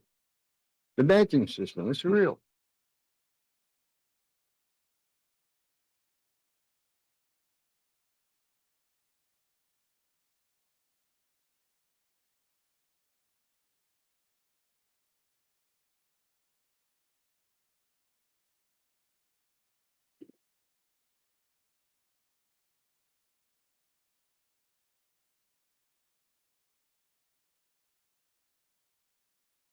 So did you always believe the earth was flat, or when did you see the truth, as it were? Oh, well, I guess you're talking to me. Yeah. Yeah, he said 10 years ago, roughly, if you were listening. Sorry, I must have missed it. Okay, Yeah, 10 years. and it goes back a couple of years before that because it started with me with the doctors. So I was in a kind of pinch with the doctors. So I was busting my ass to pay attention to those guys. And then right along the same time, a couple of years, whatever, but then boom. Because here's the thing, like I said, I laugh my butt off on the internet, right? And so boom, here comes YouTube or whatever, I don't care. They feed you. They feed you. And so that's what I'm saying. I was on the internet doing this research and stuff, and they're feeding me. They still feed you. It's a beautiful thing, really is. But yeah, so then I mean, like I say, I was instantaneously a flat earther because to me, I looked at it, I was never thought about it, right? I mean, this was 10 years ago or, 50, whatever, 60 years old. And so I go, oh, God, they got me. As soon as God told me, right? I always use that term. I like to joke people with that one. He doesn't really talk to me, but he does give me messages. And I'm like, he says, look at that, Steve. I'm looking at, and I go, oh my God, I'm so stupid. Because you can't land rockets, a thruster is never going to land vertical. They can give you all the BS they want to, but you're never going to see it. You're going to see it with TV. That's it. You can pretend all you want to, but that thing is not. They got you guys believing almost as bad as the little man in the wheelchair. They got you believing the guy does the backpack, flies around. And that's obvious. That shit's CGI. You talking about jetpacks? Jetpacks have been around since like the 60s. Yeah. They've been in bullshit since the 60s, exactly. so Stephen Hawkins, or whatever. Okay, so it's the medical industry that really got you into it, that opened your eyes about it. Yeah. Okay. And everybody knows now how crooked they are, right? Disagree with that? You disagree with how crooked? No, I don't disagree with that. I think the American health system is fucked. Yes. Oh yeah, it's terrible. On purpose. I don't know about that, but I definitely think it's busted. And I think that nothing happens by accident. Like I say, go ahead. Well, I'll just say, I mean, it's busted, and the powers that be are not incentivized to fix it. Certainly not to fix it, and they kind of just want to keep it the same way because they're getting rich off of it. Exactly. Yeah, that's what I'm saying. So, this is how stupid we are. So all you're doing is no matter what, you got to take your power back. And I don't care if you're a ball or a flat earther. The system sucks. Yep. And they took America. Any system sucks. It doesn't mean anything. Yeah. Well, it means I'm not going to be a dumb shit just because they're telling me dumb shit things. I'm a man. I learned that. Well, that's another thing. When I was a kid. Yeah, when I was a kid, I learned how people would screw me, right? And so you learn lessons. And then now that I'm a full-grown man, and I learned I got tricked, It's to be a cold day in hell before your dumb ass is going to pull one over on me. So if you're going to pull one over on me, it better be a pretty good one. Better have some evidence of what the hell you're talking about. Because I know you don't know a damn thing about America. I know you don't know a damn thing about the fiat money system because you got the same damn bank, whatever country you're from. And more likely, you're not too far away. You're definitely what I would call a communist, because I know damn well you're in either a communist or socialist country. I don't know which one, but don't make no difference to me. Bad enough living in America with these commies that we got now.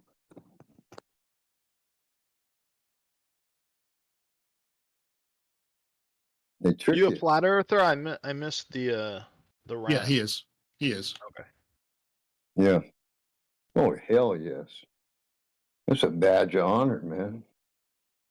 Even Why? though, It's a badge of retardation, no offense. Well, yeah, everybody's entitled to an opinion. I don't have a problem Yeah, with it. I'm with you, Steve ALM. I've been here as long as you, and we just keep listening to the same bullshit. Yeah, you and me both know, Rob. Wait, Steve, when did you become a flat earther? When 10 years ago, thereabouts. 10 years ago, just like everyone else. What a coincidence. 2015. That's how it the always year I goes. used because I have proof of myself, my own mental brain. Might have been a little bit before that, but Patricia Steer and Mark Sargent did a video that just upset me terribly, and that was in 2015. Right. And are you sure you didn't trick yourself? Are you 100% sure about that? Oh no. You're not just sure? for your own information, when it comes to tricking yourself, right? Like I said, I'm trick 72. yourself. Well, you can do anything you want. Your mind is so wonderful, right? That's what I'm saying. That's how beautiful we are. But I'm just saying that I did my job was there wasn't bullshit involved. So you couldn't slide, you couldn't be stupid. You had peer pressure everywhere you looked. It was a dangerous job, no big deal. How do we take our power back? I mean, you said we need to take our power back. How would you go? How would you do that? Well, I would just give him the same advice God gave me, right? He said, God, then you. See, and you kind of want to, here's this term religion, right? So I don't want to get into it with the definition of it, right? But God isn't religion, so just, so we stay on the same page, right? Because science is kind of a religion right now. So if you go God, then you. Now, this is the way I roll, because now I know I'm highly intelligent, not smart, stupid. That's their trick. God made me and you highly intelligent, which is part of how we've been where we're at and whatever. That's the tricks. But take your power back by understanding it's God. Then you're capable of doing the water, understanding water, food. If you're scared of being poisoned by your food, then you don't want to be scared of nothing. Right away. Take your power back. That's one of the major tricks. I don't care which one they use. Like even chemtrails. Oh, they're poisoning us, those guys. And then you got the other guys, nuclear bombs. They're going to poison us with radiation, right? And then these are all factual things that you can take back. Because nuclear bombs, whatever. Radiation, it doesn't hurt to know physically what radiation is. It's a real thing, right? And they measure it, right, with electric tools. No big deal. Hey, Steve, do you think there were flat earthers before YouTube? Oh, hell yes. We've been flat earthers since day one, man. We all know that. That's kind of not really a good So question. why when you were asked, everyone says, I've been 10 years in flat earth? Never I heard another answer. Everyone has been 10 years in flat earth. No, that's not true at all. There's all kinds of people out here. Yes, it is. Most of it, see, we're called the OG. Basically, you're an OG, and I'm nothing special, and I'm not even that well equipped to argue some of the debates anyway. But 10 years. I'm with you, Steve. Yeah, I just wanted to add to that for M Agent. Some people have only been around for like a year or two. Exactly. Some of us have been around for 10 years. So what's the problem? I know 15 years old TikTokers telling me they've been 10 years in flat Earth. And you just believe everything people say on TikTok, don't you, M Agent? No, I'm just saying you all indoctrinated the same way. You say the same stuff. What do you? Well, can you I give don't me an think so. example? I just gave you most of you that All think the same they're stuff. OG. All the same stuff is not an example. Come on, man. Do you want to troll properly or what? See too far. We see too far. How about that one? Too far, but that would mean, like, if I was a flat earther saying we see too far, like, because I don't say that. I don't understand what you mean when you say we see too far. Sorry, We can we have a limit. Yeah, but see, you think you can look up in the sky and see forever. When I know I have a limit to my vision. Again. Thank you. Let's debate this one again. This same one we've been debating. That is the example. No, I'm not here to debate. I like conversation, but we don't have to converse. Just to clarify, seeing too far is when flat Earth is an argument that flat Earth uses to debunk the globe. Okay, that's fine. I don't use that argument. Okay. I still want to claim there that. you go, M Agent. Is that every flat earther uses the same arguments? Yes. You can deny all you want, but any flat earther that you were asking, What am I denying? How much time? What am I denying? Let him finish. How much time? Well, how for much fuck's time sakes, man. you've been in flat Earth? I've been 10 years in flat Earth. Yeah, Did we've you been in heard that 10 already. years in You flat wanna do- Earth?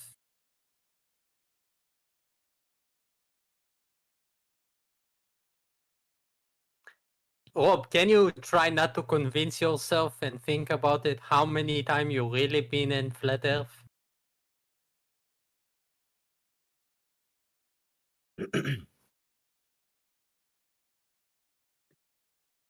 Yeah, you're a little It's been slow 10 on the years. uptake. It's been 10 years. Christ. Now I feel Yeah, you old. guys. Some of you guys have probably been out here 10 years. You ballers. I could name a couple of them. About 8 10 for years. me, actually. 10 years is what their Papa Flair tells them to say. No, it's not. It's 2015 is when it took off, you dumbass. Quit being a dumbass. But it's not true. It's not true. It is too true. I mean, don't tell me when I'm sitting I'm part. Listen, dude, were you here in 2015? Yes or no? Yes or no? I was in a truth community. I'm tired of your nonsense. So I'm not going to talk to you. I was in the truth community. You're going to just bullshit is all you're not listening to my answer. I was in the truth community in 2010, and then there were already flat earthers. So don't tell me stories. Yeah, no shit. No shit. Now you're finally making sense. Like I said earlier, there's been flat earthers since Christ was a pup. It's always been flat. What the hell's wrong with you, dude? Exactly. So my claim is, why when I ask the so-called OGs, no matter who, Jerry, Dave, whatever, they always say 10 years. Because that's when most of us started. I mean, you're asking an individual question. No, Everyone it's has because their... you feel the need to say you've been here long. You think I'm controlled. I'm controlled. Because all of us have been, a lot of us have been 10 years. A lot of us have been 5. Discord. I mean, dude, you're talking fucking stupid shit. I don't know why you insist on No, doing I'm not talking about you. I'm talking about you seeing other people saying they were 10 years and you simply agree with them, and you're telling me right now everyone is telling 10 years is been there for 10 years. This is my issue. I don't know how many flat earthers are in. I don't know how many flat earthers are in here. But if they've been around here for 10 years, I probably know them, and maybe they know me. That's right. So can you concede that most of you lie about how much time you've been in flat Earth? No, that was retarded, dude. Okay. That was honest. Thank you. No, it wasn't honest. It was a lie. I People first don't- heard about flat Earth with B.O.B., the rapper B.O.B. He got some Yeah. attention. That's when I heard, and apparently that was in 2016. So I think I 16. started getting into the community around that time. So yeah, it's been about 10 years. Yeah. I mean, that's what I'm saying. It was when it was starting up. No big deal. And then 2018 is Discord, when Discord really took off. 2018. But it was before that, but that's when it really got rocking out here. What was there some? I hear that date 2015, 2016 as being a date that a lot of people say that's when they started learning about flat Earth. Was there like a video or something going on YouTube around then that like kind of? Yeah. Yeah. Well, That's what I'm like I saying. said, Yeah, that's what I heard about it because I heard about it because a rapper B.O.B. put it out. That's when it got mainstream, as it were, or at least mainstream attention for me. Right. Right. But back to your question just a second ago was they were having a conference. I mean, I'm not sure what, here we go again. I'll be lying, so don't quote me. I think around 2015 was one of the first flat Earth, what you call meetups, conferences, Robbie Davidson, those type of people. And that's when this thing took off and they all had their YouTube channels. But yeah, I'm pretty sure you can, I don't know what video, I can't recommend a video, but you can probably Google Flat Earth Conference 2016, 15, something like that. And there were so many people out here lying, right? And they weren't, are they liars? I don't know, because they might have just been stupid. So that's why you can't tell if somebody's a troll or stupid. They'll come out here and repeat. People repeat Dunning-Kruger is a real thing. It's fucking real. When did the 200 proof thing come out? Yeah, about then, 2015, I would say. Pretty close. I'd have to double check, but pretty sure right there. Because that started right away too, with a big fight with Eric and basically everybody. It was really weird, right? That's what I'm saying. That's why I kind of like knowing how long people have been out here. Because if they have been out here for 10 years, they love the history of it is cool, right? I mean, whatever. It's even like right now, if you're in the flat Earth, there's a little bit of drama going on right now. Always is, but it's just a great story.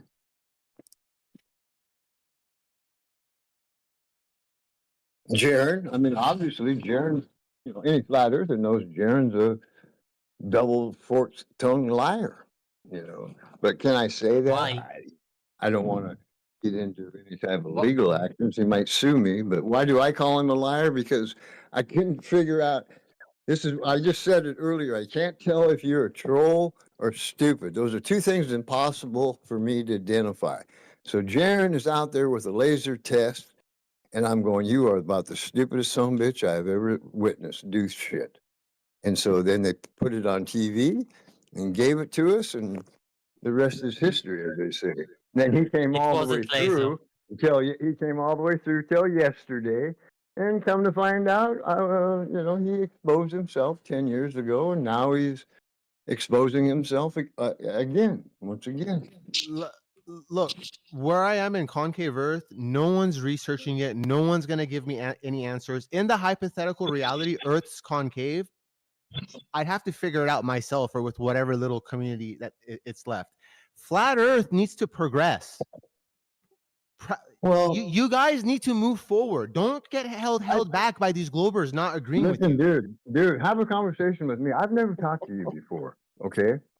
So now tell me where you got the sun at. Where's the sun? What's it do? How does it work? You got to progress, bro. Guys, I'm asking you. I want you to help me progress. You figure it out. Don't worry about me. I have. Progress. I have.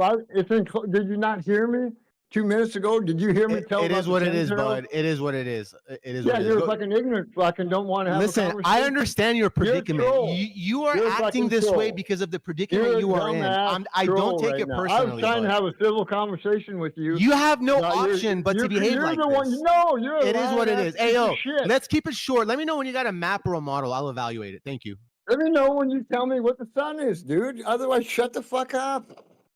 your concave Earth. I don't really give a fuck about your concave Earth. What is the fucking sun? What explain the cold You moon? spiraled at the suggestion You of don't moving spiral. You're the one Concaver, you're spiraling the about one your that came lives. in and spiraled and then just No, bounced you're out. No one interrupting. actually have a conversation You're with Steve. interrupting. You guys dude. spiral at the You suggestion of moving understand one forward. mic, dude? Hey, you want to be understand one mic? gatekept? Be my guest. It is what it is. You want to have a one mic conversation because you have a problem with that. You're not capable of having a conversation right now. Unfortunately, you don't have a fucking nothing, a leg to stand on. You want me So, to listen to your lying ass bullshit.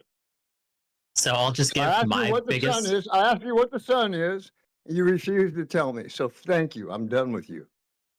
Yeah, so I'll just give All my right, Steve, let's biggest. let Yosuke get in there. Sorry, Yosuke, Okay. I cut you off. Yeah, no worries, no worries. I'll give my biggest issue, concern with concave that I've never heard an answer for, despite bringing it up to many concavers, is the explanations for how the celestial sphere, which is in the center, how it always is at the horizon, despite physically being so far away from the horizon.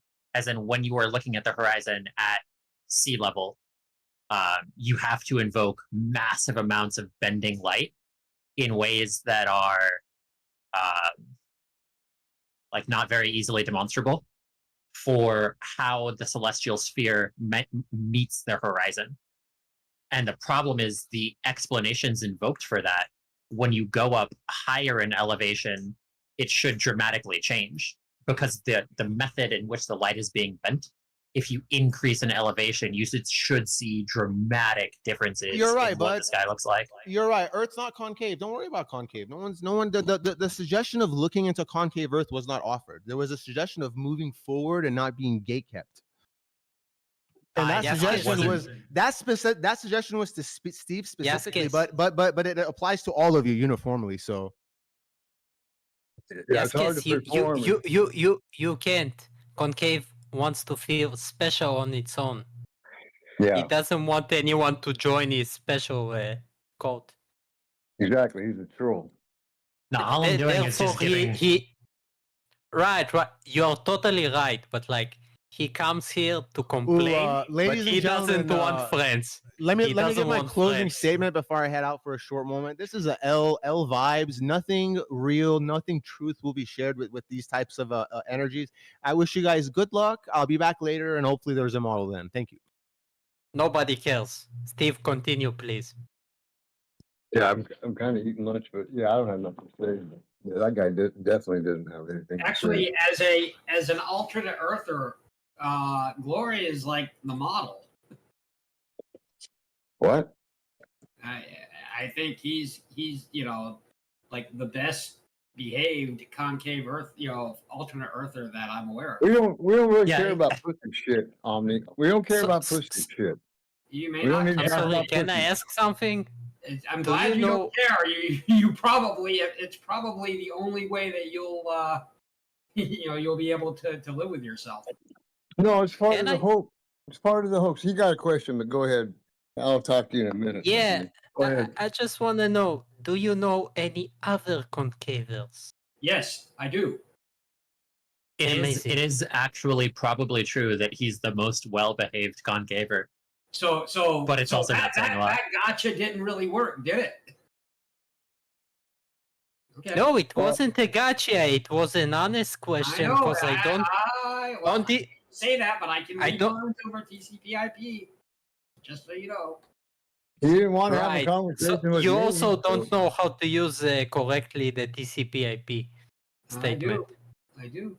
Yeah, you And I can keep read minds using over it, but you can't. I can read minds over. Yep, I can. I can read your Yeah, minds. the argument that I gave against the argument that I gave against concave, simplest to understand. One, that you'll never get an answer for concavers from. So if a concaver is ever pushing you, you have my blessing to use that as a argument. Sorry, I missed it. What was the argument?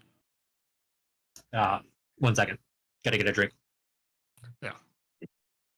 Just to make it clear, this current concave guy, his model is that the whole universe is concave. So basically saying the Earth is still a sphere, just everything around us bends the light, and we see it in a concave manner, which doesn't make him a concaver.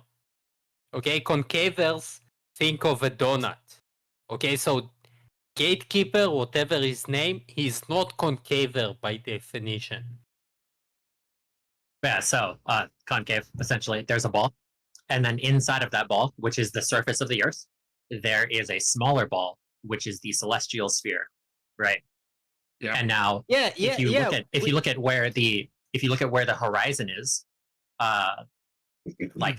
physically, the horizon is so far away from where the celestial sphere would be that you should never be able to see the celestial sphere at the horizon. So what they do is invoke light that bend, like it'll go down and then it'll bend super hard to meet the horizon. And the problem is that the way that the light is invoked to bend, if you increase in elevation, you should have dramatic differences in terms of what you see in the sky because of the way the light is bending, and because when you go higher, you're in less atmosphere, so there is less atmosphere to actually bend the light, and so you would see dramatically different bending of the light, which would mean that if you go up higher, you wouldn't see the celestial sphere at the horizon. You also need to shrink in size and funny stuff like that to make it still concave. Need a completely new definition of what physics is, really. None of known physics works in the concave model. But again, this is not the model that Gatekeeper is talking about. If you check his Blender, you will understand that he treats the universe as concave, which therefore there is no debate even, because he still draws the Earth as a sphere. Yeah, but we're sitting on the inside of it. I'm looking at his model right now, and we're sitting on the inside of the sphere, as opposed to the outside. So this is like what every other concave model is like, with maybe slight variation, but maybe he has a few on his page, but I'm talking about the two-pole concave one. That's a flat Earth model.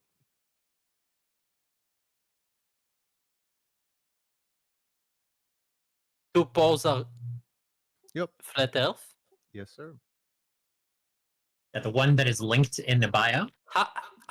That's my that's my preferred model. If Earth had to be level and stationary, no funny business, no curvature, that's my best attempt at making a flat Earth work, taking into consideration distances, continent sizes, two poles, star rotations, all these other things.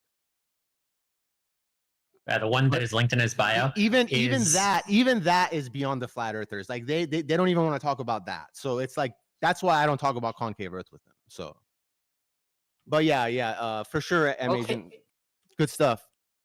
So you talk to people about your official model. Go back before you ask questions. Go back and look over the thing you're talking about, and then maybe I might answer your question. Good one, bud. I'm gonna go back on mute. Yeah. Go back to holding hands. Go on. Hello, What's up, bros. Joby? What's up, bro? You know who it is. You know who it is. I'm not even gonna say my name. Joby. Yeah, you know. Yeah, his model, that is the one that is linked in his Discord bio, is the one to where, the entire celestial sphere, the Milky Way galaxy, stars, sun, moon, and everything is between India and America. Yeah, so my first question to concavers is always, where is universe? So how is the entirety of the universe within the diameter of the globe, or within the volume of the globe, rather? He will not answer that because he wants to, just complain. Yeah, I mean, no concavers ever actually answer questions about their model. Apparently, I don't know who it was, but somebody it might have been wait, Concaver wait. because he sent me he said something to the effect that the universe is inside a Kerr-Newton black hole. Wait, wait. Yeah, sorry. So he was showing us a model, or a proto model, and I directed him to you as the person who could probably give him the best answer for how. So the idea is that light bends up instead of down, instead of the way that we generally understand it. Yeah. And if I understood it correctly, and I might not have, but I thought that the question was really, what could possibly be causing, the light to bend in this way? Like what options are there for, light to bend in not the way that, we generally Okay. it bends. And, I don't think that there's like a real answer to that really exists.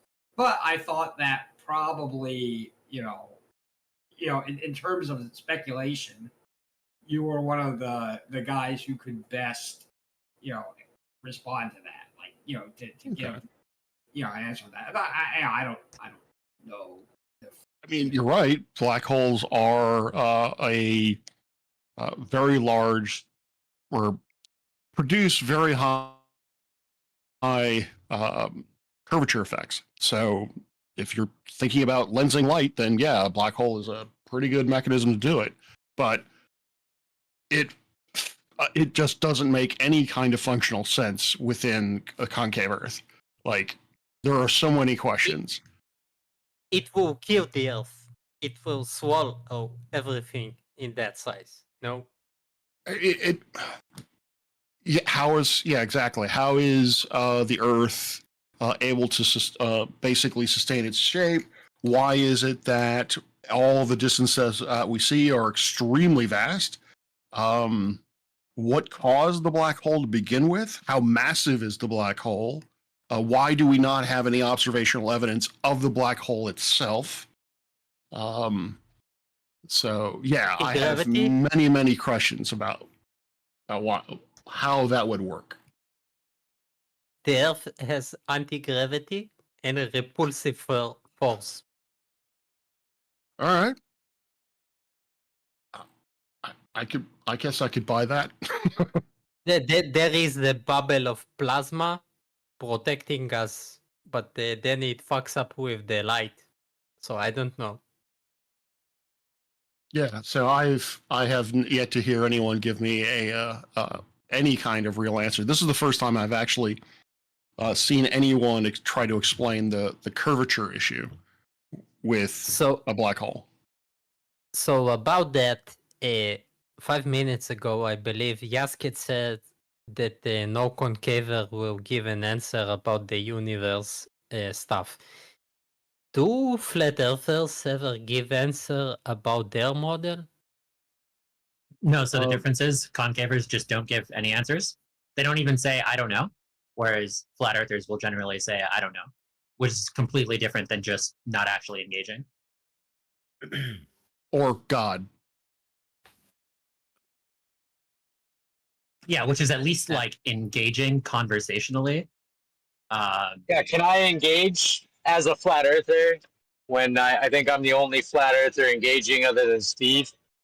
And I just hear these phrases, oh, all flat earthers and all flat earthers, yet everything you say about these flat earthers, I don't agree with. But I'm just confused as to why you guys say this about all flat earthers. Thank you. What don't you agree with? Well, actually, I have a question then. What do you think? How did the Earth get created? Well, you just want my opinion, right? What I believe, right? Yes. Yeah. What do you believe? How do you believe the Earth came into existence? I consider myself a biblical cosmologist. So if I have to explain that some more, I can. But if you want to deride me just because I call myself a biblical cosmologist, I'm not going to engage. Do you understand? Why are you so defensive? He just asked you a question. Why you automatically I'm assume not he's trying to defend. deride you? All right. I'm not interested in deriding you. Just that you had put that. I had said that the only real answer that I've gotten from flat earthers is God, is biblical cosmology. So that tracks for and me. I'm okay with that, right? But a lot of people in here that don't like my opinion will say that I'm just plain wrong without really substantiating why I'm wrong, just because I have a different belief than them. Thank you. May I ask you a question? Isn't Dr. Parks a Christian? I am. Okay, that's what I thought. Thanks. Well, Dr. Parks, can I ask you a quick question about Joshua 10 and what you think about Joshua 10? You're going to have to remind me of what Joshua 10 says. Yeah. When God stopped the sun in the sky and the moon in the sky for a whole day. So I do not take the Bible literally. So for me, that is happen. Okay. That didn't happen according to you. But the Bible says that it happened. Yes, I don't take the Bible literally. Okay, no problem. Yes. Okay, that's fine. I understand. Okay. Thank you for that. Okay. No problem. Wait. Hang on on that question. Please. Yeah, but I was trying to ask like since 2 minutes ago. So. Go. Yeah. I'll answer a question from the other guy, I suppose. I got a minute. I'm just really trying to finish this car job that I got, but I'm listening to this. It's a fairly short question. So Sure. there's this phenomenon which is observable, especially if you have money to travel, that in the northern hemisphere, if you watch the night sky, stars are moving counterclockwise around roughly what would be the North Star, right? Whereas it's the opposite when you're on the southern hemisphere, like Australia, for example. It's moving clockwise.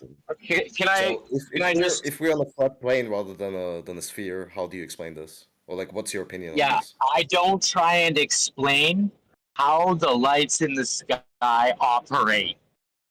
They just do. But when I get out some tools and start leveling the earth, I would use water to create planes. Planes are two-dimensional. So how big of a horizontal plane do you think humans can make accurately? Thank you. I have no idea. Well, you should start there. Thank you. Stop looking at the lights in the sky to prove that the ground's curved. I see. So the lights in the sky do a great job of that, though. I just want to say, yeah, sure they do, Omni. As long as you beg the question, yeah, go ahead. I don't care. Get yourself a fucking water level and figure out how it works. I got a question. Wait, Chubil, it's very important. Rob, you wanted an example for something that all flat earthers say right now because they changed their mind. So here it is. You just said it. The lights in the sky doesn't change the shape of the earth. That's something all flat earthers say. Sure, you got one on me, M Agent. Good job. But yeah, so I have an actual question for Parks. I also found it funny that one. that you were like, oh yeah, don't deride me for my answers, which nobody was doing. But then you answered in a super condescending way. Can you entertain a question from me, Parks, on what you just stated? Yeah, by all means. Yeah. Can I defend myself against that other guy or no? Sure. If you think I was being condescending, that's on you. Thank you very much. Okay, we can end that there. So your question about like sort of, or your statement of saying that you don't take the Bible literally.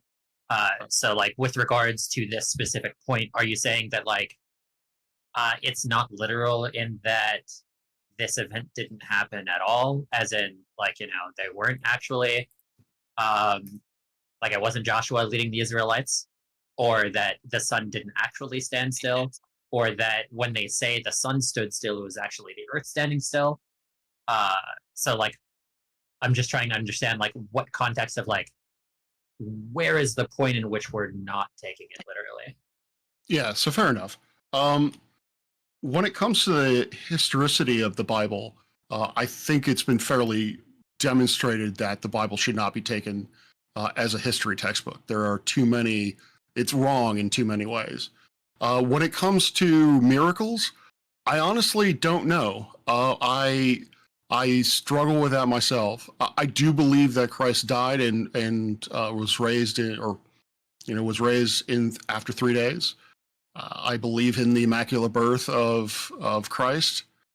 So I do believe some miracles happen, but for me, that's not as important as the moral lessons contained within the scriptures. Okay, yeah, because that is the question, because it's like, if some of these miracles, like, you know, what Moses did, parting the sea, if that's not an actual, like, literal thing that happened, then why would we take the resurrection of Christ or the virgin birth as literal? Like, what would be the distinction there? That's a very valid point, and I don't have a great answer for you. This is where my faith, I haven't explored that part of my faith sufficiently enough. Okay, that's fair. Because yeah, I would just say one thing as a general point is that, like, from everything that I've looked at of people trying to say that like there are contradictions in the Bible, and then looking into the contradictions of how certain accounts in like Matthew contradict more like Herodotus or something. Mm-hmm. It's like one account versus one account, but then also in addition there are like, it's essentially accepted in secular history that like Herodotus was not a reliable source. Like there's just too many things that he was like getting wrong that are like pretty like verifiable that aren't even related to like biblical history, as an example. So in that sense, like, just from my understanding, and I'm not trying to say this to like convince you, I'm just saying my position on this is that in every single time that I've seen of general biblical accounts of like outside of like miracles, right? Yeah. But of just like, you know, this person going to this place, this type of ritual being something that was done at this place at this time, et cetera, et cetera. The times where it counters like more secular historians, it's one account versus one account, and then the other account is from somebody who's like not a reliable source. So in that sense, it's not, here is the 100% confident source, and then, oh, hey, the Bible got it wrong. Okay. Yeah, that would be my perspective on it. And I'm not trying to convince you with that. I'm just saying that is something to consider. Fair. I mean, I believe the first real historical contradiction that I became aware of was that the census of Herod was not during the birth of Christ. Or was at what? Yeah, that was specifically the one that I was looking into. Oh, all right. Okay. So the only claim, or the claim of that, the only secular account of that is Herodotus? I don't know if that one was specifically Herodotus. I have all of the info, but I don't have it like memorized by heart. Okay. I could give all of the information over to you at some point. Just I would have to collect that. Yeah. Okay. Yeah. I'd be interested in looking at it. Point. Yeah, my point is complete. So I guess on that same note, Dr. Parks, I guess you don't hold to like a young Earth creationist point of view either. No, not in any way whatsoever. Okay. I mean, I wouldn't put an age on the Earth, but I don't necessarily believe, or I would say it's closer to like being thousands of years, like maybe even tens of thousands of years old, as opposed to like billions. That's just my personal view. But so does that mean you also hold to like this long, drawn out kind of gradualistic idea of evolution as opposed to like God's direct supernatural creation? of life. That is. So, yeah. So a couple of things. One, Will Duffy got snippy with me because I claimed that Will Duffy thought the universe was 6,000 years old, but no. He is, in fact, he believes that it's 10,000 years old. To me, there is no difference in those two numbers. They're both equally wrong, in my opinion. They're both equally wrong in the context of the data that we have from multiple fields of study. To answer your question about evolution, not a biologist. I know really fuck all about of evolutionary biology. I just basically go with what they tell me is the current of the research. But what I can say is I do not believe in a fully formed human being formed by God and simply existing throughout time without any kind of evolution or alteration. So the whole idea of like Adam and Eve kind of being like the first two people, or at least, you know, like the first two people in the Bible that sort of have the story focused around them, and them being creating the image of God, like not only in their like the level of consciousness and being moral agents, but also maybe, you know, somehow taking a physical image, kind of like in the same way that Jesus did. You don't believe the Adam and Eve story to be literal either? No, I don't. Because again, the creation story in Genesis does not. We have evidence that the ordering of it is wrong. So I mean, you can quibble about what a day is. So I've heard that as a, you know, one day is actually 1 billion years or what have you. The problem is the accounting of what was formed first is also contradicted by our current state of evidence. Sure. The other issue that I have is I know enough biology or looked enough into it that simply having a healthy non-inbred population requires far more than 2 people. Sure. And then also once you're after the flood, I think you have 8, if memory serves. Also too small of a number for a healthy population to grow from that. So again, there is science that tells me, or that indicates that this is not possible unless you want to invoke divine intervention, which as a scientist, I cannot do. Yeah, but in your overall worldview, if you do believe in a supernatural God and he's omnipotent, surely he would have the power to kind of intervene, or at least, you know, the other theory about the whole like inbreeding issue is that there's this whole idea of genetic entropy, which means that, you know, the people back then closer to like the origin of creation, you know, had a more a pure genetic line that weren't as subject to any type of you know, problems and you know, mutations or whatever else, you know, these like birth defects that you would get from, you know, if people were to be inbreeding today. But also, before I forget, on that same point, there are actually some people who hold to like young earth creation and whatever, things like that along those lines, that believe that Adam and Eve weren't even necessarily the only 2 people at the origin of creation, because they'll look at verses like found in Genesis 1 verse 25 to 26, where it says, let us make mankind in our image, male and female created he them. So they actually take this verse and interpret it to be that there was actually another separate group of people besides Adam and Eve, because of course Adam and Eve we only get in Genesis 2. You see. So this is one of the main reasons why I take issue with young earth creationists, because in one breath they will tell me that the Genesis story is the literal word of God, that it is word for word, that is how God created it. And then with out of the other side of their mouth, they'll tell me, no, we, you know, if you interpret it this way, then it's more than 2 people. Like, you can't have your cake and eat it too. Either it's a literal accounting or it's interpreted. It's not both. And so and honestly, I don't mean to, well, I'm going to sound heated. I have absolutely no patience for that kind of bullshit.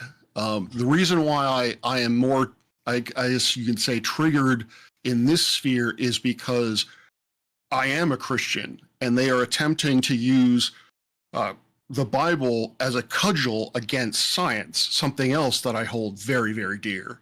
So, yes, I do not care for the young Earth creationist arguments. Interesting, but hypothetically speaking, if you do hold to like this notion of classical theism, where God is, has those tri-omni properties, but the one for this context would be omnipotence. Surely you would believe in your theological worldview that God would surely have the power inherently, to in fact create the heavens and earth and all the life therein within like under a week, because the Bible says that he rested on the seventh day, of course. Like, isn't this possible, right? It is possible. It is obviously an omnipotent God, all-powerful being, has the power to do that as described. However, the problem is, within the Genesis account, as I've said, the ordering of how things were created, what was created first, we have scientific evidence that effectively says that that is incorrect, that it is not compatible at all. There's no way to bend the scripture to fit what the evidence is telling us in terms of that.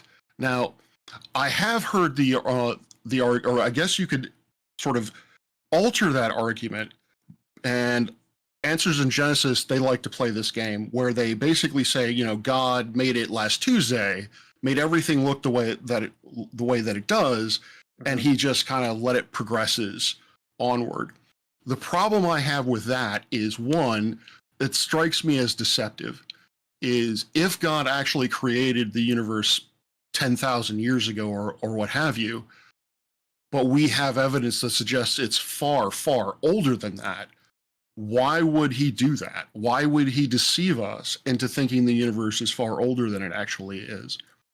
The other thing is, if he is going to do that, I believe that God created the universe in an orderly fashion, that he used the laws of physics, physics, chemistry, so forth, to create the what we see today.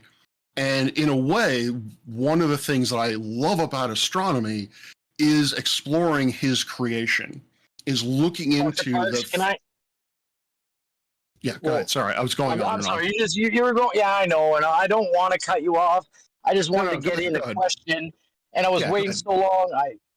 My question is on the tip of my tongue. You got to give me a sec. Yeah, I'm really sorry. I was trying to wait.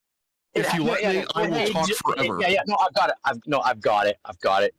When you said we have ways of proving stuff's more than 10,000 years old, I just want to ask, can you show me anything that is older than 10,000 years and how we date that? So you have Tony would be the person who is best with using this method, and of course it's radiometric dating. You have carbon dating has shown that there are things that are over 10,000 years old, and then of course you have radiometric dating of things like uranium, I think lead. Those illustrate that there are parts of the Earth that are hundreds of thousands, millions, if not billions of years old. And then... I just want to know how we would establish that as true. If you don't have if it's something I should ask PhD to, I can do that. That's no problem. I just thought it's a bold claim, right? If I claim to have something older than 10,000 years old, I would say so. And I would have a way to show you it's older than 10,000 years old. I don't claim to have anything more than, say, 48 years old that I've done. That's where I'm at. Thank you.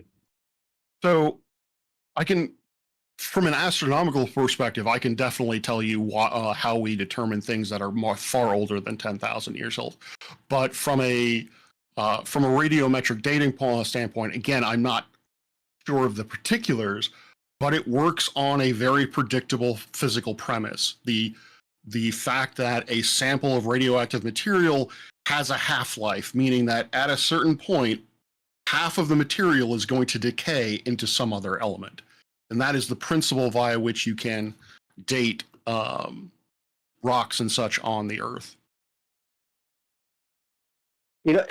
So on that point, I probably should have it in front of me, just so I'm not misquoting it. But I'm not in front of my computer right now. I've seen certain instances where they'll do something like they'll take rocks and whatever type of some type of rocky material where the date of that rock is known because like a certain like volcano had erupted at a certain date. It was witnessed. As a historical event, so they know the date, right? But then what they'll do is, and it's sort of, I'm not exactly sure of the term, but like a double-blind kind of way, they'll take this rock sample to multiple different independent labs, and then when they get the results back for the whatever type of radiometric dating they use, the ranges go anywhere from like this rock with a known date being ranged from anywhere from like thousands of years to like millions of years. So I wonder how people like you and PC Tony will sort of reconcile how there seems to be like a high margin of error for this kind of thing with like a wide range of like in other words, I think it like highly puts into question the accuracy and reliability of these dating methods. May I? Again, I think the simple answer to that, I think there's a very simple answer to that. A volcano didn't create the rock. It just brought it from below to above. The other issue is, again, I'm not overly familiar with that particular method, and so there could be contamination issues as to why one lab was getting one value or whatever. So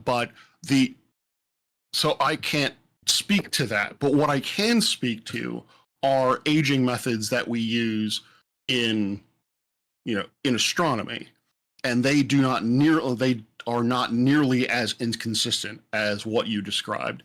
Everything is within a billion years. Like for stellar aging, that's actually for aging a particular star that is actually rather difficult, and the error bars on that are roughly around 30%.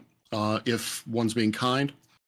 But we can also use modeling of globular clusters, and the ages for that, you're starting to get down into like 10%, 15% of error bars. So these are all self-consistent with each other. And then, of course, you have WMAP, or you have Planck, I think it's Planck. You have the cosmic microwave background, and that has greatly shed light on or has provided the strongest evidence that the universe is in fact 13.7 billion years old. But I think it's even more obvious that before the volcano, all those rocks still existed, and then there was a volcano, and then that material came to the surface. That material was not created by a volcano. Well, his point was that some of the methods were dating the rock to be thousands of years old, whereas other methods were dating it to be millions of years old. So I think his point was just the wide error bars in terms of.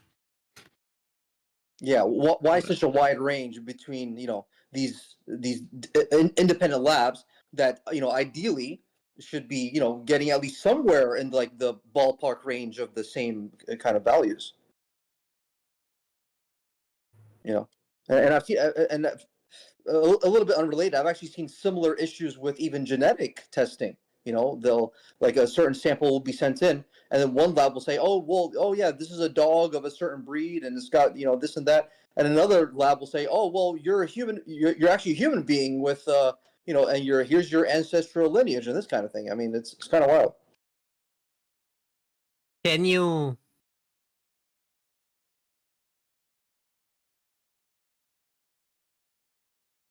Somebody. And he what? Yeah. An agent you cut out there.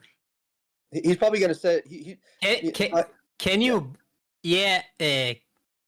In order to analyze it properly, can you bring us the specific data and the source so we can understand the margin of error between those examples? Yeah, that's a good question. I would do that. Unfortunately, I don't have the source right in front of me right now. Don't have access to it. But as soon as I get my hands on it, I will. Who is that? I think that was M Agent. Yeah. I'll look out for you. Yeah, I will. Yeah, or for anyone, cause I'm sure that Tony will ask you for a report in order for him to understand. And that's completely fair. Yeah, I don't want to be someone who's just like talking out of my ass or making shit up. So, because I would expect the same burden of proof for anybody else making claims about some type of scientific data being shown. So that's totally fair. I can do that when I get the chance. But before I forget, Dr. Parks, and I don't want to take up too much of your time, but well, oh right. So okay, so as a Christian, right? Like and I'm Christian too. I've liked this idea of the teleological argument, otherwise known as like fine tuning or the argument from intelligent design, as as an argument for God's existence. I personally find it convincing, and I think it might be worth noting that it's even the type of argument that even the Bible puts forth, right? As namely found in Romans 1:20 and even Hebrews 11:3. Essentially, Paul and the writers of the epistles say that through the creation of the world, the invisible attributes of God are clearly seen, right? So, people like Thomas Aquinas and Weber have sort of made this a little more refined in a sophisticated manner and have formalized this argument, right? But my question to you is, and the reason why I'm raising it is because it's I find it to be a common objection from our atheist counterparts, of which I know many of them are in here. Is that so I'll give this argument that due to the properties of which the universe exhibits, things like hierarchical organized forms of structure, systematic order, specified functionality, intricately detailed complexity, right, symmetry, beauty, so on and so forth.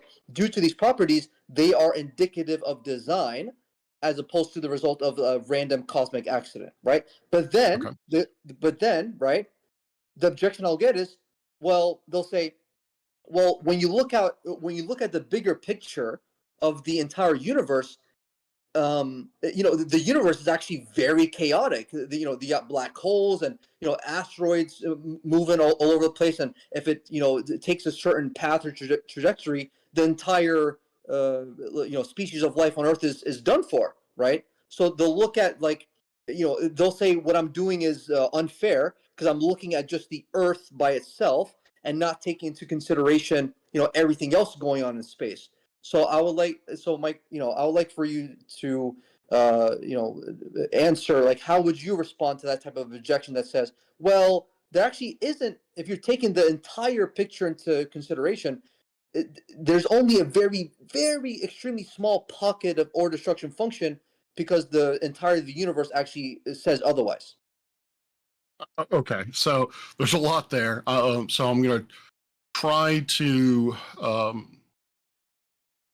So forgive me if I'm not answering your question in a straightforward manner, but do I believe that the universe was intelligently designed? Well, obviously. I believe that it was created, and God isn't going to just close his eyes, put his fingers in his mouth, and fart out the universe. I mean, he's going to design it. I can't imagine why he wouldn't have. However, the issue that I have is that, again, as I've stated, God created the universe with a certain set of physical laws. And as I was saying before, I think through the understanding of those physical laws, you have a better understanding of his creation and, in a very, very small way, himself. I don't like the fine-tuning argument because the fine-tuning argument has this assumption that the fundamental constants of the universe a priori are completely have a infinite range, which there's no basis for it.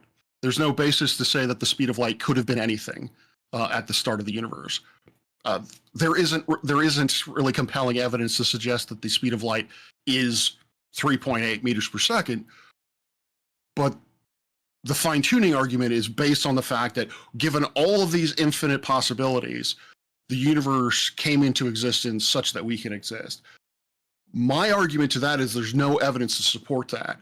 You could just as easily say there's actually only one way that God could have made it, could have made the universe as he did, and so I don't see that as a valid scientific rationale for trying to prove the existence of God. But even more than that, I believe that trying to prove or disprove the existence of God is, I believe that trying to prove the existence of God is entirely wrong-headed from both a scientific and from a theological standpoint. From a scientific standpoint, it's very easy. God is a supernatural being, so science has absolutely nothing to say about it. Right. Science only deals with the physical realm. God is metaphysical, so you can't do it. Theologically, you cannot have faith in something you know to be true with absolute proof. And if you don't have faith, then that calls into question your moral character. Why are you actually doing the things that you're doing? Are you doing them because you truly love God and you want to be loved by God, or you want to love God, that sort of thing? Or are you doing it because you know for certain that if you follow these rules in the book, you get a mansion in heaven for the rest of eternity? So with proof is anathema to faith. And without faith, the certain foundations of Christianity, in my opinion, fall apart. Okay, fair enough. I appreciate you for your answer. And I do agree with you that God being a supernatural being, he is beyond the realms of a scientific endeavor. Because literally, what it means to be supernatural is that it cannot be explained nor demonstrated through scientific means. So I do agree with you there. But as far as the theological side, I never said prove God's existence necessarily. I think more so the theologians and philosophers that make these arguments for God are more so doing it because they're trying to show how the God hypothesis or conclusion, depending on how you look at it, is just going to be the most likely, right? Given the evidence, given our experience, right? Yes, I still don't really buy those type of arguments. I think those type of arguments are, to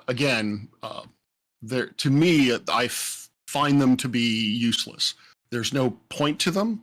And again, from a theological standpoint, I reject the idea that can be.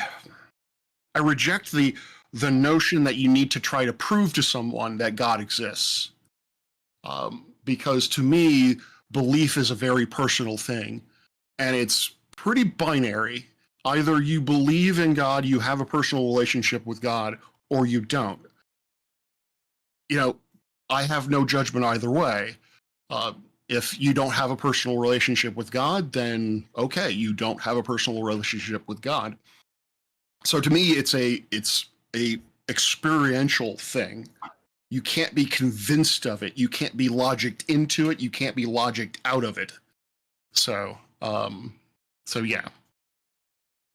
If that makes any sense. No, for sure it does. And I think without you realizing it, I think you might have been making, or in some sense, you're, at least the way I was hearing it, you're making a distinction between what's known as general revelation and special revelation, right? Or general is also known as natural revelation. But because this whole concept means that people should sorry, I'm getting calls. My bad. Hold on. Sorry. If people shouldn't be making arguments for. Sorry, do I keep cutting out? Yeah, you do. You do. I think Dang it. Yeah, especially I'm getting a call. If they call one more time, I might have to just take it real quick and No worries. whatever. But what was I gonna say? Right. If you don't think people should, use some type of philosophical argument or logical reasoning to come to the conclusion that God exists, are you then implying that maybe God's, at least from an objective point of view, where it's not, something totally anecdotal or subjective, that as a Christian, is it your view that God's existence should be something like self-evident, that like just through the creation of the world, like yes, there must be a creator of the natural world? Is that what you're saying, or not really? To a certain point. So for my faith journey, I have always believed in a divine being of some sort. So that is what I'm saying, is either you have that or you don't. Now, if you believe that there is a divine being, I think philosophical arguments are warranted or are appropriate to convince you or try to guide you to what the divinity actually is, to God or to Islam or whoever. So these philosophical, theological arguments as to what the divinity is, I don't have a problem with it. The problem I have is when you try to, when these folks are trying to say that God exists, that the divine exists because of these reasons. I don't see the point of that at all. And honestly, one of the reasons why I also get triggered by all this is like, and I really don't want to fixate on Will Duffy, but Will Duffy, so obviously people were praising him because of FTFE. I kind of blew up a little bit on my channel by saying, this is some bullshit. This guy doesn't, believes in a lot of things that a lot of us in this community do not believe in, such as the age of the earth, homosexuality, abortion, all of these other things. And yet we're praising him because he knows that the earth is a sphere. Mm-hmm. Okay. And when confronted about these beliefs, particularly the young earth creationist beliefs, he just says, oh, it doesn't matter. Oh, it doesn't matter. I don't care what the earth is, which is ironic because if you don't care, then you really shouldn't make any kind of assertion as to what the age is. But he's always like, what I'm concerned about is proving the existence of God to people. What I hear from that is, I want to control people. I want to convert them to my way of thinking so they will do what I want them to do. That is what I hear when I hear Duffy and others of his ilk tell me that he needs to prove God to people. Gotcha. Okay. I can certainly understand that. Although I do believe a lot of people who do it don't necessarily have that same kind of ulterior motive, but they kind of just do it. If not, and not to just discredit as just doing it like for the fun of it per se. They kind of do it because they enjoy debate, they enjoy conversing with each other, and they enjoy exchanging ideas from opposing worldviews. It's not necessarily to absolutely convince the other person and have these implications about what that will mean for their life. I don't think a lot of people who engage in these type of discussions surrounding theology, sort of have that motive. Yeah, and I constantly am fighting with myself and realizing that in a lot of ways I'm painting a lot with people with a large brush, and that isn't appropriate. Sure. But it is my experience. It is my experience that there are a large number of people who do that, who seek to use the Bible and faith as a leash to force people into a certain mindset, which they view as true, and basically believe that anyone who does not have that mindset is not just wrong but evil. And that is dangerous.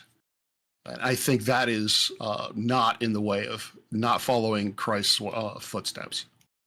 Sure. Yeah, I think I would agree with that. But just to clarify and I really don't have much else to say besides this. Just to clarify my point earlier, the whole distinction I was trying to make between natural/general revelation and special revelation is that. So I explained. So natural revelation is like through the observation of the natural world, we see that God we see the indirect evidence of God's creation, therefore God exists, right? But special revelation more so says that that's where it comes down to more of a personal thing, kind of like what you were saying, is that through maybe a reading of the scriptures or some type of divine intervention or supernatural experience you had, that's what sort of solidifies and confirms your personal belief in God, right? So I just wanted to make that clear. But last thing, I don't think I've spoken to you before, Dr. Parks, but I do. I don't think so. Yeah, I have known about you ever since I saw you go on Witz's channel, right? I think maybe you've had several talks with them. Is that right? Or no, really, I've only had two conversations actually with him. One on my channel, one on Jaren's. Oh, I see. Oh, wait, it was never on Witz's own channel though? Not that I'm aware of, no. He may have mirrored it, but wait a minute. No, you're right. I was on his channel and I mirrored it. So yeah. Okay. So yeah, that's his channel and Jaren, yeah. Gotcha. Okay, that's what I thought. Yeah, so I'll just I appreciate the conversation, but I'll just leave by saying this. I too actually am a George Mason alumni. Really? And yeah, I am. I actually still live in I've lived in the Northern Virginia area for most of my life now. Yeah, I was born in San Diego, but I was raised in Ethiopia, which is where my parents are originally from as a child. But ever since then, I've been in Nova. So I thought it was kind of cool, the coincidence that a PhD faculty professor like you is from the same school that I graduated from. So I think that's kind of cool. Yeah. But not to leave on a bad note or anything, and I don't know if it's been obvious by now, but I too am a flat earther. Okay. Okay. All right. Just like Rob, I hold to what he refers to as biblical cosmology. So my last question to you is, why, as a faculty of GMU, why is it that you think my education failed me? I'm kind of joking, but yeah. Actually, that was the question that I was going to have to. That was the conversation I wanted to have with you, but it sounds like you need to leave. Is why is it that you believe that the Earth, or essentially, why is it do you reject current science that is clearly states that the Earth is a sphere and that the universe is very old, is not tens of thousands of years old? So Yeah. I would like to have a discussion with you as to why it is you reject the current science. I think that's interesting, and we could do an event even if people are willing. Because that's ultimately why I'm in this space. I'm not trying to convince anybody of anything. I want to have a better understanding of why it is why it is like you who have these viewpoints. Because obviously you're an intelligent human being. So I am curious as to the motivations for why you would, and you are also apparently educated. So why is it that you would hold to these beliefs? That's what I am most interested in. Yeah, no, it's a great question. Unfortunately, that would open a whole nother can of worms right now, which I think some other people would probably try to jump on it as well. And Omni, I appreciate the gesture, but I'm not sure if that maybe if I'm free one day, I'd consider it, but I'm not sure if it's Okay. like that special of a conversation to hold like a unique event for. I'm more than happy. I actually strongly disagree because I think that this is a very important conversation because I hear a lot of flippant excuses as to why people believe in flat Earth, that they're stupid, that they're gullible, that they're in a cult or what have you. And while some of that may have a ring of truth to it, I think it is far more important to understand the specifics, to understand where y'all are coming from. So I think, I'm not saying that you need to be a part of this conversation, but I would love to have that kind of conversation with someone on the flat Earth side, not a debate as to what the shape of the Earth is, just a trying to understand each other's perspective. Sure. Yeah. I understand that, and I can definitely appreciate that that sentiment there. And of course, the reasons I would tell you are things that not only you but everyone else in here has heard like a million times over. I don't have any like unique special arguments or like I certainly don't have like Joe Henvys and Shane St. Pierre's of the world have been like sort of conjuring up on their free time.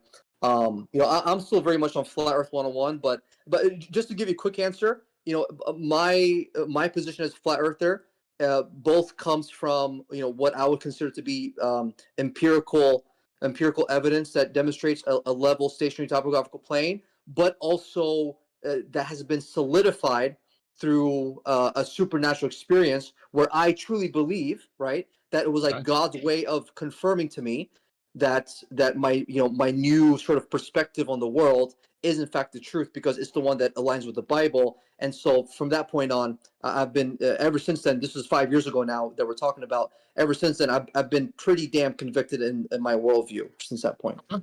See, I have lots of questions about that, but again, you're right. We've been going on this topic for a long time. I don't want to. I don't want to. By the way, dominate the server.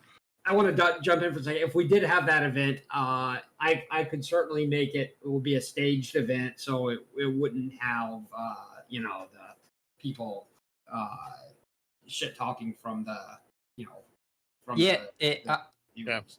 I also want to mention, don't be shy. You sound interesting, and we do want to understand the other side. So come back, and let's do it. Okay, sounds good. Yeah. I have, I don't, this is like one of my first times even engaging like to this extent in this Discord here. And I think part of that now is because I happen to be taking a break off from work. But yeah, Thanks for being here, Rebel. Yeah.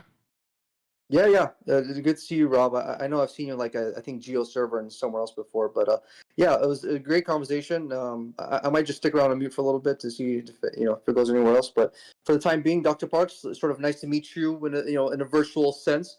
And I can talk with Omni or whoever to potentially see if that's something we can set up in the future. That's fine by me. Absolutely, that'd be fantastic. Yeah, I think that would be good. I think a lot of people are interested in that. That is one of the reasons why I am in this as well. I have a lot of the same questions. Okay, sounds good. All right. Well, thanks, guys. Appreciate the time. Sure. No problem. Can I turn the tables on you here, Professor Parks, in for a second? Absolutely not. Yeah, go ahead. Right. So I'm an atheist, a soft atheist. I have no problem with people believing in God. Okay. But why do you believe in a God that's written, that comes from a book written by men, that has been translated by man, has been changed by man in terms of what books they've added and removed, and then is open to interpretations from every individual that reads it? Sounds like you just haven't investigated enough, but go ahead. So what I would say is that I believe that the Bible and really just the teachings of God are an inspirational living thing. And so I believe that every change that has been made has been in his design. The reason why, first off, you asked me the question of why I believe. That is a very good question, and I don't have a very good answer for you other than to say that since I was really aware of it, I've had this feeling of something divine existing and that I have a connection to it in one way or another. So I've always, when I first started out, I was actually a witch. I was a Wiccan. And then for like 15 years, I was a high priest of two covens and all that. But I found the theology of Wicca to be lacking, particularly the moral compass within Wicca to be lacking. And I don't know what it was, but I just, I read up about Christian theology, and obviously I read the Bible, and the words just made sense, particularly the teachings of Christ, particularly the Gospels. obviously, I think Jesus went a little too far about the whole divorce thing. So I do have some negotiation with the scriptures, but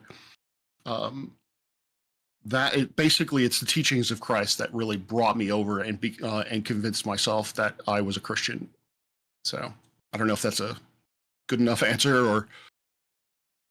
Did you look at the other religions with the same open-mindedness to see if one of those appealed to you?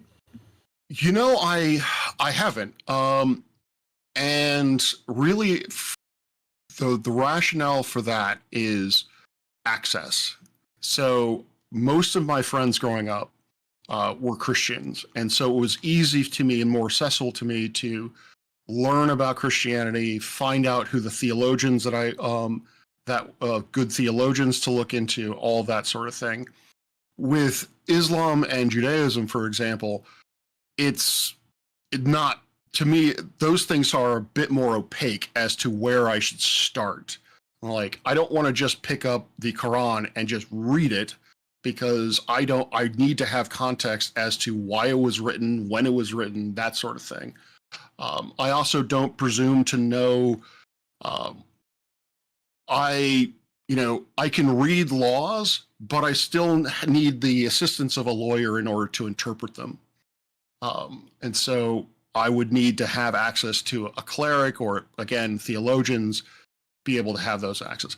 Long story short, it's about access. Now, if I had access, if a Muslim came to me and was able to supply me with these things, I don't anticipate it, but I am open to the idea that maybe I'm wrong. Maybe that the God of Muhammad is the right way to go.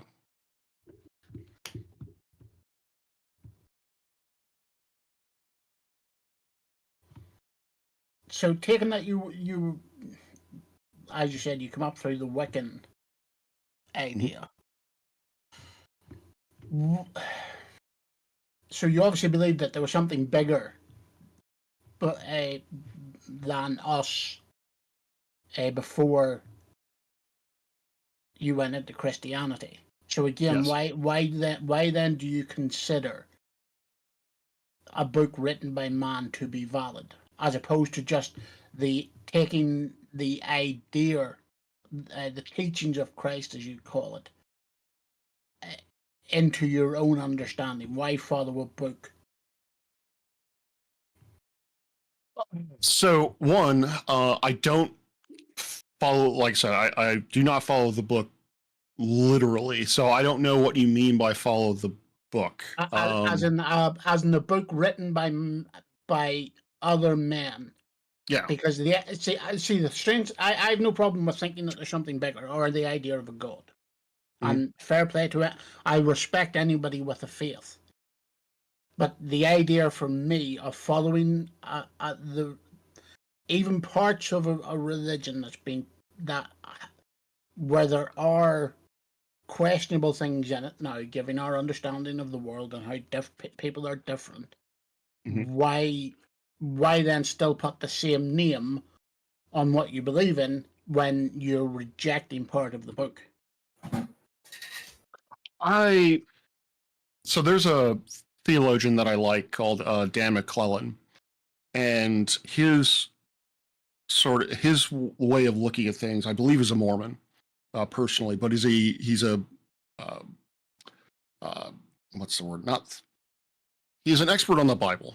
I can't think of the phrase or the title for it, but anyway, he believes that if you are going to have any kind of faith, particularly if your faith is based on a holy work or holy works, that there is going to need to be some negotiation with that book or with that works, meaning that you're going to have to figure out how certain things within the book, when taken literally, how that fits into your own worldview.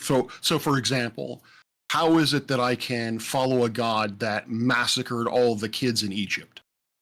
For me, that is a moral lesson. I don't believe he literally did that.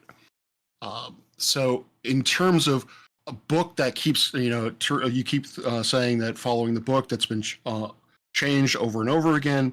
Again, I have the faith that this was part of his design, that the changes that were made that led to what I know of the Bible and theology, all of that is in line with what he is trying, in line with the lifestyle and the way that I need to live a good moral life. Right. So, given the fact that so many people now are not Christians, what moral lesson is there in the story of God wiping out the earth, with the exception of Noah and his family, for people to become sinful again? You know, I'm not entirely certain about that one. I'd love to discuss that in about a half an hour if you guys can wait till I'm off work.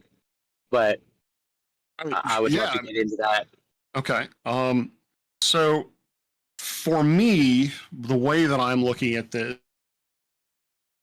is that to me, it's an example of it reaffirms human nature, or it reaffirms God's given right of free will. So it tells me that he is not a tyrant, that he allowed his creation, that his people, to misbehave so badly that he decided that he needed to wipe the slate clean. And then he continued to follow that mindset. He has still allowed us that free will, even after he wiped the world clean. So to me, never to do it again. And pledged never to do that again. Yeah.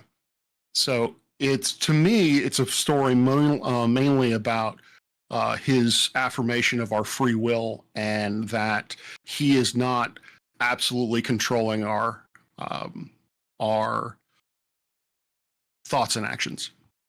Right, Yeah, but it's then also if he's an all-knowing God, why would he not just start with Noah's family instead of having to murder all those people, plenty of whom would have never heard of him? I mean, it is just the understanding that like there was essentially near universal corruption in humanity at that point. Like it's a similar thing with like Sodom and Gomorrah, where it's like, find me 10 people that are like, somewhat okay, and not comic book levels of evil, and then it's like, okay, you can't find me 10, find me one, and then you can't find one. It's a similar thing of like before the flood, to where everybody was corrupt to a very extreme level. And but the story of like, Sodom and Gomorrah goes against the omniscience of God, because he goes down to see. He goes down to see because he does not believe, and he has to see for himself. So I would like to just real quick, before this becomes a general conversation, I just want to answer Pale Rider's question about omniscience and why he didn't stop things. This goes exactly to my point of, yes, he did see that this was going to happen, and he chose not to do anything, because that tells us that we are freely allowed to choose sin, and we are freely allowed to sin so badly that the world needs to be wiped clean.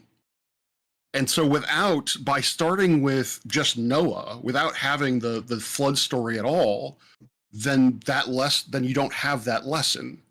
You don't have the lesson of free will. You don't have the lesson that God is not going to control you, is not going to control what you do. You have absolute free will to tell God to fuck off. Right, so, but then what about the people on the earth who hadn't heard of the story of God?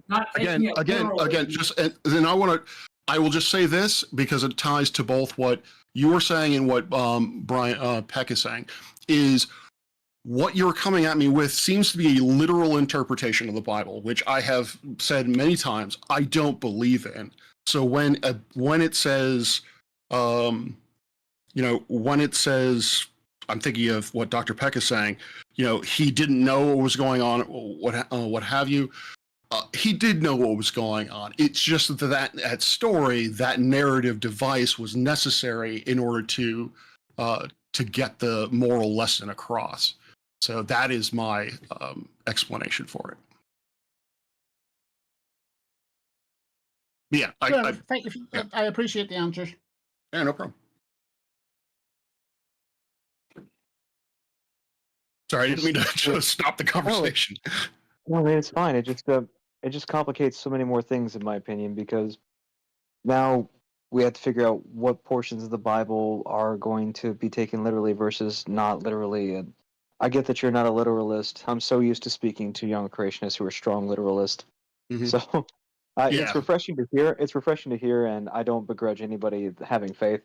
I really am against literalism, though. So. Oh, same here. Same here. I think that it's actually harmful to one's spiritual growth to basically to limit God and limit God's ability to teach us by just simply taking that book as the literal word of God, which really has no theological support anyway. But yeah, you are correct. And as a Christian, that is the key challenge that I have with my faith in the Bible and scriptures is how do I interpret all of this? Like, how do I make sense of all of these various stories, particularly in stories like, what was it, Elijah, that he sent 2 she-bears to kill a whole bunch of kids because they called him bald? Like, I honestly don't have a good answer as to what that story is trying to teach me. But yeah, well, so as a bald guy, let me enlighten you. Okay. If you say the wrong thing to me, expect bears. Okay. All right. God's All got your right, back. so as another bald man, I couldn't care less. I'm a So the stupid idea flat of- earther, right? And I'm just a loser. We don't need the wizard soundboard. I appreciate it, but it's okay. Oh yeah, that was Witsit, wasn't it? Yeah, whoever thinks that's funny, you got issues, bro. What? The she-bear thing? No. The wizard soundboard. Oh, all right. Okay. The soundboard shit. Like, yeah, sometimes it's funny, but like that shit isn't funny. Oh, yeah. Okay. Like the little wailing sirens and shit are cool, and sound effects are cool, but taking somebody's voice and doing that is not cool. I agree. I would. In fact, I don't know how to turn that off. But yeah, there are ways to turn it off. Yeah, here's how you turn it off. Whoever does it, you give them a 7-day timeout. I don't even know who did it though. It's if you go into the server settings, there's an option for allowing soundboard use under each role. Okay. Yeah. Just switch it to off. Yeah. Omni, I can DM you the instructions, or is there somebody else that has access to changing the perms? I can DM it to them.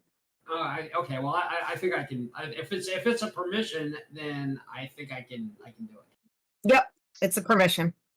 Okay. And it's also a permission per room, I believe, if you want to leave it available in the other ones. Okay. That'll keep people from coming in and playing that enormous soundboard that just starts spamming the N-word too. Yes, that was unpleasant, to say the least.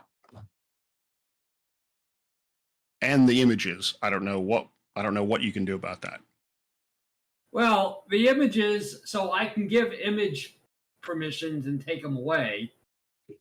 That I've got in terms of safe images and stuff. I think there are some tools for that, but I'm not that familiar with all of the all of the options. So. Mm-hmm.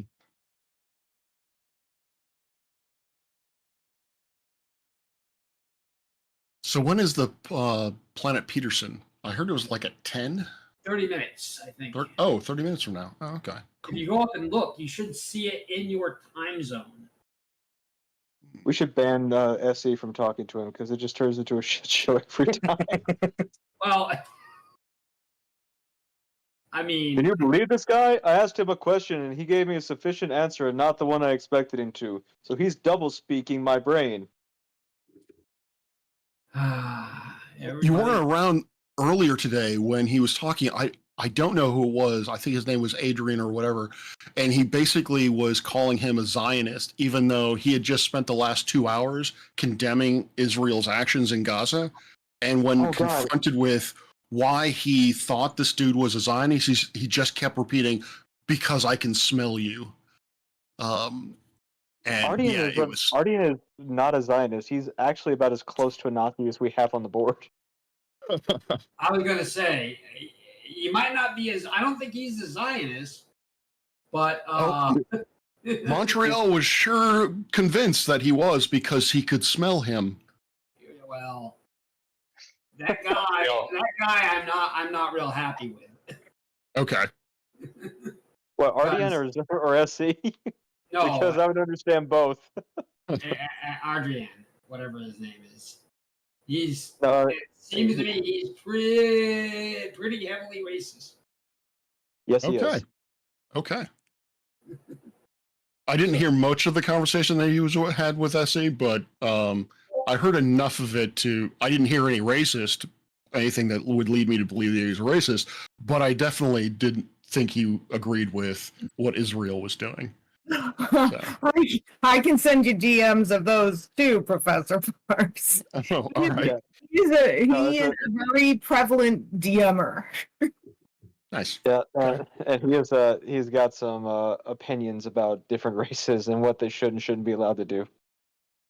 Oh, fun. Okay. Yeah, like what SE was doing may not have been cool. I can completely accept that, but the guy he was doing it to is also not my guy. So okay. Yeah. Let's put it this way. Ardian lasted for less than an hour at Gems, and Gem gives people the benefit of the doubt to truly prove how big of a piece of shit they are before he talks with them. Yeah. Well, I mean, Nazism is one of the things that's got to go. Like I want to be as accepting as possible and err on the side of allowing the person, whatever. But I don't think I'm down with, that. I'm probably not down with that level of racism. I don't think there's a reason I should be.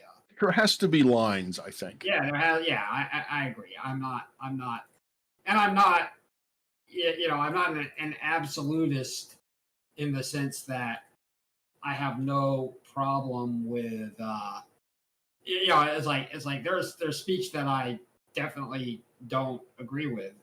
However, I do want, there's a lot of things that I think are just flat out wrong. One of them being that the Earth is flat, and that's that's a conversation we're going to have here. So, yeah, you know what? Actually, along those lines, one of the conversations I have not heard here, and maybe it's just timing, but I haven't heard people talk about the absolute quality of rights. So, for example, like the Second Amendment. Is the Second Amendment truly unabridgeable? Like, can you not regulate it at all? First Amendment rights, are those, absolute?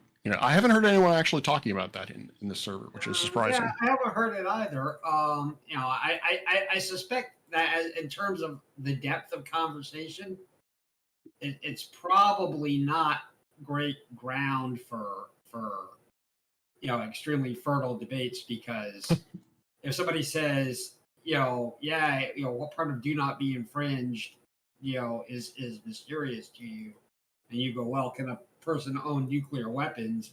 And they go, well, not that, probably. Or they go, yeah, sure. I mean, I'm not sure where you go from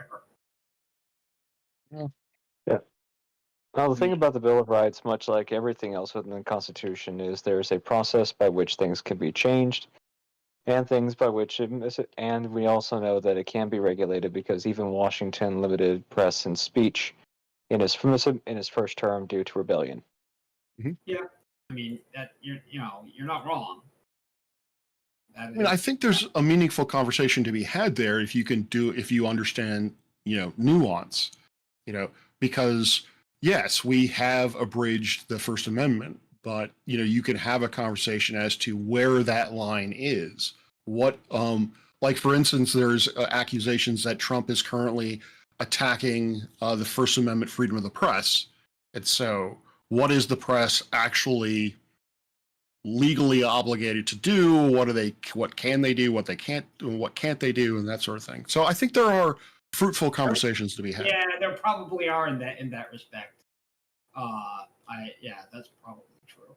And just in terms of the absolutism stuff, I have a problem with the conversation. It seems like a short dialogue. Fair. All of a sudden, I'm reminded of the conversation between Anakin and Obi-Wan. Only a Sith deals in absolutes, as he absolutely states that statement. Yeah. Well, apparently Steve thinks we're boring and that you should take Dima off the chain. I'm sure that he has that broken opinion. Well, we should have Peterson in here in About 15 minutes. Come on. 15 minutes. Come on. You've had him locked up for 4 hours. Come on. Cruel and unusual punishment. I have unleashed the Demok. Why have you done something so silly? Well, he may not be here. Anyway. Yeah, he probably can't talk anyway.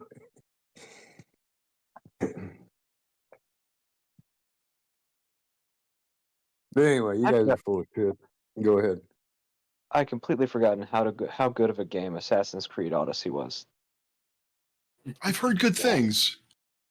I never got into Assassin's Creed personally, but I've heard definitely good things about Odyssey. Not so much about the later installments.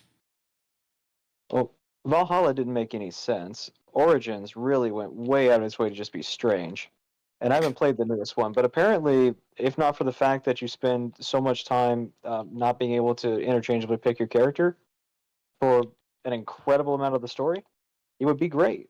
But apparently there was a lot of limit to the open world in the first half of the game.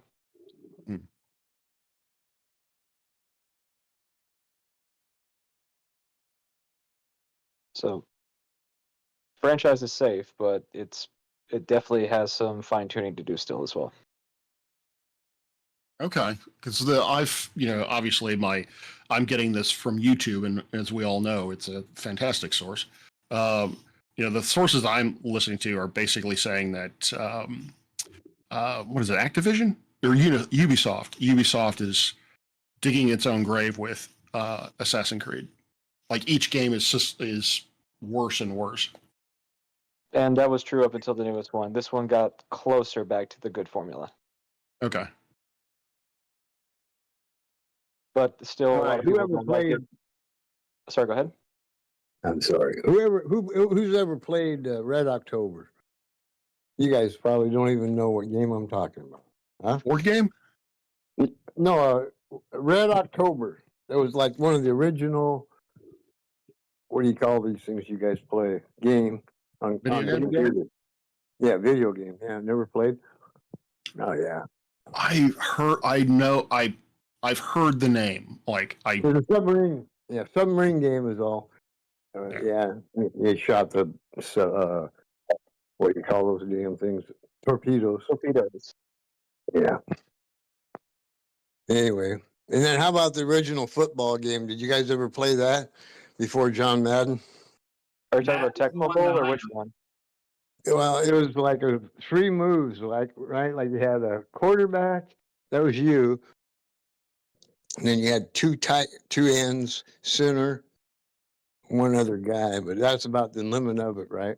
One guy played offense and one guy played defense, and My But that was first the original football game. My first football game was the handheld electronic one that didn't make any sense to me. Like I couldn't figure out how to work it. I don't know if anyone remembers those. Basically, it's a box and you have black dots which indicated the players, and you had to basically move. You had a little God, one of the joysticky thing. analog tigers. Yeah. My ride or die franchise is Mass Effect. Replayed that recently. Still holds up. Yep. I'm replaying Andromeda now, and I think Andromeda got too much hate. It's actually, in my opinion, it's a good game. The writing is not as good as Mass Effect 3. The story isn't as good as Mass Effect 3, but I see hints of what it could be, and I think that people just didn't give it enough time to develop. Yeah. Now, something that is a travesty in video game history was when LucasArts decided to give the reins for Knights of the Old Republic 2 over to a new company, and then said, yeah, but we're only giving you less than half the time that we would normally give someone to develop it. Destroyed what was going to be a beautiful trilogy. Mm-hmm. Knights of the Old Republic was brilliant. There's new life in the idea since Baldur's Gate 3 was so successful that the turn-based could make a huge comeback, and that's one of the games that could potentially make its comeback. Well, I know Lorien is going to go back to its flagship Divinity Sin, or Divinity, rather. Original Sin, yeah. Yeah, Original Sin. Yeah, Divinity 2 is effectively, like, they don't, almost has the same story beats as Baldur's Gate 3. You know, obviously they're different games, but you can definitely see a lot of similarities in Divinity, Original Sin 2 and Baldur's Gate 3.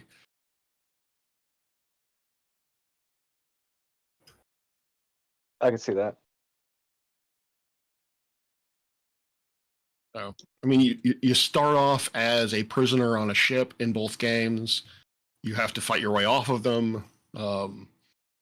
Then, yeah, there are a number of similar story beats.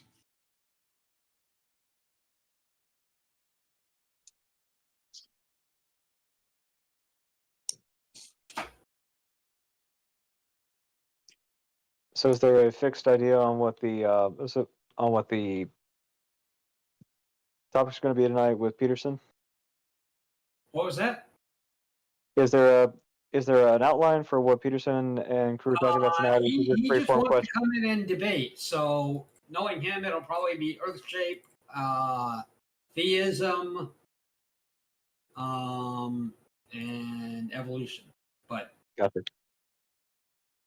Oh, is it open to the public? Is that what you're saying, or do you got somebody doing it? it is. So we have the stage, and I think I'm gonna. Yeah, but it's absolutely open. It's not a one-on-one. There's not a specific opponent. So my plan is just to bring up people who Want to talk? Yeah, want to talk. And the flip side of that is going to be sitting them back down when, in my opinion or his opinion or whatever's opinion, it's run its course. I'm not exactly sure how we're going to do that, but Just mute for him. example, the SE thing, I don't begrudge SE his perspective, but there's a point where it's just the same things getting said over and over.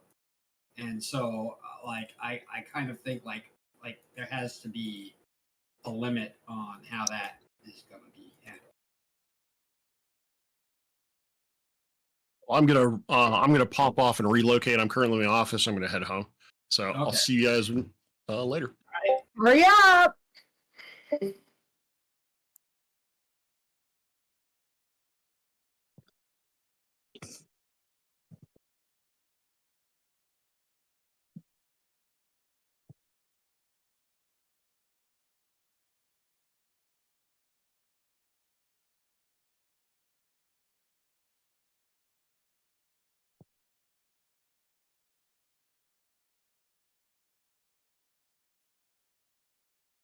I mean, Now- we had the Q-op thing last night.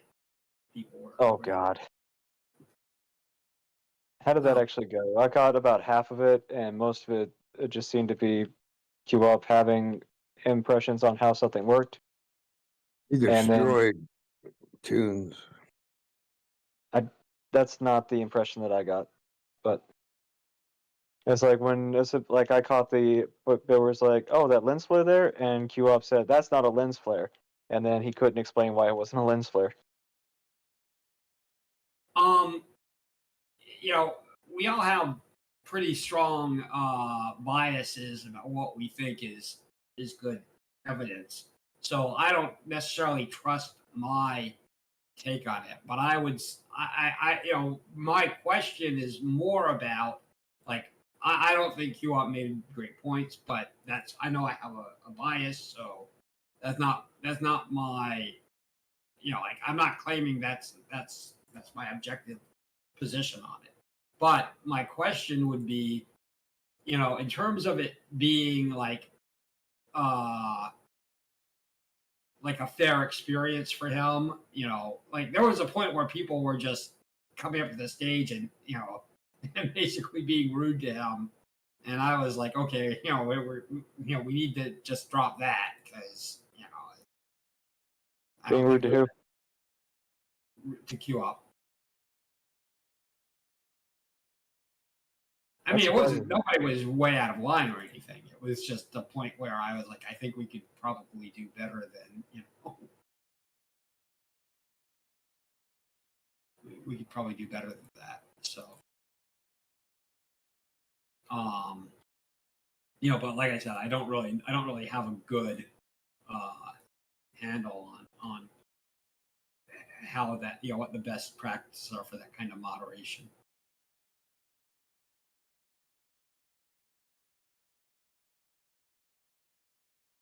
Like I've seen examples of how I don't think it should be done. I'm not really clear on how it should be done.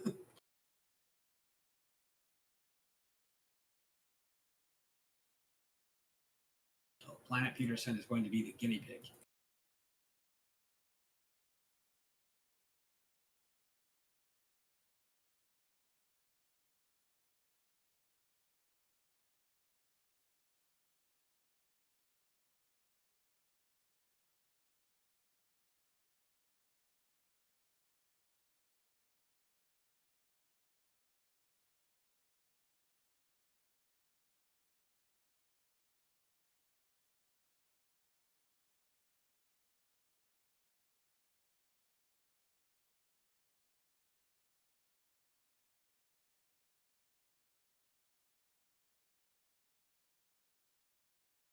What happened? Just go quiet? Yeah. Happens occasionally. Thought maybe everybody moved into the room to get ready. No, not yet. Not unfortunately, that wasn't it. What's the room going to do? They're waiting for you, D-Mark. Oh Waiting my for God, me? that would be a fucking chaos shit show. We should do that for at least a couple seconds. Do what? Yeah, I think D-Mark should be the first to go. Go ahead, D-Mark. I should be the Planet first. Peterson. So what's it? Planet Peterson? That little dude that sits in the chair? Yeah, he doesn't know how to demonstrate up and down. He doesn't know what it is. He doesn't know how to demonstrate what horizontal and vertical are in a ball and how they're not the same thing. Like in reality, in physics, horizontal and vertical are the opposite of each other. But then on a globe from the center out, what's a horizontal line to space? What's a vertical line to space? From the perspective of a ball, not flat Earth. It's every single direction away from the center point of wherever you exist, right? Einstein perspective. So every point from you, that way, down and up, if there's a ball underneath you, that through that ball is up again, it's supposed to be up. So down's supposed to be up, diagonally down's supposed to be up, that way's supposed to be up behind you. All directions are supposed to be up on the sphere. But how do you physically demonstrate that in reality right now? What tool do you have that demonstrates up is every direction for a sphere from the center of the gravity ball? What tool? What gravitron tool says every direction is up away from it? They should.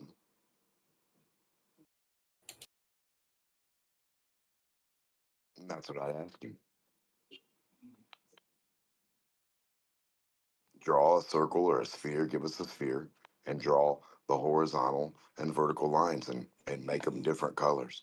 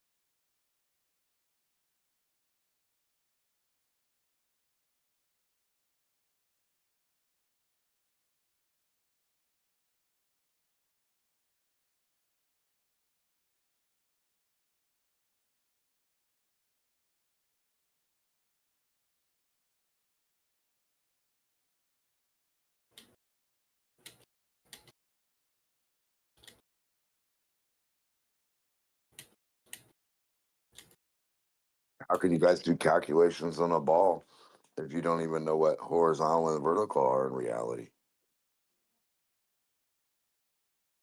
You don't have a reference other than the center of your ball, right? That's your reference. Can't be anywhere on the surface. So how do you like do up close and personal like measuring and stuff if you can't like reference anything from the surface? How can you measure your porch and your windows and your house and everything if you're supposed to go from the center of the earth to make sure that it's 2 inches high? Huh? When does the glober stick a cord to the center of the earth to make sure?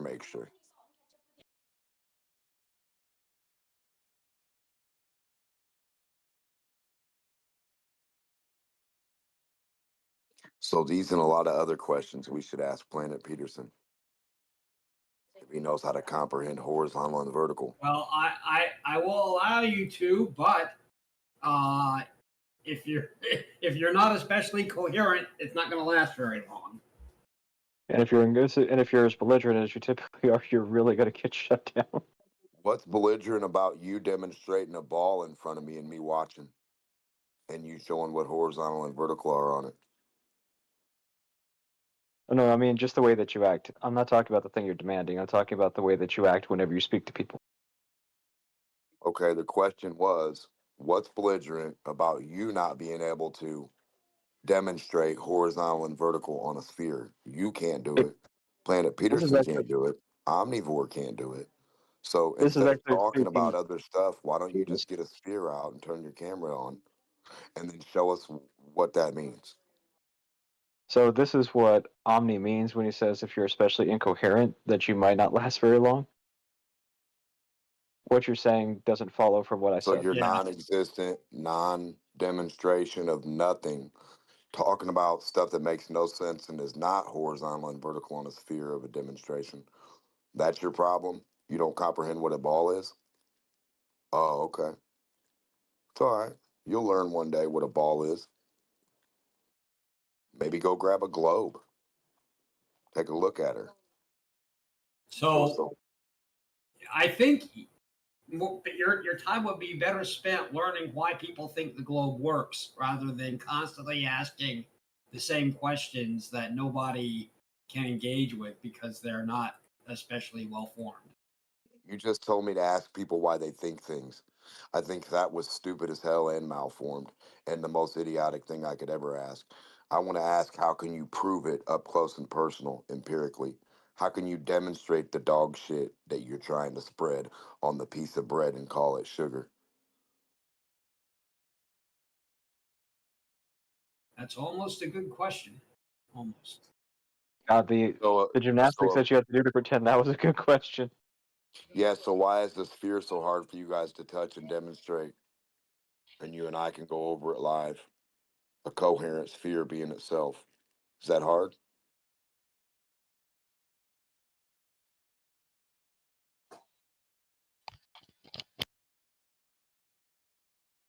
Nobody wants to fuck with a sphere on a globe, huh? That's crazy. Planet Peterson ain't got his sphere out for me. We can go over it. I can make him look fucking stupid. McToon can jump in. I don't know if you can do that.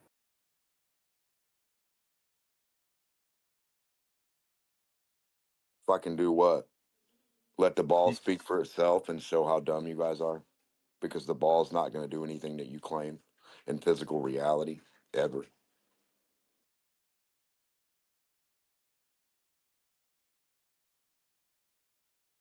It's definitely not going to mimic right now what I'm standing and doing. I'll never be able to mimic putting stuff right here in front of myself on a stationary plane that I'm on to a ball that spins. I could never mimic that. That'd be a weird thing to try to mimic, wouldn't it? Could you imagine being on a spinning ball? Holy fuck. I can't even imagine the crazy earthquake that would be like. An upside down spinning roundabout earthquake. That'd be fucking crazy.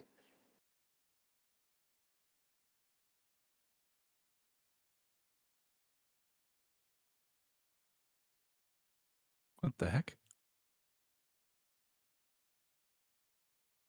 It's just best not to think about it. Oh, there we go. Oh, best not to demonstrate what a ball is with a ball. Definitely don't get a globe out and show us the horizontal and the vertical parts from the center out. That'd be crazy. Definitely don't show us that every direction from wherever you put a dot on there's up to space. Definitely don't do that. Dummy, can I break in for a second? Did we move to a stage or are we doing it here? It'll go to a stage. But we don't have to move. We'll be fine just staying here. That I don't know. Okay. If anybody finds out we have to move, say it out loud so I know. Thanks.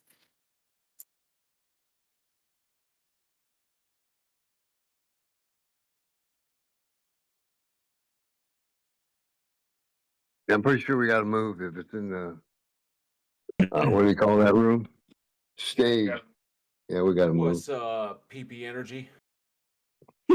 Hi. Hi, Peterson. Hey, Coco. So we go to the Hey, event Eric. stage? Eric, when Yo. am I getting the review copy? What? Wait, what? Okay, well, Your book? we've got Planet Peterson here. So we can, we have the stage, Planet, Eric. Yeah. Do you want to use the stage? And we'll bring people I up? mean, the stage is a little better because then Rob can't call in from his car and say, you know, whenever he wants. Now. Okay, so I'm starting the stage, and we can move to the event stage. I will see you there. Eric, what are you hashing out tonight? I have no idea. I'm just gonna it'll just be kind of, I mean, last time there was Can I no defend myself first? there's no subject. Rob, I know you just have a bad microphone. How is my microphone today? It sounds okay right now. So can we retract that statement and say Rob's a cool guy? I didn't say you weren't cool. I just said that you scream. Or it sounds like you're screaming. Anyways, I'll be in the event stage. I'm gonna do my best to be on my best behavior today. Thank you. Come on, kids. Let's go.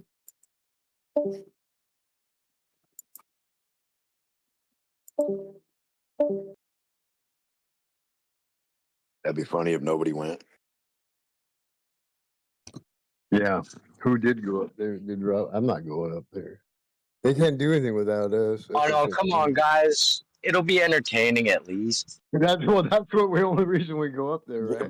But listen, if I ask the guy one question, I'm gonna get knocked off the fucking stage. He's not gonna address my question. He's gonna say a bunch of shit like he doesn't comprehend what a sphere is or what the center of a sphere is, or how to demonstrate horizontal and vertical that match reality that we see outside from the point of view of a sphere, or any damn thing from the point of view of an actual sphere, actual physics. So then I'm going to get kicked off stage and he's going to say a bunch of dumb shit. Yep. Yep, that's all I got. Dumb shit stuff. Or I'd ask him to draw the earth curve on the wall, or just the 8-inch part, just 8 inches worth, and then show us, raise or tilt an object 8 inches in the front or back of it and show us how it doesn't tilt. Show us how that matches earth curve. Why would it not? Why would an 8-inch drop not match earth curve everywhere? Isn't that what it's supposed to be? So just imagine somebody's a mile away from you that way. You're at the 8-inch point. You're there. You hit the jackpot. You hit the end of the rainbow. Now put your 8-inch rock on the ground and put an object on it and back up and look at it. See what kind of tilt she's got. Be like the Leaning Tower.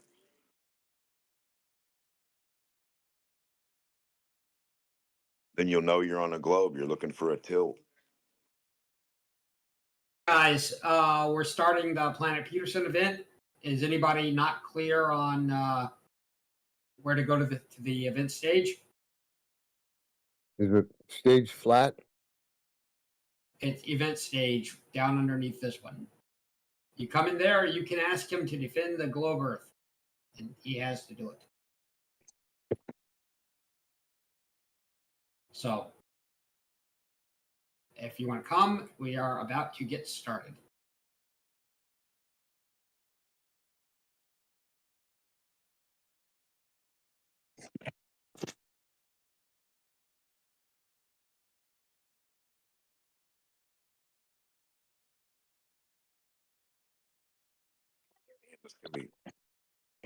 It's gonna be Planet Peterson presenting Planet Peterson to Planet Peterson. Well, you might as well go down there and just let him see what happens, Mark. No, I'm not going to talk. I don't want to talk. You're going to go, yeah, I'm not going to talk to him, but you might as well. It's too funny.